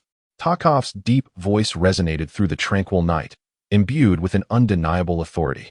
He inhaled deeply before continuing. Last year, during the annual tank festival in the land of crafts, 4 long-sealed ninja tools were stolen. These tools are unlike any ordinary weapons. They harbor immense power. The theft of these ninja tools is far from a mere act of larceny. Shortly after the theft, a series of villagers began to vanish in the land of crafts, and I believe there is an intrinsic connection between these 2 events. He glanced at S.H. Ta, gesturing for him to elaborate on the secrets surrounding the ninja tools. S.H. Ta gathered his thoughts and began to explain. The Land of Crafts once boasted a lineage of artisans who believed that ninja tools were the optimal means of executing ninjutsu. They stored chakra within these tools and unleashed their formidable power by releasing chakra. However, such weapons are perilously dangerous, as anyone can wield them, provided they possess sufficient chakra to replenish their use. Thus, they were sealed away. Yangjie also furrowed his brow, lost in contemplation. He had sensed that this journey would not be straightforward. Previously, Akidu Torikes had treated their missions as leisurely excursions, assigning them only simple and light tasks. It appeared that the main course was now served. However, listening to Tian Xiangtai's description, these objects, reminiscent of scientific ninja tools, seemed out of place for this particular juncture. He strained to recall his knowledge of the Land of Crafts, yet the information in his memory remained a blur. At that moment, Tian Xiangtai abruptly stood and bowed deeply to everyone. During the last mission briefing, my father did not inform you all about the theft of the ninja tools, which led to a misjudgment of the task's difficulty and resulted in the unfortunate loss of several leaf ninjas. I sincerely apologize for this oversight. The Land of Crafts is willing to take full responsibility. He then explained, we chose not to disclose this information publicly, as it would undoubtedly attract the attention of other ninja villages. Thus, my father specifically instructed me to privately inform the Leaf of the situation.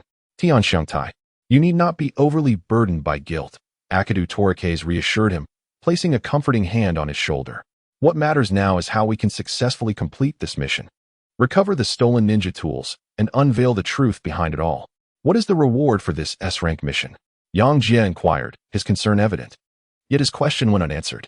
Chapter 40. The Land of Crafts. On the observation deck, Yangjie was wholly absorbed in practicing his swordsmanship. Beads of sweat occasionally splattering from his forehead, his garments already drenched. Beneath the radiant sun, his silhouette appeared strikingly gallant. Time and again, he wielded his ninja blade, flawlessly recreating the techniques inscribed in the scroll, each movement executed with precision and power, as if he were engaged in a duel with an invisible adversary.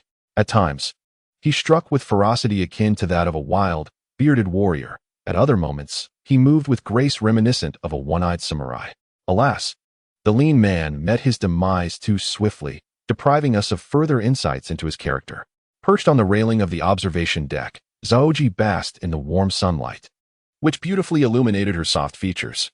She leaned slightly forward, her gaze steadfastly following Yangjie's form. A sense of joy blossomed within her heart as she thought. It seems that the carefully prepared items would indeed assist Yangjie. The gentle sea breeze caressed her hair, prompting an involuntary smile to grace her lips. As Yangjie concluded his movements, he stood tall, slowly raising his hand in a gesture of respect, smiling as he performed a sword salute towards Zaoji. This simple act sent her heart racing, and she suddenly realized the audacity of her unwavering gaze upon him. Flustered, she hastily turned her head away, attempting to leap down from the railing, only to stumble slightly, nearly losing her balance and falling backward. Upon witnessing the situation, Yangjie promptly stepped forward and steadied Zaiji, a faint fragrance wafting towards him. Zaiji's slender waist was embraced by Yangjie, causing her to lean forward. Instinctively, her hands pressed against Yangjie's chest. This fleeting physical contact caused Zaiji's cheeks to flush a deep crimson. Flustered, she hastily pushed Yangjie away and hurriedly ran towards the cabin. Her head bowed. Yangjie watched her silhouette fade from the observation deck, catching only a fleeting phrase she desperately attempted to conceal. The sun is too intense. I shall return to rest. Her voice lingered in the air, imbued with a hint of her unique shyness and tenderness. Yangjie stood still, retracting his gaze as he gently clenched his fist, savoring the lingering warmth. After all, she was a ninja adept in physical techniques, seemingly in no need of my assistance. He murmured to himself, yet the women of the Hyuga clan often find themselves in unexpected predicaments. Should she happen to fall, it would indeed be quite embarrassing. Wesik gently shook his head, withdrawing his thoughts as he resumed his focus on his training, wielding the ninja blade in his hand. His current swordsmanship was merely a mimicry of the techniques employed by wandering warriors, lacking the fluidity of true mastery. It required further practice and real combat experience to achieve improvement. On the observation deck, the sword energy crisscrossed once more, with the sea breeze caressing and the waves surging. The vessel, after nearly a month at sea, finally docked at the Land of Crafts. On the quay, as Taka stepped onto the solid ground, his spirit soared instantaneously. He strode forward with an upright posture, greeting the eager crowd of the Land of Crafts who had awaited their arrival. introducing the members of his team with great enthusiasm. The officials of the Land of Crafts beamed with warm smiles, engaging in a spirited exchange of pleasantries. Yosuke and Haruki silently followed closely behind, occasionally exchanging smiles and nods of acknowledgement. Despite the differences in their accents and intonations, this did not hinder the mutual expression of friendship and respect. The capital of the Land of Crafts, much like its inhabitants, exuded a remarkable simplicity. The weathered city walls, unadorned houses, and the modestly dressed populace bustling through the streets painted a picture of tranquility and harmony.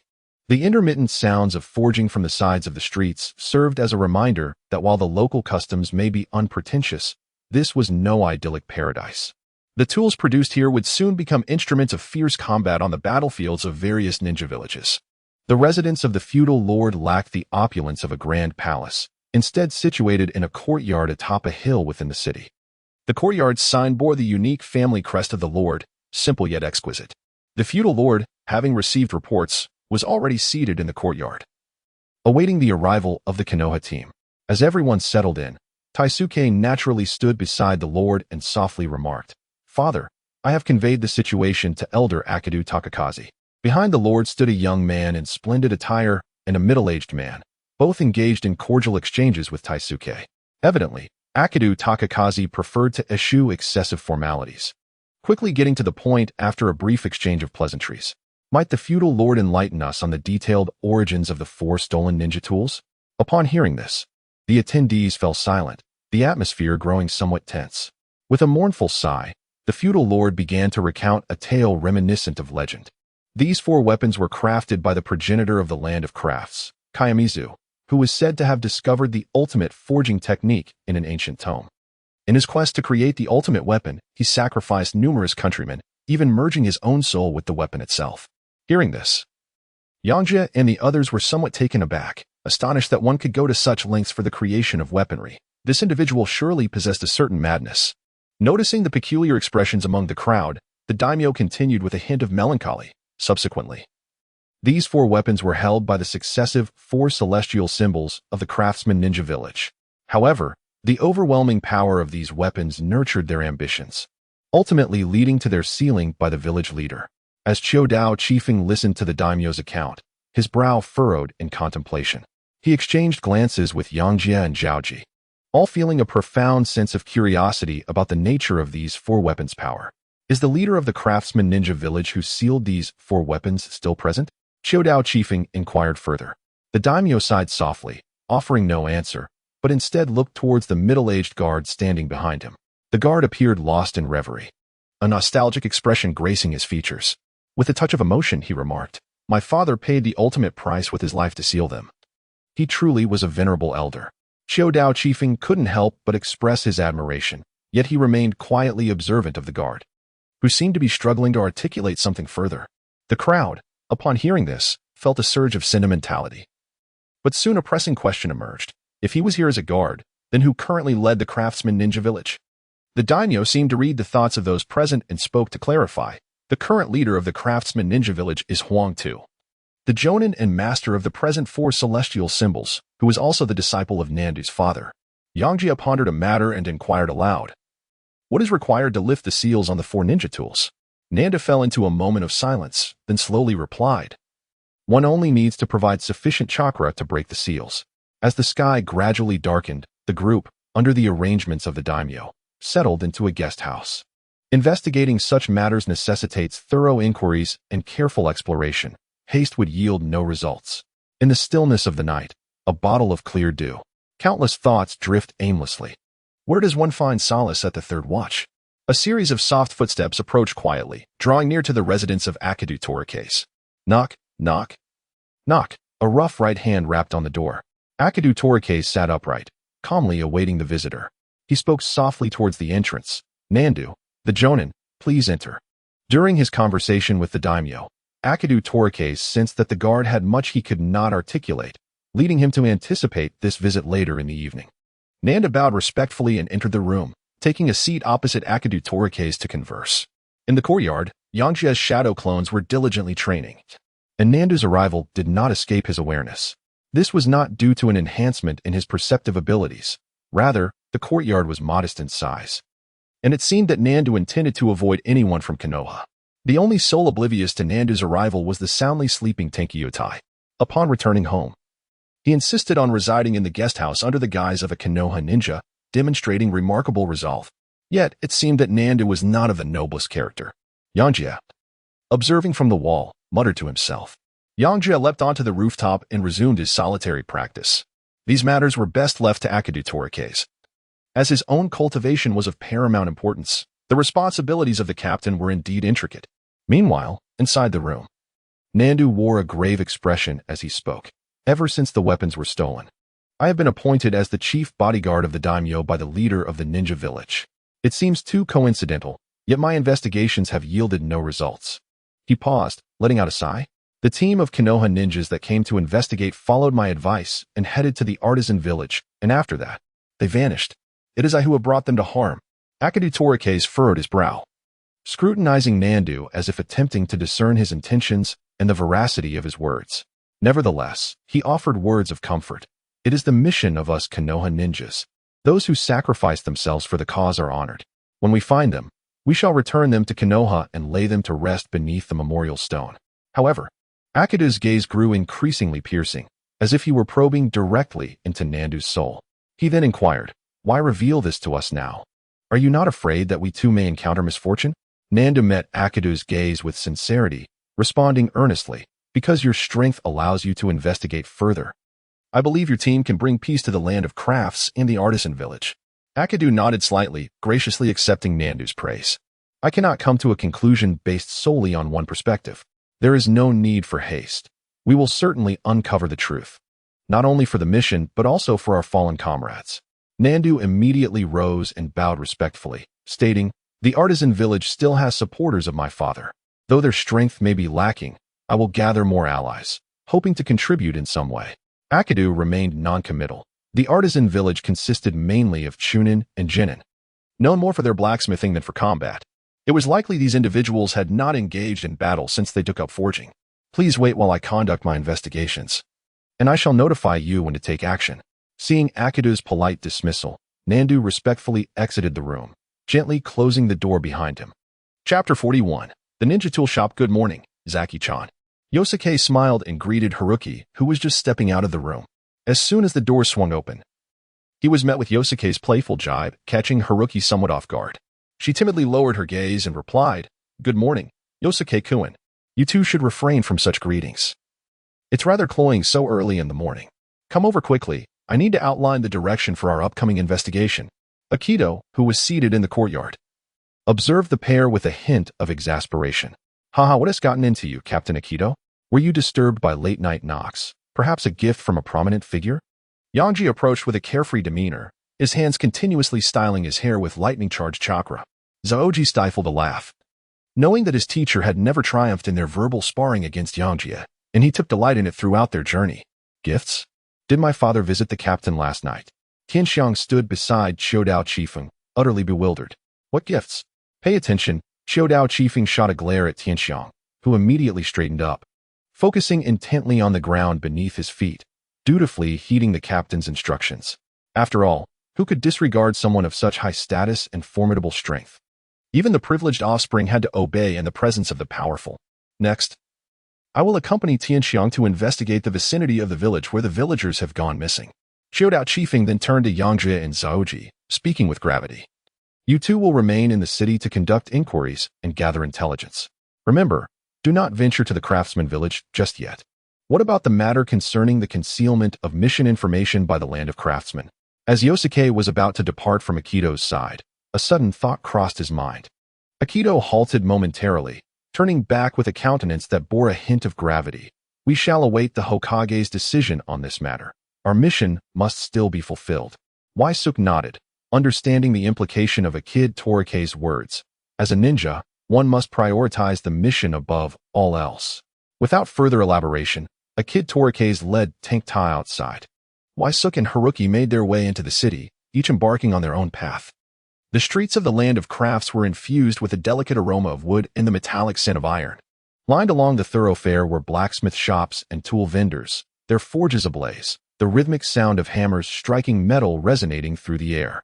Occasionally, Merchants from other ninja villages and nations would arrive to place orders, eyeing the tools of their trade and negotiating prices. "Why, Sook? Why must we dress in such a manner?" Haruki inquired, her voice tinged with a hint of perplexity. The curious gazes from passers-by made her feel somewhat uneasy. She wore a wide-brimmed hat, beneath which a sheer white veil artfully concealed her features, simultaneously shrouding her activated Byakugan. Draped over her was a cerulean garment, obscuring her combat attire, rendering her akin to an ethereal fairy, which only heightened her air of mystery and grace, drawing the attention of those around her. Yangjie removed his protective headband, donning an exquisite garment that made him resemble a wealthy young gentleman out for leisure. He smiled and elucidated, "We are here to gather intelligence, and it is imperative that we conceal our identities. After all, a team of Konoha ninjas has already perished in this vicinity, should we encounter any suspects. Revealing our identities would undoubtedly raise their suspicions." Orochi nodded in acknowledgement, saying, "Ah, but I seem to exhibit no abnormalities. The chakra of the people from the Land of Crafts appears to be quite normal." She continuously surveyed her surroundings, probing the chakra emanating from those nearby. Although this town is not large, a thorough investigation may take several days. There is no need to rush and overexert my Byakugan. However, as they strolled leisurely, glancing about, they seemed more like tourists on a shopping expedition rather than diligent investigators. Since they had arrived in the Land of Crafts, it would be prudent to visit a ninja tool shop and procure some quality equipment to bring back to Konoha as gifts. At this moment, Akimichi Torikes and Tenji Takashi were making their way to the scene of the incident under the guidance of the feudal lord's guards. The location chosen by the thieves was remarkably remote, scattered across various sites, necessitating a 2 to 3 day journey from the capital. Observing the desolate village before him, Akimichi noted that, despite its long abandonment, there were no apparent signs of human destruction. This corroborated the reports indicating the absence of any conflict or victims. Such a scenario could suggest that the villagers collectively departed voluntarily for some reason or that they had fallen prey to an illusion. In the Land of Crafts, if a contingent of hundreds were to travel, it would surely alert the nearby villages or the guards at the docks. Clearly, only one possibility remained: they had been ensnared by a genjutsu. Yet, how could such a large-scale illusion be executed? Moreover, if these missing individuals intended to leave, their destination should not be far. Otherwise, passers-by would surely have noticed their absence. As days passed in investigation and inquiry, the mysteries seemed to multiply for the group. Yet, they were also drawing closer to the truth, for there was only one craft ninja village that they had yet to explore. "Yangjie, what do you suppose the guard leader discussed with the teacher that day?" Orochi asked casually, glancing around. She seemed to have grown accustomed to this peculiar attire, relishing Yangjie's appreciative gaze, which sparked a small sense of delight within her. Wysuk pondered for a moment before responding. It must pertain to the matters concerning the craftsman ninja village.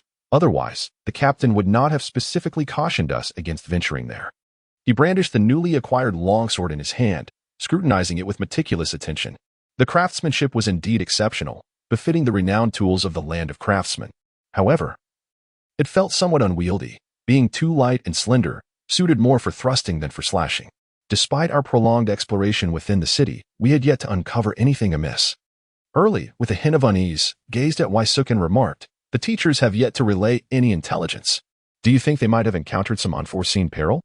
Yosuke feigned a contemplative demeanor and jested, "In the Land of Craftsmen, if there were individuals capable of posing a threat to Captain Shikaz, we would have to make a hasty retreat." Indeed, it seemed that way. Suddenly, Haruki's footsteps came to a halt at the entrance of a ninja tools shop. She gazed intently inside, as if captivated by something that had caught her attention. Yosuke noticed her unusual behavior and followed her gaze.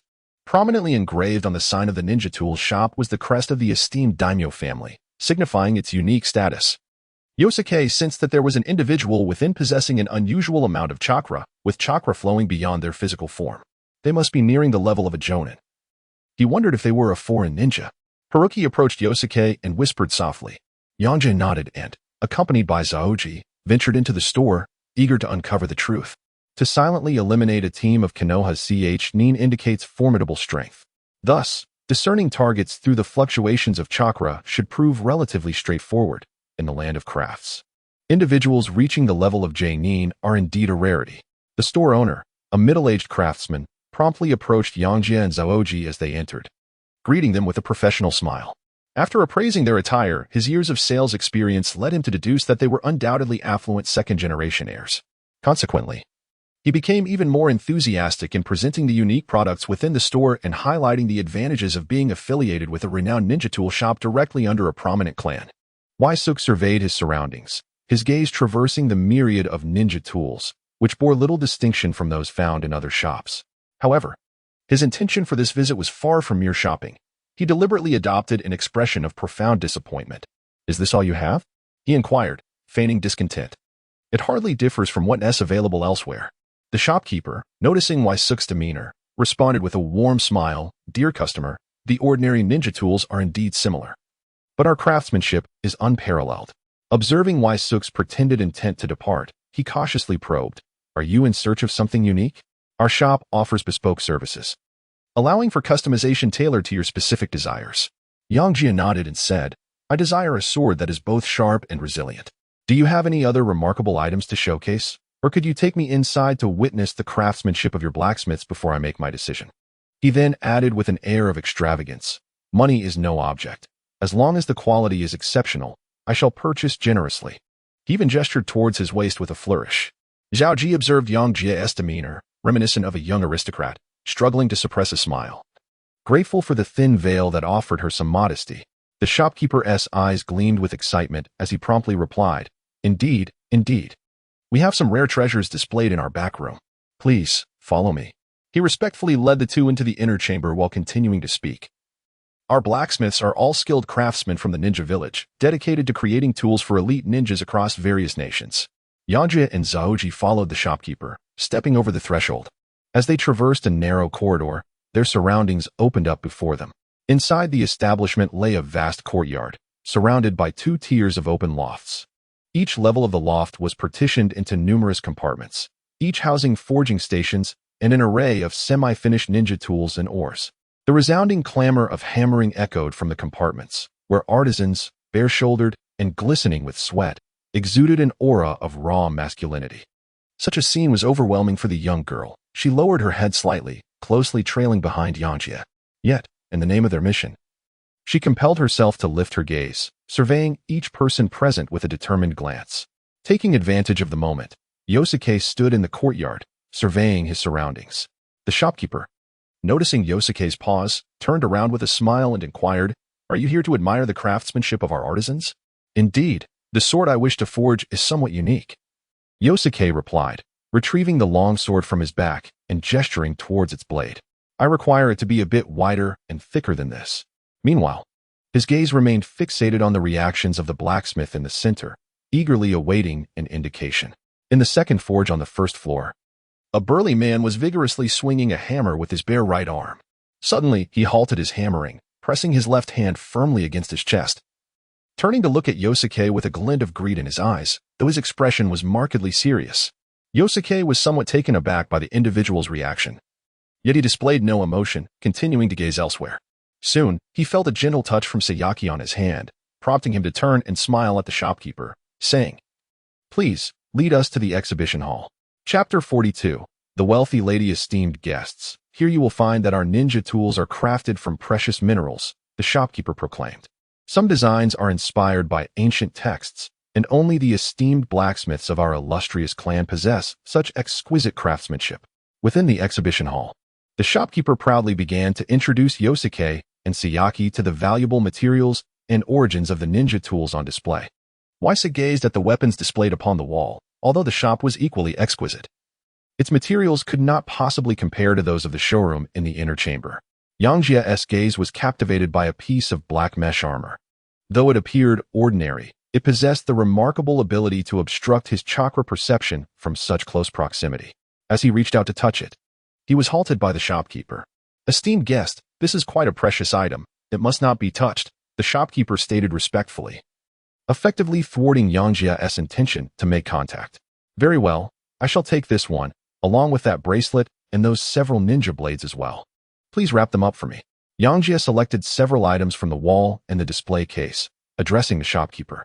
Upon hearing his words, the shopkeeper's face immediately radiated with a smile, and he respectfully bowed at a 90-degree angle, exclaiming, "Esteemed guest, please wait a moment. I shall prepare your purchase right away." His heart swelled with excitement. This transaction promised to be exceptionally profitable for him, comparable to a single procurement from the hidden village. The materials used to craft these weapons were rare and the profit margins exceedingly high, making such exquisite ninja tools unattainable for ordinary ninjas. Yangjie watched as the shopkeeper hurried away to the side and immediately turned to Zaoji, whispering, "Have you found that person?" Zaoji nodded and replied softly, "Yes. The individual is in the second casting room we entered, the one who just turned to look at us." Yangjie smiled lightly, choosing to remain silent as he lifted his gaze to observe the weapons displayed in the exhibition hall. Since they were already present, there was no need to rush. Acting hastily might only provoke unnecessary alarm. The shopkeeper soon approached, carrying an exquisite gift box. Bowing and smiling at Yangjie and Zaoji as he began to wrap the weapons they had selected, Yangjie gazed around the exhibition hall, finding no longsword that piqued his interest, and he couldn't help but shake his head slightly. However, as his gaze withdrew, he caught sight of a long sword adorned with dark golden patterns standing in the corner. He inquired of the shopkeeper, "May I test this sword?"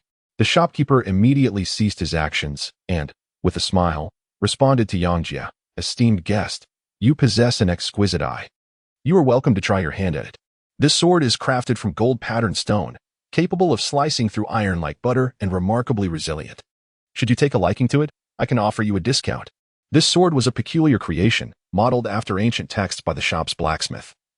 And it was extraordinarily heavy, utterly unsuitable for ninjas or samurai. It had gathered dust here for several years, and parting with it would yield a substantial profit. Yangjie stepped forward, preparing to grasp the sword. With a casual lift, the blade nearly slipped from his grasp. He immediately exerted more strength, gripping it firmly and swinging it a couple of times. Goodness, this must weigh around 50 or 60 pounds. The sharpness is indeed impressive, though it could use a bit more length. Yangjie scrutinized the long sword meticulously, privately appraising it. He then addressed the shopkeeper, "Let us use this or to forge a new blade. The dimensions should be 3 feet and 3 inches in length, with a blade length of 2 feet and 2 inches, and a width of 2 inches and 7/10." Yangjie vaguely outlined his specifications for the sword's size and patterns. The shopkeeper, taken aback by the requirements, examined the data and blueprints in Yangjie's hands. A sword crafted from gold-patterned stone would likely weigh close to 100 pounds. However, considering that Yangjie could effortlessly wield a sword weighing 40 to 50 pounds, he refrained from making further comments. With a confident smile, the shopkeeper assured him, "Rest assured, the renowned craftsmanship of our nation is celebrated worldwide. We shall diligently forge a longsword that will undoubtedly meet your expectations." Yangjie observed the shopkeeper's confident demeanor with a sense of skepticism. Why not create a 6-paths ninja tool then? The shopkeeper, cradling a beautifully packaged gift box, produced a scroll and presented it to Yangjie. After a swift calculation of the price, he declared, "Thank you for your patronage. The total comes to 22 million taels, and I shall also offer you a storage scroll as a complimentary gift." Upon hearing this, Waisuk slightly nodded and began to retrieve money from his pocket. Suddenly, he paused, a hint of skepticism crossing his face as he inquired, "How much?" 22 million ryo, was the response. A sum ample enough to cover the annual procurement costs for ninja tools in Konoha. This seemingly honest shopkeeper could not possibly be attempting to swindle me, could he? Observing Waisuk's hesitation, the shopkeeper promptly clarified, "The soft armor is 10 million ryo, the bracelet is also 10 million ryo. And the materials and craftsmanship for the sword amount to 200,000 ryo. The total comes to 26 million ryo. But we are offering a generous discount of 12 and have even rounded down the final price." Yangjie found it hard to believe, this soft armor aside. A mere bracelet weighing only a few taels costs 8 million taels. The price of chakra weapons is simply outrageous. Although these items come with a hefty price tag, when it comes to weapons for combat, their potential to save one's life in critical moments makes the expense worthwhile. "Wait a moment." Yangjie gritted his teeth and addressed the shopkeeper. He then turned, somewhat awkwardly approached Haruki, and, pinching his thumb and forefinger together, whispered, "Haruki-chan, do you have any money with you? I'm a little short." Haruki, observing Yangjie's proximity, nervously inquired, "Oh, I have a bit left. How much more does Yangjie need?" Waisuk made a gesture of triumph, indicating that he still required 20 million taels. With a chuckle, he promptly retrieved a storage scroll. One by one, bags of gold emerged from within, leaving Waisuk utterly astounded, marveling at the sight of such wealth. Truly, She is a woman of great affluence. Alas, that is sufficient. Yangjie hurriedly spoke, all the while keeping a vigilant eye on the shopkeeper's avaricious gaze. One must not flaunt their wealth. This young girl is truly too naive. Upon hearing this, Erji quickly grasped the situation, feeling somewhat embarrassed as she hastily tucked the purse back into the storage scroll. Yangjie, brimming with exuberance, tossed a pouch of coins to the shopkeeper, received a storage scroll, and proceeded to pack the gift boxes one by one. With a long sword slung across his back, he made his way outside. The sword had been forged and was to be delivered directly to the lord's residence. The shopkeeper, bowing and nodding in deference, bade farewell to Yangjie and Zaoji, his grin stretching from ear to ear. Very well, esteemed guest, travel safely. As Yangjie and his companion strolled outside, they seemingly glanced at the burly blacksmith. Upon reaching the entrance of the shop, Yangjie turned to the shopkeeper and inquired, "The imposing figure we just saw does not appear to be an ordinary smith. Does he frequent your establishment daily?" Without much contemplation, the shopkeeper replied, "The individual you refer to is Lord Water Tiger. He comes at his own discretion." Water Tiger? Yosuke nodded, noting the name, and refrained from further inquiries as he and Haruki made their way toward the street. Inside the izakaya across from the shop, Yosuke and Haruki sat by the window, sipping drinks and observing the activity at the ninja tool store. Haruki, noticing the numerous weapons Yosuke had purchased, felt a twinge of curiosity and could not help but ask, "Yosuke, why are you buying so many weapons?" "Because I intend to bring gifts back home. It's a rare opportunity to venture out," he replied. Although he had used Haruki's money to acquire the gifts, the sentiment behind them was his own. Observing Haruki's flushed cheeks, Yosuke couldn't help but chuckle. "Is this your first time drinking?" Haruki, realizing her awkward demeanor, lowered her gaze and pressed her lips together. "This is for you." Waisuk presented the exquisitely wrapped black mesh armor, extending it gracefully before Haruki. Yangjie pondered the considerable efforts that Zaoji had exerted to assist him in mastering the art of swordsmanship. A mere piece of ninja equipment seemed trivial in comparison. Momentarily taken aback, Zaoji was left wondering if Yangjie intended to present her with a gift. The effects of the alcohol surged within her, her cheeks flushing crimson as if they might bleed.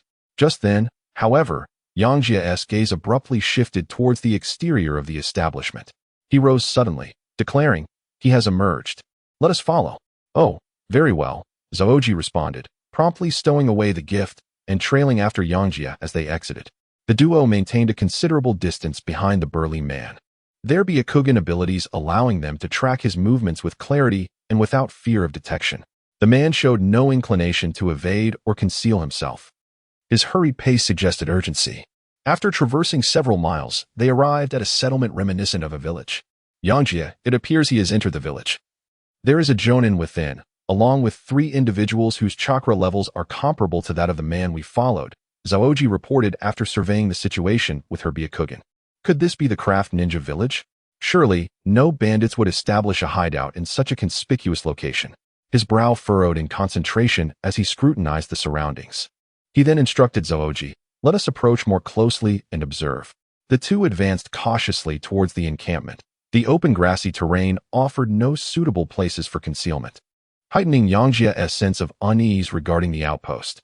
Upon reaching a point 100 meters from the encampment, they discerned the sign at the entrance, which bore the inscription "Craft Ninja Village" in bold characters.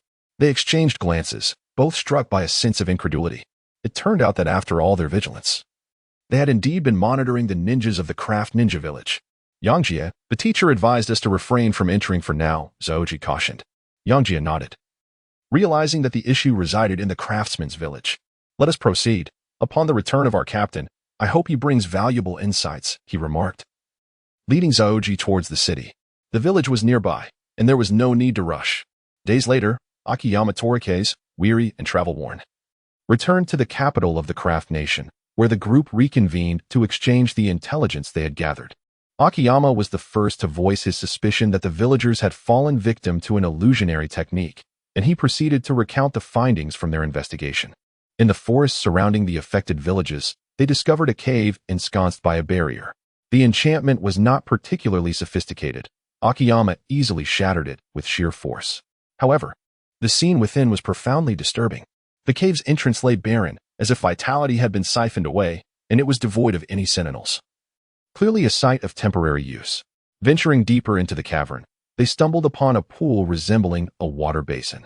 The basin was filled with skeletal remains, and the earthen walls were stained crimson, yet not a trace of flesh or blood remained, evoking an unsettling dread. Chapter 43. Craftsman's Village in such a brief span. It was inconceivable for the villagers to have met such a fate, a clear indication of the inhumanity of these perpetrators. Yangjie furrowed his brow, speaking with palpable disdain. Akiyama nodded in agreement, casting an inquiring glance at Yangjie and Zaoji. Have you uncovered anything during this time? The two exchanged awkward glances, unsure of how to respond. Recently, aside from noting the peculiar behavior of a blacksmith from Craftsman's Village in the capital, Yangjie's findings had primarily consisted of procuring an array of ninja tools, an outcome that felt rather unimpressive. Suddenly, Zaoji recalled an important detail. She turned to Teish and inquired. We discovered a Nin blacksmith from Craftsman's Village named Mizuhiko at a weapons shop directly under the feudal lord's jurisdiction.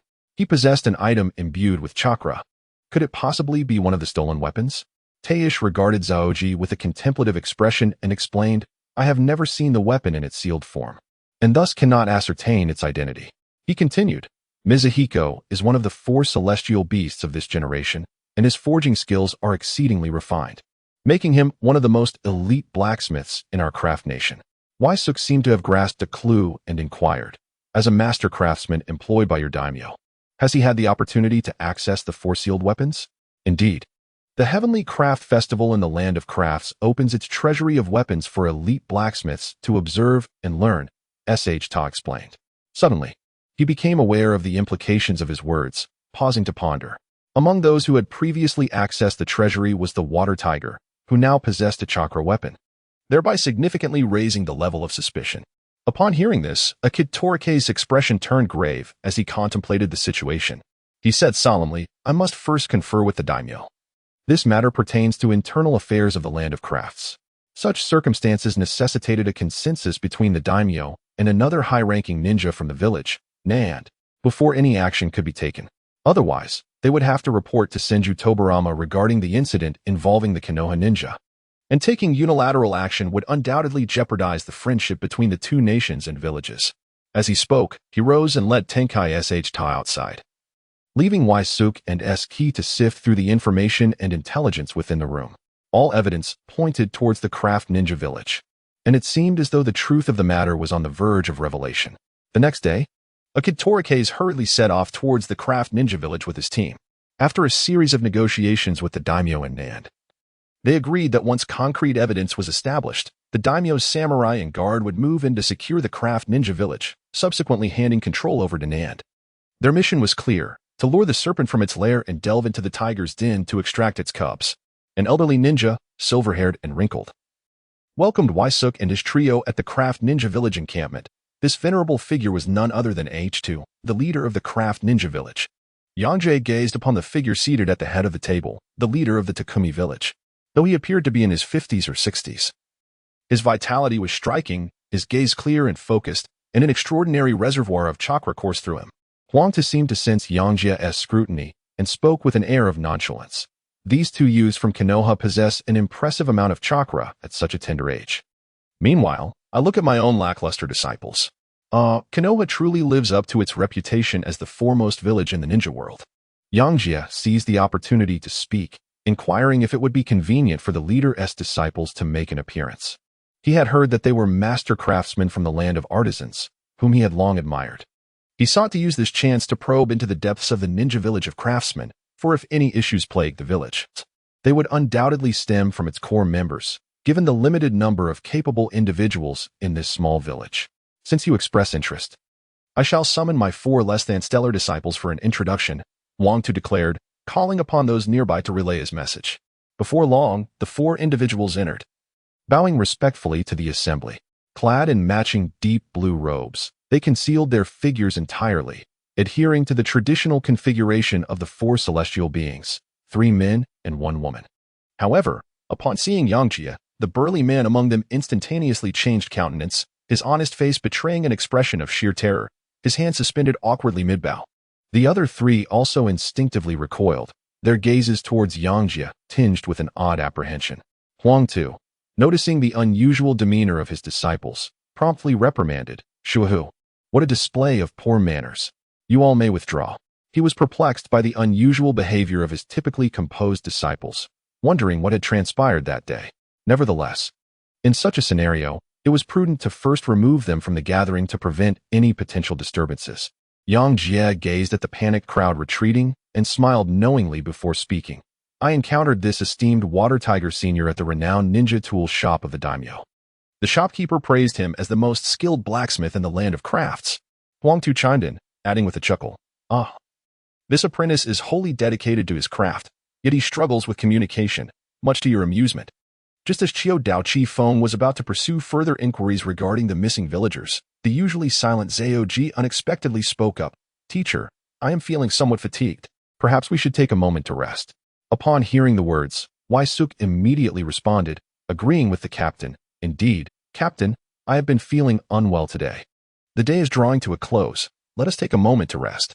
Meanwhile, within a barrack in the village of Takumi, 5 ninjas were gathered in hushed conversation, deliberating over serious matters. Among them was a burly man from the blacksmith shop, whose heart was racing with anxiety. "Leader, what shall we do? I have seen that boy in the ninja tools shop. Does he have his sights set on me?" A wave of panic surged among the group, as they realized this was a direct confrontation. Had they been exposed? Huangtu wore a grave expression, deep in thought, while the others dared not disturb his contemplation. After a lengthy pause, he solemnly declared, "Since they have come to us, we can no longer remain idle." The only woman among them voiced her grievances. "This is all Longyan's fault. His insistence on eliminating a Konoha ninja has brought us trouble." The man referred to as Longyan retorted with agitation. "It was Water Tiger's carelessness that drew attention. Had I not helped Baoguei clean up the mess, we wouldn't have encountered the Konoha ninja squad. Enough of this bickering." Huangtu interjected sharply, restoring silence to the room. He continued, "These ninjas possess considerable vitality. If we successfully sacrifice them, we will gain immense power. For the sake of our village, Takumi, we must complete that ritual." The 4 members of the group responded in hushed unison, "For the future of Takumi." Evidently, the intelligence work of Takumi village was inadequate, as they had not thoroughly assessed the strength of Suk and Zhaoji. The mere thought of Konoha's formidable vitality excited Huangtu, causing an unusual flush to rise to his face. Meanwhile, one of the 4, Baoguei, cast a cold glance at Huangtu, as if harboring ulterior motives. After bidding farewell to the members of Takumi village, Suk's team was assigned a place to rest. I noticed that the 4 individuals concealed chakra-infused weapons within their robes, presumably the 4 stolen weapons. As they sat in a circle, Zhaoji explained, "Having encountered them at such close proximity allowed me to discern their peculiarities instantly. Why are we still following their arrangements? We should alert the land of Takumi directly." At that moment, Tai and Shangtai felt a sense of unease, grappling with the bewilderment of staying in a den of thieves. His gaze shifted restlessly among Suk and the others. Akiyato Torikes displayed an indifferent demeanor, embodying the confidence of a Konoha elite ninja. "Let us wait and see how they act. For the sake of evidence, a little risk is necessary." On this night, Yangjie and his companions did not return to their respective tents for rest, but instead gathered in the tent of Akiyuki, taking turns to rest while remaining vigilant. The stillness of the night was accompanied only by the gentle caress of the breeze stirring the grass, akin to the whispers of phantoms, leaving one feeling restless. "Zhaoji, you should rest now. I will keep watch for the latter half of the night," Yangjie murmured to Zhaoji, who was leaning against the wooden wall. "All right. I appreciate your effort, Yangjie," Zhaoji replied with a smile, then leaned her head against the wooden wall, surrendering to the embrace of slumber. "Having Suk by my side truly brings a sense of comfort. The corners of my mouth gradually lift in my dreams." Suk listened intently to the sounds surrounding him, his nerves taut, while a circle of clones stood guard beside the group.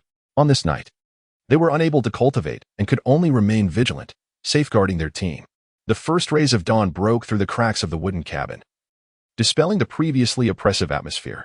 After a night devoid of incidents, Suk let out a sigh of relief, his gaze shifting to the slumbering Eski, who rested her head against his shoulder. In her dreams, she stirred slightly, raising her left hand to shield her eyes from the sunlight, and gradually opened her eyes. Realizing her awkward sleeping position, she quickly sat up, a hint of embarrassment coloring her voice as she softly murmured, "Suk-kun, I'm sorry." Yangjie gazed at her charming appearance and couldn't help but tease, "It's nothing. You slept very soundly, even speaking in your dreams." Akiyato Kurikaze furrowed his brow, observing the two in front of him as if they were deep in thought.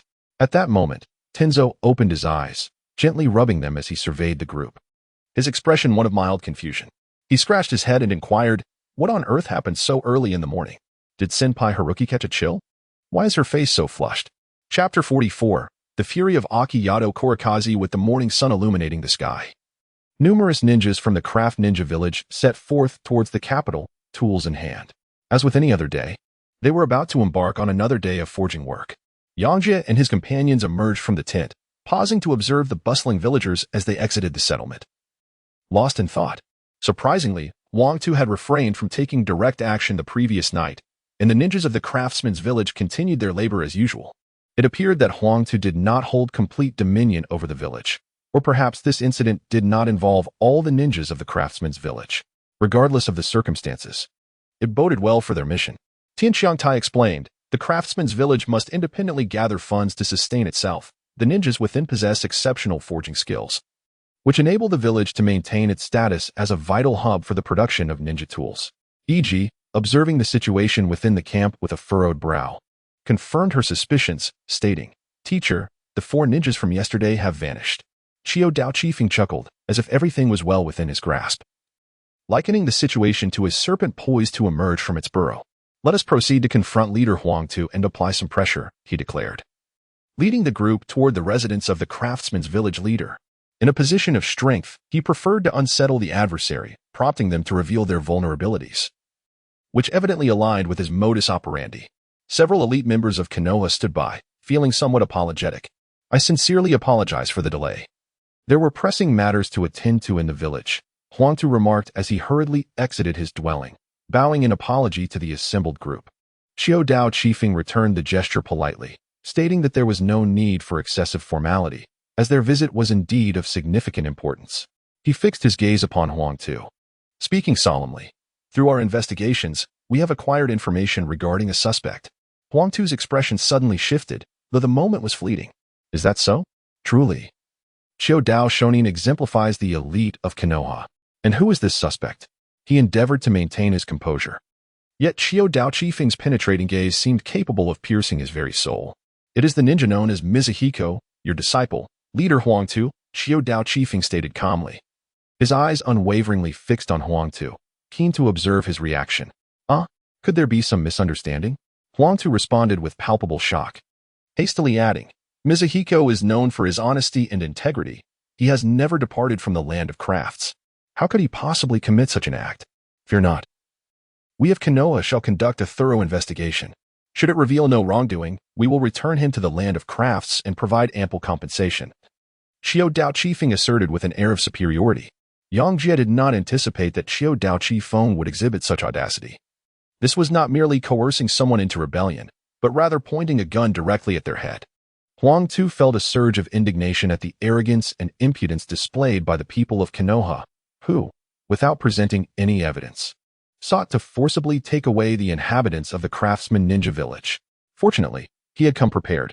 Feigning a sense of helplessness, he remarked, if that is the case, I shall accompany you all to find him. Just yesterday, I dispatched several individuals to the spirit temple to pay homage to our ancestors. The others were evidently aware of Huang Tu's ulterior motives, yet observing Chiyo Dao Chifeng's composed demeanor, they refrained from voicing any objections. Chiyo Dao Chifeng turned to Xiang Tai and instructed, Go inform the daimyo that we are proceeding to the spirit temple to apprehend the suspects. He did not shy away from Huang Tu but instead made arrangements right in front of him. Upon hearing this, Tian Xiangtai promptly accepted the command and swiftly made his way towards the village's outskirts. According to their previously devised strategy, should any disturbances arise in the craftsman ninja village, he would summon Nendo to assert control over both the village and the ninjas within the city, and then lead the samurai to assist in the apprehension efforts. Huang Tu clenched his teeth, gathered over a dozen Chunin guards, and led the group towards the northern part of the village. In Yangjie's heart, a sense of uncertainty lingered. Huang Tu was fully aware of the existence of the white-eyed ninja, yet still brazenly led everyone forward. Did he possess some hidden advantage? Nevertheless, the truth lay ahead, waiting to be uncovered. The group moved at a leisurely pace. As the expansive grasslands faded, the terrain grew increasingly intricate, with undulating hills and dense forests enveloping them.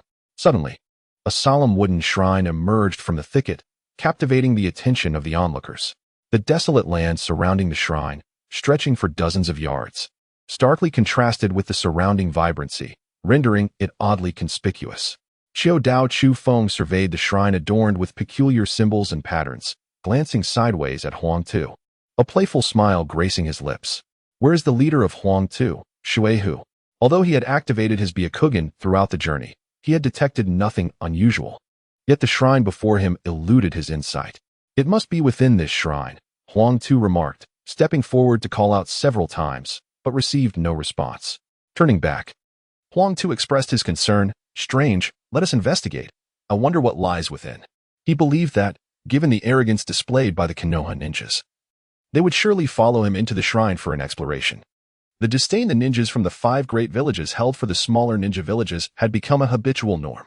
This filled Huang Tu with both indignation and a sense of inevitability. In the world of ninjas, strength reigned supreme, and he too sought to enhance his capabilities through secret techniques. You two wait outside. I will accompany leader Huang Tu inside. As Huang Tu had anticipated, Xiao Chu Feng, while aware of the potential traps within, displayed no trace of fear. Noticing this, Zhao Ji hurriedly caught up, softly cautioning, Master, this shrine seems rather peculiar. I cannot discern what lies within. Upon hearing this, Huang Tu's expression shifted slightly, but he quickly regained his composure. Glancing back at Zhao Ji and waiting quietly for Xiao Chu Feng's decision, Xiao Chu Feng laughed heartily, dismissing the concern. No worries. It's not a den of dragons and tigers. With that, he boldly stepped ahead of Huang Tu, striding confidently toward the shrine. The middle-ranking ninjas from the craft ninja village quickly bowed and stepped aside, clearing a path for him. Xiao Chu Feng provocatively glanced back at Huang Tu, as if challenging him to keep pace and reveal what tricks he could conjure. In Xiao Chu Feng's eyes, this small village, long exploited by the 5 great villages like mere artisans, posed little threat to stir any significant commotion. Yangjie shook his head helplessly, a bitter smile gracing his lips. The audacity of Akimichi Torikes was indeed astounding. Had he been one of the villagers of Takumi, he too would find it intolerable. Yet, he reflected that Akimichi Torikes was someone who had lived a long life, witnessing and experiencing many events firsthand, and thus, he believed that no unexpected calamity would befall him. Since his reincarnation, apart from participating in the Chunin exams, he had not significantly impacted Konoha, and the storyline should remain intact. Hence, he refrained from offering any words of counsel. As the doors of the spirit temple swung open and then closed, the 2 figures vanished from the sight of the onlookers.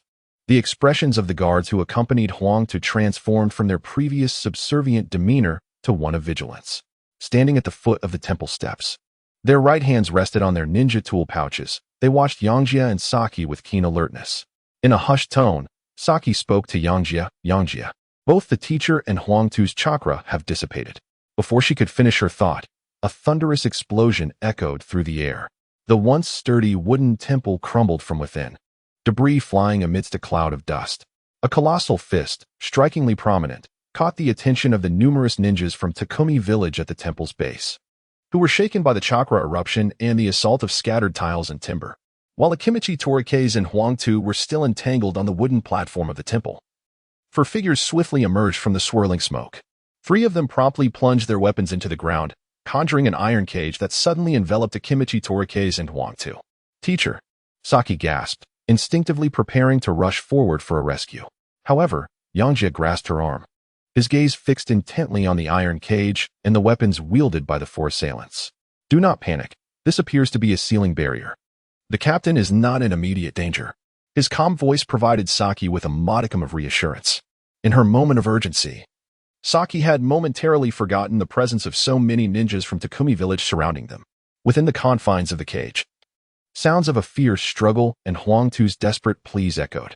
Akimichi Torikes, gripping Huang Tu by the collar as though he were a mere chick, struck Huang Tu's face with his large palm, each blow resonating with force. He attempted to shatter the iron cage, yet it yielded no response. Seeing the worried expressions of Yangjie and Saki through the gaps, he felt a twinge of embarrassment and could only vent his frustrations on Huang Tu. How could I, a distinguished elite J-nin of Konoha and a disciple of the Hokage, fall prey to this rabble? This is utterly absurd. At that moment, Huang Tu found himself in a most pitiable state, lamenting his own sluggishness. In a desperate bid to delay a Kimichi Toricase, he had unwittingly placed himself in the adversary's grasp. Hurry and open this wretched cage. A Kimichi Toricase bellowed, causing the entire structure to tremble, the ground quaking slightly beneath the force of his voice. Huang Tu, now barely able to speak, pleaded, Lord Akimichi, please stop. This needs to be opened from the outside. Just give me a moment. As Showdown Chiefing unleashed his fury, it became evident that he was on the brink of demise. A jar inadvertently slipped from Huang Tu's grasp, releasing wisps of white smoke. What should be done? The teacher was ensnared as well. The peacock, having leapt from the spiritual temple, looked anxiously at the iron cage and sought assistance from the other three. However, Bao Gui displayed remarkable composure, stating with a calm demeanor, for the sake of the craft nation, some sacrifices are inevitable. I trust the teacher would concur. With that, he ascended the iron cage, drawing forth a luminous sword from within his robe, and thrust it towards the top of the cage. As he executed this action, the semicircular iron cage gradually constricted until it ultimately transformed into a solid iron sphere. You traitor! How could you betray me? Huang Tu's hoarse roar echoed just before the iron cage sealed shut, as if he had expended his last breath to denounce Bao Gui's treachery. With the complete closure of the iron cage, the sphere was enveloped entirely by the white smoke that had overflowed from the jar. The other ninjas from the craft ninja village, witnessing this scene, were thrown into disarray by Bao Gui's actions. They exchanged glances, seeking guidance from one another's reactions on how to proceed.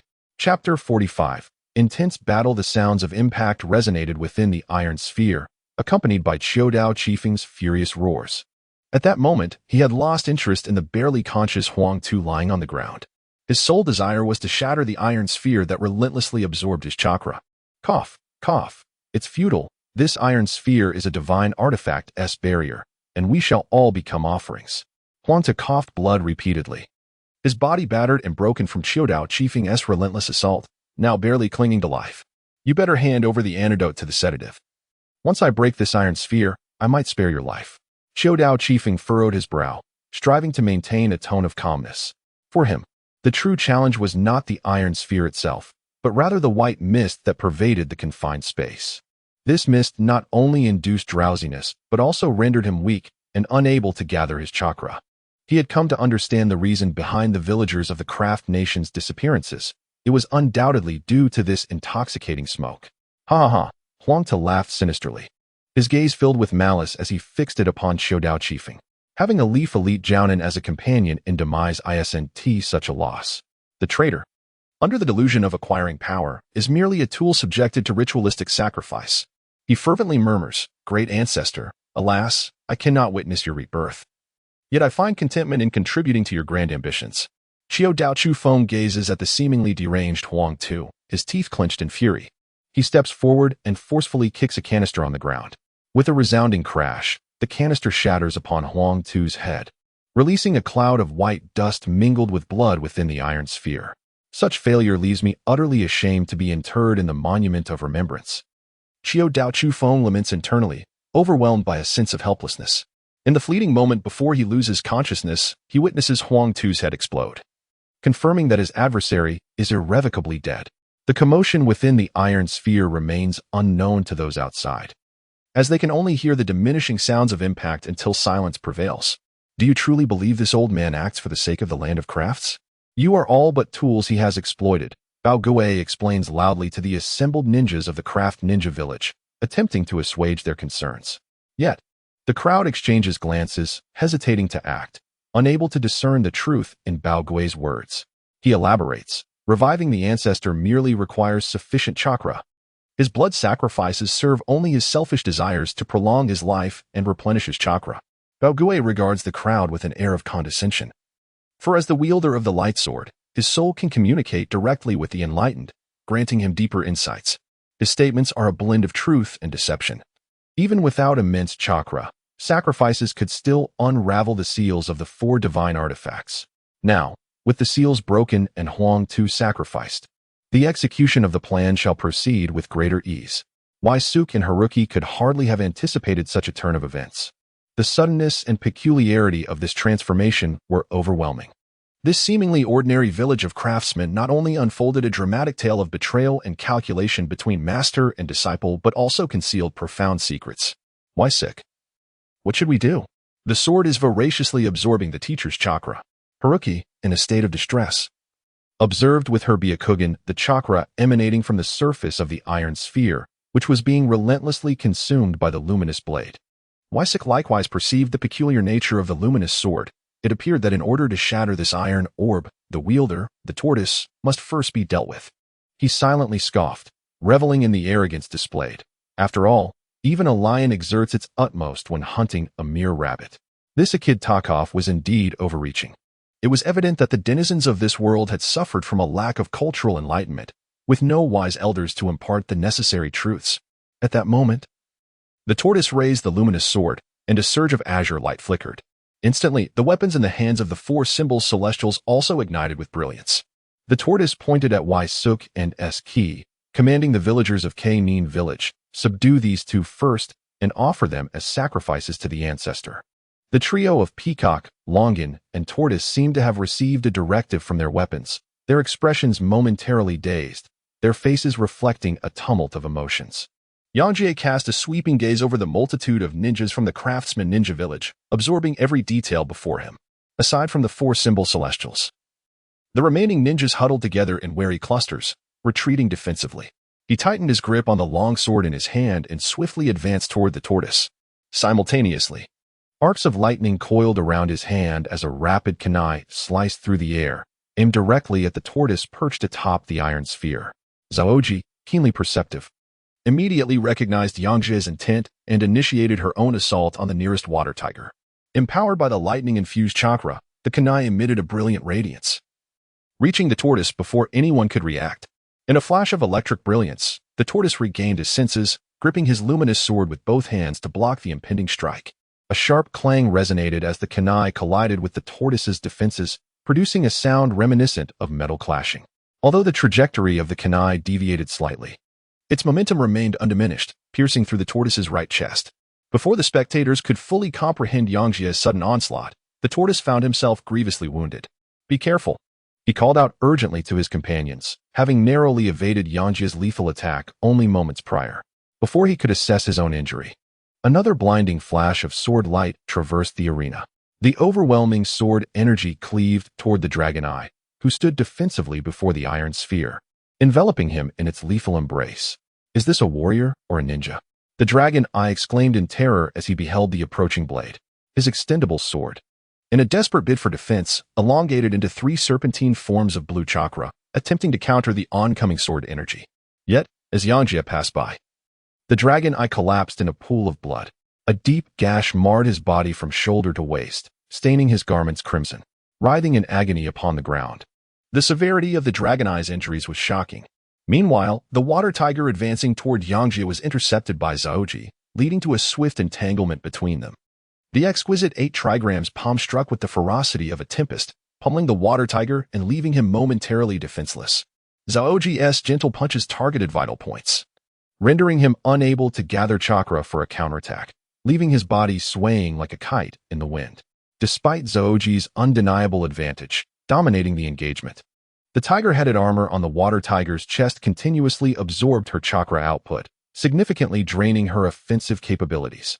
With a resounding crash, a complete sequence of the 8 trigram 64 palms descended upon the water tiger, sending him crashing heavily to the ground, where he struggled in pain, gritting his teeth. He fought to rise, but the myriad of pressure points sealed by Zaoji's gentle punches rendered him immobile.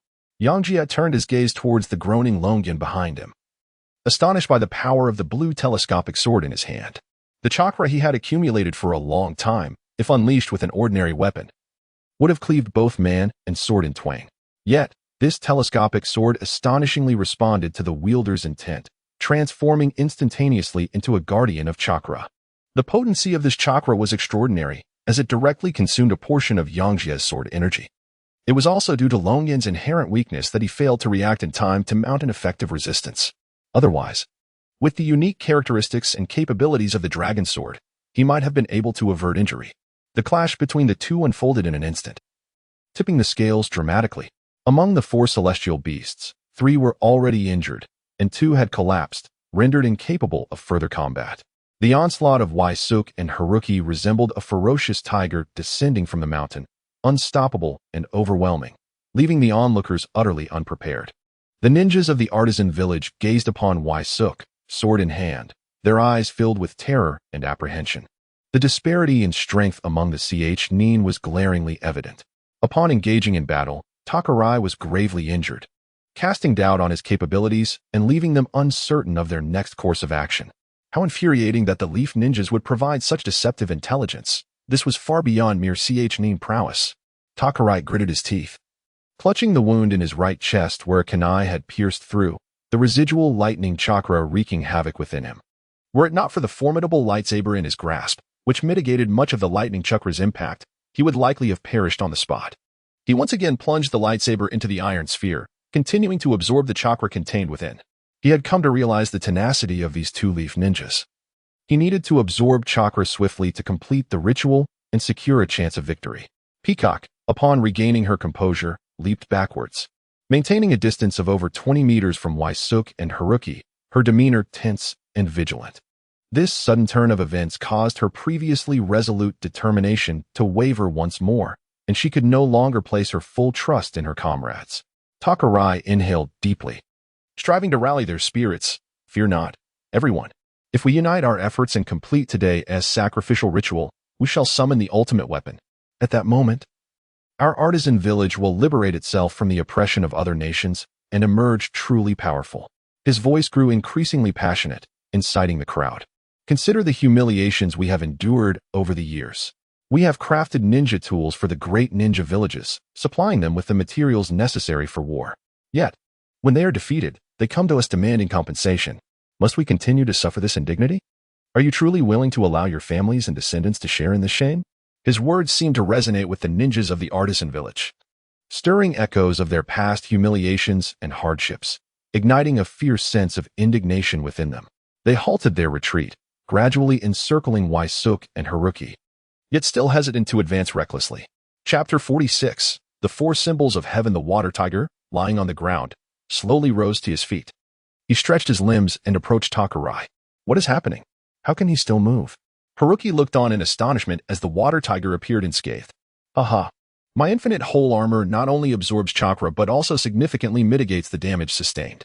However, the gentle fist of the Yangjie clan truly lives up to its reputation. It took considerable effort for me to recover. Meanwhile, Rigon struggled to inch closer to Takurai.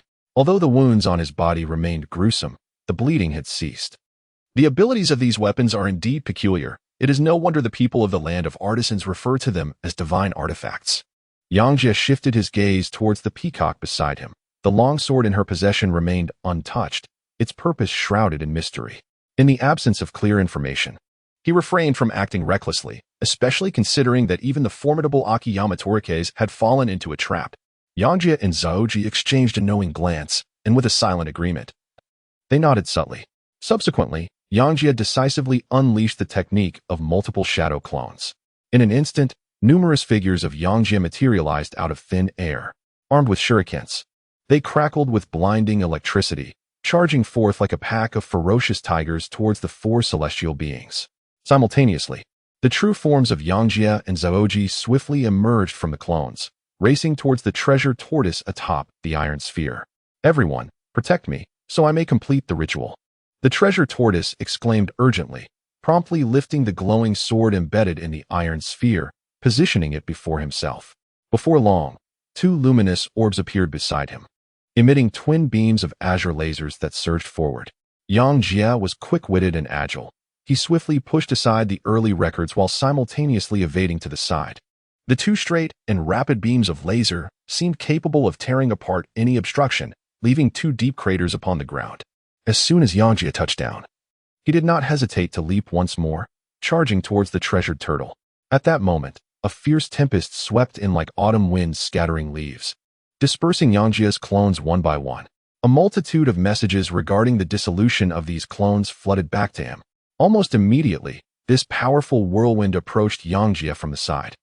Was it a technique of wind release without hand seals? Yangjie gazed in astonishment towards the direction from which the wind technique approached, only to witness the long sword in the hands of the peacock divide into two. With a mere flick of her wrist, she summoned a whirlwind. At that moment, Yangjie had leaped into the air, unable to evade the impending attack. He could only respond swiftly. He turned to confront the whirlwind, swiftly forming seals with one hand, and unleashed a blade of wind from his mouth. The two streams of chakra collided, and the razor-sharp wind blade instantaneously shattered the oncoming force, continuing its trajectory towards the peacock in the distance. Utilizing the recoil from the wind technique, Yangjie landed deftly but dared not pause for even a moment, launching himself sideways once more. In the next instant, the very spot he had just touched down upon was struck by a barrage of lasers. Huh? Is that all you can wield? Wind and lightning? Alas, this is of no consequence to me. The peacock, wielding dual swords, wore a smug smile at the corners of her lips. Her confidence surged upon gleaning intelligence about Yangjie. Although she was taken aback by the volume of his chakra and the speed of his seals, she perceived no threat from his wind technique. Rather, it became a catalyst for her own offensive. With her dual swords in hand, she slashed towards the oncoming wind blade.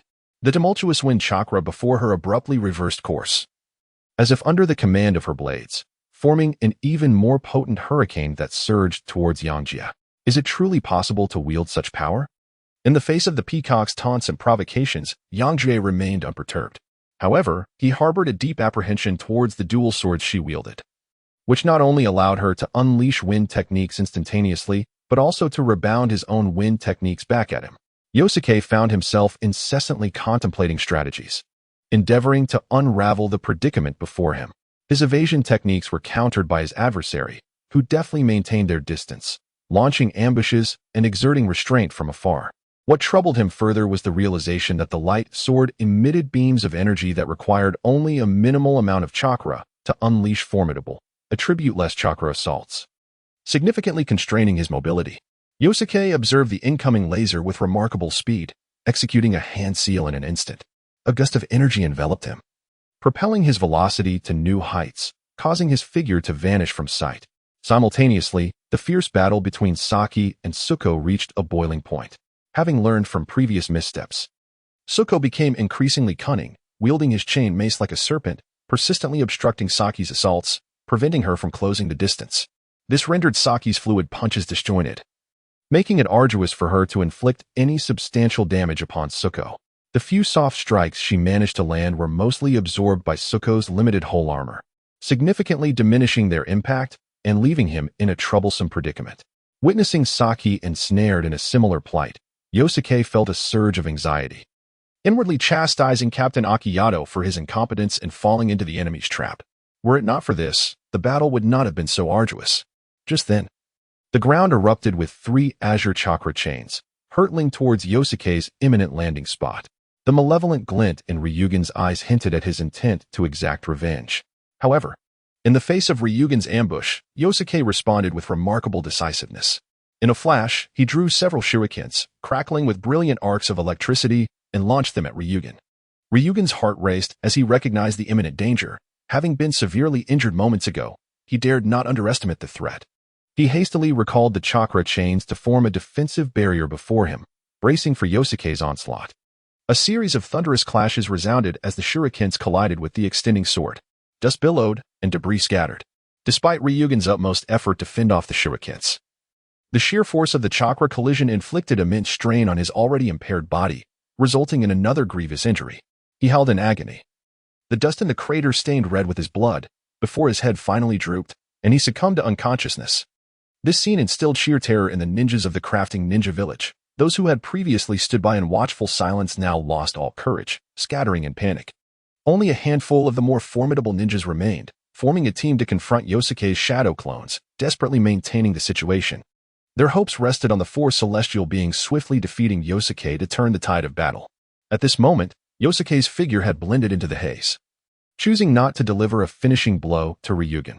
As he landed, chakra surged from beneath his feet like a spring, instantly alleviating the burdens on his legs.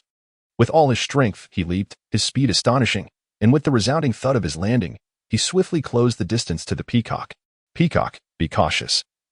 He is heading your way. As the treasured tortoise witnessed Yangjie abandon him and hasten towards the peacock, a wave of urgency surged within him, compelling him to call out in alarm. At present, he found himself bound to the iron sphere, although the autumn wind within remained unresponsive for the moment. The formidable chakra emanating from it instilled a sense of caution in him. In a state of desperation, the tortoise resorted to incessantly firing lasers in an attempt to disrupt Yangjie's actions. However, he soon realized that the impact of these lasers on Yangjie was virtually negligible. Yosuke's speed appeared to have accelerated beyond previous limits, swiftly increasing the distance between them. The peacock, alerted by the turtle's warning, instinctively leapt backwards, her vigilance directed towards the swirling dust not far off. When she discerned Yosuke's silhouette emerging from the mist, now less than 10 meters away, a pang of anxiety gripped her heart. As Yosuke closed in, the peacock felt a surge of tension, yet remained composed. She realized that Yosuke's evident increase in speed had rendered her escape impossible. She could only rely on her enchanted blades to confront him. Taking a deep breath, the peacock firmly grasped her dual swords and swung fiercely towards the approaching Yosuke. In an instant, a tempestuous whirlwind enveloped the scene, and Yosuke felt the fierce winds that had once aided him now turn into a formidable force against him. It was as if he stood at the eye of the storm, his hair dancing wildly in the gale, his garments being violently torn apart, his body sliced by countless sharp blades. To withstand such an onslaught with sheer physicality? That would be naively optimistic. The peacock observed Yosuke's struggle against the tempest, relishing the thought that he might soon be rendered incapable of resistance. Just then, the turtle, having sensed Yosuke's peril, cried out in alarm. She struck out with a palm, creating distance from the water tiger, and without hesitation, rushed towards Yosuke, intent on offering her aid. However, in her flustered state, she overlooked the relentless pursuit of the water tiger behind her. Amidst the raging chakra, Yosuke's bare torso was now adorned with myriad small wounds. Yet, he did not falter. His mind was already calculating. Through the feedback from his clones, he deduced that the peacock's chakra strength was significantly inferior to that of the extending sword. And if he could close the distance, he had a guaranteed chance for a decisive strike. He tightly shut his eyes, concentrating his spirit to shield himself from the sensory disruptions caused by the whirlwind. In his mind's eye, he repeatedly replayed the image of the lean, wandering warrior delivering a powerful blow mid-air. Yangjie inhaled deeply, his entire chakra surging forth like a boiling golden flame, dispersing the howling winds that surrounded him. His right hand gripped the sword trailing behind him, feeling the chilling touch of its blade as he infused it with immense, merging with the sword as if they were one entity. A radiant golden light ignited from the tip of Yangjie's sword, gradually enveloping the entire blade. What is this? How could this happen? In an instant, the peacock was engulfed by the golden brilliance, her terrified and incredulous gaze rendered helpless. Instinctively, she raised her dual swords in a futile attempt to withstand the terrifying force before her. With a thunderous roar, Yangjie ascended, brandishing his sword. The blade, wielded with the might of mountains and seas, slashed upward at an angle, cutting through everything in its path as if they were mere paper, effortlessly severed. With a heart-wrenching scream, the peacock's body was cleaved in two by Yangjie's sword Aura, her dual swords shattering into pieces at that very moment. How is this possible? How can such overwhelming power exist, capable of destroying our divine artifacts? Witnessing this, the water tiger stood frozen, his form rigid. He stared in shock at the bloodied peacock and the scattered remnants of her swords. A tumult of rage and astonishment ignited a fire within him. With a primal roar, like a wounded beast, he wielded his chain mace and charged recklessly toward Yangjie. Chapter 47.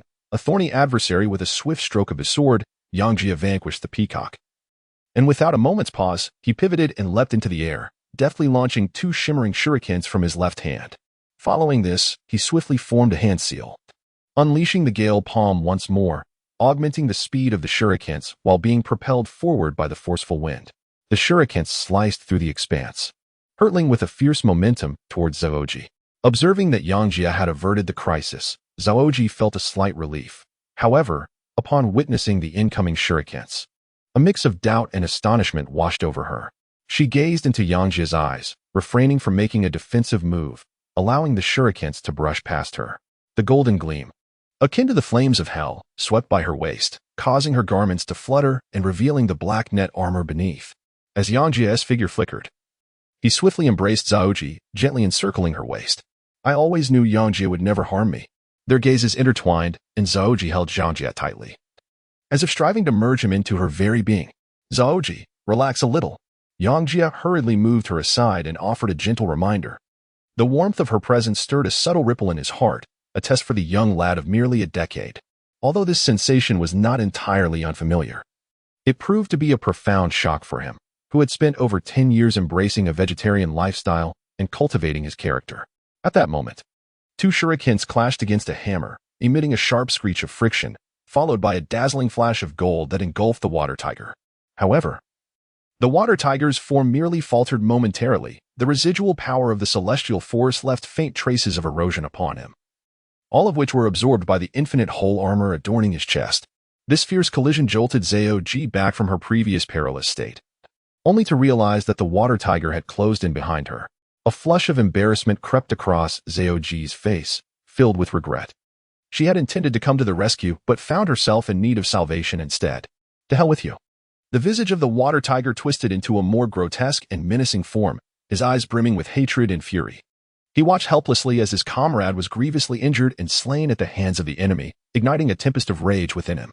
Gripping the hammer's handle tightly, he swung it with ferocity.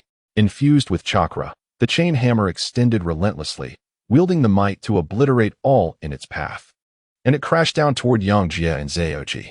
As Yangjie prepared to block the onslaught with a sword, Yangjie clung tightly to him, hindering his movements.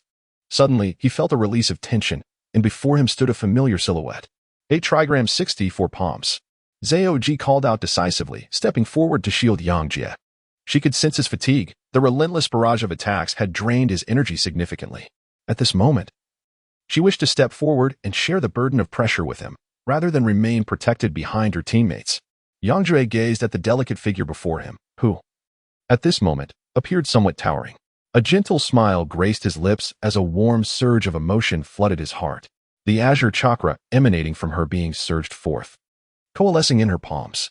Instantly, her hands wove a tapestry of shadowy strikes, desperately attempting to counter the onslaught of the flail. However, with each successive wave of her palm strikes, the chakra within her was inexorably siphoned away through the flail, absorbed by the water tiger. This relentless drain gradually diminished her strength, and as her fair hands lost the protective embrace of sufficient chakra, they came into direct contact with the barbed spikes of the flail. The sharp spikes pierced her palms, leaving a trail of crimson wounds that stained her delicate hands. At this moment, Waisuk remained vigilant, his gaze fixated on the white tiger armor adorning the chest of the water tiger, as if he had discerned a flaw. The 2 previous kunai, imbued with celestial energy, had likely reached the threshold of absorption for the limitless whole armor. The potency of celestial energy, indeed, far surpassed that of chakra. Yangjie's gaze burned with intensity as he fixed his eyes upon the water tiger before him, his internal celestial energy surging like a tidal wave. The sword in his hand trembled, infused with this celestial power, emitting a fierce cry that yearned for battle. Zaoki, gritting her teeth, endured the sharp pain radiating from her palm, resolutely standing before Yangjie. She understood that she could not falter now. Yangjie needed a moment to catch his breath and recuperate. Suddenly, Yangjie stepped forward, gently embracing Zaoki from behind and guiding her aside. Zaoki felt the pain in her hand dissipate, and her body became lighter, prompting her to glance back in astonishment. Before her eyes, Yangjie's sword, accompanied by a howling rush of air, soared towards the water tiger. The water tiger immediately sensed the torrent of energy approaching and swung its mace to strike the blade, attempting to deflect it. With a thunderous crash, the golden sword collided with the mace, triggering a ripple in the fabric of space. The sword, struck by the iron hammer, responded as if it had been lashed by a whip upon a spirited steed, igniting its fighting spirit. Yet, the mace appeared to be drawn by an unseen force, with the chain and the handle clasped tightly by the water tiger, lifting skyward.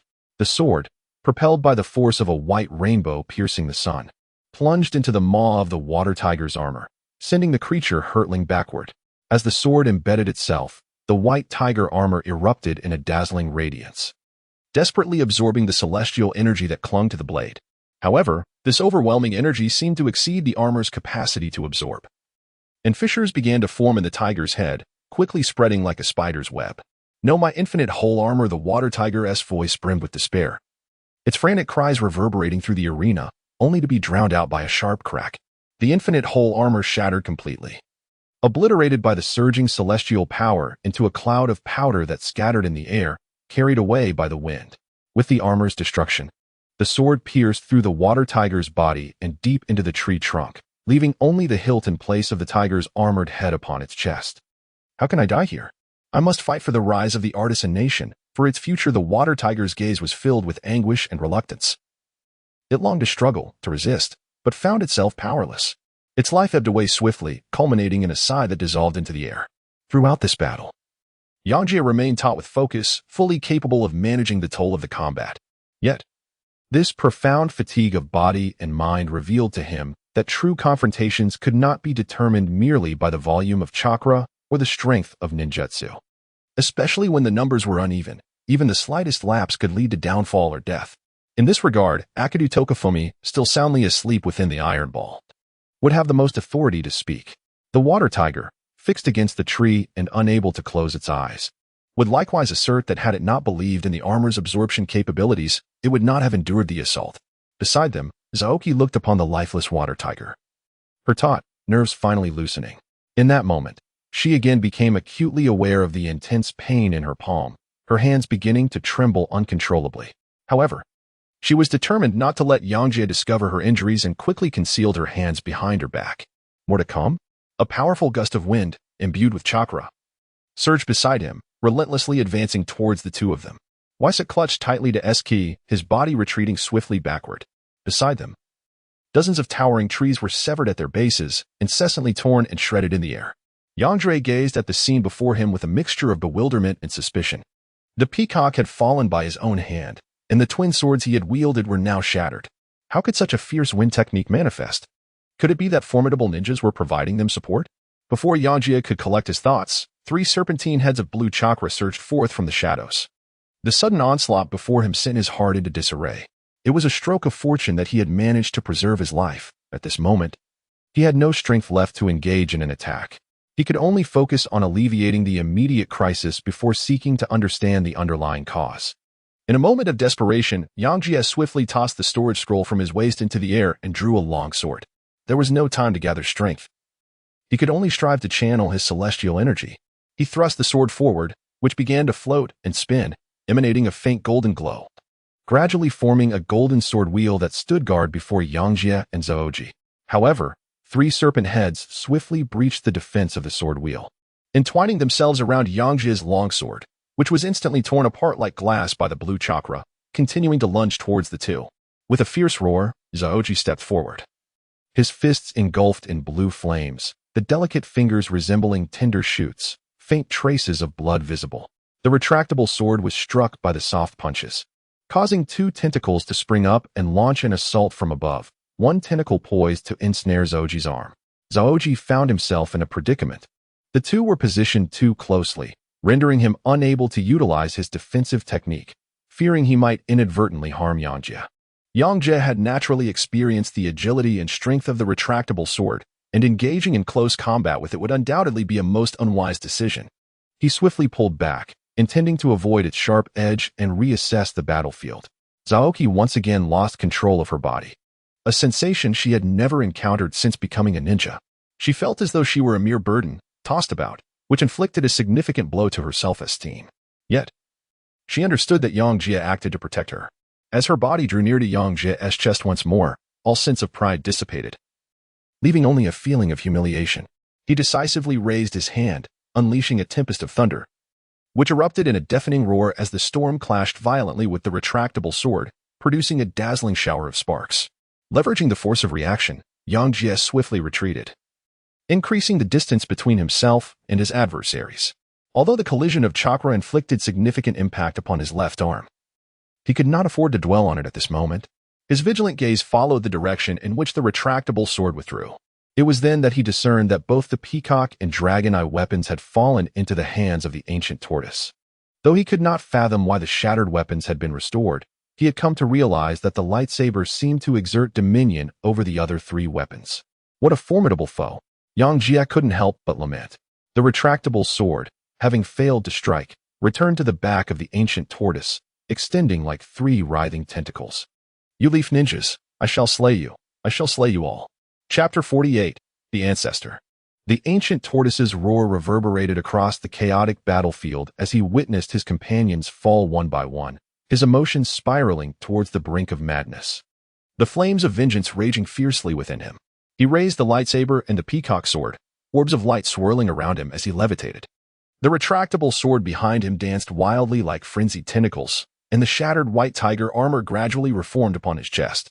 This is never-ending. I too desire a taste of chakra. Yusuke gazed at the scene before him, a profound sense of helplessness swelling within his heart. The relentless intensity of battle had drained him of much of his physical strength, leaving him utterly exhausted. This weapon, capable of unleashing formidable ninjutsu with but a mere fraction of chakra and possessing the ability to self-repair, was an extraordinary anomaly that left him feeling somewhat powerless. He rummaged through his memories, striving to unearth any recollections or information pertaining to this weapon, yet he found himself devoid of any useful insight. Yangjie could only continuously regulate his hurried breath, striving to restore his stamina. Initially believing that defeating the lone tortoise would be a trivial task, he soon realized that the situation was even more arduous than before, having already activated his celestial power mode once. He was reluctant to endure the agony of excessive depletion again. Lord Qiming, please inhabit my body and resurrect. The tortoise's voice resonated through the heavens, imbued with a sacred and valiant tone. As he called out, his body gradually ascended, arms lifting above his head, seemingly engaged in a mysterious ritual. The chakra and aura emanating from the tortoise surged and coalesced, culminating in an overwhelming force. Yusuke and Haruki gazed ahead with grave expressions, taken aback by the unforeseen transformation unfolding before them. The chakra within the iron sphere continued to flow incessantly into the body of the ancient tortoise. Yet his form gradually dissipated like paper scattered by the wind, leaving only 4 weapons suspended in the air. In the next moment, a peculiar figure clad in white robes and possessing white hair materialized above the iron sphere. After decades of existence, as the ultimate weapon of the artisan ninja village, I have finally been resurrected. The voice, imbued with a sense of profound experience, echoed with excitement. The enigmatic figure closed his eyes and inhaled deeply, seemingly savoring the sensation of returning to this world. However, a slight furrow appeared on his brow as he murmured with a hint of confusion. Why is the power of resurrection so feeble? Has the plan been hastened? The ancestor of clarity has returned. At that moment, the leader's guards present were filled with elation. Confronted by such a formidable Konoha ninja, they finally glimpsed the dawn of victory. A throng of individuals gravitated towards the ancestor, yearning for his protection. Hearing their calls, the ancestor slowly opened his eyes and surveyed his surroundings. With a note of dissatisfaction, he remarked, "The offerings you have prepared are exceedingly meager." His tone was notably frigid. With swift hand seals, the 4 floating artifacts instantly bonded to his being. Subsequently, he raised his hand slightly, and the 4 divine instruments appeared to move as extensions of his own limbs. The peacock sword transformed into a flowing ribbon. The light sword embedded itself atop a tiger's head, and his feet seemed to tread upon a sphere of light, allowing him to levitate. My years of effort have finally borne fruit. As his words resonated, the sphere of light surrounding him dispersed, and the retractable sword behind him extended wildly, ensnaring those nearby tightly. "Ancestor, we are your descendants. Ah, release me." The bound ninjas cried out in desperate pleas, writhing in agony as their chakra was mercilessly consumed by an irresistible force. "You have dedicated yourselves to the artisan nation. Do not resist. Henceforth, I shall elevate you to the pinnacle of the ninja world." The ancestor regarded them with indifference, his voice devoid of warmth, as if this were a perfectly ordinary and honorable matter. Their cries and struggles appeared to him as mere insignificant noise. Yet, the ancestor seemed unsatisfied. His gaze fell upon Yusuke and Haruki, and a slight smirk graced his lips, revealing a hint of greed and admiration. Konoha's ninjas, are they? Such vibrant bodies indeed. Deep within Yangjie's soul, an instinctive sense of peril surged forth, akin to the ominous gaze of a ferocious tiger. As if he were on the brink of being devoured, a profound unease welled up within him. It was the first time since the commencement of this battle that he felt such trepidation. His adversary was overwhelmingly powerful, and even in his prime, he would find it arduous to contend with. In a fit of desperation, he roared at the iron sphere beneath Qingming. "You gluttonous fool, have you been drained of strength? Are you not coming forth to assist?" Yet, no response emanated from within the sphere. "Are you calling for the rotund one inside?" Qingming quipped, casting a teasing glance at Yangjie, nonchalantly remarking, "He is quite the delectable source of nourishment." Zaoji, tightly gripping Yangjie's arm, felt a sense of confusion yet continued to employ her Byakugan, hoping to discern a glimmer of opportunity. The seemingly boundless armor left her feeling somewhat helpless. for Qingming's prowess was evidently superior to that of the previous foes they had faced. Yangjie, there are about 100 individuals approaching. Let us endure a little longer until the aid from the Kingdom of Craftsmen arrives. Zaoji, utilizing her Byakugan, detected the swiftly advancing teams of Tianxiangtai and Nandu. The arriving warriors, be they allies or mere sustenance for Qingming, remained uncertain. Yangjie furrowed his brow, meticulously analyzing the battlefield's dynamics. At that moment, only a shinobi of such elite caliber could contain the recently resurrected and still feeble Qingming. Just then, as if summoned by Yangjie's resolve, Akimichi Toru awakened from his slumber. He swiftly popped a green pill into his mouth and roared in indignation, "I am not overweight." His voice resonated powerfully, brimming with boundless fury and strength. With a thunderous crash, Toru propelled the iron ball into the air with sheer force, his physique expanding as if he were an immovable mountain. Qingming, floating atop the iron sphere, was momentarily taken aback. Before he could react, his body was violently thrust skyward by the iron ball's tremendous impact. A cloud of white smoke billowed from within the iron sphere, revealing only Toru's head and two mighty hands, exuding an aura of formidable power. "Ahem, Toru. It's that white-haired fellow above who is talking about you." Yangjie observed the penetrating gaze of Showdown chiefing and instinctively took a step back. Inwardly relieved, had he known that relying on the hefty fellow would be effective, he wouldn't have exerted so much effort. Showdown chiefing surveyed the scene, appearing somewhat dazed as if just awakening from slumber. "Did you all do this? And who is that up there?" he inquired. Suddenly, an explosive surge of energy coursed through Showdown chiefing, and a pair of verdant butterfly wings sprouted from his back. This unforeseen transformation left both Yangjie and Zaoji in astonishment. They exchanged glances, confirming that their eyes had not deceived them. It was astonishing that such agility could manifest from this rotund figure. Once the wings unfurled, his presence was as if he had transformed entirely. Truly a butterfly. Having absorbed such a vast amount of chakra, how could he still possess such formidable strength? He always preferred to seize the spotlight at the last moment, rather than addressing the enemy earlier. In his heart, Yosuke harbored dissatisfaction, yet he remained vigilant, keenly observing the unfolding situation of the two, ever ready to spring into action for support. At that moment, Akimichi Toruke's slightly bent his knees, propelling his body forward like a missile, creating a deep crater several feet wide upon impact with the ground. The gazes of both opponents followed his trajectory, their eyes instinctively turning skyward. Saimai, adjusting his stance, sensed the imminent threat but displayed no trace of fear. Instead, he burst into raucous laughter, exclaiming, "Ha ha ha, such formidable power. This truly excites me." Weapons adorning his body unleashed a torrent of chakra, laser beams, and fierce winds, coalescing into a colossal serpent's head of blue chakra that surged toward the approaching Akimichi Toruke's. Undeterred, Toruke's bellowed, "Die, you scoundrel. Let me show you that I am strong." Not merely rotund. With a thunderous explosion, vibrant chakra fireworks erupted in the air, generating a visible shockwave of chakra that rippled outward. From the dazzling brilliance emerged a gigantic fist, glowing green like a hill, pursuing the swiftly retreating Saimai. Saimai's form seemed to shatter in midair, scattering radiant light akin to fireflies across the night sky. The sacred artifacts upon him were obliterated by a single strike from Toruke's. However, Toruke's showed no signs of relentlessly hammering his fists upon Saimai's figure. With a resounding crash, Saimai crashed heavily to the ground, immediately followed by Toruke's imposing form, which ground down upon him like a millstone. Ninjas and warriors who had just arrived beheld the violent clash of chakra from a distance, but as they drew nearer, visibility was obscured by thick clouds of dust. All they could hear were the continuous thuds of impact. On the battlefield, anguished cries echoed, piercing the air. The previously bound rebel ninjas, now liberated from their restraints, hastily scrambled away from the chaos. They wept bitterly, confessing their foolishness and the sins they had committed to the approaching ninjas and warriors.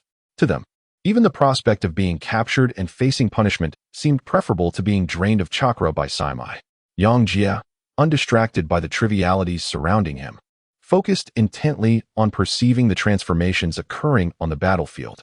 Although he could not discern the situation amidst the swirling dust, his formidable mental acuity allowed him to astonishingly detect fluctuations within the pristine souls. "Yangjie, the teacher's chakra has suddenly weakened significantly. We must assist him." The urgent voice of Yangjie echoed in Yangjie's ears, prompting him to leap into the fray of battle. Upon hearing the words, Waisek unhesitatingly followed the early record, leaping into the dense fog of dust. Truly, the formidable ninja of Konoha, you nearly brought me to the brink of death. A voice, clear yet laced with mockery and provocation, echoed from the depths of the pit. Akimichi Torike's eyes widened in disbelief as he exclaimed, "What manner of monster is this, surviving such a fate?" Chapter 49. The four symbols sealed. Qingming struggled to rise from the pit, his form disheveled. The once pristine white of his garments now marred by ghastly streaks of crimson.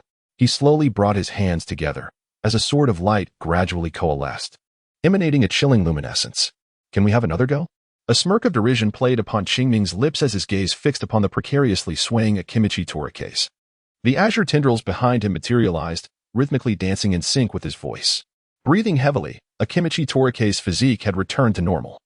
Yet the flames of fury in his eyes remained unabated. The side effects of the secret medicine were ravaging his body. At this moment, he was likely unable to withstand even a Chunin's assault. Hesitatingly, he reached into his pocket, trembling fingers grazing the surface of the pill. Should I consume another of the second stage? He wrestled with his thoughts. Surely, it wouldn't lead to my demise. I have yet to bear a son. I have yet to savor the myriad delights of the world. However, just as he stood indecisively, two beams of laser shot toward him like lightning. Gritting his teeth, Akimichi Torike's prepared to take out the red pill, only to witness a dazzling light suddenly erupt before him, clashing violently with the lasers. With a thunderous roar, the shockwave from the explosion hurled Akimichi Torike's away, his grip on the pill tightening once more. Let us assess the situation. Perhaps it would be prudent to refrain from consuming it. As he tumbled through the air, a flicker of hope ignited within him. His gaze involuntarily drawn to the early record and Waisek rushing into the fray. Are you two unable to wait any longer? Qingming turned his head, observing the hastening duo, licking his lips and sporting a beguiling smile. Since you have arrived, allow me to drain your chakra first. Bagua 64 palms. Early record swiftly assessed the situation. Noticing that Qingming's white tiger armor had yet to fully materialize, she decisively unleashed her chakra towards him. Yet, three blue tendrils suddenly sprang forth from behind Qingming, striking downward like ethereal serpents, intent on halting her advance. Fierce wind palm. Yangjie formed a single-handed seal, and a powerful gust of wind surged forward, effortlessly breaching the barriers of the extending sword. The two seemed to share a silent understanding, with Yangjie's wind propelling him. Zaoji advanced towards Qingming without hindrance, landing a fierce blow to his chin. Qingming's body reacted as if struck by a colossal hammer, instantly straightening up. Zaoji's gentle fist chakra surged forth like a raging torrent, enveloping him in a radiant blue aura. Qingming endured the full brunt of the gentle fist technique, his 64 chakra points completely sealed by its energy. As he began to descend towards the ground, a faint smile graced his lips, seemingly unfazed by the onslaught. Bagua palm. Turning heaven. Qingming was propelled into the air, and Zaoji, unwilling to grant him a moment's reprieve, poured every ounce of her strength into the effort to completely overpower him. Among the three of them, only her chakra remained relatively abundant, and she was determined to prevent Yangjie from entering sage mode once more, fully aware of the dire consequences that would ensue.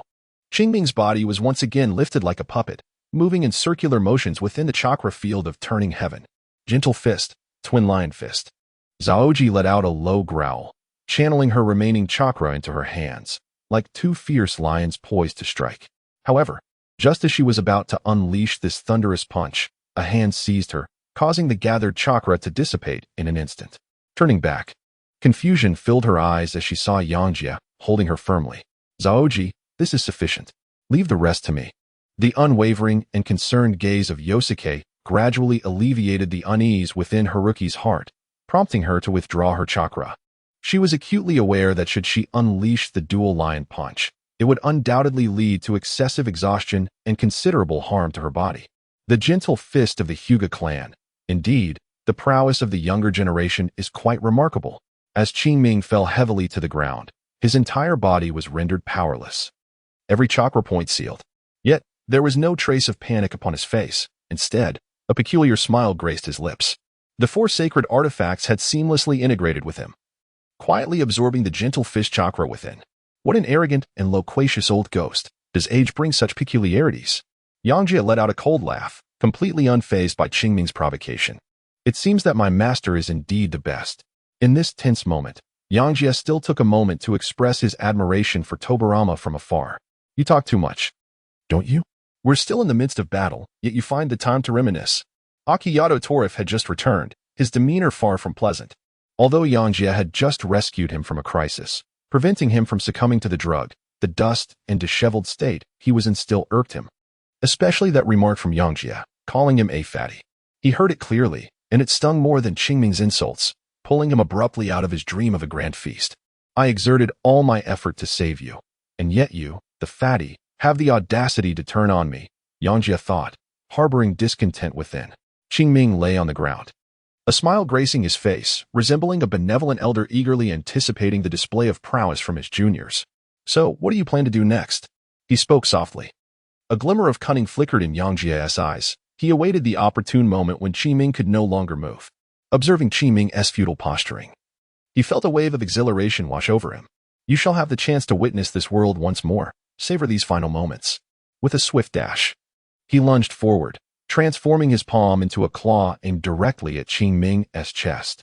A series of enigmatic runes gradually emerged from the point of his strike, resembling a swirling spiral that ensnared Qingming firmly. Is this the sealing technique of the Uzumaki clan? But why do you possess black hair? A flicker of confusion and astonishment crossed Qingming's eyes, swiftly overshadowed by a profound terror. His voice trembled as if he sensed an impending dread. To Yangjie, all bizarre powers could be subdued through sealing techniques. As long as he could bind that formidable force, the corporeal Qingming would be akin to a lamb awaiting slaughter. At their mercy. Spare me. I beg you, spare me. The sealing runes gradually coalesced upon Qingming's form, emanating a faint, dim black glow. Ah. With each anguished groan from Qingming, his strength swiftly waned, and his figure began to fade. Gradually, Qingming reverted to the form of a precious turtle. Yet his eyes remained tightly shut, as if devoid of consciousness. It is done. Yangjie gazed upon the fruits of his labor, rising to his feet with a deep sigh of relief and a satisfied smile gracing his lips. Should the seal prove inadequate, he would have no choice but to once again resort to the arduous mode of the immortal. As the dust of the battlefield settled, the warriors and ninjas of the land of crafts finally beheld the scene before them. They stood in astonishment at the chaotic battlefield, their mouths agape in disbelief. For the once flat ground was marred by deep gorges. The elite Nin from Konoha led a squadron of such formidable strength, capable of obliterating an entire small ninja village. At that moment, the tortoise, which should have succumbed to unconsciousness, abruptly opened its eyes, fixating its gaze upon Yangjie, an expression of profound malice threatening to engulf him. The onlookers, startled by this sudden turn of events, instinctively recoiled, their minds racing with speculation about the imminent resurgence of combat.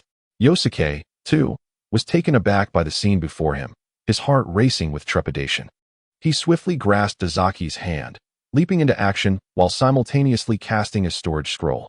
Instantly, nearly 100 shurikens shot forth like arrows released from a bow, accompanied by the piercing sound of slicing air, hurtling towards the tortoise with unrelenting velocity. Each shuriken was affixed with an explosive tag, engulfing the tortoise in a cacophony of chaos. As he launched the shurikens, Yosuke deftly maneuvered past Akito's wind, delivering a timely kick that propelled him out of the imminent explosion zone. Yosuke, you scoundrel! Akito bellowed in fury. He had already gathered his chakra, prepared to confront the unexpected turn of events, only to be caught off guard when, as he turned, Yosuke's boot struck him with considerable force, sending him hurtling like a sandbag towards the edge of the arena. As the thunderous explosions reverberated, the ground was subjected to relentless bombardment once more. The shockwaves and clouds of dust enveloped the onlookers, muffling Akito's enraged cries within the tumult. Yosuke, the teacher seems quite irate, Azaki remarked, observing the tumultuous ground behind her, her voice tinged with concern. Leaning against Yosuke, she found solace in his presence, remaining unperturbed by the sudden upheaval. Yangjie turned his gaze back, searching for the silhouette of Showdown chiefing. He awkwardly rubbed his nose, reassuring himself, it's nothing. This is merely an emergency rescue. He possesses a tough exterior and formidable defenses. Surely, he will be unharmed. Yet, despite his words, a sense of unease lingered in his heart. Surely, an elite Jonin would not succumb to a mere life-saving kick and spiral into chaos.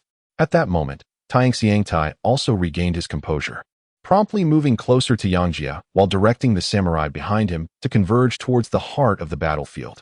Meanwhile, Nandu, accompanied by a cadre of ninjas, stood by, awaiting the dissipating smoke before formulating their next move. The battlefield of the artisan ninja village lay in disarray. The once fierce conflict had come to a close, leaving only a few unconscious ninjas sprawled on the ground, clearly incapable of any further resistance. Waisak stood amidst the battlefield, his spiritual perception unable to detect the presence of either the tortoise or Saimai. Nevertheless, out of an abundance of caution, he turned to S-Key for confirmation. How is it? Is that person still alive? S-Key gently shook her head, her pale eyes scrutinizing the surroundings before she softly replied, they likely won't survive. There is no trace of chakra remaining. She then lifted her gaze to Waisak, a hint of concern in her voice as she added, but it seems that before she could complete her thought, a furious roar erupted from the mounds of earth. Waisak. Chapter 50. After effects emerging from beneath the heavy layers of earth, Akiato Takif struggled to his feet, his eyes a fierce crimson, as if his very blood were boiling. Hey, Akiato-senpai, Waisak exclaimed, quickly raising his hand to signal the other to remain calm, his own body gradually retreating. Takif, brother. Yet, Akiato Takif paid no heed to his calls, unleashing a powerful punch that propelled him towards Waisuk's swiftly retreating figure. In the next moment, a tree, as thick as a millstone, crashed to the ground under the force of Waisuk's iron head technique. Truly, Waisuk-senpai's iron head technique is not merely a name without merit. Tank Tai finally witnessed the legendary prowess that had become the stuff of legends in Konoha. The warriors, who had been diligently clearing the remnants of the battlefield, were startled by the sudden commotion and instinctively turned their gazes towards the source. Their hearts tightened. The series of unexpected events had left them slightly unsettled.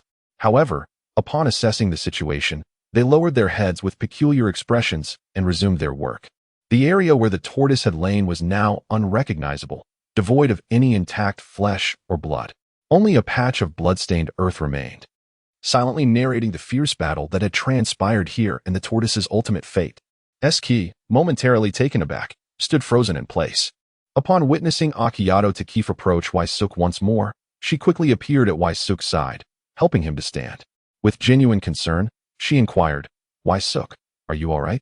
Yangjie inhaled sharply, rubbing his aching forehead, and offered a faint smile to Zaoji, indicating that he was relatively unscathed.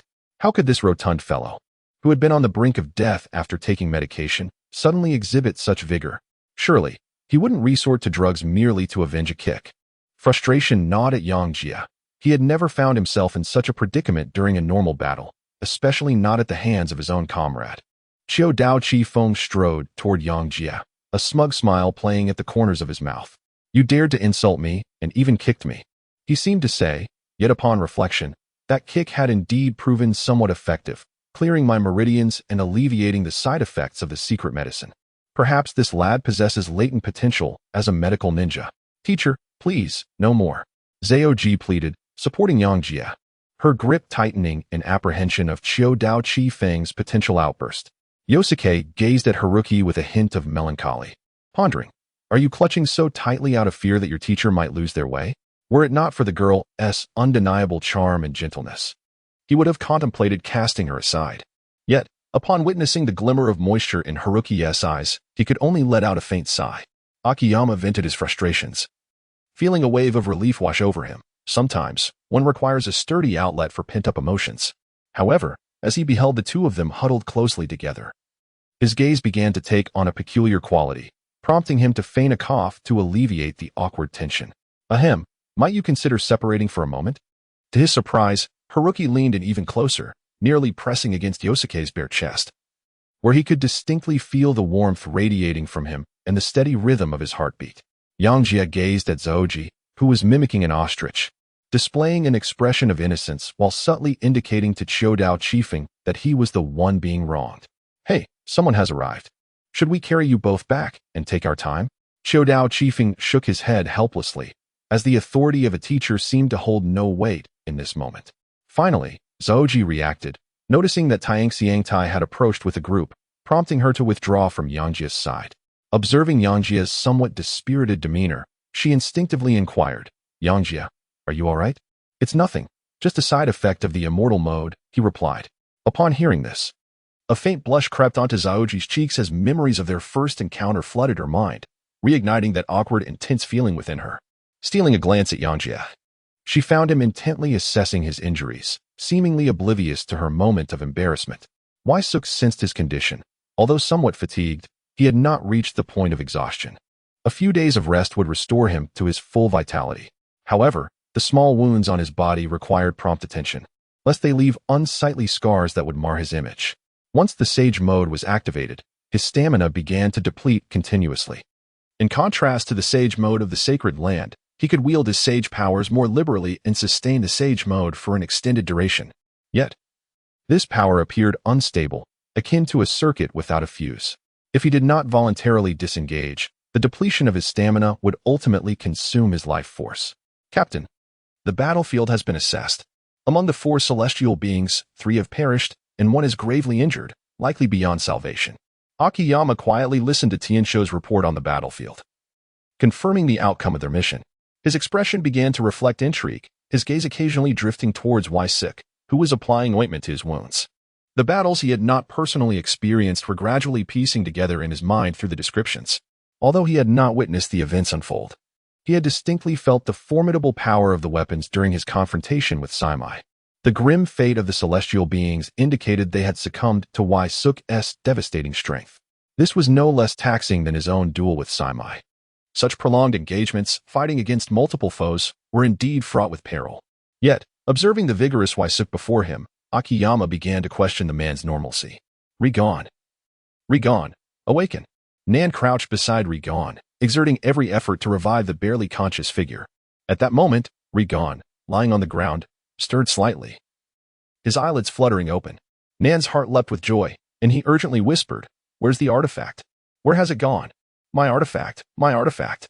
A glimmer of awareness flickered in Reborn's eyes as he struggled to rise, murmuring incoherently, "Yes, the artifact, where is it?" Nan anxiously scanned their surroundings, fearful that their commotion might draw unwanted attention. "You want to steal my artifact?" Reborn suddenly surged to his feet, his bloody body resembling a corpse reanimated. Glaring at Nan with wild eyes, shouting vehemently, "It's all your fault. Give me more time, and we will succeed. It's all your fault." Reborn seemed to expend his final breath, unleashing his frustration and anger, before collapsing helplessly, devoid of life. Watching Reborn's tragic demise, Haruki felt a pang of empathy. She sighed, reflecting, "They are truly relentless."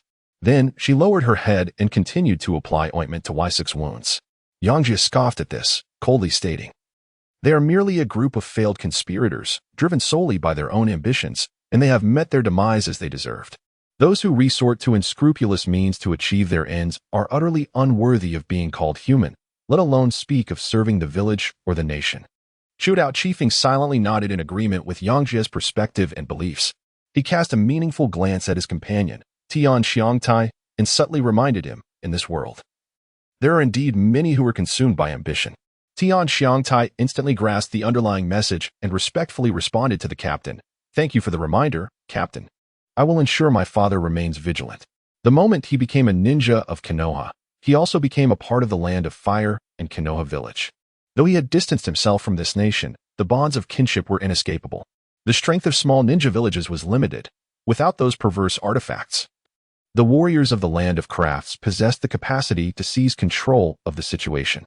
However, Showdown Chiefing remained largely indifferent to this, preferring not to involve himself further. In his view, Konoha's mission had already surpassed expectations, and there was no need to meddle in other affairs. He turned to observe Yangjie and Zouki, noting one was utterly exhausted while the other wore a dejected expression. Subsequently, he walked aside, settled onto a smooth wooden stump, expertly carved by the wind, and unfurled a scroll to begin documenting his thoughts. "Brother," he mused, "should we not consider elevating our mission rank this time?" Yangjie casually inquired, relishing the gentle touch of the warm little hand, which was simply delightful. Akidu Tukfut did not cease his actions, merely responding nonchalantly, "The highest is S. What other rank do you desire?" "My friend, this is not merely a single task. Let me calculate it for you." Yangjie counted on his fingers, beginning to recount his numerous achievements. "Not only did we uncover the whereabouts of the missing villagers, but we also dismantled those peculiar weapons. All the insurgents were eliminated by us. Most importantly, we unveiled a grand conspiracy, thereby averting a crisis in the Land of Craftsmen." Showdown Chiefing looked up at Yangjie, a glimmer of amusement flickering in his eyes. Your performance this time is indeed commendable. I shall report it faithfully." As he spoke, he summoned a falcon, attaching the intelligence to its leg, after which it soared swiftly into the sky. Yangjie observed Akiyama Torike's series of actions with a hint of perplexity and inquired, "Are you not concerned about the possibility of your intelligence being intercepted? Surely, a Chunin could easily bring this spirit beast down." Yangjie promptly clarified, "Senior Yangjie, I am well aware of this. The classification of intelligence varies, and so do the methods of transmission. Such a briefing regarding tasks does not fall under the category of confidential information." Akiyama Torike's could not suppress a chuckle, aware that Yangjie had joined their ranks later. He playfully remarked, "Did the Ninja Academy not instruct you on this? Perhaps you should consider returning to the academy for further studies." Yangjie felt a wave of melancholy. This hefty fellow seemed to have it out for him. Had he perhaps damaged his mind with drugs? After a brief respite, the group had regained some of their strength. Showdown Chiefing rose and declared, "Let us return to the city to recuperate. We shall leave the matters here to them." No sooner had he spoken than he strode forth with his chest held high, resembling a victorious rooster, brimming with confidence as he made his way toward the city, seemingly intent on casting aside the embarrassment of having been rendered unconscious and confined. Yangjie promptly rose to his feet and retrieved a garment from his storage scroll, donning it with a sense of purpose. As he gazed at the silhouette of Showdown Chiefing, he could not help but silently scoff, pondering whether this individual sought to reclaim his lost dignity through sheer presence. At that moment, Tianxiang hurried over, extending a hand in an offer of support. "Senior Yangjie, allow me to escort you back to the city for treatment," he suggested earnestly. "No need to assist me. I am perfectly fine and can manage on my own," Yangjie replied. Yangjie swiftly dodged, resolutely waving his hand in refusal. What kind of spectacle would it be for a grown man to engage in such a tug-of-war? He was merely a touch weakened at present, not yet to the extent of needing assistance to walk. Chapter 51. The gift of a sword. Zaoji quietly approached Yangjie, as if oblivious to their conversation, linking his arm through Yangjie's and guiding him forward. Yangjie's body stiffened slightly as he turned his head to gaze at Zaoji, noticing the weight of seriousness etched upon her features. In that moment, he comprehended that this fierce battle had not only drained him physically and mentally, but had also imposed considerable strain upon Zaoji. Leaning on him in this manner might indeed provide her with a sense of security. Yangjie reluctantly made a self-sacrifice, although the sensation was rather pleasant. Tianxiangtai observed the departing group, lowered his hand, and exchanged a few words with the samurai beside him before hastening to follow Chiu Fenkafeng. At the entrance of the capital city of the country of craftsmen, a gathering of people stood, gazing into the distance, with a figure in resplendent attire particularly striking in the foreground. As Yangjie and his companions gradually came into view, the young man in splendid clothing immediately sprang into action, summoning those behind him to prepare for a welcoming ceremony. However, this scene did not escape the notice of Showdown Chiefing, whose brow instinctively furrowed. He was not fond of such ostentatious displays. He halted his steps and addressed Tianxiangtai behind him, instructing him to disperse the assembly. Upon hearing this, Tianxiangtai promptly complied, swiftly making his way to the city gate to communicate with the young man in splendid attire, urging the crowd to disperse. Subsequently, the young man approached, extending apologies and respect to Showdown Chiefing, leading the group towards the domain of the daimyo. Tianxiangtai then fell in line behind Yangjie, quietly trailing the procession. "There is no need for such formality, Xiangtai. We are indeed of the same school. As ninjas, one must learn to embrace a certain nonchalance." "Yes, Senior Yangjie." Yangjie observed the young boy, estimating that his temperament was unlikely to change anytime soon. However, a well-mannered child is indeed quite agreeable to be around. If he had an older brother, his journey to becoming a ninja would not have been so prolonged. Yangjie could not help but reminisce about his parents, having been away from home for several years, uncertain of how they were faring. As his thoughts wandered, the group entered the grand estate of the daimyo. An extravagant banquet commenced, during which the daimyo expressed profound gratitude and admiration for the recent endeavors of the Hidden Leaf Village. Bound by courtesy, they could only acquiesce at the table. After all, this was a matter of external relations for the village, crucial for safeguarding its interests, and inherently part of their mission. Following a hearty feast, the daimyo once again extolled Yangjie and his companions. It was thanks to several elite ninjas from the Hidden Leaf that we, the Land of Craftsmen, were able to resolve our crisis and eliminate the lurking dangers. He then clapped his hands, and several individuals entered from outside, each bearing exquisite boxes. The daimyo continued, stating, "Our land of craftsmen may not possess rare treasures, but these formidable weapons are what we can offer. We hope you will not find them lacking. This is the duty of the Hidden Leaf Village, fulfilling our mission as well as nurturing the bond between our countries." A Kimichi Torikase, embodying noble righteousness, humbly declined the offerings. Yangjie observed that among the individuals entering, the leader was none other than the proprietor of the ninja tool shop. A flicker of anticipation ignited within him, as he presumed that the weapon he had commissioned was finally being delivered. He promptly stepped forward to receive the box, which the shopkeeper held with both hands, and eagerly made his way back to his seat. Akiyama Torikase found himself in an awkward predicament due to Yangjie's actions. Momentarily left speechless and unsure of how to proceed, the daimyo laughed heartily, his voice resonating with warmth and clarity. "This young lad is indeed a man of genuine spirit. Do not hold it against Akiyama, the Jaini. Just days ago, the shop's manager delivered the weapon he had ordered to the estate, and I learned that he spent over 20 million ryo at the shop. Rest assured, I shall not let the esteemed guests of Konoha suffer any loss. I hope you will all graciously accept this." Upon hearing this, Akiyama could only manage a strained smile, though irritation churned within him. He shot a disapproving glance at Yangjie, thinking, this spendthrift has squandered over 20 million on some trifling items. Were he a member of my clan, I would surely bring him to heel, ensuring he would struggle to find a meal. As Yangjie held the box, a sense of perplexity washed over him. The weight of its contents felt considerably heavier than the gold-patterned stone he had previously ordered. Could it be that the shopkeeper had surreptitiously substituted the materials?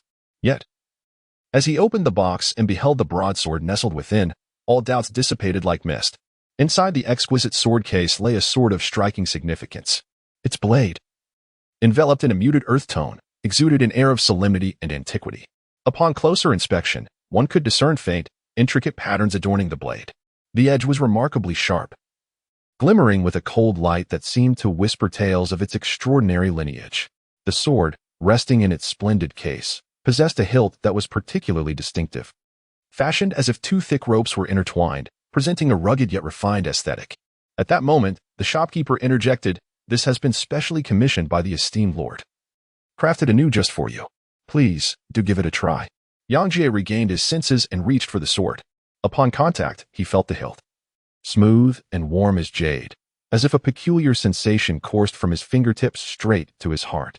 He gently swung it a few times, and the blade traced elegant arcs through the air, as though imbued with a spirit of its own. Yangjie felt a surge of joy in his heart. This sword not only possessed an exquisite feel but also aligned perfectly with his aesthetic sensibilities, clearly a rare and remarkable weapon. He nodded in satisfaction and inquired of the shopkeeper, "What material is this sword forged from?" The shopkeeper, noticing Yangjie's pleased demeanor, immediately responded with a smile. "This sword is crafted from a piece of extraterrestrial meteorite, which we obtained by chance. It is the only one of its kind. It is more resilient and sharper than golden-patterned stone, and its forging was quite a challenge. It has been specially prepared for you by the Lord." As Yangjie continued to examine the blade, he noticed the patterns on either side bore no specific order, resembling the natural formations of mountains and rivers, deepening his conviction that this sword was indeed extraordinary.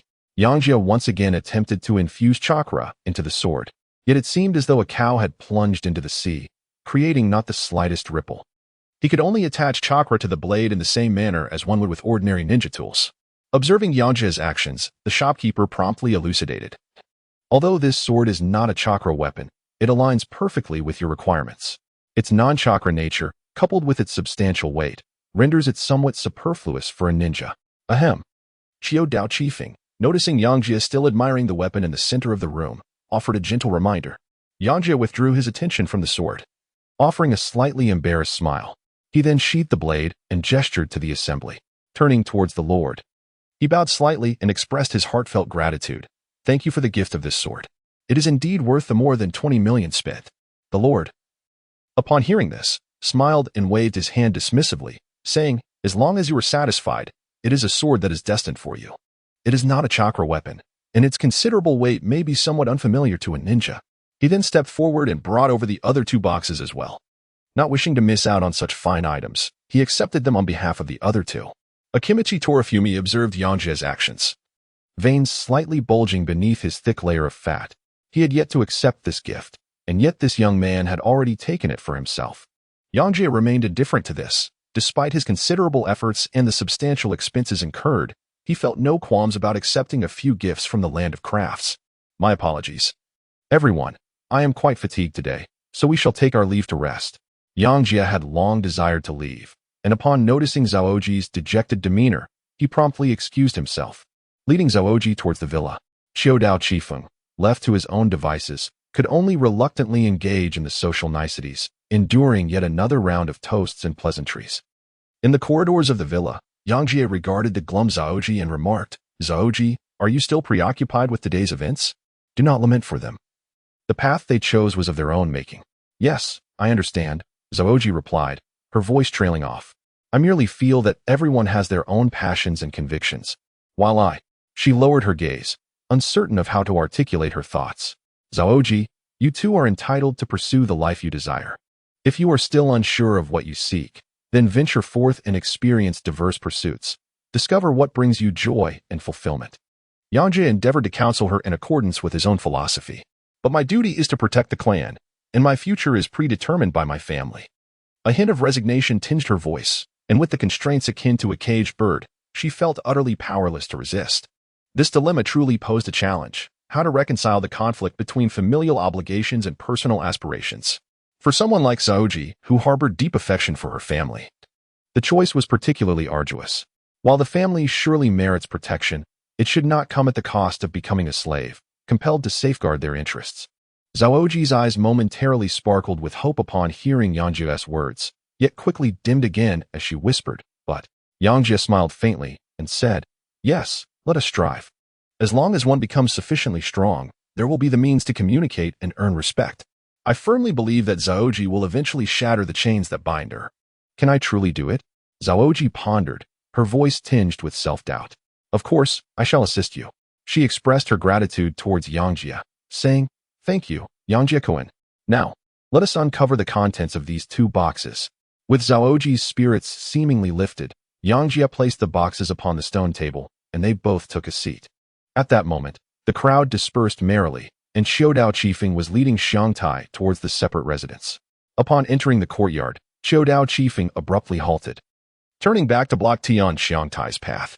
"These 2 youngsters are quite disrespectful in their demeanor," he remarked, clearing his throat to draw their attention. Upon hearing his voice, Zhaoji immediately straightened her posture, retreating slightly, while her fingers gently caressed the pendant around her neck, its coolness bringing her a sense of comfort. "It's rather exquisite," the shopkeeper had mentioned. "This item is said to ward off the cold, though its efficacy remains uncertain." Yangjie observed Zhaoji's hair being swept back, revealing her exquisitely delicate face and collarbone. Chapter 52, Return Journey. A faint blush adorned Zhaoji's cheeks as she released her grip on the strands of hair at the back of her head, allowing her silky black locks to cascade gently, perfectly concealing her fair and slender shoulders and neck. Noticing Xiaodao's arrival from around the corner of the courtyard, she softly said to Yangjie, "I shall take my leave to rest now." With that, she swiftly turned and departed. Yangjie gazed at her retreating figure, reminiscent of a fleeing shadow, and instinctively inhaled the lingering fragrance that permeated the air. "You should be mindful. This is not a favorable influence," Akito reprimanded Yangjie softly, who remained lost in thought. Meanwhile, Taiyang Xiangtai adopted an indifferent demeanor, his eyes raised at a 45-degree angle, absorbing the moonlight. Yangjie gazed at the 2 individuals with a perplexed expression, wondering what was unfolding before him. Akiyama Takakaze shook his head in resignation and addressed the young shinobi behind him. Shoda, you shall remain in the Land of Crafts for now. Once the situation stabilizes, return to Konoha and relay the comprehensive details of this mission to the Affairs Department." Upon hearing his captain's directive, Shoda immediately became tense, standing upright. "Captain, I have already joined Konoha. I am a ninja of Konoha. My father and brother will handle matters concerning the Land of Crafts." Akiyama Takakaze observed Shoda's eagerness to prove himself and couldn't help but chuckle softly. "Shoda, do not overthink it. This arrangement is part of the mission. I will be taking Yangjie and Saki to the battlefield. You still have much to learn and experience." Shoda promptly grasped the captain's intent, bowing respectfully. "Yes, Captain. I will strive diligently to become a qualified Chunin at the earliest opportunity." Noticing that Akiyama Takakaze seemed to have more matters to discuss with Yangjie, he tactfully excused himself and returned to his room. What a reserved fellow he is, quite endearing. Indeed, Yangjie felt a certain kinship with Taiang's predicament and couldn't help but sigh. Akiyama Torike shot him a glance, teasingly remarking, "Do you think everyone is as carefree as you? You must understand that gaining trust and recognition from outsiders in Konoha is quite a formidable challenge." Recently, Akiyama Torike's had been rather contentious. After all, Yangjie had exerted considerable effort on this mission. With a shrug, he chose not to engage further. He pushed the box in his hands towards Akiyama Torike's, saying, "Here you go, Torike's. The daimyo seems rather gracious. This item must not come cheap." Akiyama Torike's accepted the box Yangjie had pushed towards him but did not hastily inspect it. Instead, he regarded Yangjie with a scrutinizing gaze. His tone laced with a hint of mockery. "What have you done to Haruki? Why has she been so glum all day?" Upon hearing these words, Yangjie felt a sense of bewilderment. He pondered to himself why this corpulent man was once again attributing matters to him. As a teacher, he ought to be attentive to the circumstances of his disciples, yet he indulged in baseless conjectures. How unprofessional. Showdown Xiofeng observed Yangjie's reaction and mistakenly believed that he was feeling guilty. With a smirk, he remarked, "Do not think for a moment that I am unaware. You have been rather close with Zaoji these past few days. The Hyuga clan has its rules against intermarriage with outsiders, so be cautious and refrain from stirring up trouble." Yangjie found himself both amused and exasperated. With a resigned shake of his head, he explained, "Isn't it perfectly normal for me to be close to my teammates? Should I really try to get closer to Qiming instead?" Showdown Xiofeng observed Yangjie's earnest demeanor and couldn't help but chuckle inwardly. With a playful tone, he remarked, however, "If you truly harbor such intentions, I could certainly speak to the teacher on your behalf. It's not entirely out of the question." Yangjie was momentarily at a loss for words. "Xiaodao, my dear brother, while you indulge in idle gossip, perhaps you should pay more attention to Zhaoji." "What of Zhaoji? Does this situation truly bear no connection to you?" Showdown Xiofeng furrowed his brow, a hint of perplexity evident in his gaze. He began to realize that Yangjie might not be jesting. "It's nothing of great consequence. Simply inform the teacher to release the caged bird." Yangjie replied in a nonchalant tone, simultaneously opening the box beside Showdown Xiofeng. Upon hearing this, Showdown Xiofeng's expression shifted to one of seriousness. "Caged bird? Not only do you wish to cause trouble for others, but you also intend to meddle in their family affairs?"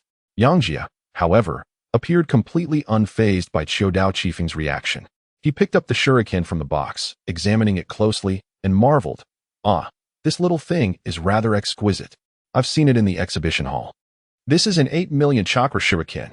Showdown Xiofeng swiftly reclaimed the shuriken, returning it to the box, and then fixed his gaze on Yangjie, speaking sternly. "The cage bird curse seal is designed to protect their bloodline limit from being stolen by outsiders. It is their clan's rule. We, as outsiders, must not interfere in the internal affairs of the Hyuga clan." Yet, Yangjie merely responded with a nonchalant air. "Oh, is that so? I never said I intended to meddle. After all, I am your disciple."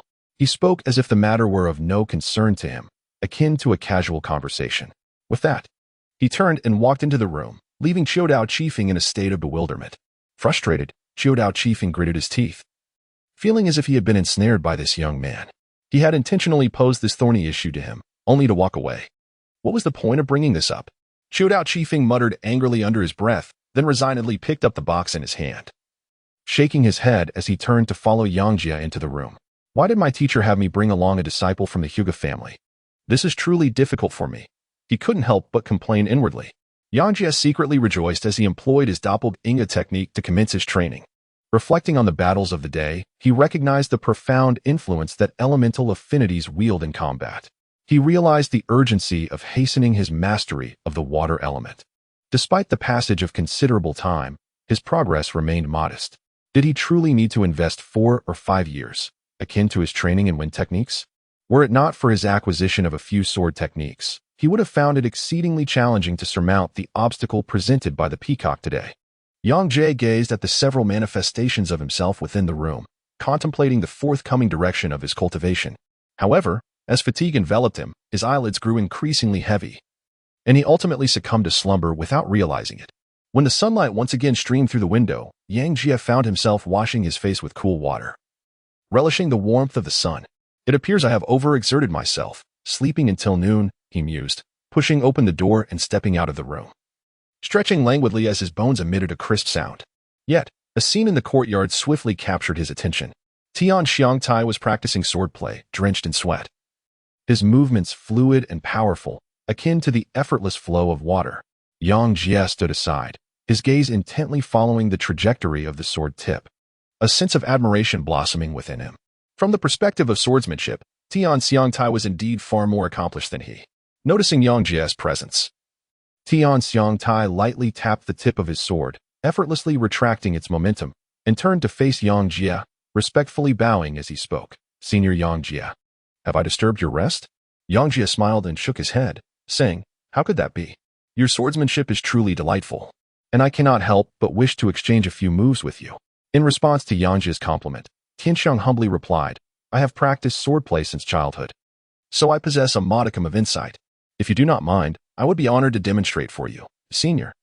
Suk was somewhat taken aback as he pondered the situation. It appeared that Ta was deliberately waiting outside, as if to engage him in a practice of swordsmanship. It seemed that the Lord of the Artisan Kingdom had received a report regarding the task at hand, and deemed that a sword forged from the mysterious or was unworthy of his merits. Thus, he had sent Ta to instruct him in the art of swordplay. With this thought in mind, Suk made no further objections. Let us refrain from utilizing chakra and instead exchange a few techniques purely through swordsmanship. As they spoke, Haruki quietly entered from the courtyard, standing silently to the side as he observed the duel between the two. The clash of Suk's broadsword and Ta's ninja blade resonated with a jarring metallic cacophony. Yangjie's strength evidently prevailed, rendering Tianxiangtai somewhat beleaguered, his swordsmanship stifled, unable to unleash its full potential. Yangjie quickly recognized the essence of the matter. His objective was not to vanquish his opponent, but to refine his swordsmanship. Upon donning the longsword, he truly began to appreciate the intricacies of Tian Xiangtai's technique. However, after merely a handful of exchanges, he found himself in perilous situations, gradually struggling to keep pace. With a resounding clang, Yangjie's longsword was sent flying, causing him to retreat a few steps to regain his footing, his brow furrowed in concentration. Observing this, Tian Xiangtai hastily withdrew his sword's momentum, casting an awkward glance at Yangjie, taken aback by the inadequacy of Yangjie's skills. Although Suk's swordsmanship appears fluid at first glance, each move reveals a certain stiffness and rigidity, as if executed according to a predetermined pattern. Once this rhythm is disrupted, his technique descends into chaos, utterly devoid of structure. Such inflexible and monotonous swordplay is easily discernible to a master swordsman, who can readily exploit its weaknesses. Yosuke felt a profound sense of frustration regarding his performance. It appeared that although practicing through duplication could enhance his proficiency to some extent, the elevation of his swordsmanship was, in reality, quite limited. He observed Shota's anxious expression and swiftly adjusted his own demeanor, offering a reassuring smile as he said, Shota, there is no need for you to feel tense. I am perfectly fine. I was merely contemplating the intricacies of sword training and momentarily lost my focus. Upon hearing this, Shota visibly exhaled in relief, nodding earnestly as he remarked, Senpai, the cultivation of sword techniques must primarily focus on foundational elements such as footwork, offensive maneuvers, and defensive skills. Only with a solid foundation can one aspire to progress further. Yangjie nodded thoughtfully. He realized that swordsmanship is not merely a collection of techniques. Rather, it is a refinement of one's mindset and an accumulation of profound insights. Only by transforming fundamental sword techniques into instinctual responses can one hope to grasp the higher realms of sword intent and mental state. Thank you, Xiangtai, for your guidance today. Yangjie sincerely expressed his gratitude. Zaoki, who had been watching their exchange from the sidelines, interjected, Yangjie, we must depart. The teacher is waiting for us. Akidu Torikes had set out early in the morning to bid farewell to the people of the Land of Crafts. Although the injuries of the group had not yet fully healed, he deemed it unwise to remain for further treatment. After all, the number of medical ninjas in the Land of Crafts is limited, and their proficiency in medical ninjutsu is relatively low, with some practitioners resembling mere itinerant healers. In contrast, although the medical facilities aboard the ship are rudimentary, the time it would take to return home would be sufficient for their gradual recovery. Chapter 53, Undercurrents. Akidu Torikes, accompanied by Yangjie and Zaoki, boarded the ship. As the vessel slowly set sail, they embarked on their journey back to Konoha.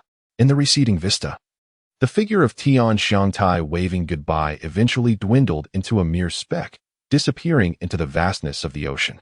Yangjie stood at the bow of the ship, gazing into the vast and boundless sea, a surge of emotion welling up within him. Although this mission was fraught with peril, it had also proven to be immensely rewarding. The sea breeze gently caressed his face, carrying a hint of coolness, prompting him to turn around and inquire, "Captain, to which battlefield are we headed this time?" During this period, Akiyama Torikes had frequently received intelligence from Konoha, seemingly heralding significant events on the horizon. Yangjie sensed an unusual atmosphere lingering in the air. Akiyama Torikes' gaze revealed a hint of gravity. After a moment of silence, he spoke slowly. "Let us return to Konoha first. There are matters that require our attention." As Yangjie observed Showdown chiefing turning to enter the cabin, a flicker of curiosity ignited within him. Yet, noticing that Showdown had no intention of elaborating further, he refrained from pressing the matter. Given that it was merely the 27th year of Konoha, he believed the ultimate clash with the Hidden Cloud Village had not yet arrived. And thus, Yangjie felt little cause for concern. By keeping a vigilant eye on the movements of F6, he was confident he could grasp the essence of the main storyline.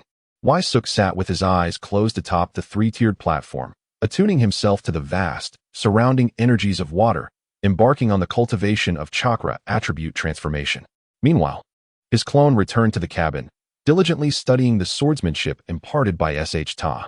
He continuously summoned the chakra within him, tirelessly experimenting and adjusting, striving to infuse the fluidity and flexibility characteristic of water into his own chakra.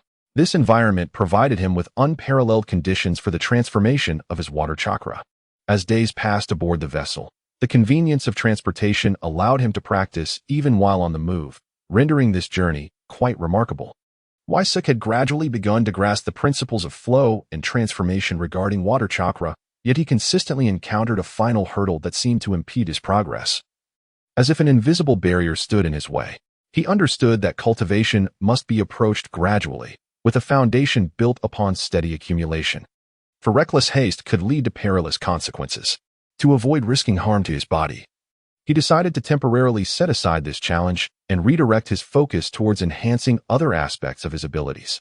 Indeed, the transformation of chakra attributes is quite arduous, Waisuk remarked as he rose once more, letting out a sigh. Nearby, Akimichi Torikes, who was guiding Haruki in his training, interjected with a reminder. Cultivation requires a natural flow. Breaking through one's limitations often hinges on chance and opportunity, so there is no need for undue haste. Waisuk-kun, you are currently a nin, having already mastered both lightning and wind attributes, which is commendable in itself, Haruki added, sensing Waisuk's distress over his training. Yangjie listened to the comforting words of his companions, feeling a mix of amusement and exasperation. He was not one to indulge in such sentimentality. However, the genuine concern of his teammates enveloped him in a warm embrace.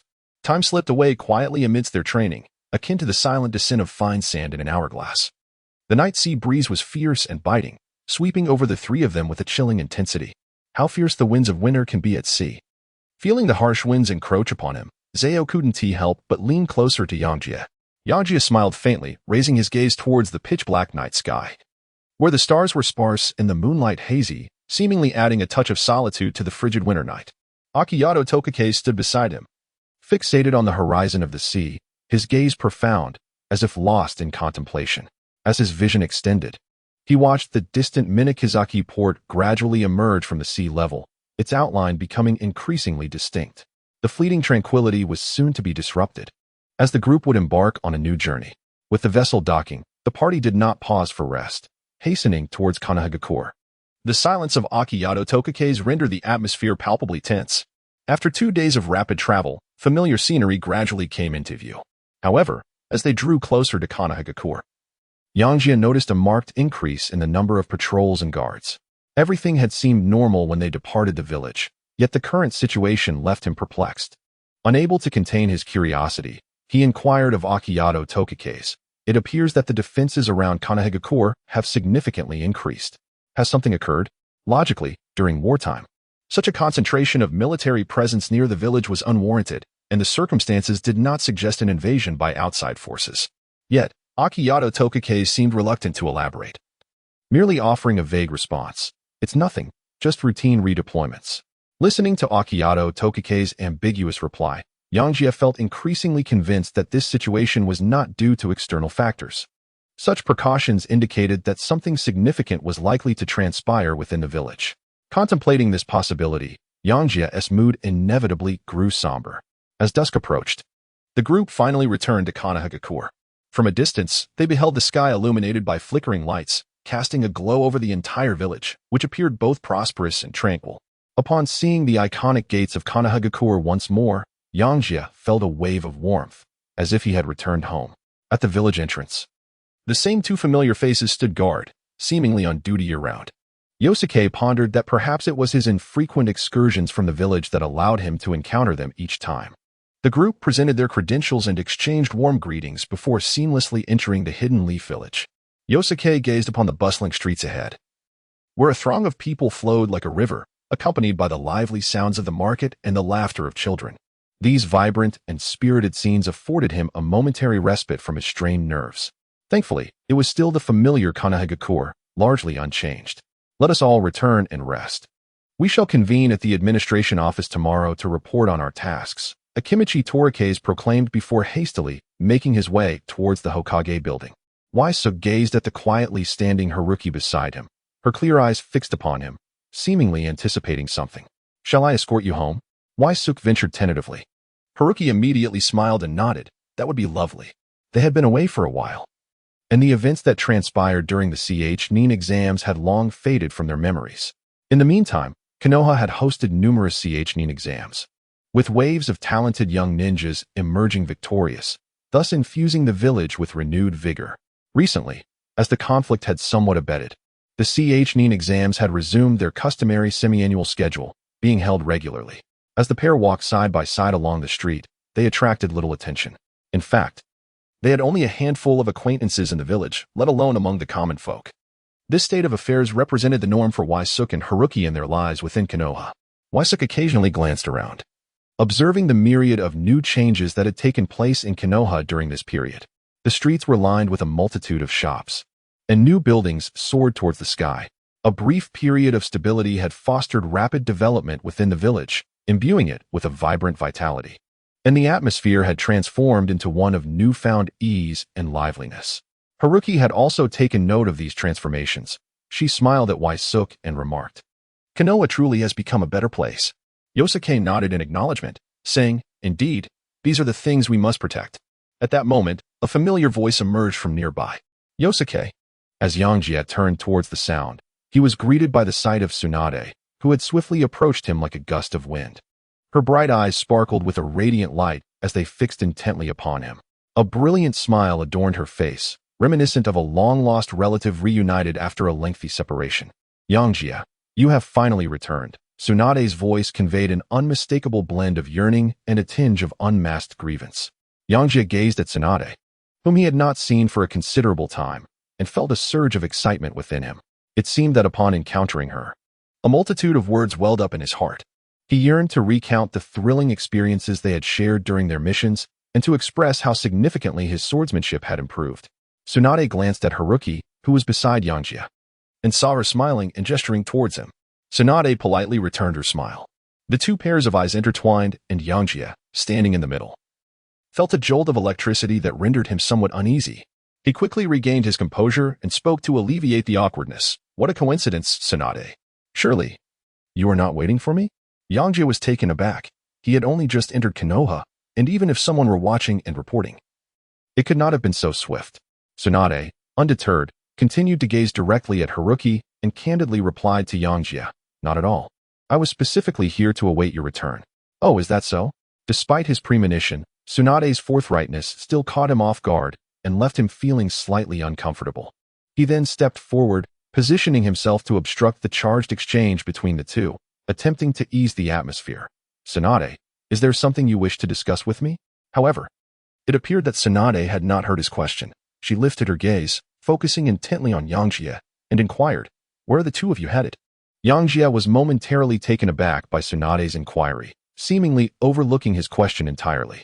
He expressed a desire to explore the village of Konoha and observe the changes that had transpired during this period. At that moment, Ji remembered to step out from behind Yangjie, her face adorned with a gentle smile as she responded to Tsunade's words. Yangjie glanced at Zoji, seemingly unrecognizing. Usually a person of few words, she was unexpectedly assertive in engaging in conversation at that moment, even resorting to a little fabrication. "Ah, no. I actually intended to escort Zaoji home, and then..." Waisik wished to articulate his thoughts, yet before he could complete his sentence, he was interrupted by Tsunade. "Ah, I returned a few days earlier than you, so why don't I take you both on a little tour?"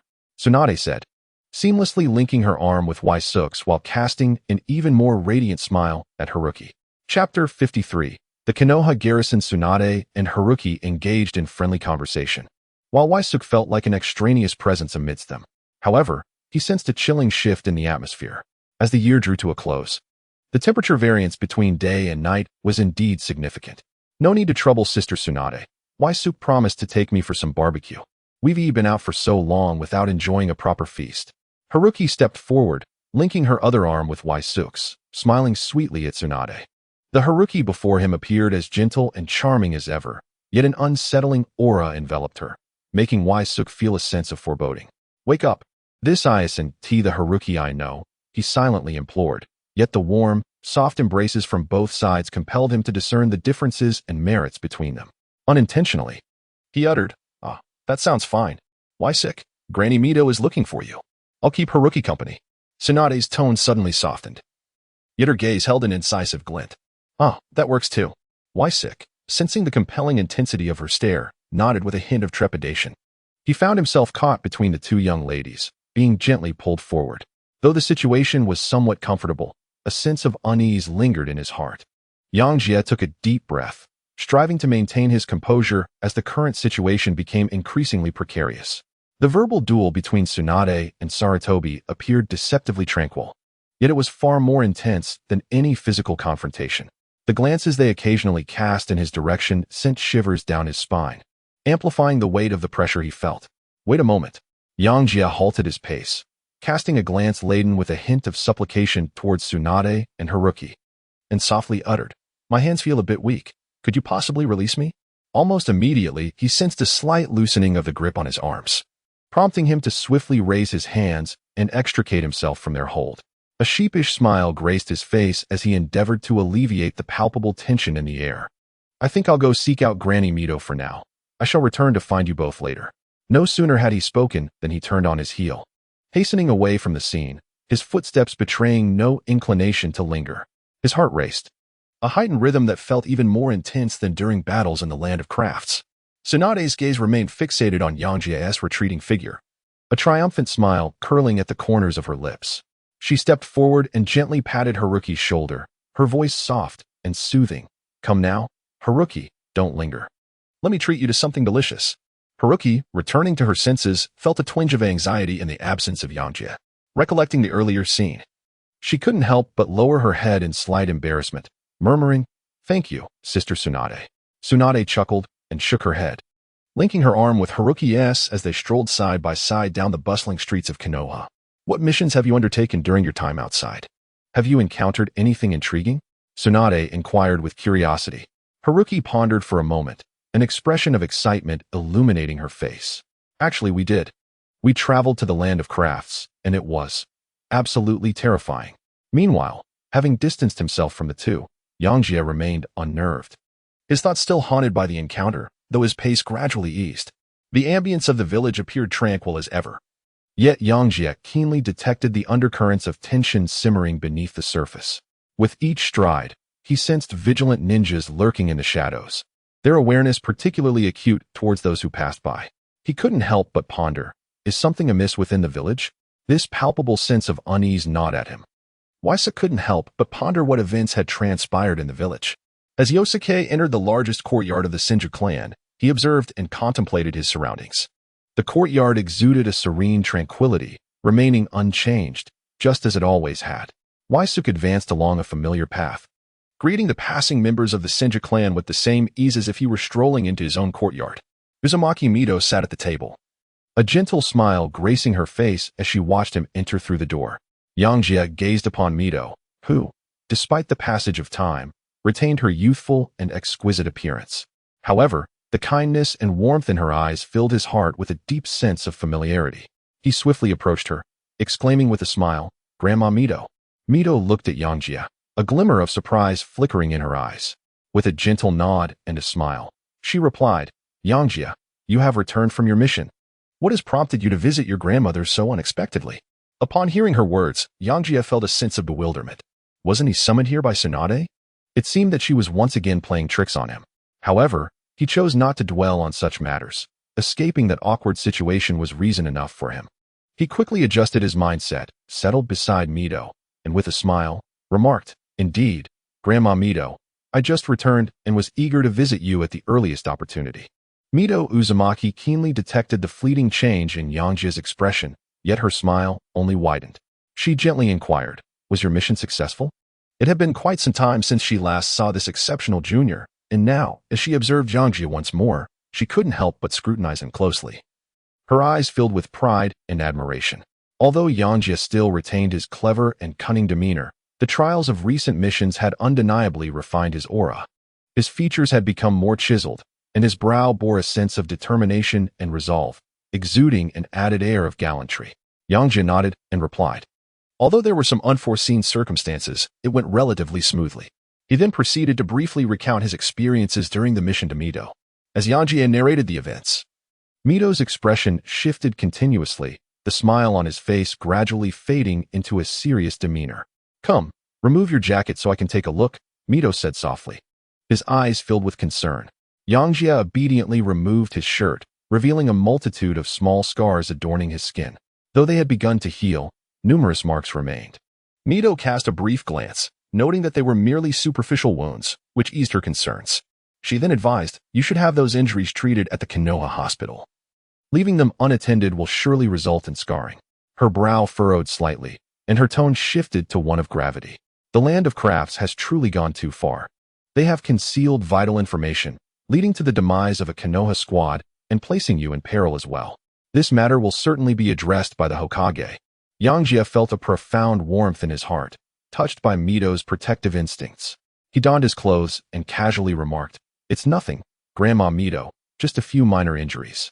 Subsequently, he settled beside her and tentatively voiced his lingering curiosity since his arrival in the village. Grandma Mito, has something transpired in the village recently? It seems a bit different. Mito pondered for a moment, noting Yangjie's perplexed expression, and understood that Showdown chiefing had not divulged this matter to them. Observing the insatiable curiosity in Yangjie's eyes, Mito chuckled softly and replied, Though this is a village secret, since young Yangjie wishes to know, I shall certainly share it with you. Upon hearing this, Yangjie immediately corrected his posture, adopting an attentive demeanor as if ready to listen intently.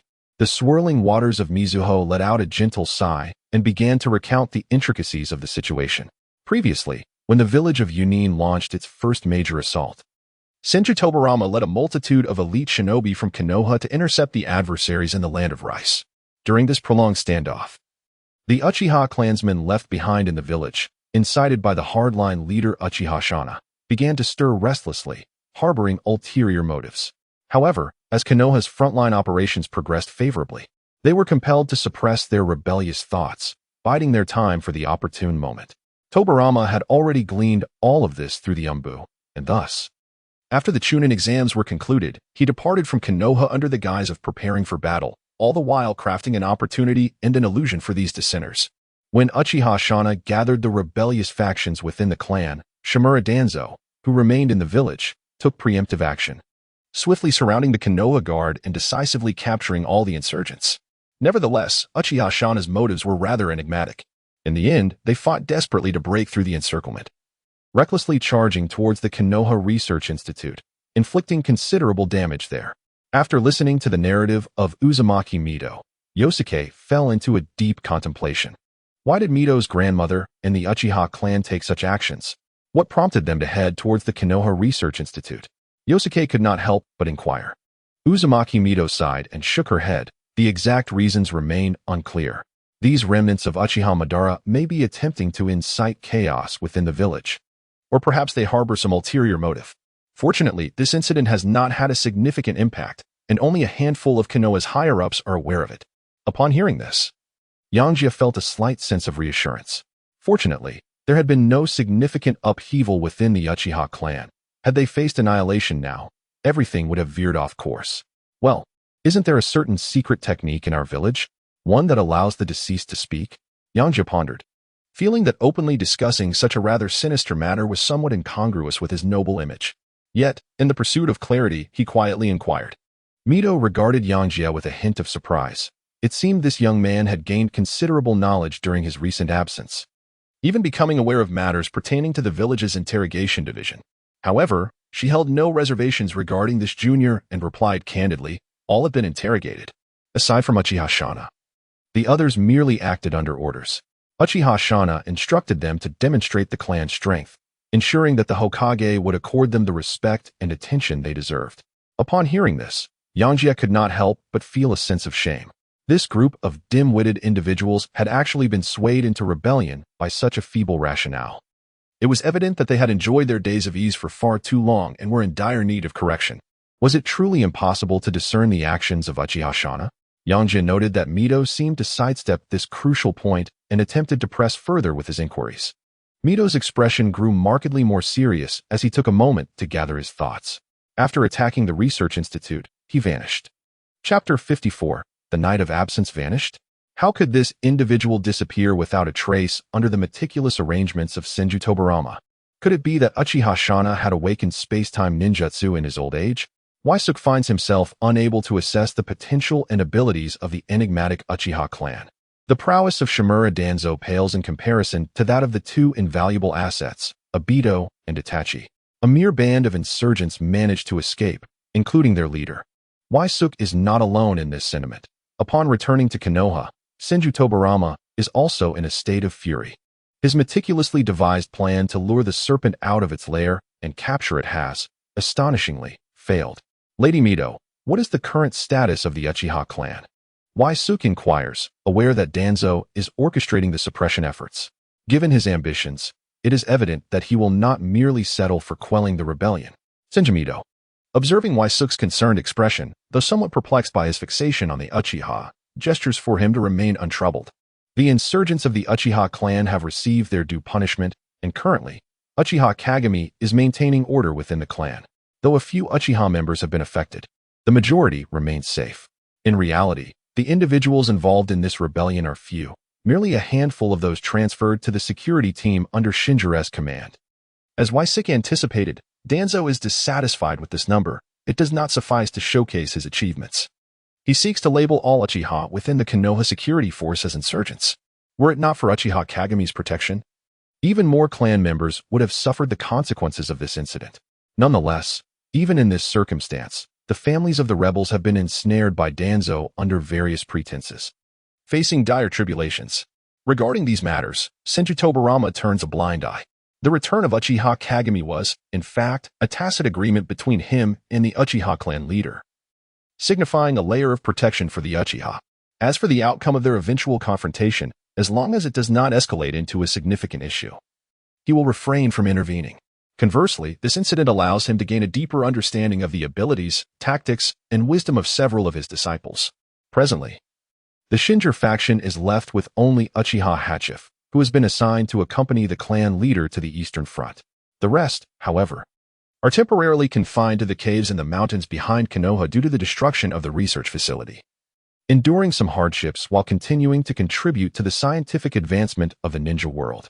Yangjie furrowed his brow in contemplation, struggling to comprehend Senju Tobarama's stance towards the Uchiha clan and the intricate relationship between the Uchiha family and Konoha.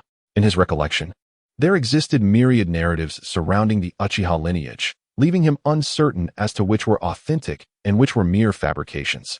As he now resided in this era, it was imperative for him to confront the reality of the Uchiha clan, thereby necessitating an understanding of the truths behind these matters. Among these truths, the most crucial was grasping Senju Tobarama's attitude towards the Uchiha family. How would my master, the Hokage, regard the Uchiha? He pondered, cautiously observing Uzumaki Mito. Fully aware of the sensitivity surrounding this inquiry, Mito regarded Yangjie with a slight frown, feeling that his queries were rather excessive. Many aspects could only be discerned through a particular status, independent of familiarity or trust. What compounded her discomfort was the notion that these matters were often esoteric in nature. Lacking the requisite intellect and means, divulging them to Yangjie could inadvertently cause him unnecessary confusion and trouble. She spoke slowly, The extent of what I can share with you is limited. For further inquiries, you must consult your master. Upon hearing this, Yosuke immediately grasped Mito's intention. He ceased to dwell on the trivial matters concerning the Uchiha clan, recognizing that being in Konoha allowed him to experience things firsthand. Has Master Hokage returned? He inquired, attempting to alleviate the tense atmosphere following Mito's remarks. Master Tobarama Senju had been rather negligent, failing to provide him with proper guidance since their mentorship began. Given that Tobarama had left the village to confuse Uchiha Shin, it was only reasonable to expect his return now that the rebellion had been quelled. What a perceptive child! Mito felt a surge of admiration as she noted Yosuke's swift understanding of her intentions. She smiled and nodded. Indeed, he is currently in the office attending to matters. He will have some arrangements for you, so during this period, focus on resting in the village and preparing diligently. Arrangements? Surely not another special mission that required consultation with Mito. Could I not be assigned a standard task to steadily enhance my abilities and attain a promotion? Yangjie bid farewell to the whirlpool of Mizuhito, stepping out of the Senju clan's territory and making his way home. Though his stride remained steady, a tempest brewed within his heart, filled with countless thoughts.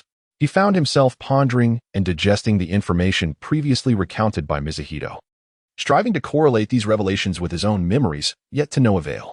The sudden assault on the Konoha Research Institute led by Uchiha Shina only deepened the enigma surrounding the situation. Did they truly believe that Uchiha Madara's corpse lay in the hands of Tobarama and sought to seize it? If that were the case, locating it would not be so straightforward. Even if they succeeded in their search, discovering it to be merely a shadow clone would leave them in a precarious predicament. Should Tobarama realize that Uchiha Madara's body had gone missing, those involved in this debacle would find themselves in dire straits, facing a fate worse than death. Fortunately, no significant upheaval had transpired, thus the narrative he was familiar with should unfold along its predetermined path. Yangjie took a deep breath, momentarily suppressing the thoughts swirling in his mind, and reached out to infuse the door lock with chakra. As the door creaked open, a familiar and comforting fragrance wafted toward him. Inside, there was no musty odor or dampness that often accompanies an uninhabited space. Instead, a delicate aroma of wine lingered in the air.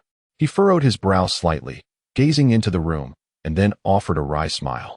The moonlight poured through the window, illuminating the serene figure resting on the sofa. Tsunade had her head tilted against the couch, her eyes shut tightly, lost in a deep and peaceful slumber. Yangjie gazed upon Tsunade's slightly weary visage, a wave of warmth swelling within him. He tiptoed to her side, gently taking the thin blanket beside him and softly draping it over her. Although, with Tsunade's formidable physique as a ninja, it was unlikely for her to catch a chill. Covering oneself while sleeping evidently enhances the quality of rest, rendering it more secure and comfortable. Waisuk sat quietly beside Tsunade, gazing at her serene, sleeping visage.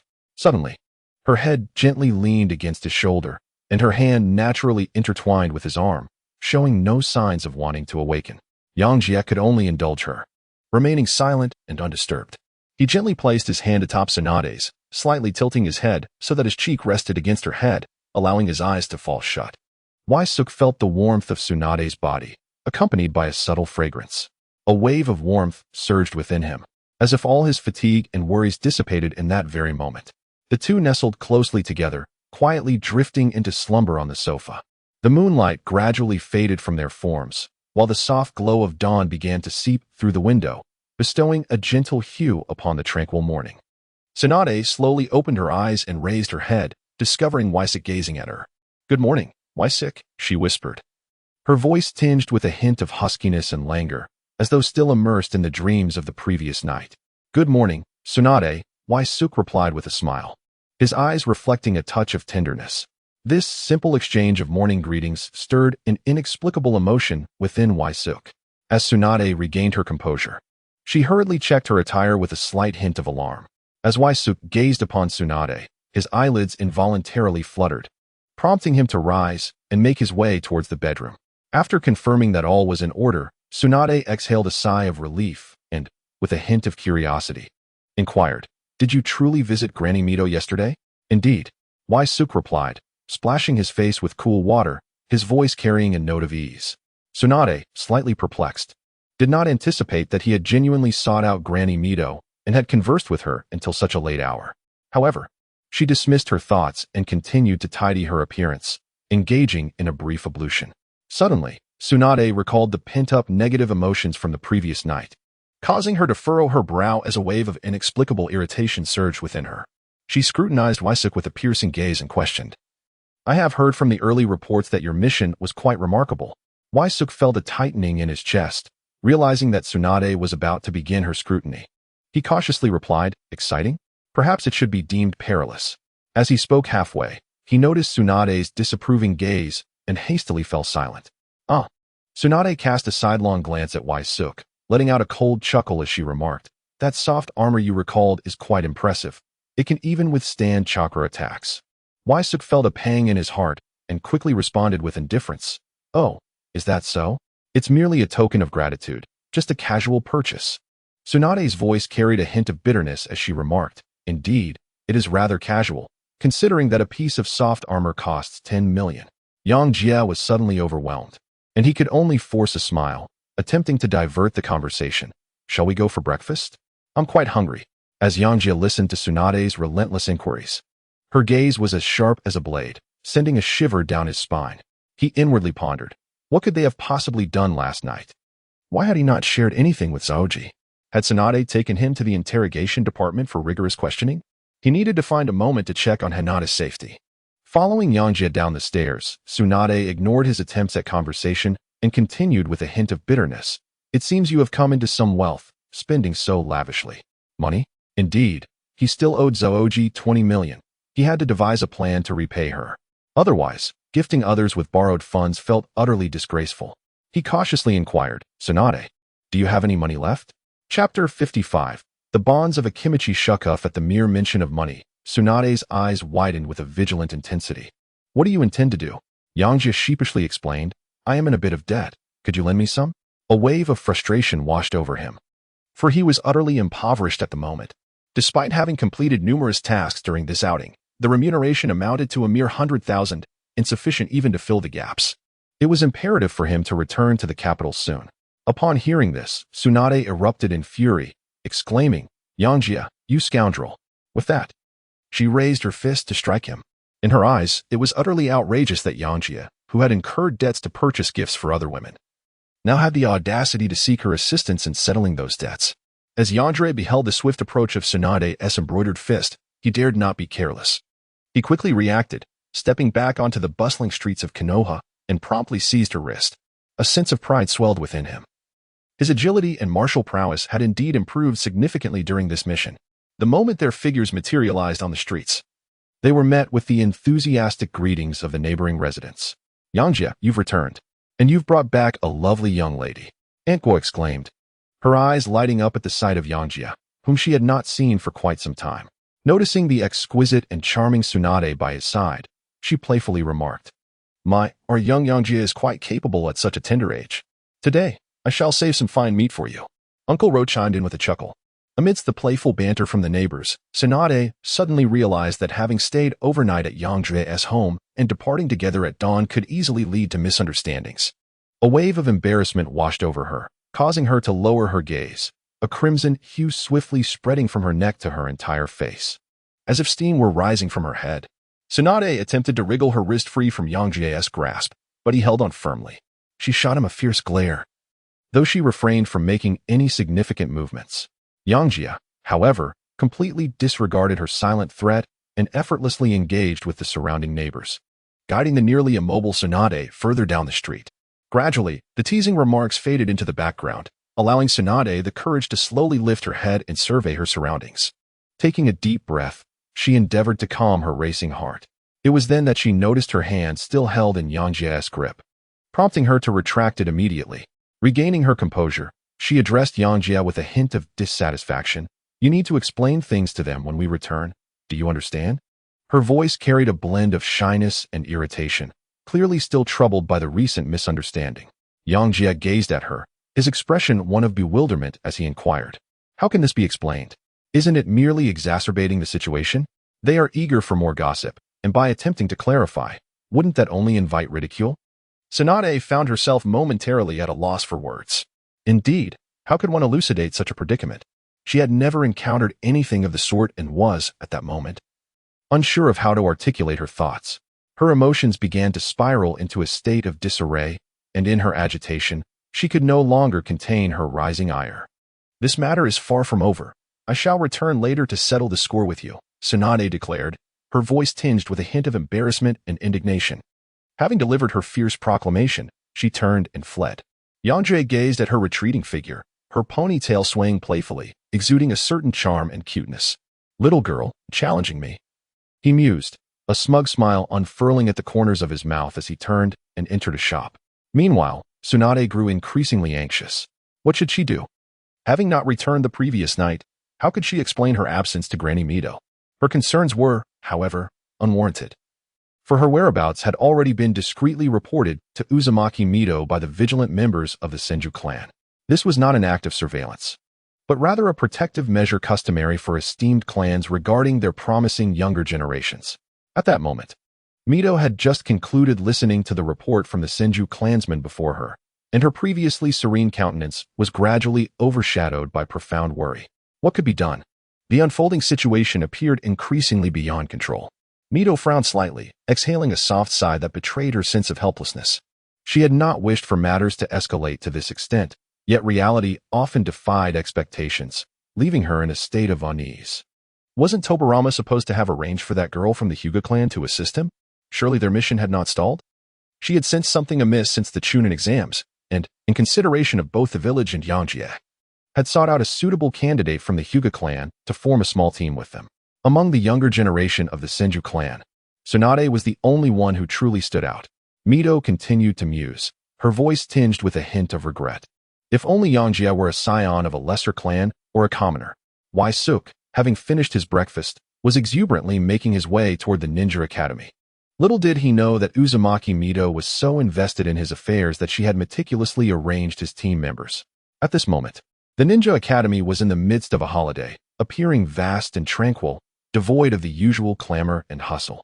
Suk stood in the school plaza, inhaling a deep breath of crisp, invigorating air, and then unleashed the technique of multiple shadow clones. As the clones rushed towards the training ground, he made an unexpected discovery. When he was in a state of vigor, the clones he produced were equally spirited and lively. Yangjie couldn't help but nod to himself, realizing that he should not be overly stringent with his clones. They ought to feel at ease, as this would enhance their training efficiency.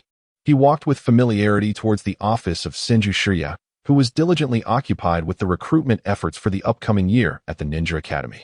The expansion of the school, the revision of textbooks, and the transformation of teaching methods were all matters that required his attention. Meanwhile, Senju Tobarama, as the principal, merely bore an honorary title. "Teacher Shirya, you seem quite busy." Yangjie cheerfully entered Senju Shirya's office, interrupting the stillness that enveloped the room. Shirya, deeply engrossed in his tasks, only noticed Yangjie's presence upon hearing his voice.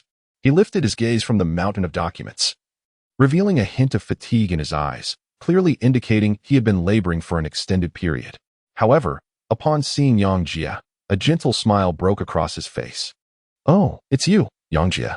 You've arrived," he said, rising to his feet and thoughtfully observing Yangjie. His expression softened with satisfaction as he remarked, "You look more invigorated after returning from your mission.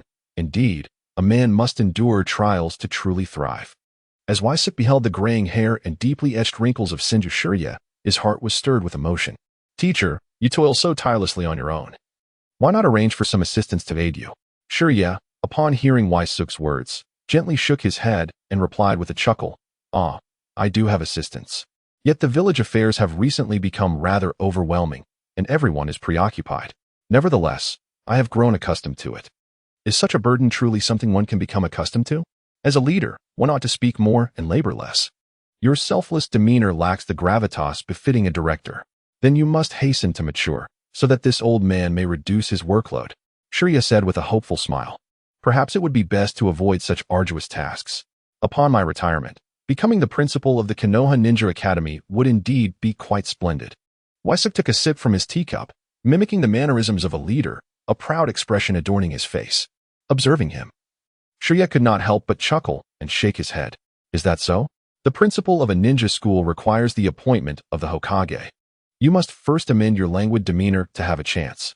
Yangjie chuckled lightly, expressing nonchalance as he remarked, "It's nothing.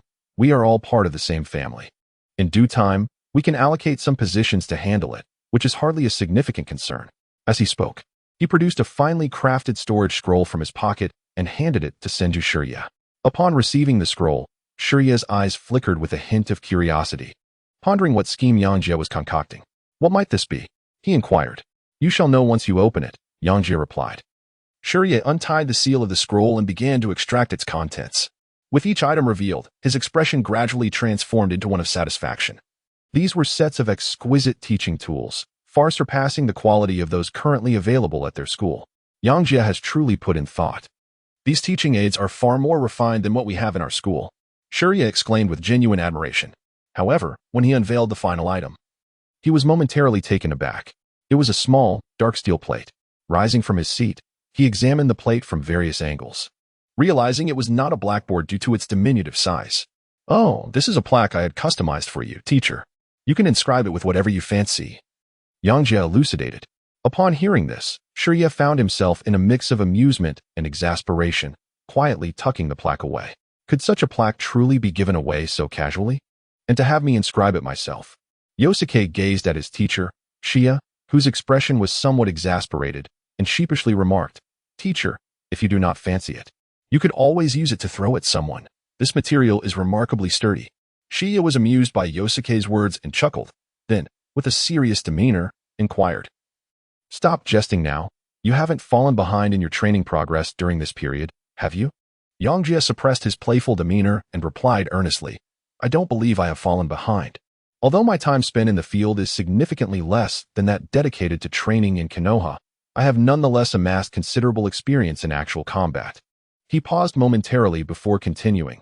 "However, when it comes to the transformation of water-style chakra, I always feel as if I am just one step away from success. This is not something others can assist with. It requires relentless effort on one's own part." Senju Shirya was unable to offer assistance, not only due to his unfamiliarity with water techniques, but also because, even if he were knowledgeable, it would be impractical to intervene. While external aid may facilitate success, it often diminishes personal insight. Indeed, the path of cultivation offers no shortcuts. Despite having unlocked the training for multiple shadow clones and exerting great effort, one must still confront inevitable bottlenecks. It is easy to imagine how arduous it is for ordinary ninjas to enhance their strength. It seems your recent mission went quite smoothly, as you still have the leisure to procure these items. Chapter 56. Playing with fire. As for the gifts, Senju Shirya was indifferent. Yangjie's thoughtful gesture had already touched him profoundly. When the topic of missions arose, Yangjie couldn't help but think of the irresponsible Akimichi Torike's, furrowing his brow as he began to voice his grievances. "My unreliable team leader vanished without a trace upon our arrival in the village. I'll have to search for him at the administration office later. I have no idea if the mission report has even been submitted. It's truly exasperating." Senju Shirya smiled faintly in response. He had grown accustomed to Yangjie's nature. The ability to candidly express his frustrations suggested that a solid bond had formed between Yangjie and Akimichi Torike's through this mission. Akimichi Torike's was indeed a dependable individual. "He likely has matters to attend to that have prevented him from considering you," Shirya reassured. "You need not worry. He will handle everything appropriately." "Yes. Aside from being a bit arrogant, he doesn't have major flaws," Yangjie mused internally. Yet, upon hearing Senju Shirya's words, he felt a tinge of confusion and inquired, "Isn't this a matter concerning the Uchiha clan? What does it have to do with him? Why would he be concerned?" Senju Shirya's expression stiffened. It seemed that Yangjie was already aware of the issues regarding the Uchiha clan, but he soon relaxed. With an identity such as that of Yosuke, there exists no need for vigilance, and encountering such information is hardly surprising. A flicker of profound meaning passed through his eyes as he spoke in a low voice. "Akidu Torike's and Uchiha Kagami have been steadfast friends and comrades for many years, bound by a profound connection. Naturally, Torike's would be concerned about Kagami's situation. Although he may appear carefree on the surface, he possesses a heart that is deeply loyal and sentimental." Upon hearing this, Yangjie suddenly realized the reason behind Xiao Dao Chi Feng's grave demeanor. Akin to that of a personal crisis, it was, after all, concern for his dear friend. It appears that every member of the Uchiha clan possesses a unique ally when awakening their eyes, and Xiao Dao Chi Feng is rather fortunate in this regard. With Uchiha Kagami's early departure, he has endured significantly fewer hardships. What lies ahead for the Uchiha clan? Yangjie inquired tentatively, his tone tinged with a hint of caution. Why Suk desired to hear the perspectives of a broader populace regarding the Uchiha clan, believing that such insights would enable him to form a more informed judgment. Upon hearing this, Senju Shirya offered a gentle smile and reassured him, rest assured. The Uchiha rebellion involving the Konoha Guard has been adeptly resolved through the collaborative efforts of both Konoha and the Uchiha clan.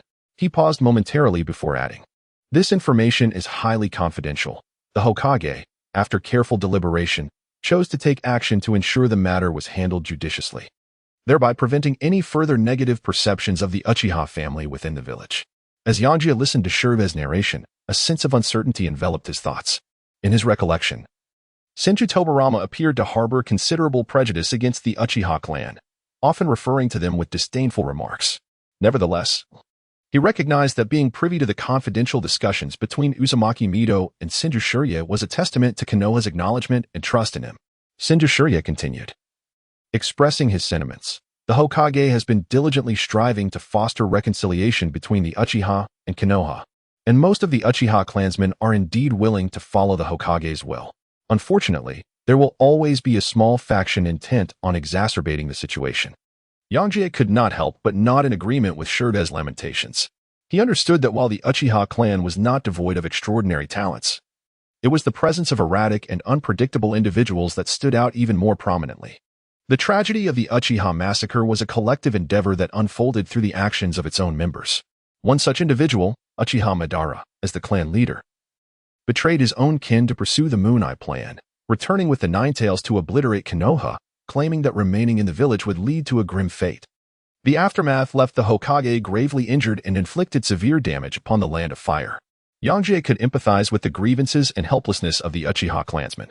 They too were baffled by their leader's ruthless insanity, unable to provide answers or shoulder the burden of his actions. However, this predicament only served to render the Uchiha clan's standing within Konoha increasingly precarious and challenging. Yangjie could only sigh, recognizing that the Uchiha clan was, in fact, fortunate. After all, they had a Hokage who genuinely understood them and could wield influence over them. Otherwise, this incident might have spiraled into a tragedy for the Uchiha clan, rather than the calm facade that currently prevailed. Senju Shirya observed Yangjie, still lost in contemplation, aware that his earlier remarks had resonated with him. He gently cleared his throat and, with a more solemn tone, reminded him, Yangjie, when it comes to the Uchiha clan, you must learn to think and analyze independently. The Uchiha clan is also an integral part of our village. We cannot dismiss them entirely based on isolated incidents. Shirya was also concerned that Yangjie might develop a negative impression of the Uchiha due to his words. He wanted him to understand that regarding the recent Uchiha rebellion, the higher echelons of Konoha and various clans held their own stances and perspectives. These matters were indeed exceedingly intricate. As long as I remain uninvolved, I should be fine. Yangjie rubbed his temples, his brow furrowed, feeling a twinge of headache. Such political struggles were undoubtedly ill-suited for a passionate youth like himself. I should have been reborn in a martial arts world, wielding a sword in the rivers and lakes, relishing grievances and friendships. That is the life a man truly yearns for. Shirya regarded Yangjie's demeanor with a wry smile, yet he softly cautioned, in the future, as you establish yourself in the village, you must learn to interact with the various clans and comprehend their interests to better protect yourself. Shirya's words were heartfelt, overflowing with concern and care. Yosuke gazed at the anticipation in his eyes, as if he were truly regarded as a family member. All right, Sensei Shia. If you continue to express yourself in this manner, I might start to feel that the gifts I've purchased are insufficient and lacking in weight. Yosuke jested with a smile. Yet his heart brimmed with gratitude. After bidding farewell to Shiya, Yosuke made his way towards the Konoha Affairs Department, requiring to report on this recent mission and to collect his remuneration. Currently, he found himself in considerable debt. His family correspondence had just been dispatched, and he would have to wait a few days before receiving his living expenses. In the distance, Yosuke spotted a familiar figure standing gracefully in the plaza beside the Hokage building, eagerly waving at him on tiptoe. Yangjie approached her with a smile, observing her well-being with a hint of concern as he inquired, "Did everything go smoothly last night? No unforeseen incidents, I hope?" "Not at all," she replied. "Sakurane is quite amiable. She is truly easy to get along with." Zhaojio appeared remarkably relaxed, with her hands clasped behind her back, lifting her gaze to meet Yangjie's. Easy to get along with. Are you quite certain? Yangjie raised his eyebrows slightly, gazing at the young maiden, radiant in the sunlight and exquisite as jade, with a hint of perplexity in his tone. Could it be that she had fallen victim to an illusion or was being coerced by Tsunade in some manner? Surely. Everything is well. Our time together has been delightful. For now, let us proceed inside to submit our mission. Early G covered her mouth with a gentle smile. Turning gracefully towards the affairs department, her steps light and seemingly unperturbed. A hint of suspicion arose in Yosuke's heart. He had conversed with Tsunade for quite some time without any apparent reason. With a resigned shake of his head, he followed early memories into the depths of the office. Murmuring to himself, these two young ladies are truly enigmatic. Inside the affairs department, the atmosphere was alive with a cacophony of voices. As a bustling crowd moved to and fro, diligently attending to their respective tasks, recently various teams had returned to Konoha to report on their missions, infusing the environment with an air of urgency and activity. In stark contrast, the mission reception area appeared rather desolate, as if foretelling that the ninjas of Konoha were on the verge of gathering to embark on a journey to the front lines. Yangjie and Zoji arrived at the task submission corridor, where they began to queue in anticipation. They occasionally responded to the greetings and salutations of some unfamiliar faces. Yangjie stood behind Zoji, observing the diminishing line of people ahead, and was filled with profound reflections. The impact of war is indeed omnipresent. It resembles an invisible hand, silently altering the trajectory of every individual's destiny. Has Captain Chiefing not yet arrived? Yangjie noticed that Showdown Chiefing had yet to make an appearance, and as their team was nearing the time to submit their mission report, he couldn't help but feel a twinge of curiosity. Suddenly, a faint and delicate fragrance wafted towards Yangjie's nostrils, accompanied by a few gentle strands of hair that softly brushed against his cheek.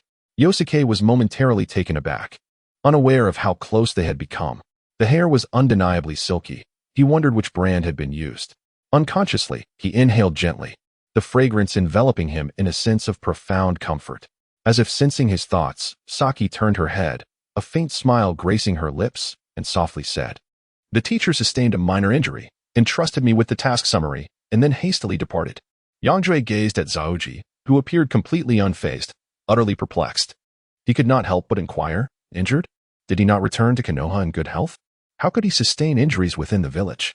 Zaoji inched closer to Yangjie, rising on tiptoe, nearly resting against his shoulder, and in an even softer voice remarked, "The esteemed Hokage gave our teacher a good thrashing, leaving him in quite a disheveled state."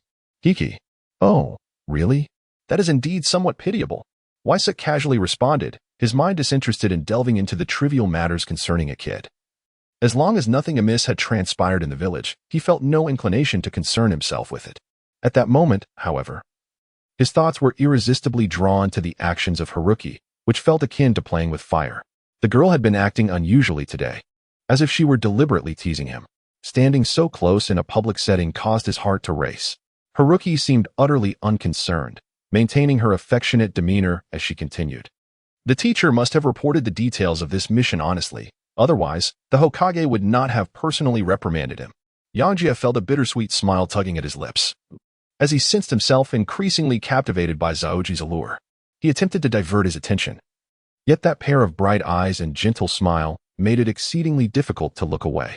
At last, the crowd ahead gradually parted, allowing their team to present the task report. Chapter 57, Shedding Restraints upon hearing the commotion. Zaoji turned around and handed the task scroll to the staff member behind the window, then began to report in detail on the completion of the task. It was at this moment that Yangjie regained his composure, and he couldn't help but steal glances at the surrounding activity. As expected, the atmosphere in the department became remarkably quiet, with everyone attentively listening to Zaoji's clear and soothing voice, their gazes fixed upon the two of them. Waisuk felt an undeniable sense of unease in his heart as he sensed the myriad of gazes directed towards him. It was as if he could hear the unspoken sentiments echoing in their minds. These two are utterly excessive, flaunting their affection in the affairs department. We toil diligently on our tasks, only to endure this torturous display of affection. It is simply intolerable. I shall lodge a complaint, urging Lord Hokage to discipline these two rascals.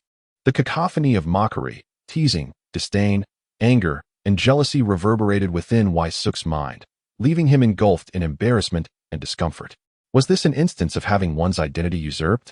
Or had his true nature been suppressed for so long that, once unleashed, it manifested in an overwhelming manner? Yangjie let out a resigned sigh. Bracing himself as he stood to the side, striving to disregard the scrutinizing gazes while awaiting the conclusion of the report from Zaoji. He observed as Zaoji handed over one task report after another, while several registrars busied themselves with processing these documents. With the completion of the final task registration, the two received their receipt. Upon receiving the receipt, Wysok swiftly exited the affairs department, finally allowing himself a moment of respite. The fervent attention of the crowd in the arena invigorated him, yet the awkward atmosphere he had just endured in the department left him feeling quite unsettled. Early G couldn't help but chuckle at Wysok's disheveled appearance, her eyes narrowing into delightful crescents.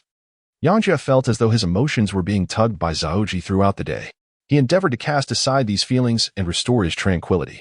Holding the list in his hand, he asked with a hint of perplexity, "Are we not required to wait for them to verify the completion of the task before we can collect our payment?" Zaoji nodded and replied, "Indeed, yes. They will undertake the verification of the task." Wysok nodded in agreement, fully endorsing Konoha's approach. For the ninjas who have completed their missions, they are evaluated based on their reports, and rewards are distributed in advance, after which the affairs department sends dedicated personnel to verify the completion of the tasks. This method not only serves to promptly motivate the ninjas, but also ensures the accuracy of the missions, reflecting a commendable degree of humanity. However, do we not seem to be receiving a bit too much? Given this distribution, the rewards are solely for the three of us. What about Captain Takef? Early G smiled gently and shook his head, stating, "This was determined by our teacher. He likely feels too modest to claim his share." Yangjie was not troubled by the matter. The Akimichi clan, being a prominent family in the Hidden Leaf village, would undoubtedly be indifferent to such a trifling sum. After exchanging their mission rewards beside the affairs department, Yangjie unhesitatingly handed the majority of the reward to Zaoji. "Here, I'll return you 2 million. Yangjie extracted a few bills, placing the bundle into Zaoji's hands. "No need for this, Yangjie." Zaoji quickly waved her hands in refusal. She had little concept of money, to her. It was merely a figure, entirely unnecessary. Yangjie, however, paid no heed to such matters. He found it difficult to sleep soundly at night, particularly when he owed money to a woman. "Very well, I shall accept it." Observing Yangjie's earnest expression, Zaoji relinquished his insistence. With a hint of anticipation in his gaze, Zaoji inquired, "Yangjie, do you have any other matters to attend to today?" Wysok instinctively replied, "I must first visit the hospital to tend to my scars." The marks upon his body, the tokens of honor earned through his battles as a ninja, were undeniably unsightly and warranted attention. He pondered the discomfort of revealing his skin marred by fleshly imperfections should he face another explosive encounter. "Oh, I shall accompany you." Before Wysok could decline, Haruki had already shouldered 2 small bags and gracefully set off towards the Konoha hospital. Wysok was momentarily taken aback. What if Tsunade were to catch wind of this? The events of yesterday had yet to be clarified, and to revisit the matter today would undoubtedly exacerbate the situation. He quickly matched his pace with Haruki, attempting to devise a reason to divert Haruki's attention, yet he sensed that the latter had something on his mind. Thus, he took the initiative to inquire, "Is there something you wish to discuss?" Haruki turned his head slightly, offering Wysok a gentle smile as he replied, "Uncle mentioned he needed to see you and asked me to escort you to the High GA clan's residence." Yosuke was somewhat taken aback. Aside from a few interactions with Haruki, he had not engaged with any other members of the Hyuga clan. Even during his hospitalization following the Chunin exams, the Hyuga family was notably absent in their concern for him. Visiting the Hyuga compound? What could the clan leader possibly want with me? Haruki merely smiled and shook her head, offering no further explanation. "My uncle wishes to express his gratitude for your care during this mission," she said. Reflecting on her uncle's words from earlier that day, Haruki couldn't help but feel a surge of joy, her smile growing even more radiant. Yosuke gazed at Haruki, who appeared particularly vibrant and spirited today.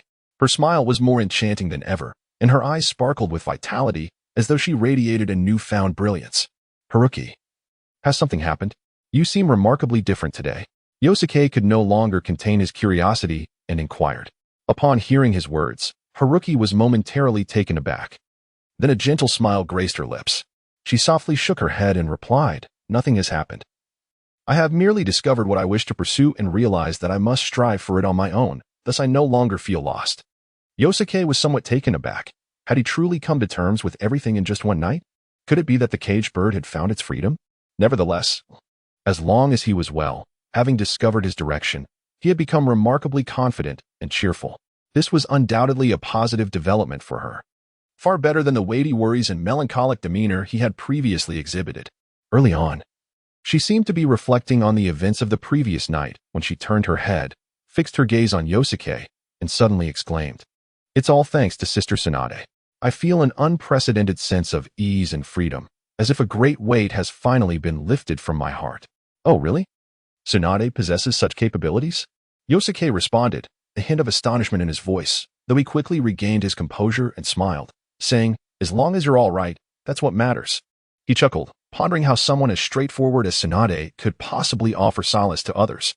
Her methods of consolation likely revolved around confronting reality head-on, perhaps with a punch. "Are you heading to the hospital to see Sister Tsunade?" Early inquired suddenly, a glimmer of mischief in her eyes. It seemed she had discerned Yosuke's thoughts. Before he could protest, she continued, "It's fine. Sister Tsunade might not even be at the hospital. I'm merely going to treat my scars. It doesn't matter whether she's there or not." Yangjie, steeling himself, accepted the conversation, silently hoping to avoid any unforeseen injury. Zaoji cast him a glance, a smile lingering on his lips as he remarked, "Sister Tsunade is truly an extraordinary kunoichi, not only masterful in her medical arts but also remarkably courageous."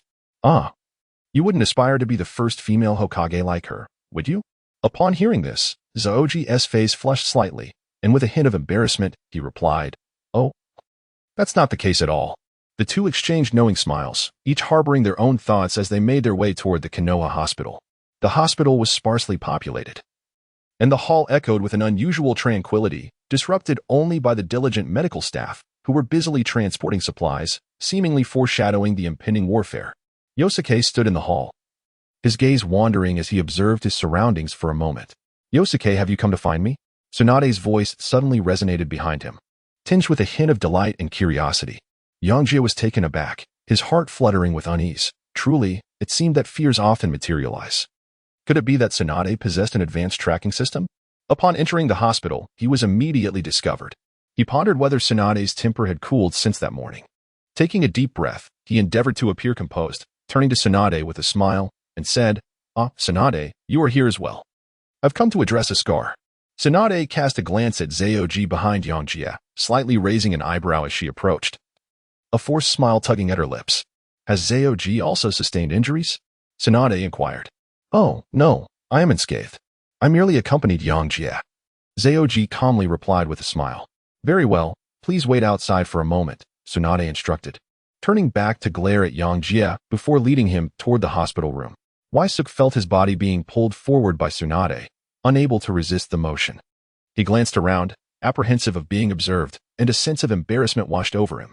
However, his gaze inadvertently drifted towards several hospital rooms they passed by. To his surprise, he noticed multiple members of the Uchiha clan, clad in their distinctive flame-patterned attire, lying within those rooms. They appeared pale and in agony, evidently bearing grave injuries. If they were rebels, they would not have been afforded such treatment. They must be the Uchiha returned from the front lines. Tsunade, oblivious to Waisuk's unease, promptly pulled him into one of the rooms. With a resounding thud, the door closed behind them, causing Waisuk to involuntarily flinch. He found himself trapped, unable to escape. He looked up at Tsunade as she approached him, managing a weak smile as he explained, "We are part of a team, here to report on our mission." "Who cares? Strip." Tsunade replied with evident impatience, her movement swift and decisive. Before Waisuk could react, she had already begun to remove his shirt. As the fabric fell away, the myriad of small scars on his skin became visible to Tsunade. Though the wounds inflicted by wind release had long since healed, the raised tissue remained a shocking testament to his suffering. These scars, like brands, seemed to tell Tsunade of the hardships and dangers faced during their expedition to the Land of Crafts. Chapter 58. The situation in the ninja world. Tsunade recalled the harrowing tales recounted by Waisuk the previous night, which resonated with the scars before her, conjuring vivid images of fierce battles in her mind. As these thoughts crossed her consciousness, a wave of complex emotions surged within her, causing her eyes to well with unshed tears. What's wrong? Waisuk felt a slight chill enveloping him, noticing that Tsunade had yet to make a move. He turned to glance back, only to find her gazing intently at the scars adorning his body. Tsunade snapped back to reality and shot Waisuke a sharp look, attempting to conceal her emotions. These scars were nothing of great consequence. It was absurd to dedicate resources for their treatment. Though she spoke nonchalantly, her hands remained tirelessly at work, meticulously examining each scar. Internally, she couldn't help but curse the incompetence of the medical ninjas from the land of crafts, who could not even tend to such minor wounds. Had it not been for their timely return to Konoha, these scars would likely have posed a significant issue in the future. Yangjie chuckled awkwardly. Haha, I actually feel the same way. But Grandma Mito insisted that I come. He was aware that Tsunade was concerned for him, as the worry reflected in her gaze was unmistakable. Tsunade did not respond to his jest. Instead, she silently commenced her healing jutsu. Her hands gently pressed against Yangjie's wounds, as warm chakra gradually flowed into his body, enveloping him in a sense of comfort and reassurance. The hospital room was tranquil and cozy, with Yangjie quietly seated on the hospital bed, his eyes closed, savoring the soothing sensation of Tsunade's warm chakra gliding like silk across his skin. The surface of his skin began to smoothen, as the previously raised scar tissue softened and eased under the gentle caress of the chakra. It was as if his cells were infused with renewed vitality, the prickling and tension slowly dissipating, replaced by a long-lost sense of relaxation and comfort. Yangjie couldn't help but exclaim, Tsunade, you are truly remarkable. Is this the healing technique? You have mastered it so swiftly. He understood that for an ordinary medical ninja, proficiently wielding chakra for healing was already a considerable achievement. The medical ninjutsu demanded an exceptionally precise control of chakra, requiring both skill and patience to execute effectively. Moreover, the healing technique represented a more advanced skill within medical ninjutsu, necessitating even greater control over chakra. Tsunade let out a soft snort, the corners of her mouth curling upwards. Although she remarked, there's no need for flattery. It serves no purpose. Her face unmistakably betrayed a sense of pride. Although her grasp of the healing technique was still somewhat unrefined and posed certain challenges, in this moment of intense focus, her control over chakra appeared remarkably precise, effortlessly manifesting her abilities. The hospital room fell into a brief silence once more, leaving Yangjie feeling somewhat awkward. After a moment of contemplation, he ventured to ask, it seems there are quite a number of Uchiha clan members injured in the hospital. Upon hearing this, Tsunade's expression involuntarily grew somber. Yes, they are all recent casualties sent here, heavily wounded. There have been some movements from the Mist Village lately. Small-scale skirmishes have erupted there. A stirring of thought crossed Waisuke's mind as he pondered. Has the hidden Mist Village also become embroiled in this conflict? He then turned to Tsunade and inquired, is the village's assembly a prelude to our support for the Eastern Front? During this period, Waisuke had been preoccupied with missions, isolated from the outside world, and thus remained oblivious to the shifting dynamics of the ninja realm and the news from the battlefield. Upon his return to Konoha, the information he received was limited solely to the Uchiha clan's rebellion. It was precisely due to the unusual activities of various villages that Tobarama resolved to cease waiting, proactively closing in and eliminating the threat posed by the Uchiha, thereby averting a situation in which Konoha might find itself besieged from both within and without. Tsunade replied gravely, this assembly is not only to fend off the aggression of the Hidden Mist Village, moreover, it appears that the Hidden Mist and the Hidden Cloud villages have reached some form of tacit understanding, as they seem to be mobilizing simultaneously, yet publicly, under the pretext of striking the Land of Water. Waisuke immediately grasped the underlying implication of Tsunade's words. Their intention was to first eliminate the allies of Konoha, thereby dismantling the protective barrier the village maintained in the east. Yet, if that were indeed the case, how could Konoha stand idly by while the Land of Whirlpools faced obliteration? Was there some hidden truth or ulterior motive behind this? The collaboration of Kumogakure and Kirigakure? If these two villages were to unite in their efforts, it was likely that Awagakure would not remain passive either. Was this the prelude to an all-out war? Waisuke furrowed his brow, a surge of unease mingling with a hint of anticipation within him. Fortunately, Tsunade was currently preoccupied with the turmoil of domestic rebellion, leaving them little time to attend to other matters. Otherwise, it would undoubtedly lead to an all-out war across the ninja world. Noticing Waisuke's troubled expression as he pondered deeply, Tsunade continued to gather her thoughts and elaborated on the current state of affairs in the ninja realm.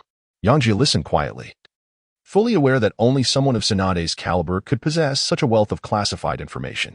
The recent maneuvers of the Hidden Cloud village were significant. They had divided their forces into two distinct paths. One approached from the north, while the other advanced from the east, clearly aiming to distract us and sow confusion. Yangjie nodded slightly. Chunin village should have been unable to suppress the internal hardliners, reigniting the conflict once more. This time, it is highly likely to be the final large-scale confrontation before negotiations. However, absolute trust among the nations remains elusive. Yangjie speculated that the military forces of Chunin village to the east might merely be a feint, intended to create a spectacle in conjunction with Wuyin village. Should the main forces be dispatched, both sides would fear betrayal from the other. Iwayan village, too, was restless, as a hint of concern laced Tsunade's voice.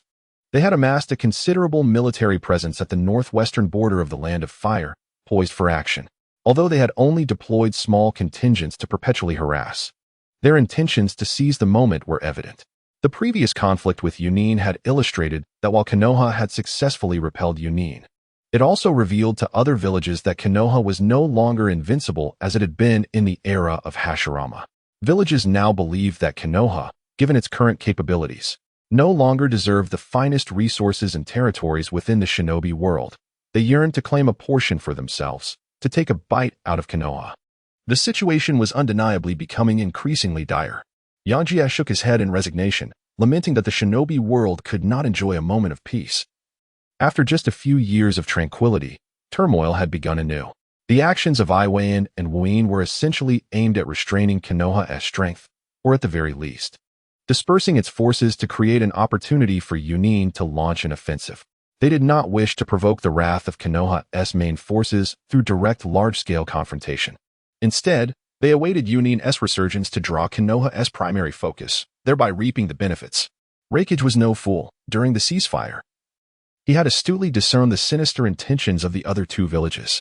Both had been secretly sending envoys to connect with the hardliners within Chunin, providing material and manpower support, inciting them to wage war.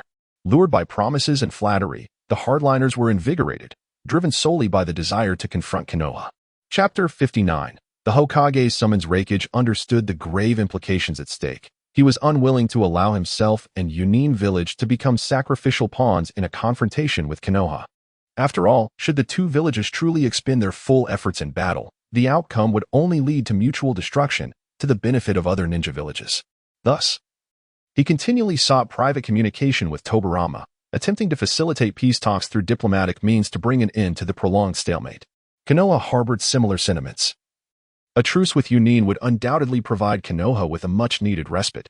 Currently, Konoha found itself in a precarious situation, should all parties truly unite to besiege Konoha. The circumstances would become even more unmanageable. Other smaller villages and nations were observing keenly. If Konoha were to falter, they would undoubtedly seize the opportunity to take a bite. "What are you thinking? Did you not hear me speak?"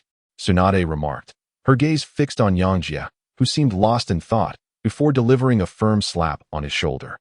Yangjie was abruptly jolted back to reality by Tsunade's sudden slap. Blinking, he met her gaze, which was tinged with seriousness, and hurriedly responded, "Ah, you mentioned you were heading to the front lines, right? I heard you."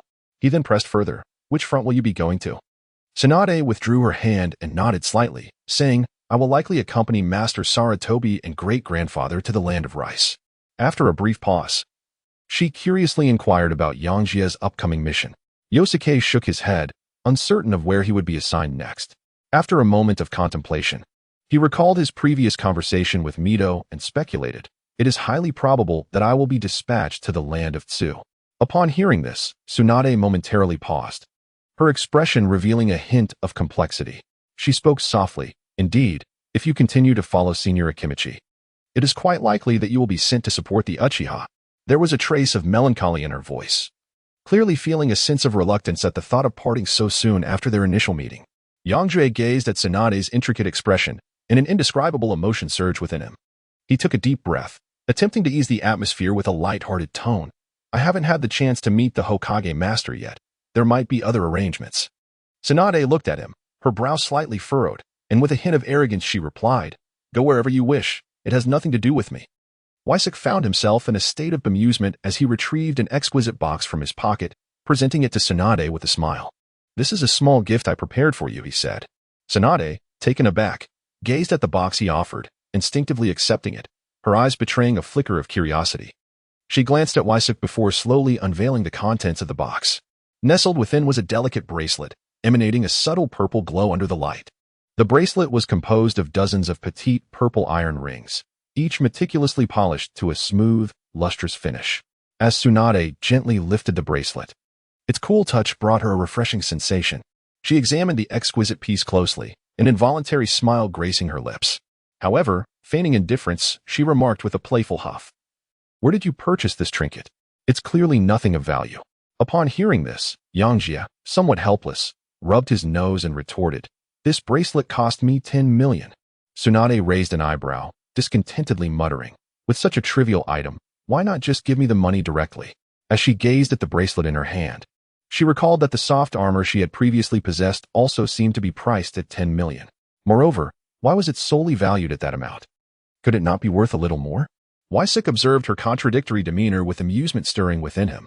He extended his hand, teasingly remarking, "The boss has set this price. I am powerless to alter it. If you do not wish to keep it, simply return it to me." Tsunade shot him a glare, placing the bracelet into Wysuk's hand, and asserted, "You think you can reclaim a gift bestowed upon me? Put it on at once." Wysuk resignedly accepted the bracelet, delicately fastening it around Tsunade's wrist. Simultaneously, he remarked, "This bracelet possesses the effect of calming the mind, aiding in chakra control and enhancement. Although its impact may be minimal, it does offer some assistance." As Tsunade felt Wysuk's touch, a warm current surged within her.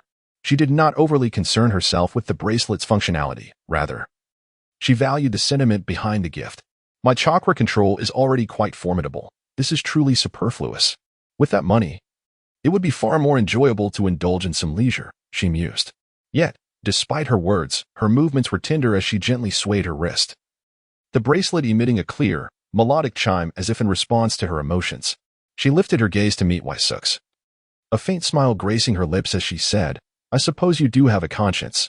My regard for you has not been in vain. This is truly delightful." Yangjie observed her contented demeanor and felt a sense of relief wash over him. He jested, "Cherish life. Steer clear of gambling. No amount of money will suffice for your losses." Tsunade raised an eyebrow, diverting her gaze from the bracelet to fixate on Yangjie, defiantly retorting, "Are you questioning my gambling prowess?" Upon witnessing this, Yosuke hurriedly waved his hand to clarify, No, that was my mother who said that." Tsunade paused momentarily, a flicker of surprise crossing her features, before she let out a soft huff and remarked, "I haven't gambled in quite some time. It seems rather trivial now." She then lowered her gaze to the bracelet adorning her wrist, the purple glow dancing upon her fair skin, creating a harmonious and enchanting contrast. Yangjie observed that Tsunade remained inactive for an extended period, so he took the initiative to don his clothing. Early, having waited at the door for quite some time, finally spotted Yangjie exiting the infirmary and inquired with concern, "Yangjie, has your scar healed?" "Yes, it is well. Tsunade's skills are indeed remarkable." Yangjie responded with a smile, rolling up his sleeves to reveal the spot on his arm where a scar once resided, now fully healed. Zaoji lifted his head, smiling as he said, "Sister Tsunade, thank you. Yangjie and I have some matters to attend to, so we shall take our leave." The audacity of being thanked ignited a fierce rage within Tsunade. Although she endeavored to maintain her composure, she forced a smile, her lips curving slightly as her gaze fixated on Yangjie, questioning, "Where are you two headed?" Zaoji interjected, seemingly coming to Yangjie's defense by explaining, "I have asked Yangjie to guide me in my training." However, Yosuke felt a subtle spark ignite within him. He cast a glance at Saki, his heart filled with confusion. Why was this girl speaking up so readily now? Wasn't he it said that his uncle was the one looking for him? Very well, let us proceed together. Cultivation must not be delayed. As Tsunade spoke, she began to pull Yosuke towards the exit, leaving Saki momentarily stunned before she hastily followed suit. In Yangjie's heart, a lament echoed, lamenting the onset of yet another troubling predicament. As if someone had sensed his silent cry for help, a figure abruptly materialized before him, obstructing the path of several individuals. Clad in a dark, form-fitting attire and wearing a mask that concealed all features of the face, only a pair of piercing eyes remained visible. The dark-clad ninja stood there quietly, exuding a formidable aura akin to a mobile chill, causing the surrounding temperature to drop slightly. He spoke in a calm yet undeniably authoritative tone. "Vortex Yangjie, the Hokage summons you." Upon hearing these words, Wysik felt an immediate sense of relief, as if he had glimpsed the hope of escaping from despair.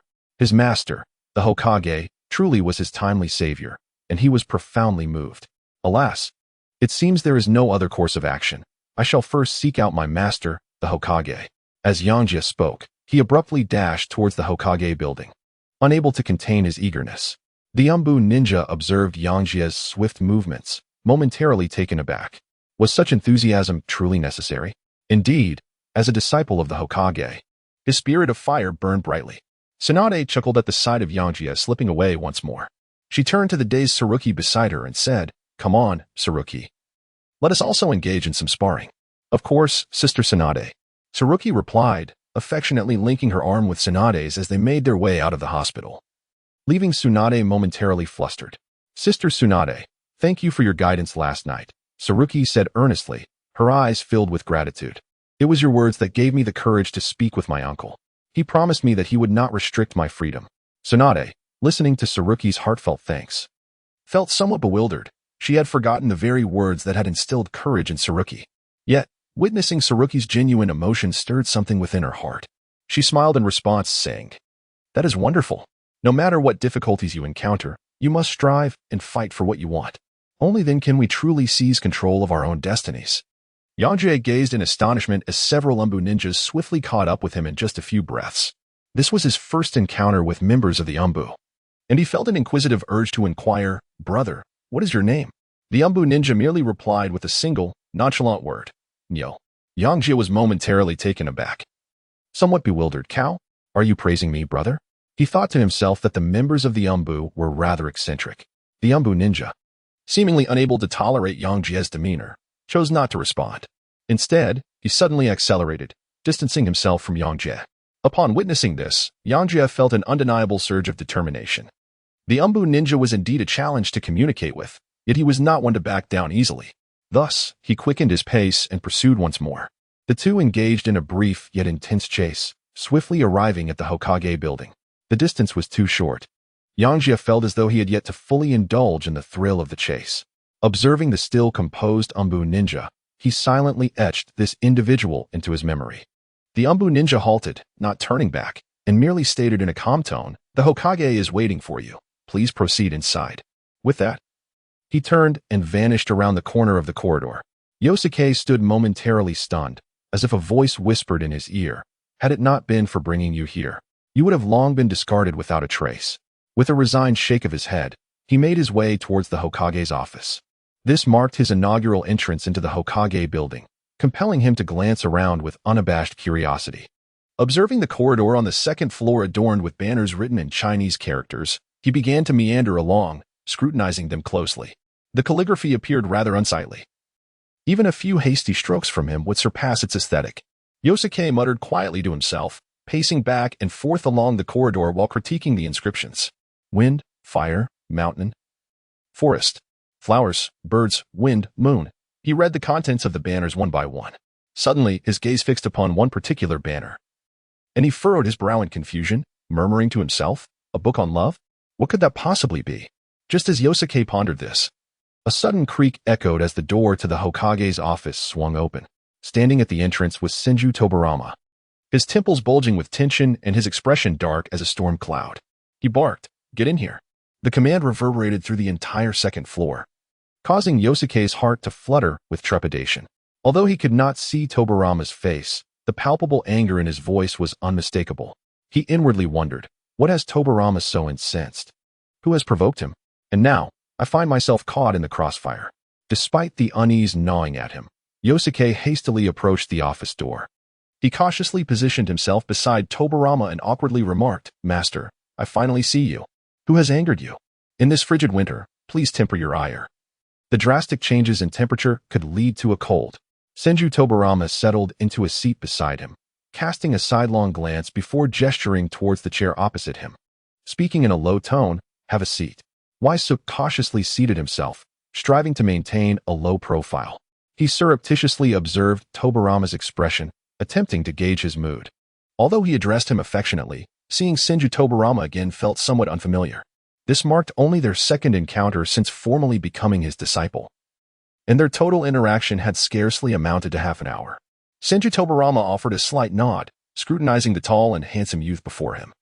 As his own emotions gradually settled and his demeanor softened, moments ago, he had been contemplating a poignant scene of deep master-disciple affection. eager to offer heartfelt encouragement to his pupil.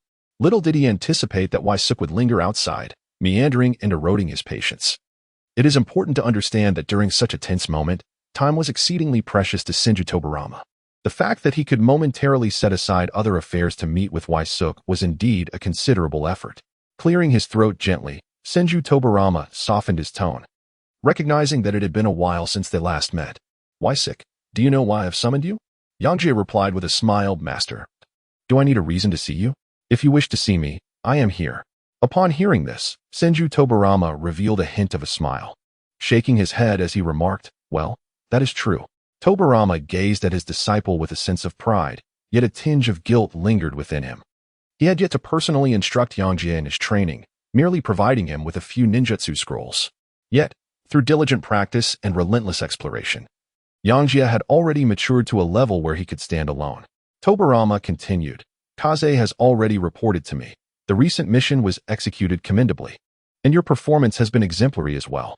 Yangjie was acutely aware that Tobarama was referring to the mission in the Land of Crafts. The other minor tasks were merely for a few individuals to accumulate experience and were not worthy of Tobarama's attention. He could sense the sincerity and satisfaction in Tobarama's tone, and it was rare for him to hear such direct praise, which took him by surprise. However, he humbly replied, attributing the success to Captain Akidu's adept leadership and tactical arrangements, as well as the considerable efforts of Eki. As a member of the team, he felt it was inappropriate to claim all the credit. Humph, that fool, Tobarama thought, feeling a twinge of irritation. It was disappointing that Akidu had led the team into such perilous circumstances despite being the captain. As an elite shinobi of Konoha, one must not only possess sufficient strength, but also the capability and intellect to lead effectively. Tobarama had not anticipated that Akidu would falter in the modest Land of Crafts, nearly jeopardizing the entire team, which was indeed a disgrace to Konoha. Chapter 61. The Ember Senju Tobarama paused for a moment, seemingly reluctant to continue with his next words. Yet he ultimately sighed and said, at that time, in the Land of Whirlpools. He chose not to elaborate further, knowing that Yangjie had grasped his meaning. Once Konoha withdrew its forces from the Land of Whirlpools and lost its protection, the future of the Land of Whirlpools would be starkly evident. It would be an unavoidable catastrophe.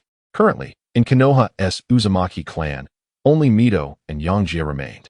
Given that Mito was the Jinchuriki and had already married into Konoha, it would be imprudent for her to intervene in persuading the Land of Whirlpools, whether for safety or practical reasons. Thus, the responsibility of this mission fell squarely upon Yangjie's shoulders. Yosuke is uncertain about the precise time and reasons behind the demise of the Land of Whirlpools. Yet he perceives some hints from Tobarama's words. Perhaps the immense crisis currently confronting the Land of Whirlpools marks a dire moment leading to its eventual downfall. The concept of family is inextricably linked to bloodlines, an unbreakable bond. Although Yosuke does not possess a profound sense of belonging, he is acutely aware that it is precisely due to his identity as a member of the Uzumaki clan that he has been able to seamlessly integrate into Konoha, gaining numerous advantages as a result. Should he disregard the safety of the Uzumaki clan, his heart would be unable to find peace. Moreover, how could one who neglects their own family expect to establish a foothold in Konoha in the future? Yangjie took a deep breath, aware that this endeavor was not solely for the benefit of the Uzumaki clan, but also for his own future and reputation in Konoha. He recognized the necessity of giving his all.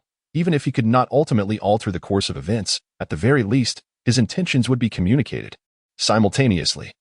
This would shield him from the judgments of others. He gazed at Tobarama, his eyes filled with confusion and helplessness. Master, what should I do? Given my current abilities, there is truly little I can accomplish. In Yangjie's heart, a tumult of emotions surged. He yearned to alter this tragic fate. Yet he was acutely aware of his limited capacity to effect significant change. In the realm of ninjas, strength is the pivotal determinant of all outcomes, an inescapable truth.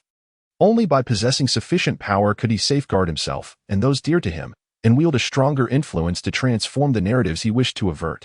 Tobarama gazed deeply at him and remarked, Yangjie, I comprehend your concerns. While strength is indeed vital, it is not the sole arbiter of fate. At times, wisdom and courage hold equal significance.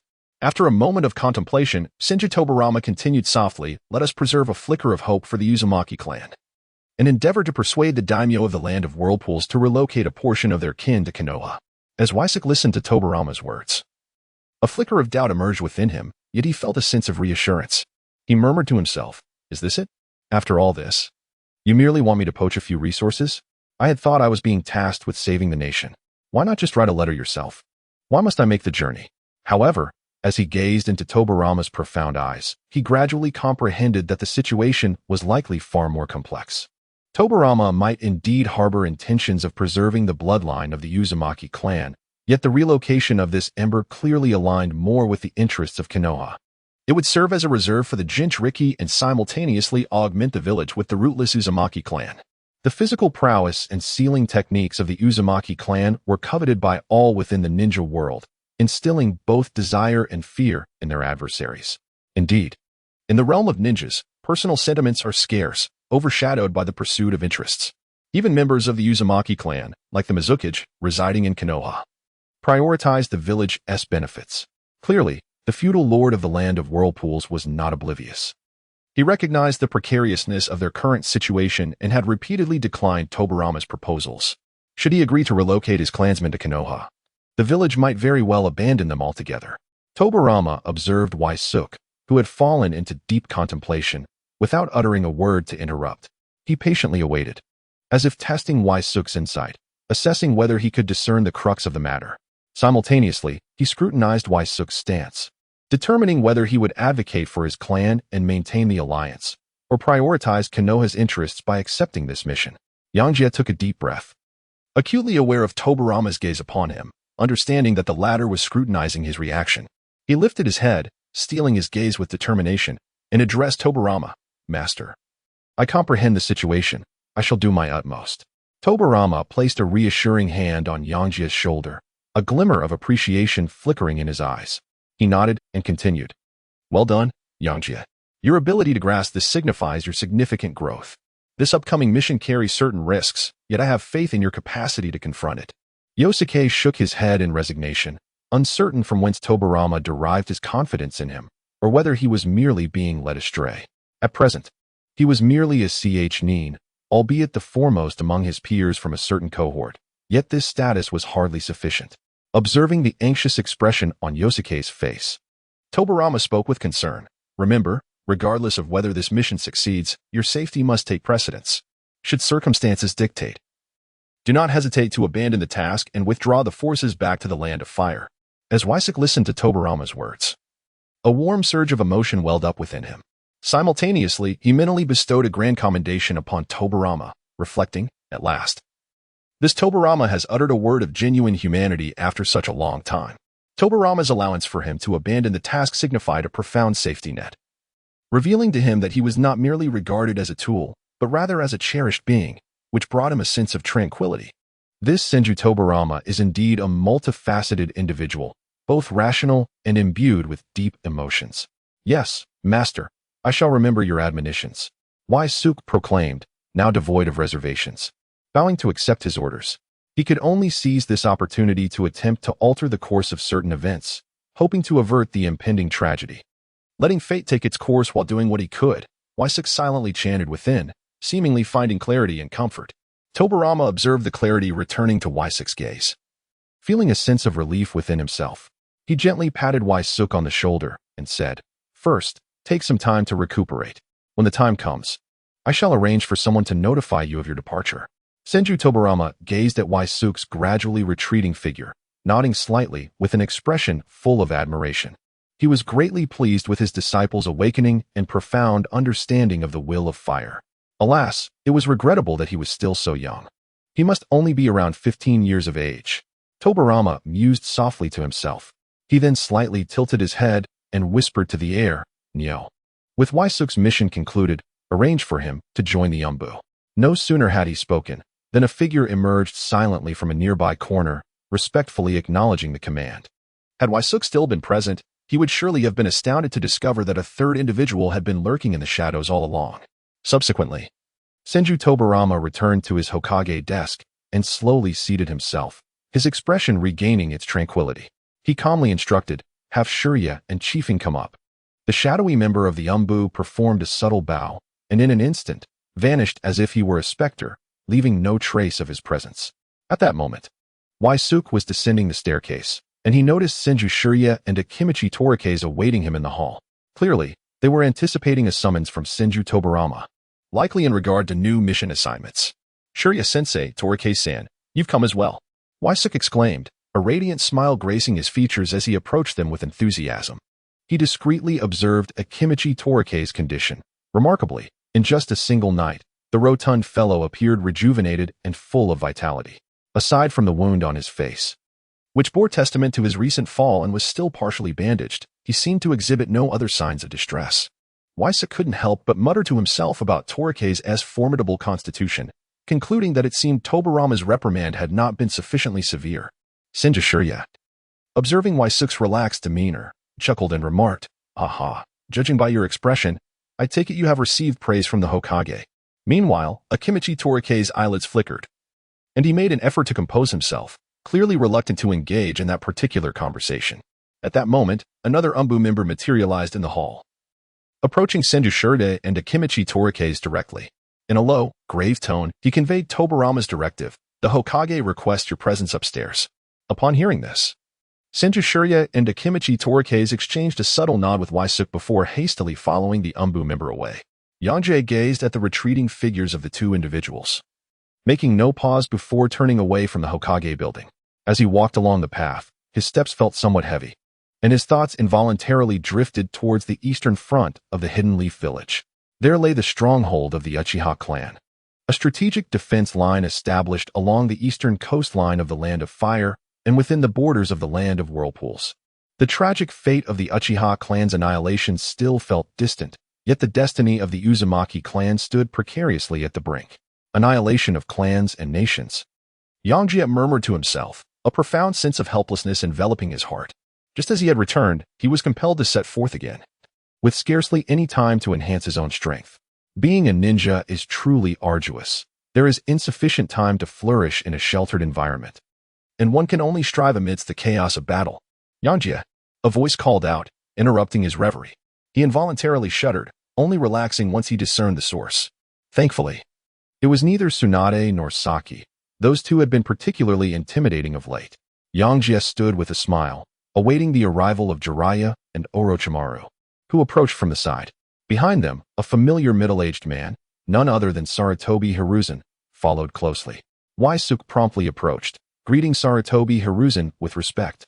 Sarutobi Hiruzen regarded Waisuk with great warmth, smiling as he remarked, Waisuk, you have truly become more exceptional with each passing day. It is a pity I was not in Konoha at the time. Otherwise, I would have undoubtedly taken you as my disciple." In his heart, Yangjie secretly murmured, "I have no desire to be entangled with you, and being your disciple offers little promise." Nevertheless, he maintained a facade of enthusiastic smiles and replied, "Lord Sarutobi, you flatter me. This is largely thanks to the meticulous guidance of my master, the Hokage, and my elder brother, Akimichi Torif."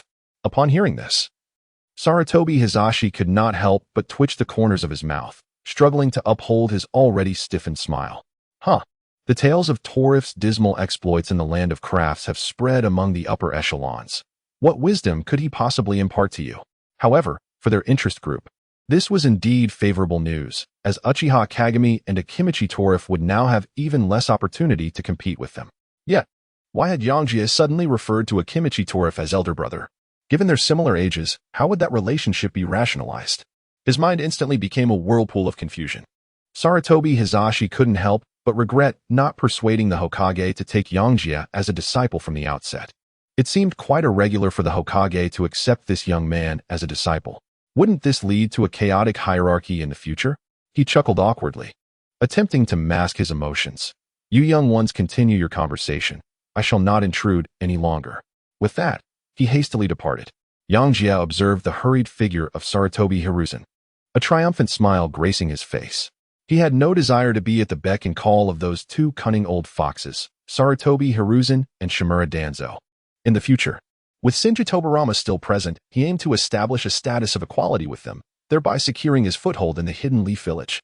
Without his mentor by his side, Jiraiya felt free to express himself more openly. Noticing Yangjie's peculiar expression, he inquired with curiosity, "Hey, Yangjie, what are you thinking about?" Meanwhile, Orochimaru's eyes glinted with understanding, a knowing smile playing on his lips. Waisuk regained his composure and responded with a smile. Haha, it's nothing. I'm truly delighted to see both of you. It's rare to feel so relaxed after returning to Konoha. He had few acquaintances in the village, and the only individuals he could truly call friends were these two, perhaps alongside the honest and straightforward Tenkai. Orochimaru nodded slightly and replied with a smile. Indeed. It has been quite some time since I last saw you, Waisuk-kun. I am equally pleased. Let us go and celebrate.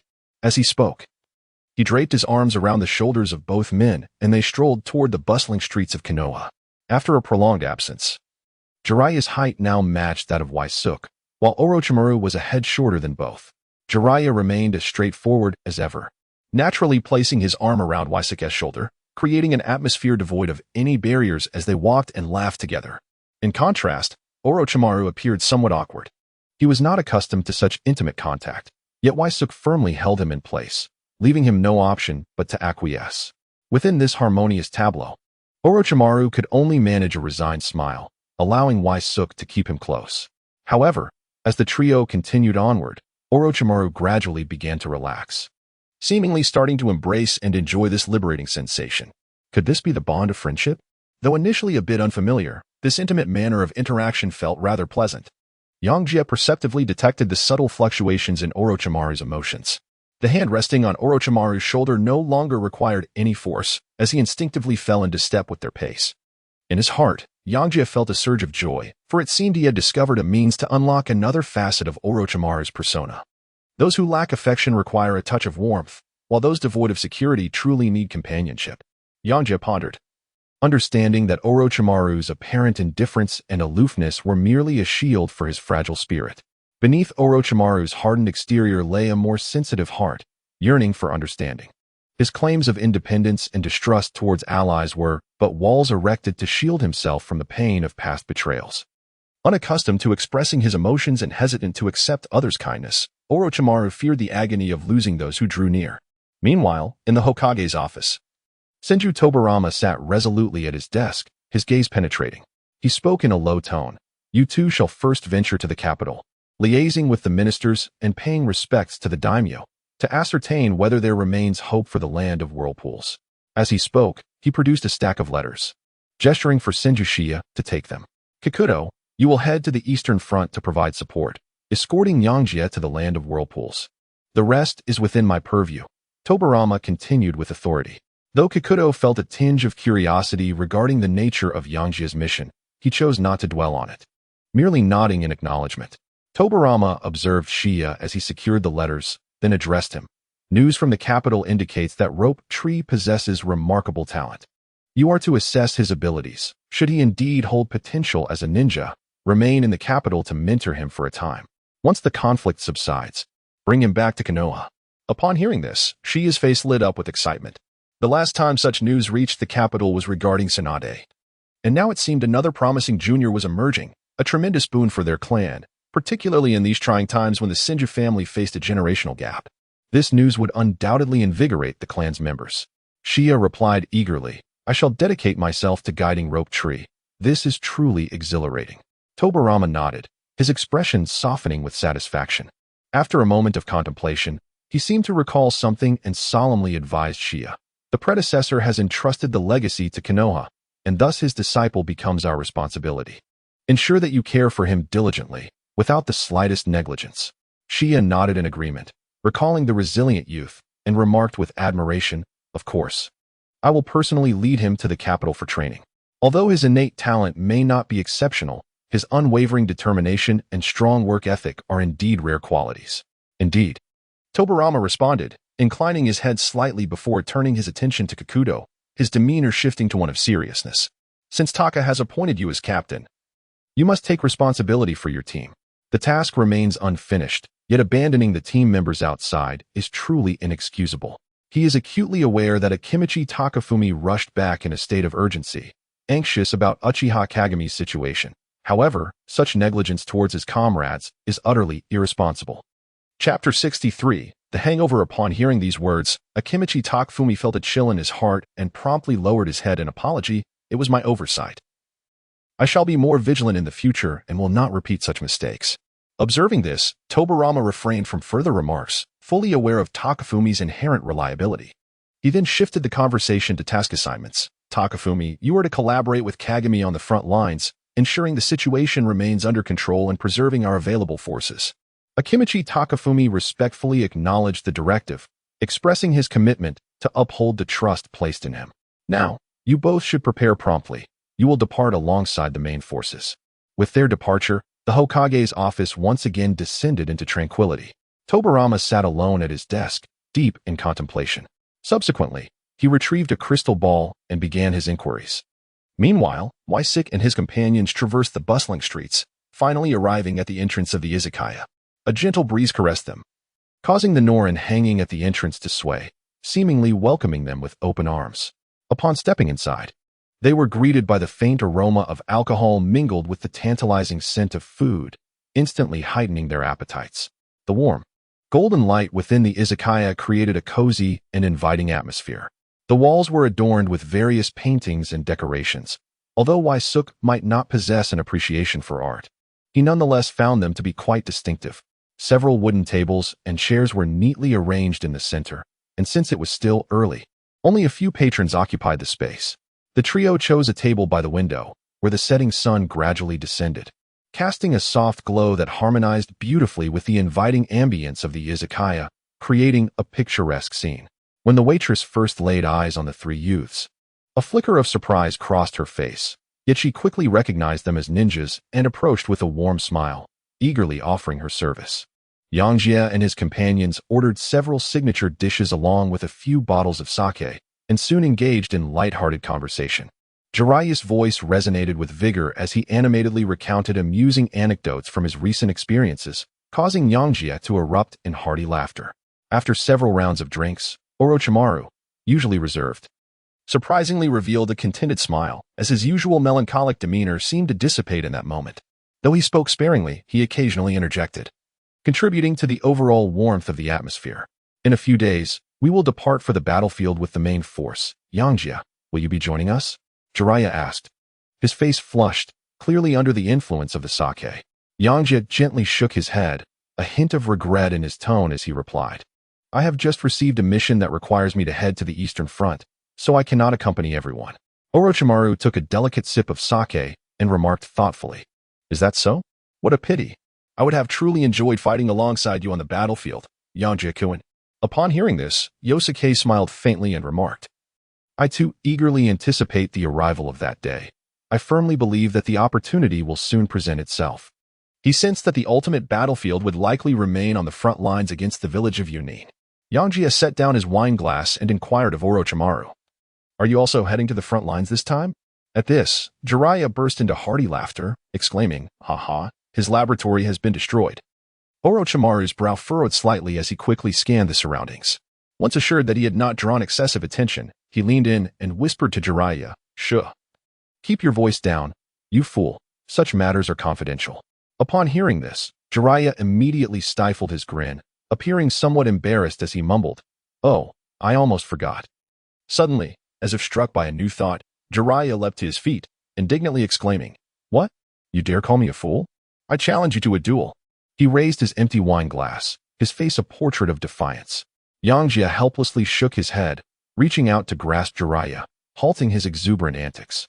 Do refrain from causing a ruckus, he whispered, simultaneously signaling Jiraiya to maintain silence with a glance.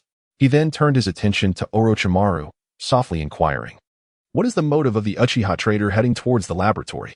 Do you have any insight? Orochimaru pondered for a moment, slightly rising to draw closer to Yangjie.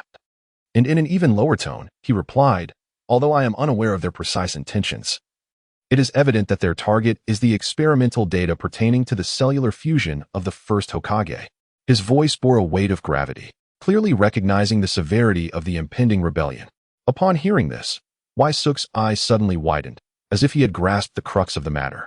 He lifted his glass and downed the contents in one swift motion, seemingly attempting to quell the tumult within his heart with the liquid's warmth. It was evident that during this period, Senju Tobarama had also sensed something amiss. Hence, he had refrained from embarking on his journey to the front lines, likely conducting a clandestine investigation into the disappearance of Uchiha Madara's remains. Orochimaru observed the expression on Wysuk's face. Understanding that he might possess deeper insights into the intricacies of the rebellion, he refrained from probing further, taking a seat and pouring himself a glass of wine. Savoring a gentle sip. "Hey, what are you two whispering about? Why do I feel as though you know so much that I am unaware of? Please, enlighten me," Jiraiya inquired, his curiosity piqued as he leaned closer, unable to contain his eagerness. Yangjie smiled faintly and casually replied, "Oh, I am merely curious about the whereabouts of Cat Dan, nothing more. It is best for such matters to remain known by as few as possible." Jiraiya spoke candidly. He has been recruited into the Umbu. Ninjas like Cat Dan, whose teammates are rather weak, are typically extracted to join the Umbu or reformed into new teams. The Umbu. How unfortunate. He must now conceal his handsome visage behind a mask, Yangjie jested. Yet his mind involuntarily conjured the image of the Umbu member codenamed Ox, whose astonishing speed left him both envious and covetous. Jiraiya concurred. Indeed, the Umbu always engage in clandestine activities, hiding their faces. I would never wish to join. I aspire to make a name for myself in the ninja world. Suddenly, he seemed to realize something, casting a wary glance at Yangjie and Orochimaru, and remarked, "Wait. It seems unnecessary to be so secretive about such matters." Orochimaru found this amusing, noting how long-winded Jiraiya's reflexes were, yet he appreciated the subtlety of his character. Yangjie gazed at Jiraiya's eager yet curious demeanor and could not resist teasing him. "Haha, Orochimaru remarked that your capacity for alcohol is rather poor, for you have become as flushed as a monkey's rear end after just a few sips." Upon hearing this, Jiraiya's face instantly turned crimson, leaping up as if someone had stepped on his tail, much like a startled cat. His eyes widened in disbelief as he protested fervently, "What? My alcohol tolerance is lacking? I possess a prodigious capacity. This mere amount is nothing to me." He glared at Orochimaru, seemingly searching for evidence to counter the claim. Then turned to Orochimaru with a peculiar expression, jesting, "Orochimaru, you rascal, how could you steal a glance at the teacher's backside? Your tastes are indeed more unique than my own." Orochimaru, observing Jiraiya's comical antics, sighed while rubbing his forehead, exclaiming resignedly, "Fool, you might as well focus on your drinking." Yangjie observed Jiraiya's swaying figure and chuckled, "Jiraiya, do take it easy, don't get lost on your way home. Boss, pour me another drink. I am ready to match you all and see who can hold their liquor better." Jiraiya bellowed, downing another bottle, his cheeks flushed. Witnessing the amusingly endearing side of Jiraiya in his current state, Yangjie refrained from further admonition. Indulging in such revelry was indeed a means of relieving stress. As time slipped away, Yangjie found himself swept up in the carefree atmosphere, joining Jiraiya and Orochimaru in their spirited drinking. Truly, it was not the wine that intoxicated, but the camaraderie that enthralled the heart. Although the alcohol did not render Yangjie heavily inebriated, it infused his spirit with exuberance and joy. In that fleeting moment, they discovered a sanctuary where worries could be momentarily forgotten, embracing the rare gift of friendship and time. As night descended, the warmth of the izakaya's lights grew more inviting, the clinking of their glasses resonating harmoniously within the establishment. They did not resist the encroaching tipsiness. Rather, they surrendered to it, allowing themselves to be transported into a dreamy and enchanting realm. With buoyant spirits, they stumbled into the streets, their laughter and light-hearted banter intertwining, breathing life into the tranquil evening. In the distance, the occasional bark of a dog seemed to echo their mirth. The dim streetlights elongated the trio's unsteady silhouettes, as if they sought to merge with the encroaching darkness. In the eastern sky, a faint glow began to emerge, reminiscent of a shy maiden gently lifting a corner of her veil to reveal a bashful yet alluring smile. Meanwhile, the western horizon retained the night's serene mystery, with twinkling stars still flickering in the vast expanse, bidding a quiet farewell to the approaching dawn. The entire sky quietly enacted a transition from night to day. This transformation, though subtle, mirrored the undercurrents of the current shinobi world, rife with turmoil.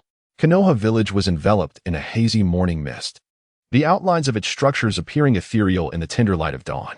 In the grand estate of the Senju clan, the stone-paved pathway glistened, still bearing traces of the nocturnal dew, revealed in the soft light. The greenery flanking the path swayed gently in the breeze, producing a rustling sound that added a touch of tranquility to the morning. The shadows at the window gradually sharpened, revealing Senju Tobarama standing before the opening. Pushing the window wide, his gaze bore a hint of fatigue and gravity as he surveyed the increasingly brightening horizon. He inhaled deeply, turning his attention to the maid patiently waiting in the courtyard. Upon noticing him, The maid promptly approached and bowed respectfully. "Lord Hokage, Lord Mito requests your presence." The voice of the maid was crisp and gentle, resonating with remarkable clarity amidst the morning stillness. Tobarama had already sensed her arrival and surmised that Uzumaki Mito must have urgent matters to discuss. Without a moment's hesitation, he stepped out of his room and made his way towards Mito's residence. It was hardly surprising that Uzumaki Mito had dispatched someone to await Tobarama so early. Had he delayed even slightly longer, he might have missed her entirely. As Tobarama pushed open the door and hurried through the courtyard, a gentle breeze accompanied him, bringing a touch of coolness. Soon, he arrived at Mito's abode, where he found the door ajar, indicating that she had been waiting for some time. Inside, Uzumaki Mito sat poised in the main seat, her expression tinged with seriousness, clearly anticipating Tobarama's arrival. Sunlight filtered through the partially open window, casting a gentle glow upon her face, enhancing her dignified presence with a touch of softness. Senju Tobarama offered a slight bow and then took a seat beside Uzumaki Mito. He gazed at her, a hint of perplexity etched on his visage. "Mito Dano, may I inquire the reason for your urgency today?" Tobarama held Mito in high esteem. She was not only the beloved elder brother of Senju Hashirama, but also the wife of the same, endowing her with a unique and exalted status in Konoha. More significantly, Mito had resolutely sealed the Nine Tails within herself using sealing techniques for the tranquility and stability of the village, thereby becoming the first Jinchuriki of the Nine Tails. A monumental sacrifice and contribution for the sake of the village. The existence of the Nine Tails Jinchuriki fortified Konoha with an impenetrable defense, instilling greater assurance and confidence amid the tumultuous ninja world. Mito regarded Tobarama, her gaze imbued with inquiry. "Tobarama, you are tirelessly occupied with village affairs from dawn until dusk. And today you must venture to the front lines. Some matters ought to be resolved sooner rather than later." Tobarama pondered for a moment before responding slowly. "Indeed. But he may be unwilling to be encumbered. Such a responsibility is exceedingly weighty." He reflected on Suk, a spirited and unconventional young man who possessed considerable insight. A thought that brought forth a wave of vexation. Tobarama had deliberated for quite some time on whether to entrust Suk with this grave duty. Yet he remained convinced that Suk was not the most suitable candidate. Mito observed Tobarama's furrowed brow and comprehended his concerns. She sighed softly, her voice laced with apprehension. "Yet, the Uzumaki clan is in peril. It may be increasingly difficult to find another with such a constitution as his." Tobarama inhaled deeply, recognizing the validity of Mito's worries. However, he also understood that the selection of a successor must not be hastily made out of urgency. After a moment of contemplation, he replied, "I grasp your sentiment, but his character and disposition do indeed give me pause. Nevertheless, since you have broached this matter, I shall summon him today for you to assess his attitude and willingness." He continued, "As for matters concerning the Land of Whirlpools, I shall devise a plan, thus allowing for greater flexibility in our options." Upon hearing this, Mito's eyes sparkled with gratitude. "Tobarama, your approach is always prudent. I trust you will do your utmost. If the opportunity arises, safeguard the Uzumaki clan." Tobarama solemnly nodded, noticing that Mito seemed to have more to say but hesitated to voice it. Rising to take his leave, he was halted by Mito's call. Her expression revealed a hint of difficulty, as if unsure where to begin. Observing her demeanor, Tobarama reseated himself and inquired gently, "Are you troubled about Tsunade?" Mito nodded, exhaling softly, her worries manifesting in her words. Although Tsunade and Suk have shared a deep bond since childhood, however, their identities. If we do not intervene now, what shall become of us in the future? Tsunade is the next generation leader of the Senju clan, and Mizuto is reluctant to see the only lineage in Konoha become intertwined with the Senju clan.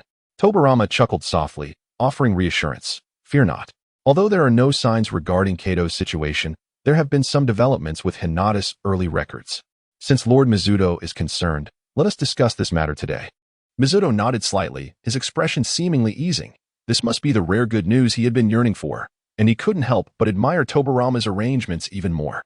During the Chunin exams, both had noticed the peculiar dynamics between Suk and Tsunade, prompting them to decisively formulate a strategy to preemptively mitigate any issues. Kato was a youth meticulously chosen by Uzumaki Mizuto, hailing from a modest family, possessing striking looks, a gentle disposition, and extraordinary talent. Through Tobarama's orchestration, Orochimaru was temporarily reassigned to the Research Institute, while Kato was forcefully placed into Tsunade's team, hoping to foster a deeper bond between the two. Over time, their relationship had indeed blossomed, offering Mizuto a glimmer of hope, yet it remained insufficient. Unexpectedly, upon Tsunade and Y6 returned to Konoha, Tsunade spent a night away without returning, heightening Mizuto's anxiety and turmoil. As for the arrangement concerning Hinata's early records, Tobarama harbored deeper intentions that he had not disclosed to Uzumaki Mizuto. From the information gleaned during the Takumi Nation mission, everything seemed to be unfolding as he had anticipated. Y6 and Hinata appeared to be getting along splendidly, with Hinata's reliance on Y6 deepening. Observing Tobarama's demeanor, which suggested he had everything under control, Mizuto felt a sense of calm wash over her. The meticulous nature of the man before her was somewhat intimidating, yet aligning with such a mind was indeed a stroke of fortune. It alleviated many of her worries and reduced her burdens significantly. After a moment of contemplation, she spoke. Hinata early records? I have encountered that child. She is indeed an excellent choice. With her gentle personality and remarkable character, she seems quite compatible with Y6. Her voice conveyed a hint of admiration, clearly reflecting her positive impression of Hinata. However, she shifted the conversation, a hint of inquiry appearing on her face. But she belongs to the High-GA clan. Could there be complications? Mizuto understood that since Tobarama had taken such steps, he must possess some confidence in handling the situation adeptly. Yet, having reached this point in their discussion, she wished to ease her own mind further. Tobarama gestured for her to remain calm and solemnly declared, everything is under control. At this moment, Yangjie, still reeling from a hangover, was groggily awakening from his slumber. Oblivious to the schemes concocted by the two highest authorities of Konoha village, he rubbed his bleary eyes, feeling a lingering haze clouding his mind. As he sat up and surveyed the disheveled room, suffused with the pungent aroma of alcohol, a bittersweet smile crept upon his lips. Gently shaking his head, he endeavored to dispel the discomfort induced by his hangover. His gaze then fell upon the sofa in the living room, where Orochimaru lay curled up in a rather contorted position, seemingly still lost in slumber. In the same room, Jiraiya lay sprawled on the floor. His silver hair splayed messily across the ground, resembling a forsaken wanderer. Clutching an empty wine jug tightly, he murmured in his sleep, I'm so hungry. Why are there no snacks? As sunlight filtered through the curtains, Yangjie arose, stretched languidly, and approached Jiraiya, gently patting his face. Jiraiya, wake up. The sun is already shining on your backside. Jiraiya groaned as he opened his eyes, a flicker of confusion crossing his features upon seeing Yangjie before him. Rubbing his eyes, he mumbled, Oh, Yangjie, how did I end up here? He attempted to rise, only to discover that his limbs felt unusually weak. At that moment, Orochimaru seemed to sense the commotion and slowly sat up from the sofa. Observing his unfamiliar surroundings, he instantly became alert, but subsequently relaxed. Recalling that he was in Yangjie's home, a faint smirk playing on his lips as he reminisced about the previous night's revelries. Just then, the sound of a door creaking open punctuated the room as Tsunade entered, balancing breakfast in her hands. A wave of rancid alcohol wafted toward her, filling the entire room and prompting an involuntary grimace. Even for someone who relished a drink like Tsunade, the potent odor laced with sweat emanating from the others was unbearable. Pinching her nose, she furrowed her brow and made her way inside. Her tone carried a hint of displeasure and reproach as she addressed Yangjie. I waited for you for so long yesterday, and you went off drinking, ending up in this state. Chapter 65, The Death Necklace Orochimaru? What are you doing here? Tsunade inquired, her gaze landing on the slumped figure of Orochimaru on the sofa, a note of confusion in her voice. Orochimaru offered a slight smile, the corners of his mouth curving gently as he replied nonchalantly, I ran into Yangjie yesterday, and we shared a few drinks. I didn't expect to wake up here. Tsunade's brow furrowed slightly. In her recollection, Orochimaru was not one to easily partake in such gatherings, let alone stay over at someone else's home after a night of indulgence. As she stepped further into the room, her eyes caught sight of Jiraiya, who was unsteadily emerging from the inner room, prompting her to exclaim in surprise, Jiraiya, you're here too. At that moment, Jiraiya plopped down onto the sofa, waving his somewhat numb hand as he addressed Tsunade, Tsunade, good morning. I didn't expect to see you here. His voice still carried traces of inebriation, laced with a languid quality. Tsunade couldn't help but shake her head internally, pondering how increasingly unreliable these fellows had become. Observing Jiraiya clutching his stomach, his gaze fixated greedily on the breakfast in her hands, she felt a twinge of exasperation and handed over her meal. I was quite hungry. Thank you, Tsunade, Jiraiya exclaimed, eagerly devouring the breakfast without hesitation. Tsunade leaned in and inquired, Where's Yangjie? Is he still asleep? Waisuke emerged from the bathroom, wrapped in a towel, gently drying his hair as he cheerfully remarked, Good morning, Tsunade. I just took a shower to refresh myself. After bathing, he felt revitalized and invigorated. Jiraiya, while partaking in breakfast, mumbled indistinctly, Waisuke, why don't you put on some clothes? Tsunade rolled her eyes and replied, It's not like I haven't seen it before. Yangjie cast a bemused glance at Tsunade before turning towards the cloakroom, inwardly muttering, Why are you still standing there after having seen it? Tsunade surveyed the group with a tone laced with both jest and veiled threat, remarking, You lot truly possess an air of nonchalance. We are on the brink of battle. Yet here you are, indulging in intoxication. It was clear that she harbored grievances about being excluded from their drinking escapades. Jiraiya, upon hearing her words, silently continued his breakfast, recognizing that silence was the wisest response. Orochimaru, meanwhile, raised his gaze to the ceiling, as if to convey that this matter held no relevance for him. Yoko tidied up briefly before entering the living room, casually taking a seat in a chair. Tsunade, why are you here so early today? He remarked. Tsunade quietly settled down, her face lacking its usual vibrancy, appearing burdened with unspoken thoughts, her mood evidently somber. Yoko, we are scheduled to gather soon. When do you plan to depart? Jiraiya interjected, casting a glance at Yoko, who was playfully competing for food with him. Waisuke chewed his food and mumbled in response, Perhaps we shall depart today. Awaiting Captain Akadu's notification. Since the main contingent has already set forth, it is likely that Captain Akadu has managed matters on his end. Meanwhile, Orochimaru astutely perceived Tsunade's unusual silence. He gently nudged Jiraiya with his elbow, then rose to his feet, stating, Very well, let us gather outside the village. Wait. Isn't Tsunade coming with us?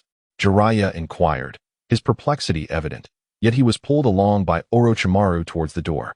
He glanced back, noticing Tsunade still seated in quietude, unperturbed, and did not receive a reply even as he was ushered out of the room by Orochimaru. With a resounding clap, the door shut, leaving only Waisuke and Tsunade within the confines of the room. Jiraiya's departure rendered the space abruptly silent, the air thick with an unspoken tension. At this moment, Yangjie finally discerned the unusual expression on Tsunade's face. Her eyes revealed an ineffable worry, as if a heavy burden weighed upon her heart. Yangjie set down his food and wiped the corners of his mouth, a wave of ominous foreboding swelling within him. He had never witnessed such an expression on Tsunade's face before. Furrowing his brow gently, he inquired with genuine concern, Tsunade, what troubles you? Is there something amiss? Tsunade lowered her head, her lips pressed tightly together, fingers clenched, slightly pale, as if striving to suppress the turmoil within her. Recalling the earlier conversation at home with Granny Mito and her second grandfather, feelings of grievance and helplessness surged within her. Their words weighed heavily upon her, akin to stones, making it hard to breathe, yet she found no one to confide in. Granny Mito's direct and piercing question struck her heart like a sharp blade. She had never anticipated being confronted so bluntly about her feelings for Yangjie, which left her somewhat flustered, although she was uncertain whether she truly harbored special feelings for him. In that moment, she instinctively denied it. Nevertheless, Granny Mito persisted, continuing to discuss plans to match Yangjie with Sayaki. As Tsunade listened, it felt as though she had fallen into a verbal trap, as if everything had been predetermined, leaving her with no choice but to passively acquiesce. Yangjie approached Tsunade, crouching beside her, his gaze shimmering with unshed tears, as if a mist were gradually coalescing. His heart brimmed with astonishment and sorrow, struggling to fathom the depths of her distress, which could render someone as resilient as she into such a fragile, helpless demeanor. He gently inquired, What troubles you? Who has dared to wrong our Konoha princess? Tell me, and I shall seek vengeance on your behalf, twisting his head off to serve as a ball for you to kick. Hearing Yangjie's promise of retribution stirred a mix of emotion within Tsunade, both touching and somewhat amusing. She softly shook her head, a faint bitter smile gracing her lips as she replied, It's nothing. Granny Mito is looking for you. Before she could complete her sentence, a dull ache surged within her heart. The unshed tears, like pearls strung from a broken necklace, cascaded down her fair cheeks. Almost immediately, her emotions seemed to shatter entirely, and the tears erupted forth like a torrential flood, as if to release all the grievances and anguish she had endured. In a moment of disarray, Yangjie found himself taken aback, as a mere jest had inadvertently exacerbated the situation. He promptly sealed his lips, refraining from uttering another word. Comforting a girl was indeed an intricate art he had not mastered. He could only rely on his instincts as he awaited Tsunade's tempestuous emotions to subside. Gently, he enveloped Tsunade in his embrace, allowing her to rest her head upon his shoulder, while tenderly patting her back in an attempt to offer solace. In Yangjie's heart, a thought arose. Could it be that Tobarama has passed away? Yet, the tranquility outside bore no signs of any anomaly. Tsunade closed her eyes, weeping as she endeavored to recall the myriad moments shared with Yangjie, striving to ascertain her own feelings. The days spent fighting together, sharing joys and sorrows, surfaced vividly in her mind. At this moment, Tsunade was engulfed by a tumult of emotions. Her feelings encompassed more than mere indignation. It was astonishing how Grandma Mito seemed so indifferent to her sentiments, summoning her merely to convey such news to Yangjie. More than anything, she felt a deep-seated loathing for her own weakness. Not long ago, she had urged Haruki to be brave in pursuing freedom and breaking free from constraints. Yet now, confronted with the weight of familial responsibilities and the expectations of her elders, she found herself too timid to face them. After a while, Yangjie sensed Tsunade's body gradually relaxing in his embrace, her sobs subsiding. He exhaled softly, only then realizing that his shoulder had become damp and his legs were beginning to feel numb. Tsunade lifted her head, tears still glistening in her eyes. And with a slight quaver in her voice, she said, "Grandma Mito asked me to call you over. She wishes to speak with you." Though her voice still trembled, it had stabilized considerably compared to before. Yangjie nodded gently, his voice soothing as he reassured, "Do not worry, Tsunade. Regardless of the challenges we may face, we shall always find a way to overcome them." He extended his finger, delicately wiping away the remnants of tears from Tsunade's face, only to discover that she remained entranced, gazing at him, seemingly devoid of any intention to speak further. As anxiety increasingly gnawed at Waisaku's heart, he pondered the peculiar visit from Granny Mito and the sorrowful tears of Tsunade. A sense of foreboding enveloped him. Tentatively, he inquired, "What could Granny Mito possibly want from me?" A flurry of thoughts raced through his mind. Could it be that I am to become a Jinchuriki? Or perhaps an even more perilous mission awaits me? Yet, Tsunade offered no clarification. Instead, she suddenly raised her hand, reaching back to gently remove the necklace from around her neck. This unexpected gesture left Waisaku momentarily speechless as he watched the necklace glide from her grasp toward him. Instinctively, he felt an urge to shrink away, his hand subconsciously reaching out to take the necklace away. However, it was as if he had been ensnared by a binding spell, rendered immobile in his crouched position. Perhaps it was Tsunade's profound gaze that made him reluctant to refuse. Or perhaps it was the numbing sensation in his legs from squatting for too long that left him powerless to resist. The fabled necklace of death finally settled gently around his neck, snug against Waisaku's skin, yet he felt no discomfort or strangeness. The necklace felt gentle to the touch, akin to an ordinary piece of jewelry. This first-generation necklace responded solely to the chakra of the original Hokage, a rare crystallization of chakra. It was said to contain a seal of chakra preserved from Hashirama's lifetime, possessing the power to suppress the Nine Tails. Such explanations flickered through Waisaku's mind, yet they paled in comparison to the formidable curse that lay within. Tsunade gazed tenderly at Waisaku and softly declared, "This necklace was left to me by my grandfather. It is my most cherished possession. I hope it will always accompany you." Chapter 66. Jinchuriki. In this moment, Yangjie felt as though he were treading on thin ice, the necklace in his hand seeming to bear an immense weight. He squeezed it gently, seeking any sign of the extraordinary, yet it remained as unremarkable as any ordinary adornment, offering no response. However, Tsunade's subsequent words tugged at Yangjie's heartstrings. She murmured to herself, "If grandfather were still here, he would never treat me this way. He loved me the most." As she spoke, her lips quivered slightly, as if she were on the verge of tears once more. Yangjie felt a surge of frustration. Just when he had managed to finish crying, it seemed the tears were about to start again. He hurriedly reassured, "Do not weep, Tsunade. I accept it, and I shall cherish it with care." Sighing inwardly, he resolved to bear this burden silently. He gently caressed the necklace, feeling the residual warmth of Tsunade's presence upon it. Reflecting on how Naruto could shatter this very necklace, Yangjie couldn't help but self-deprecate. As a reincarnator, I ought to possess a strong enough fate to handle even a mere necklace. "Yangjie, you will not leave me, will you?" Tsunade's sudden inquiry left Yangjie somewhat bewildered. He gazed at her with confusion, wondering if she was beginning to wield her abilities. Yet, Upon noticing the mixture of anxiety and hope in her eyes, he could only strive to comfort her with patience. It appeared that Tsunade's emotions had stabilized somewhat. Nevertheless, a subtle silence enveloped them, each harboring their own thoughts as they made their way toward the Senju clan territory. Upon arriving at the entrance of the Senju clan, Yangjie observed Tsunade suddenly halt, prompting him to turn back and regard her with curiosity. "Are you not coming in with me?" Tsunade did not respond immediately. Instead, she took a deep breath, seemingly to calm the turmoil within her. She gazed into the depths of the clan's grounds, a hint of trepidation evident in her demeanor. Tsunade parted her lips, as if to speak, but ultimately shook her head gently, whispering, "I must go gather. I will not accompany you inside." Suddenly, she stepped forward, embracing Yangjie tightly. Her voice softly reached his ears. "Be cautious on your journey to the Land of Whirlpools, and you should understand my feelings, right?"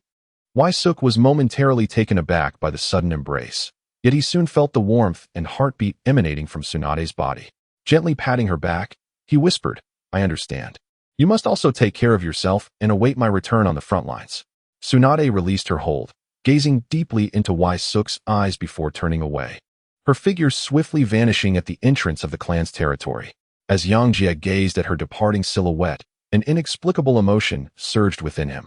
He inhaled deeply, attempting to calm his tumultuous heart, before turning to walk deeper into the clan's territory. Caution was imperative.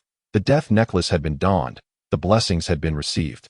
And now, amidst the nation of Whirlpool's impending demise, he found himself beset by an overwhelming confluence of challenges that awaited his response. Within the realm of the Senju clan, the once bustling stone pathways now lay desolate and eerily silent. Occasionally, a clan member would hastily pass by, their faces etched with gravity and concern. They exchanged only brief nods with Yangjie, devoid of the ease and smiles that once characterized their interactions. It was evident that the majority of the clan had assembled outside the village, poised to advance to the front lines at a moment's notice. In the courtyard, Yangjie observed Mito patiently awaiting his arrival.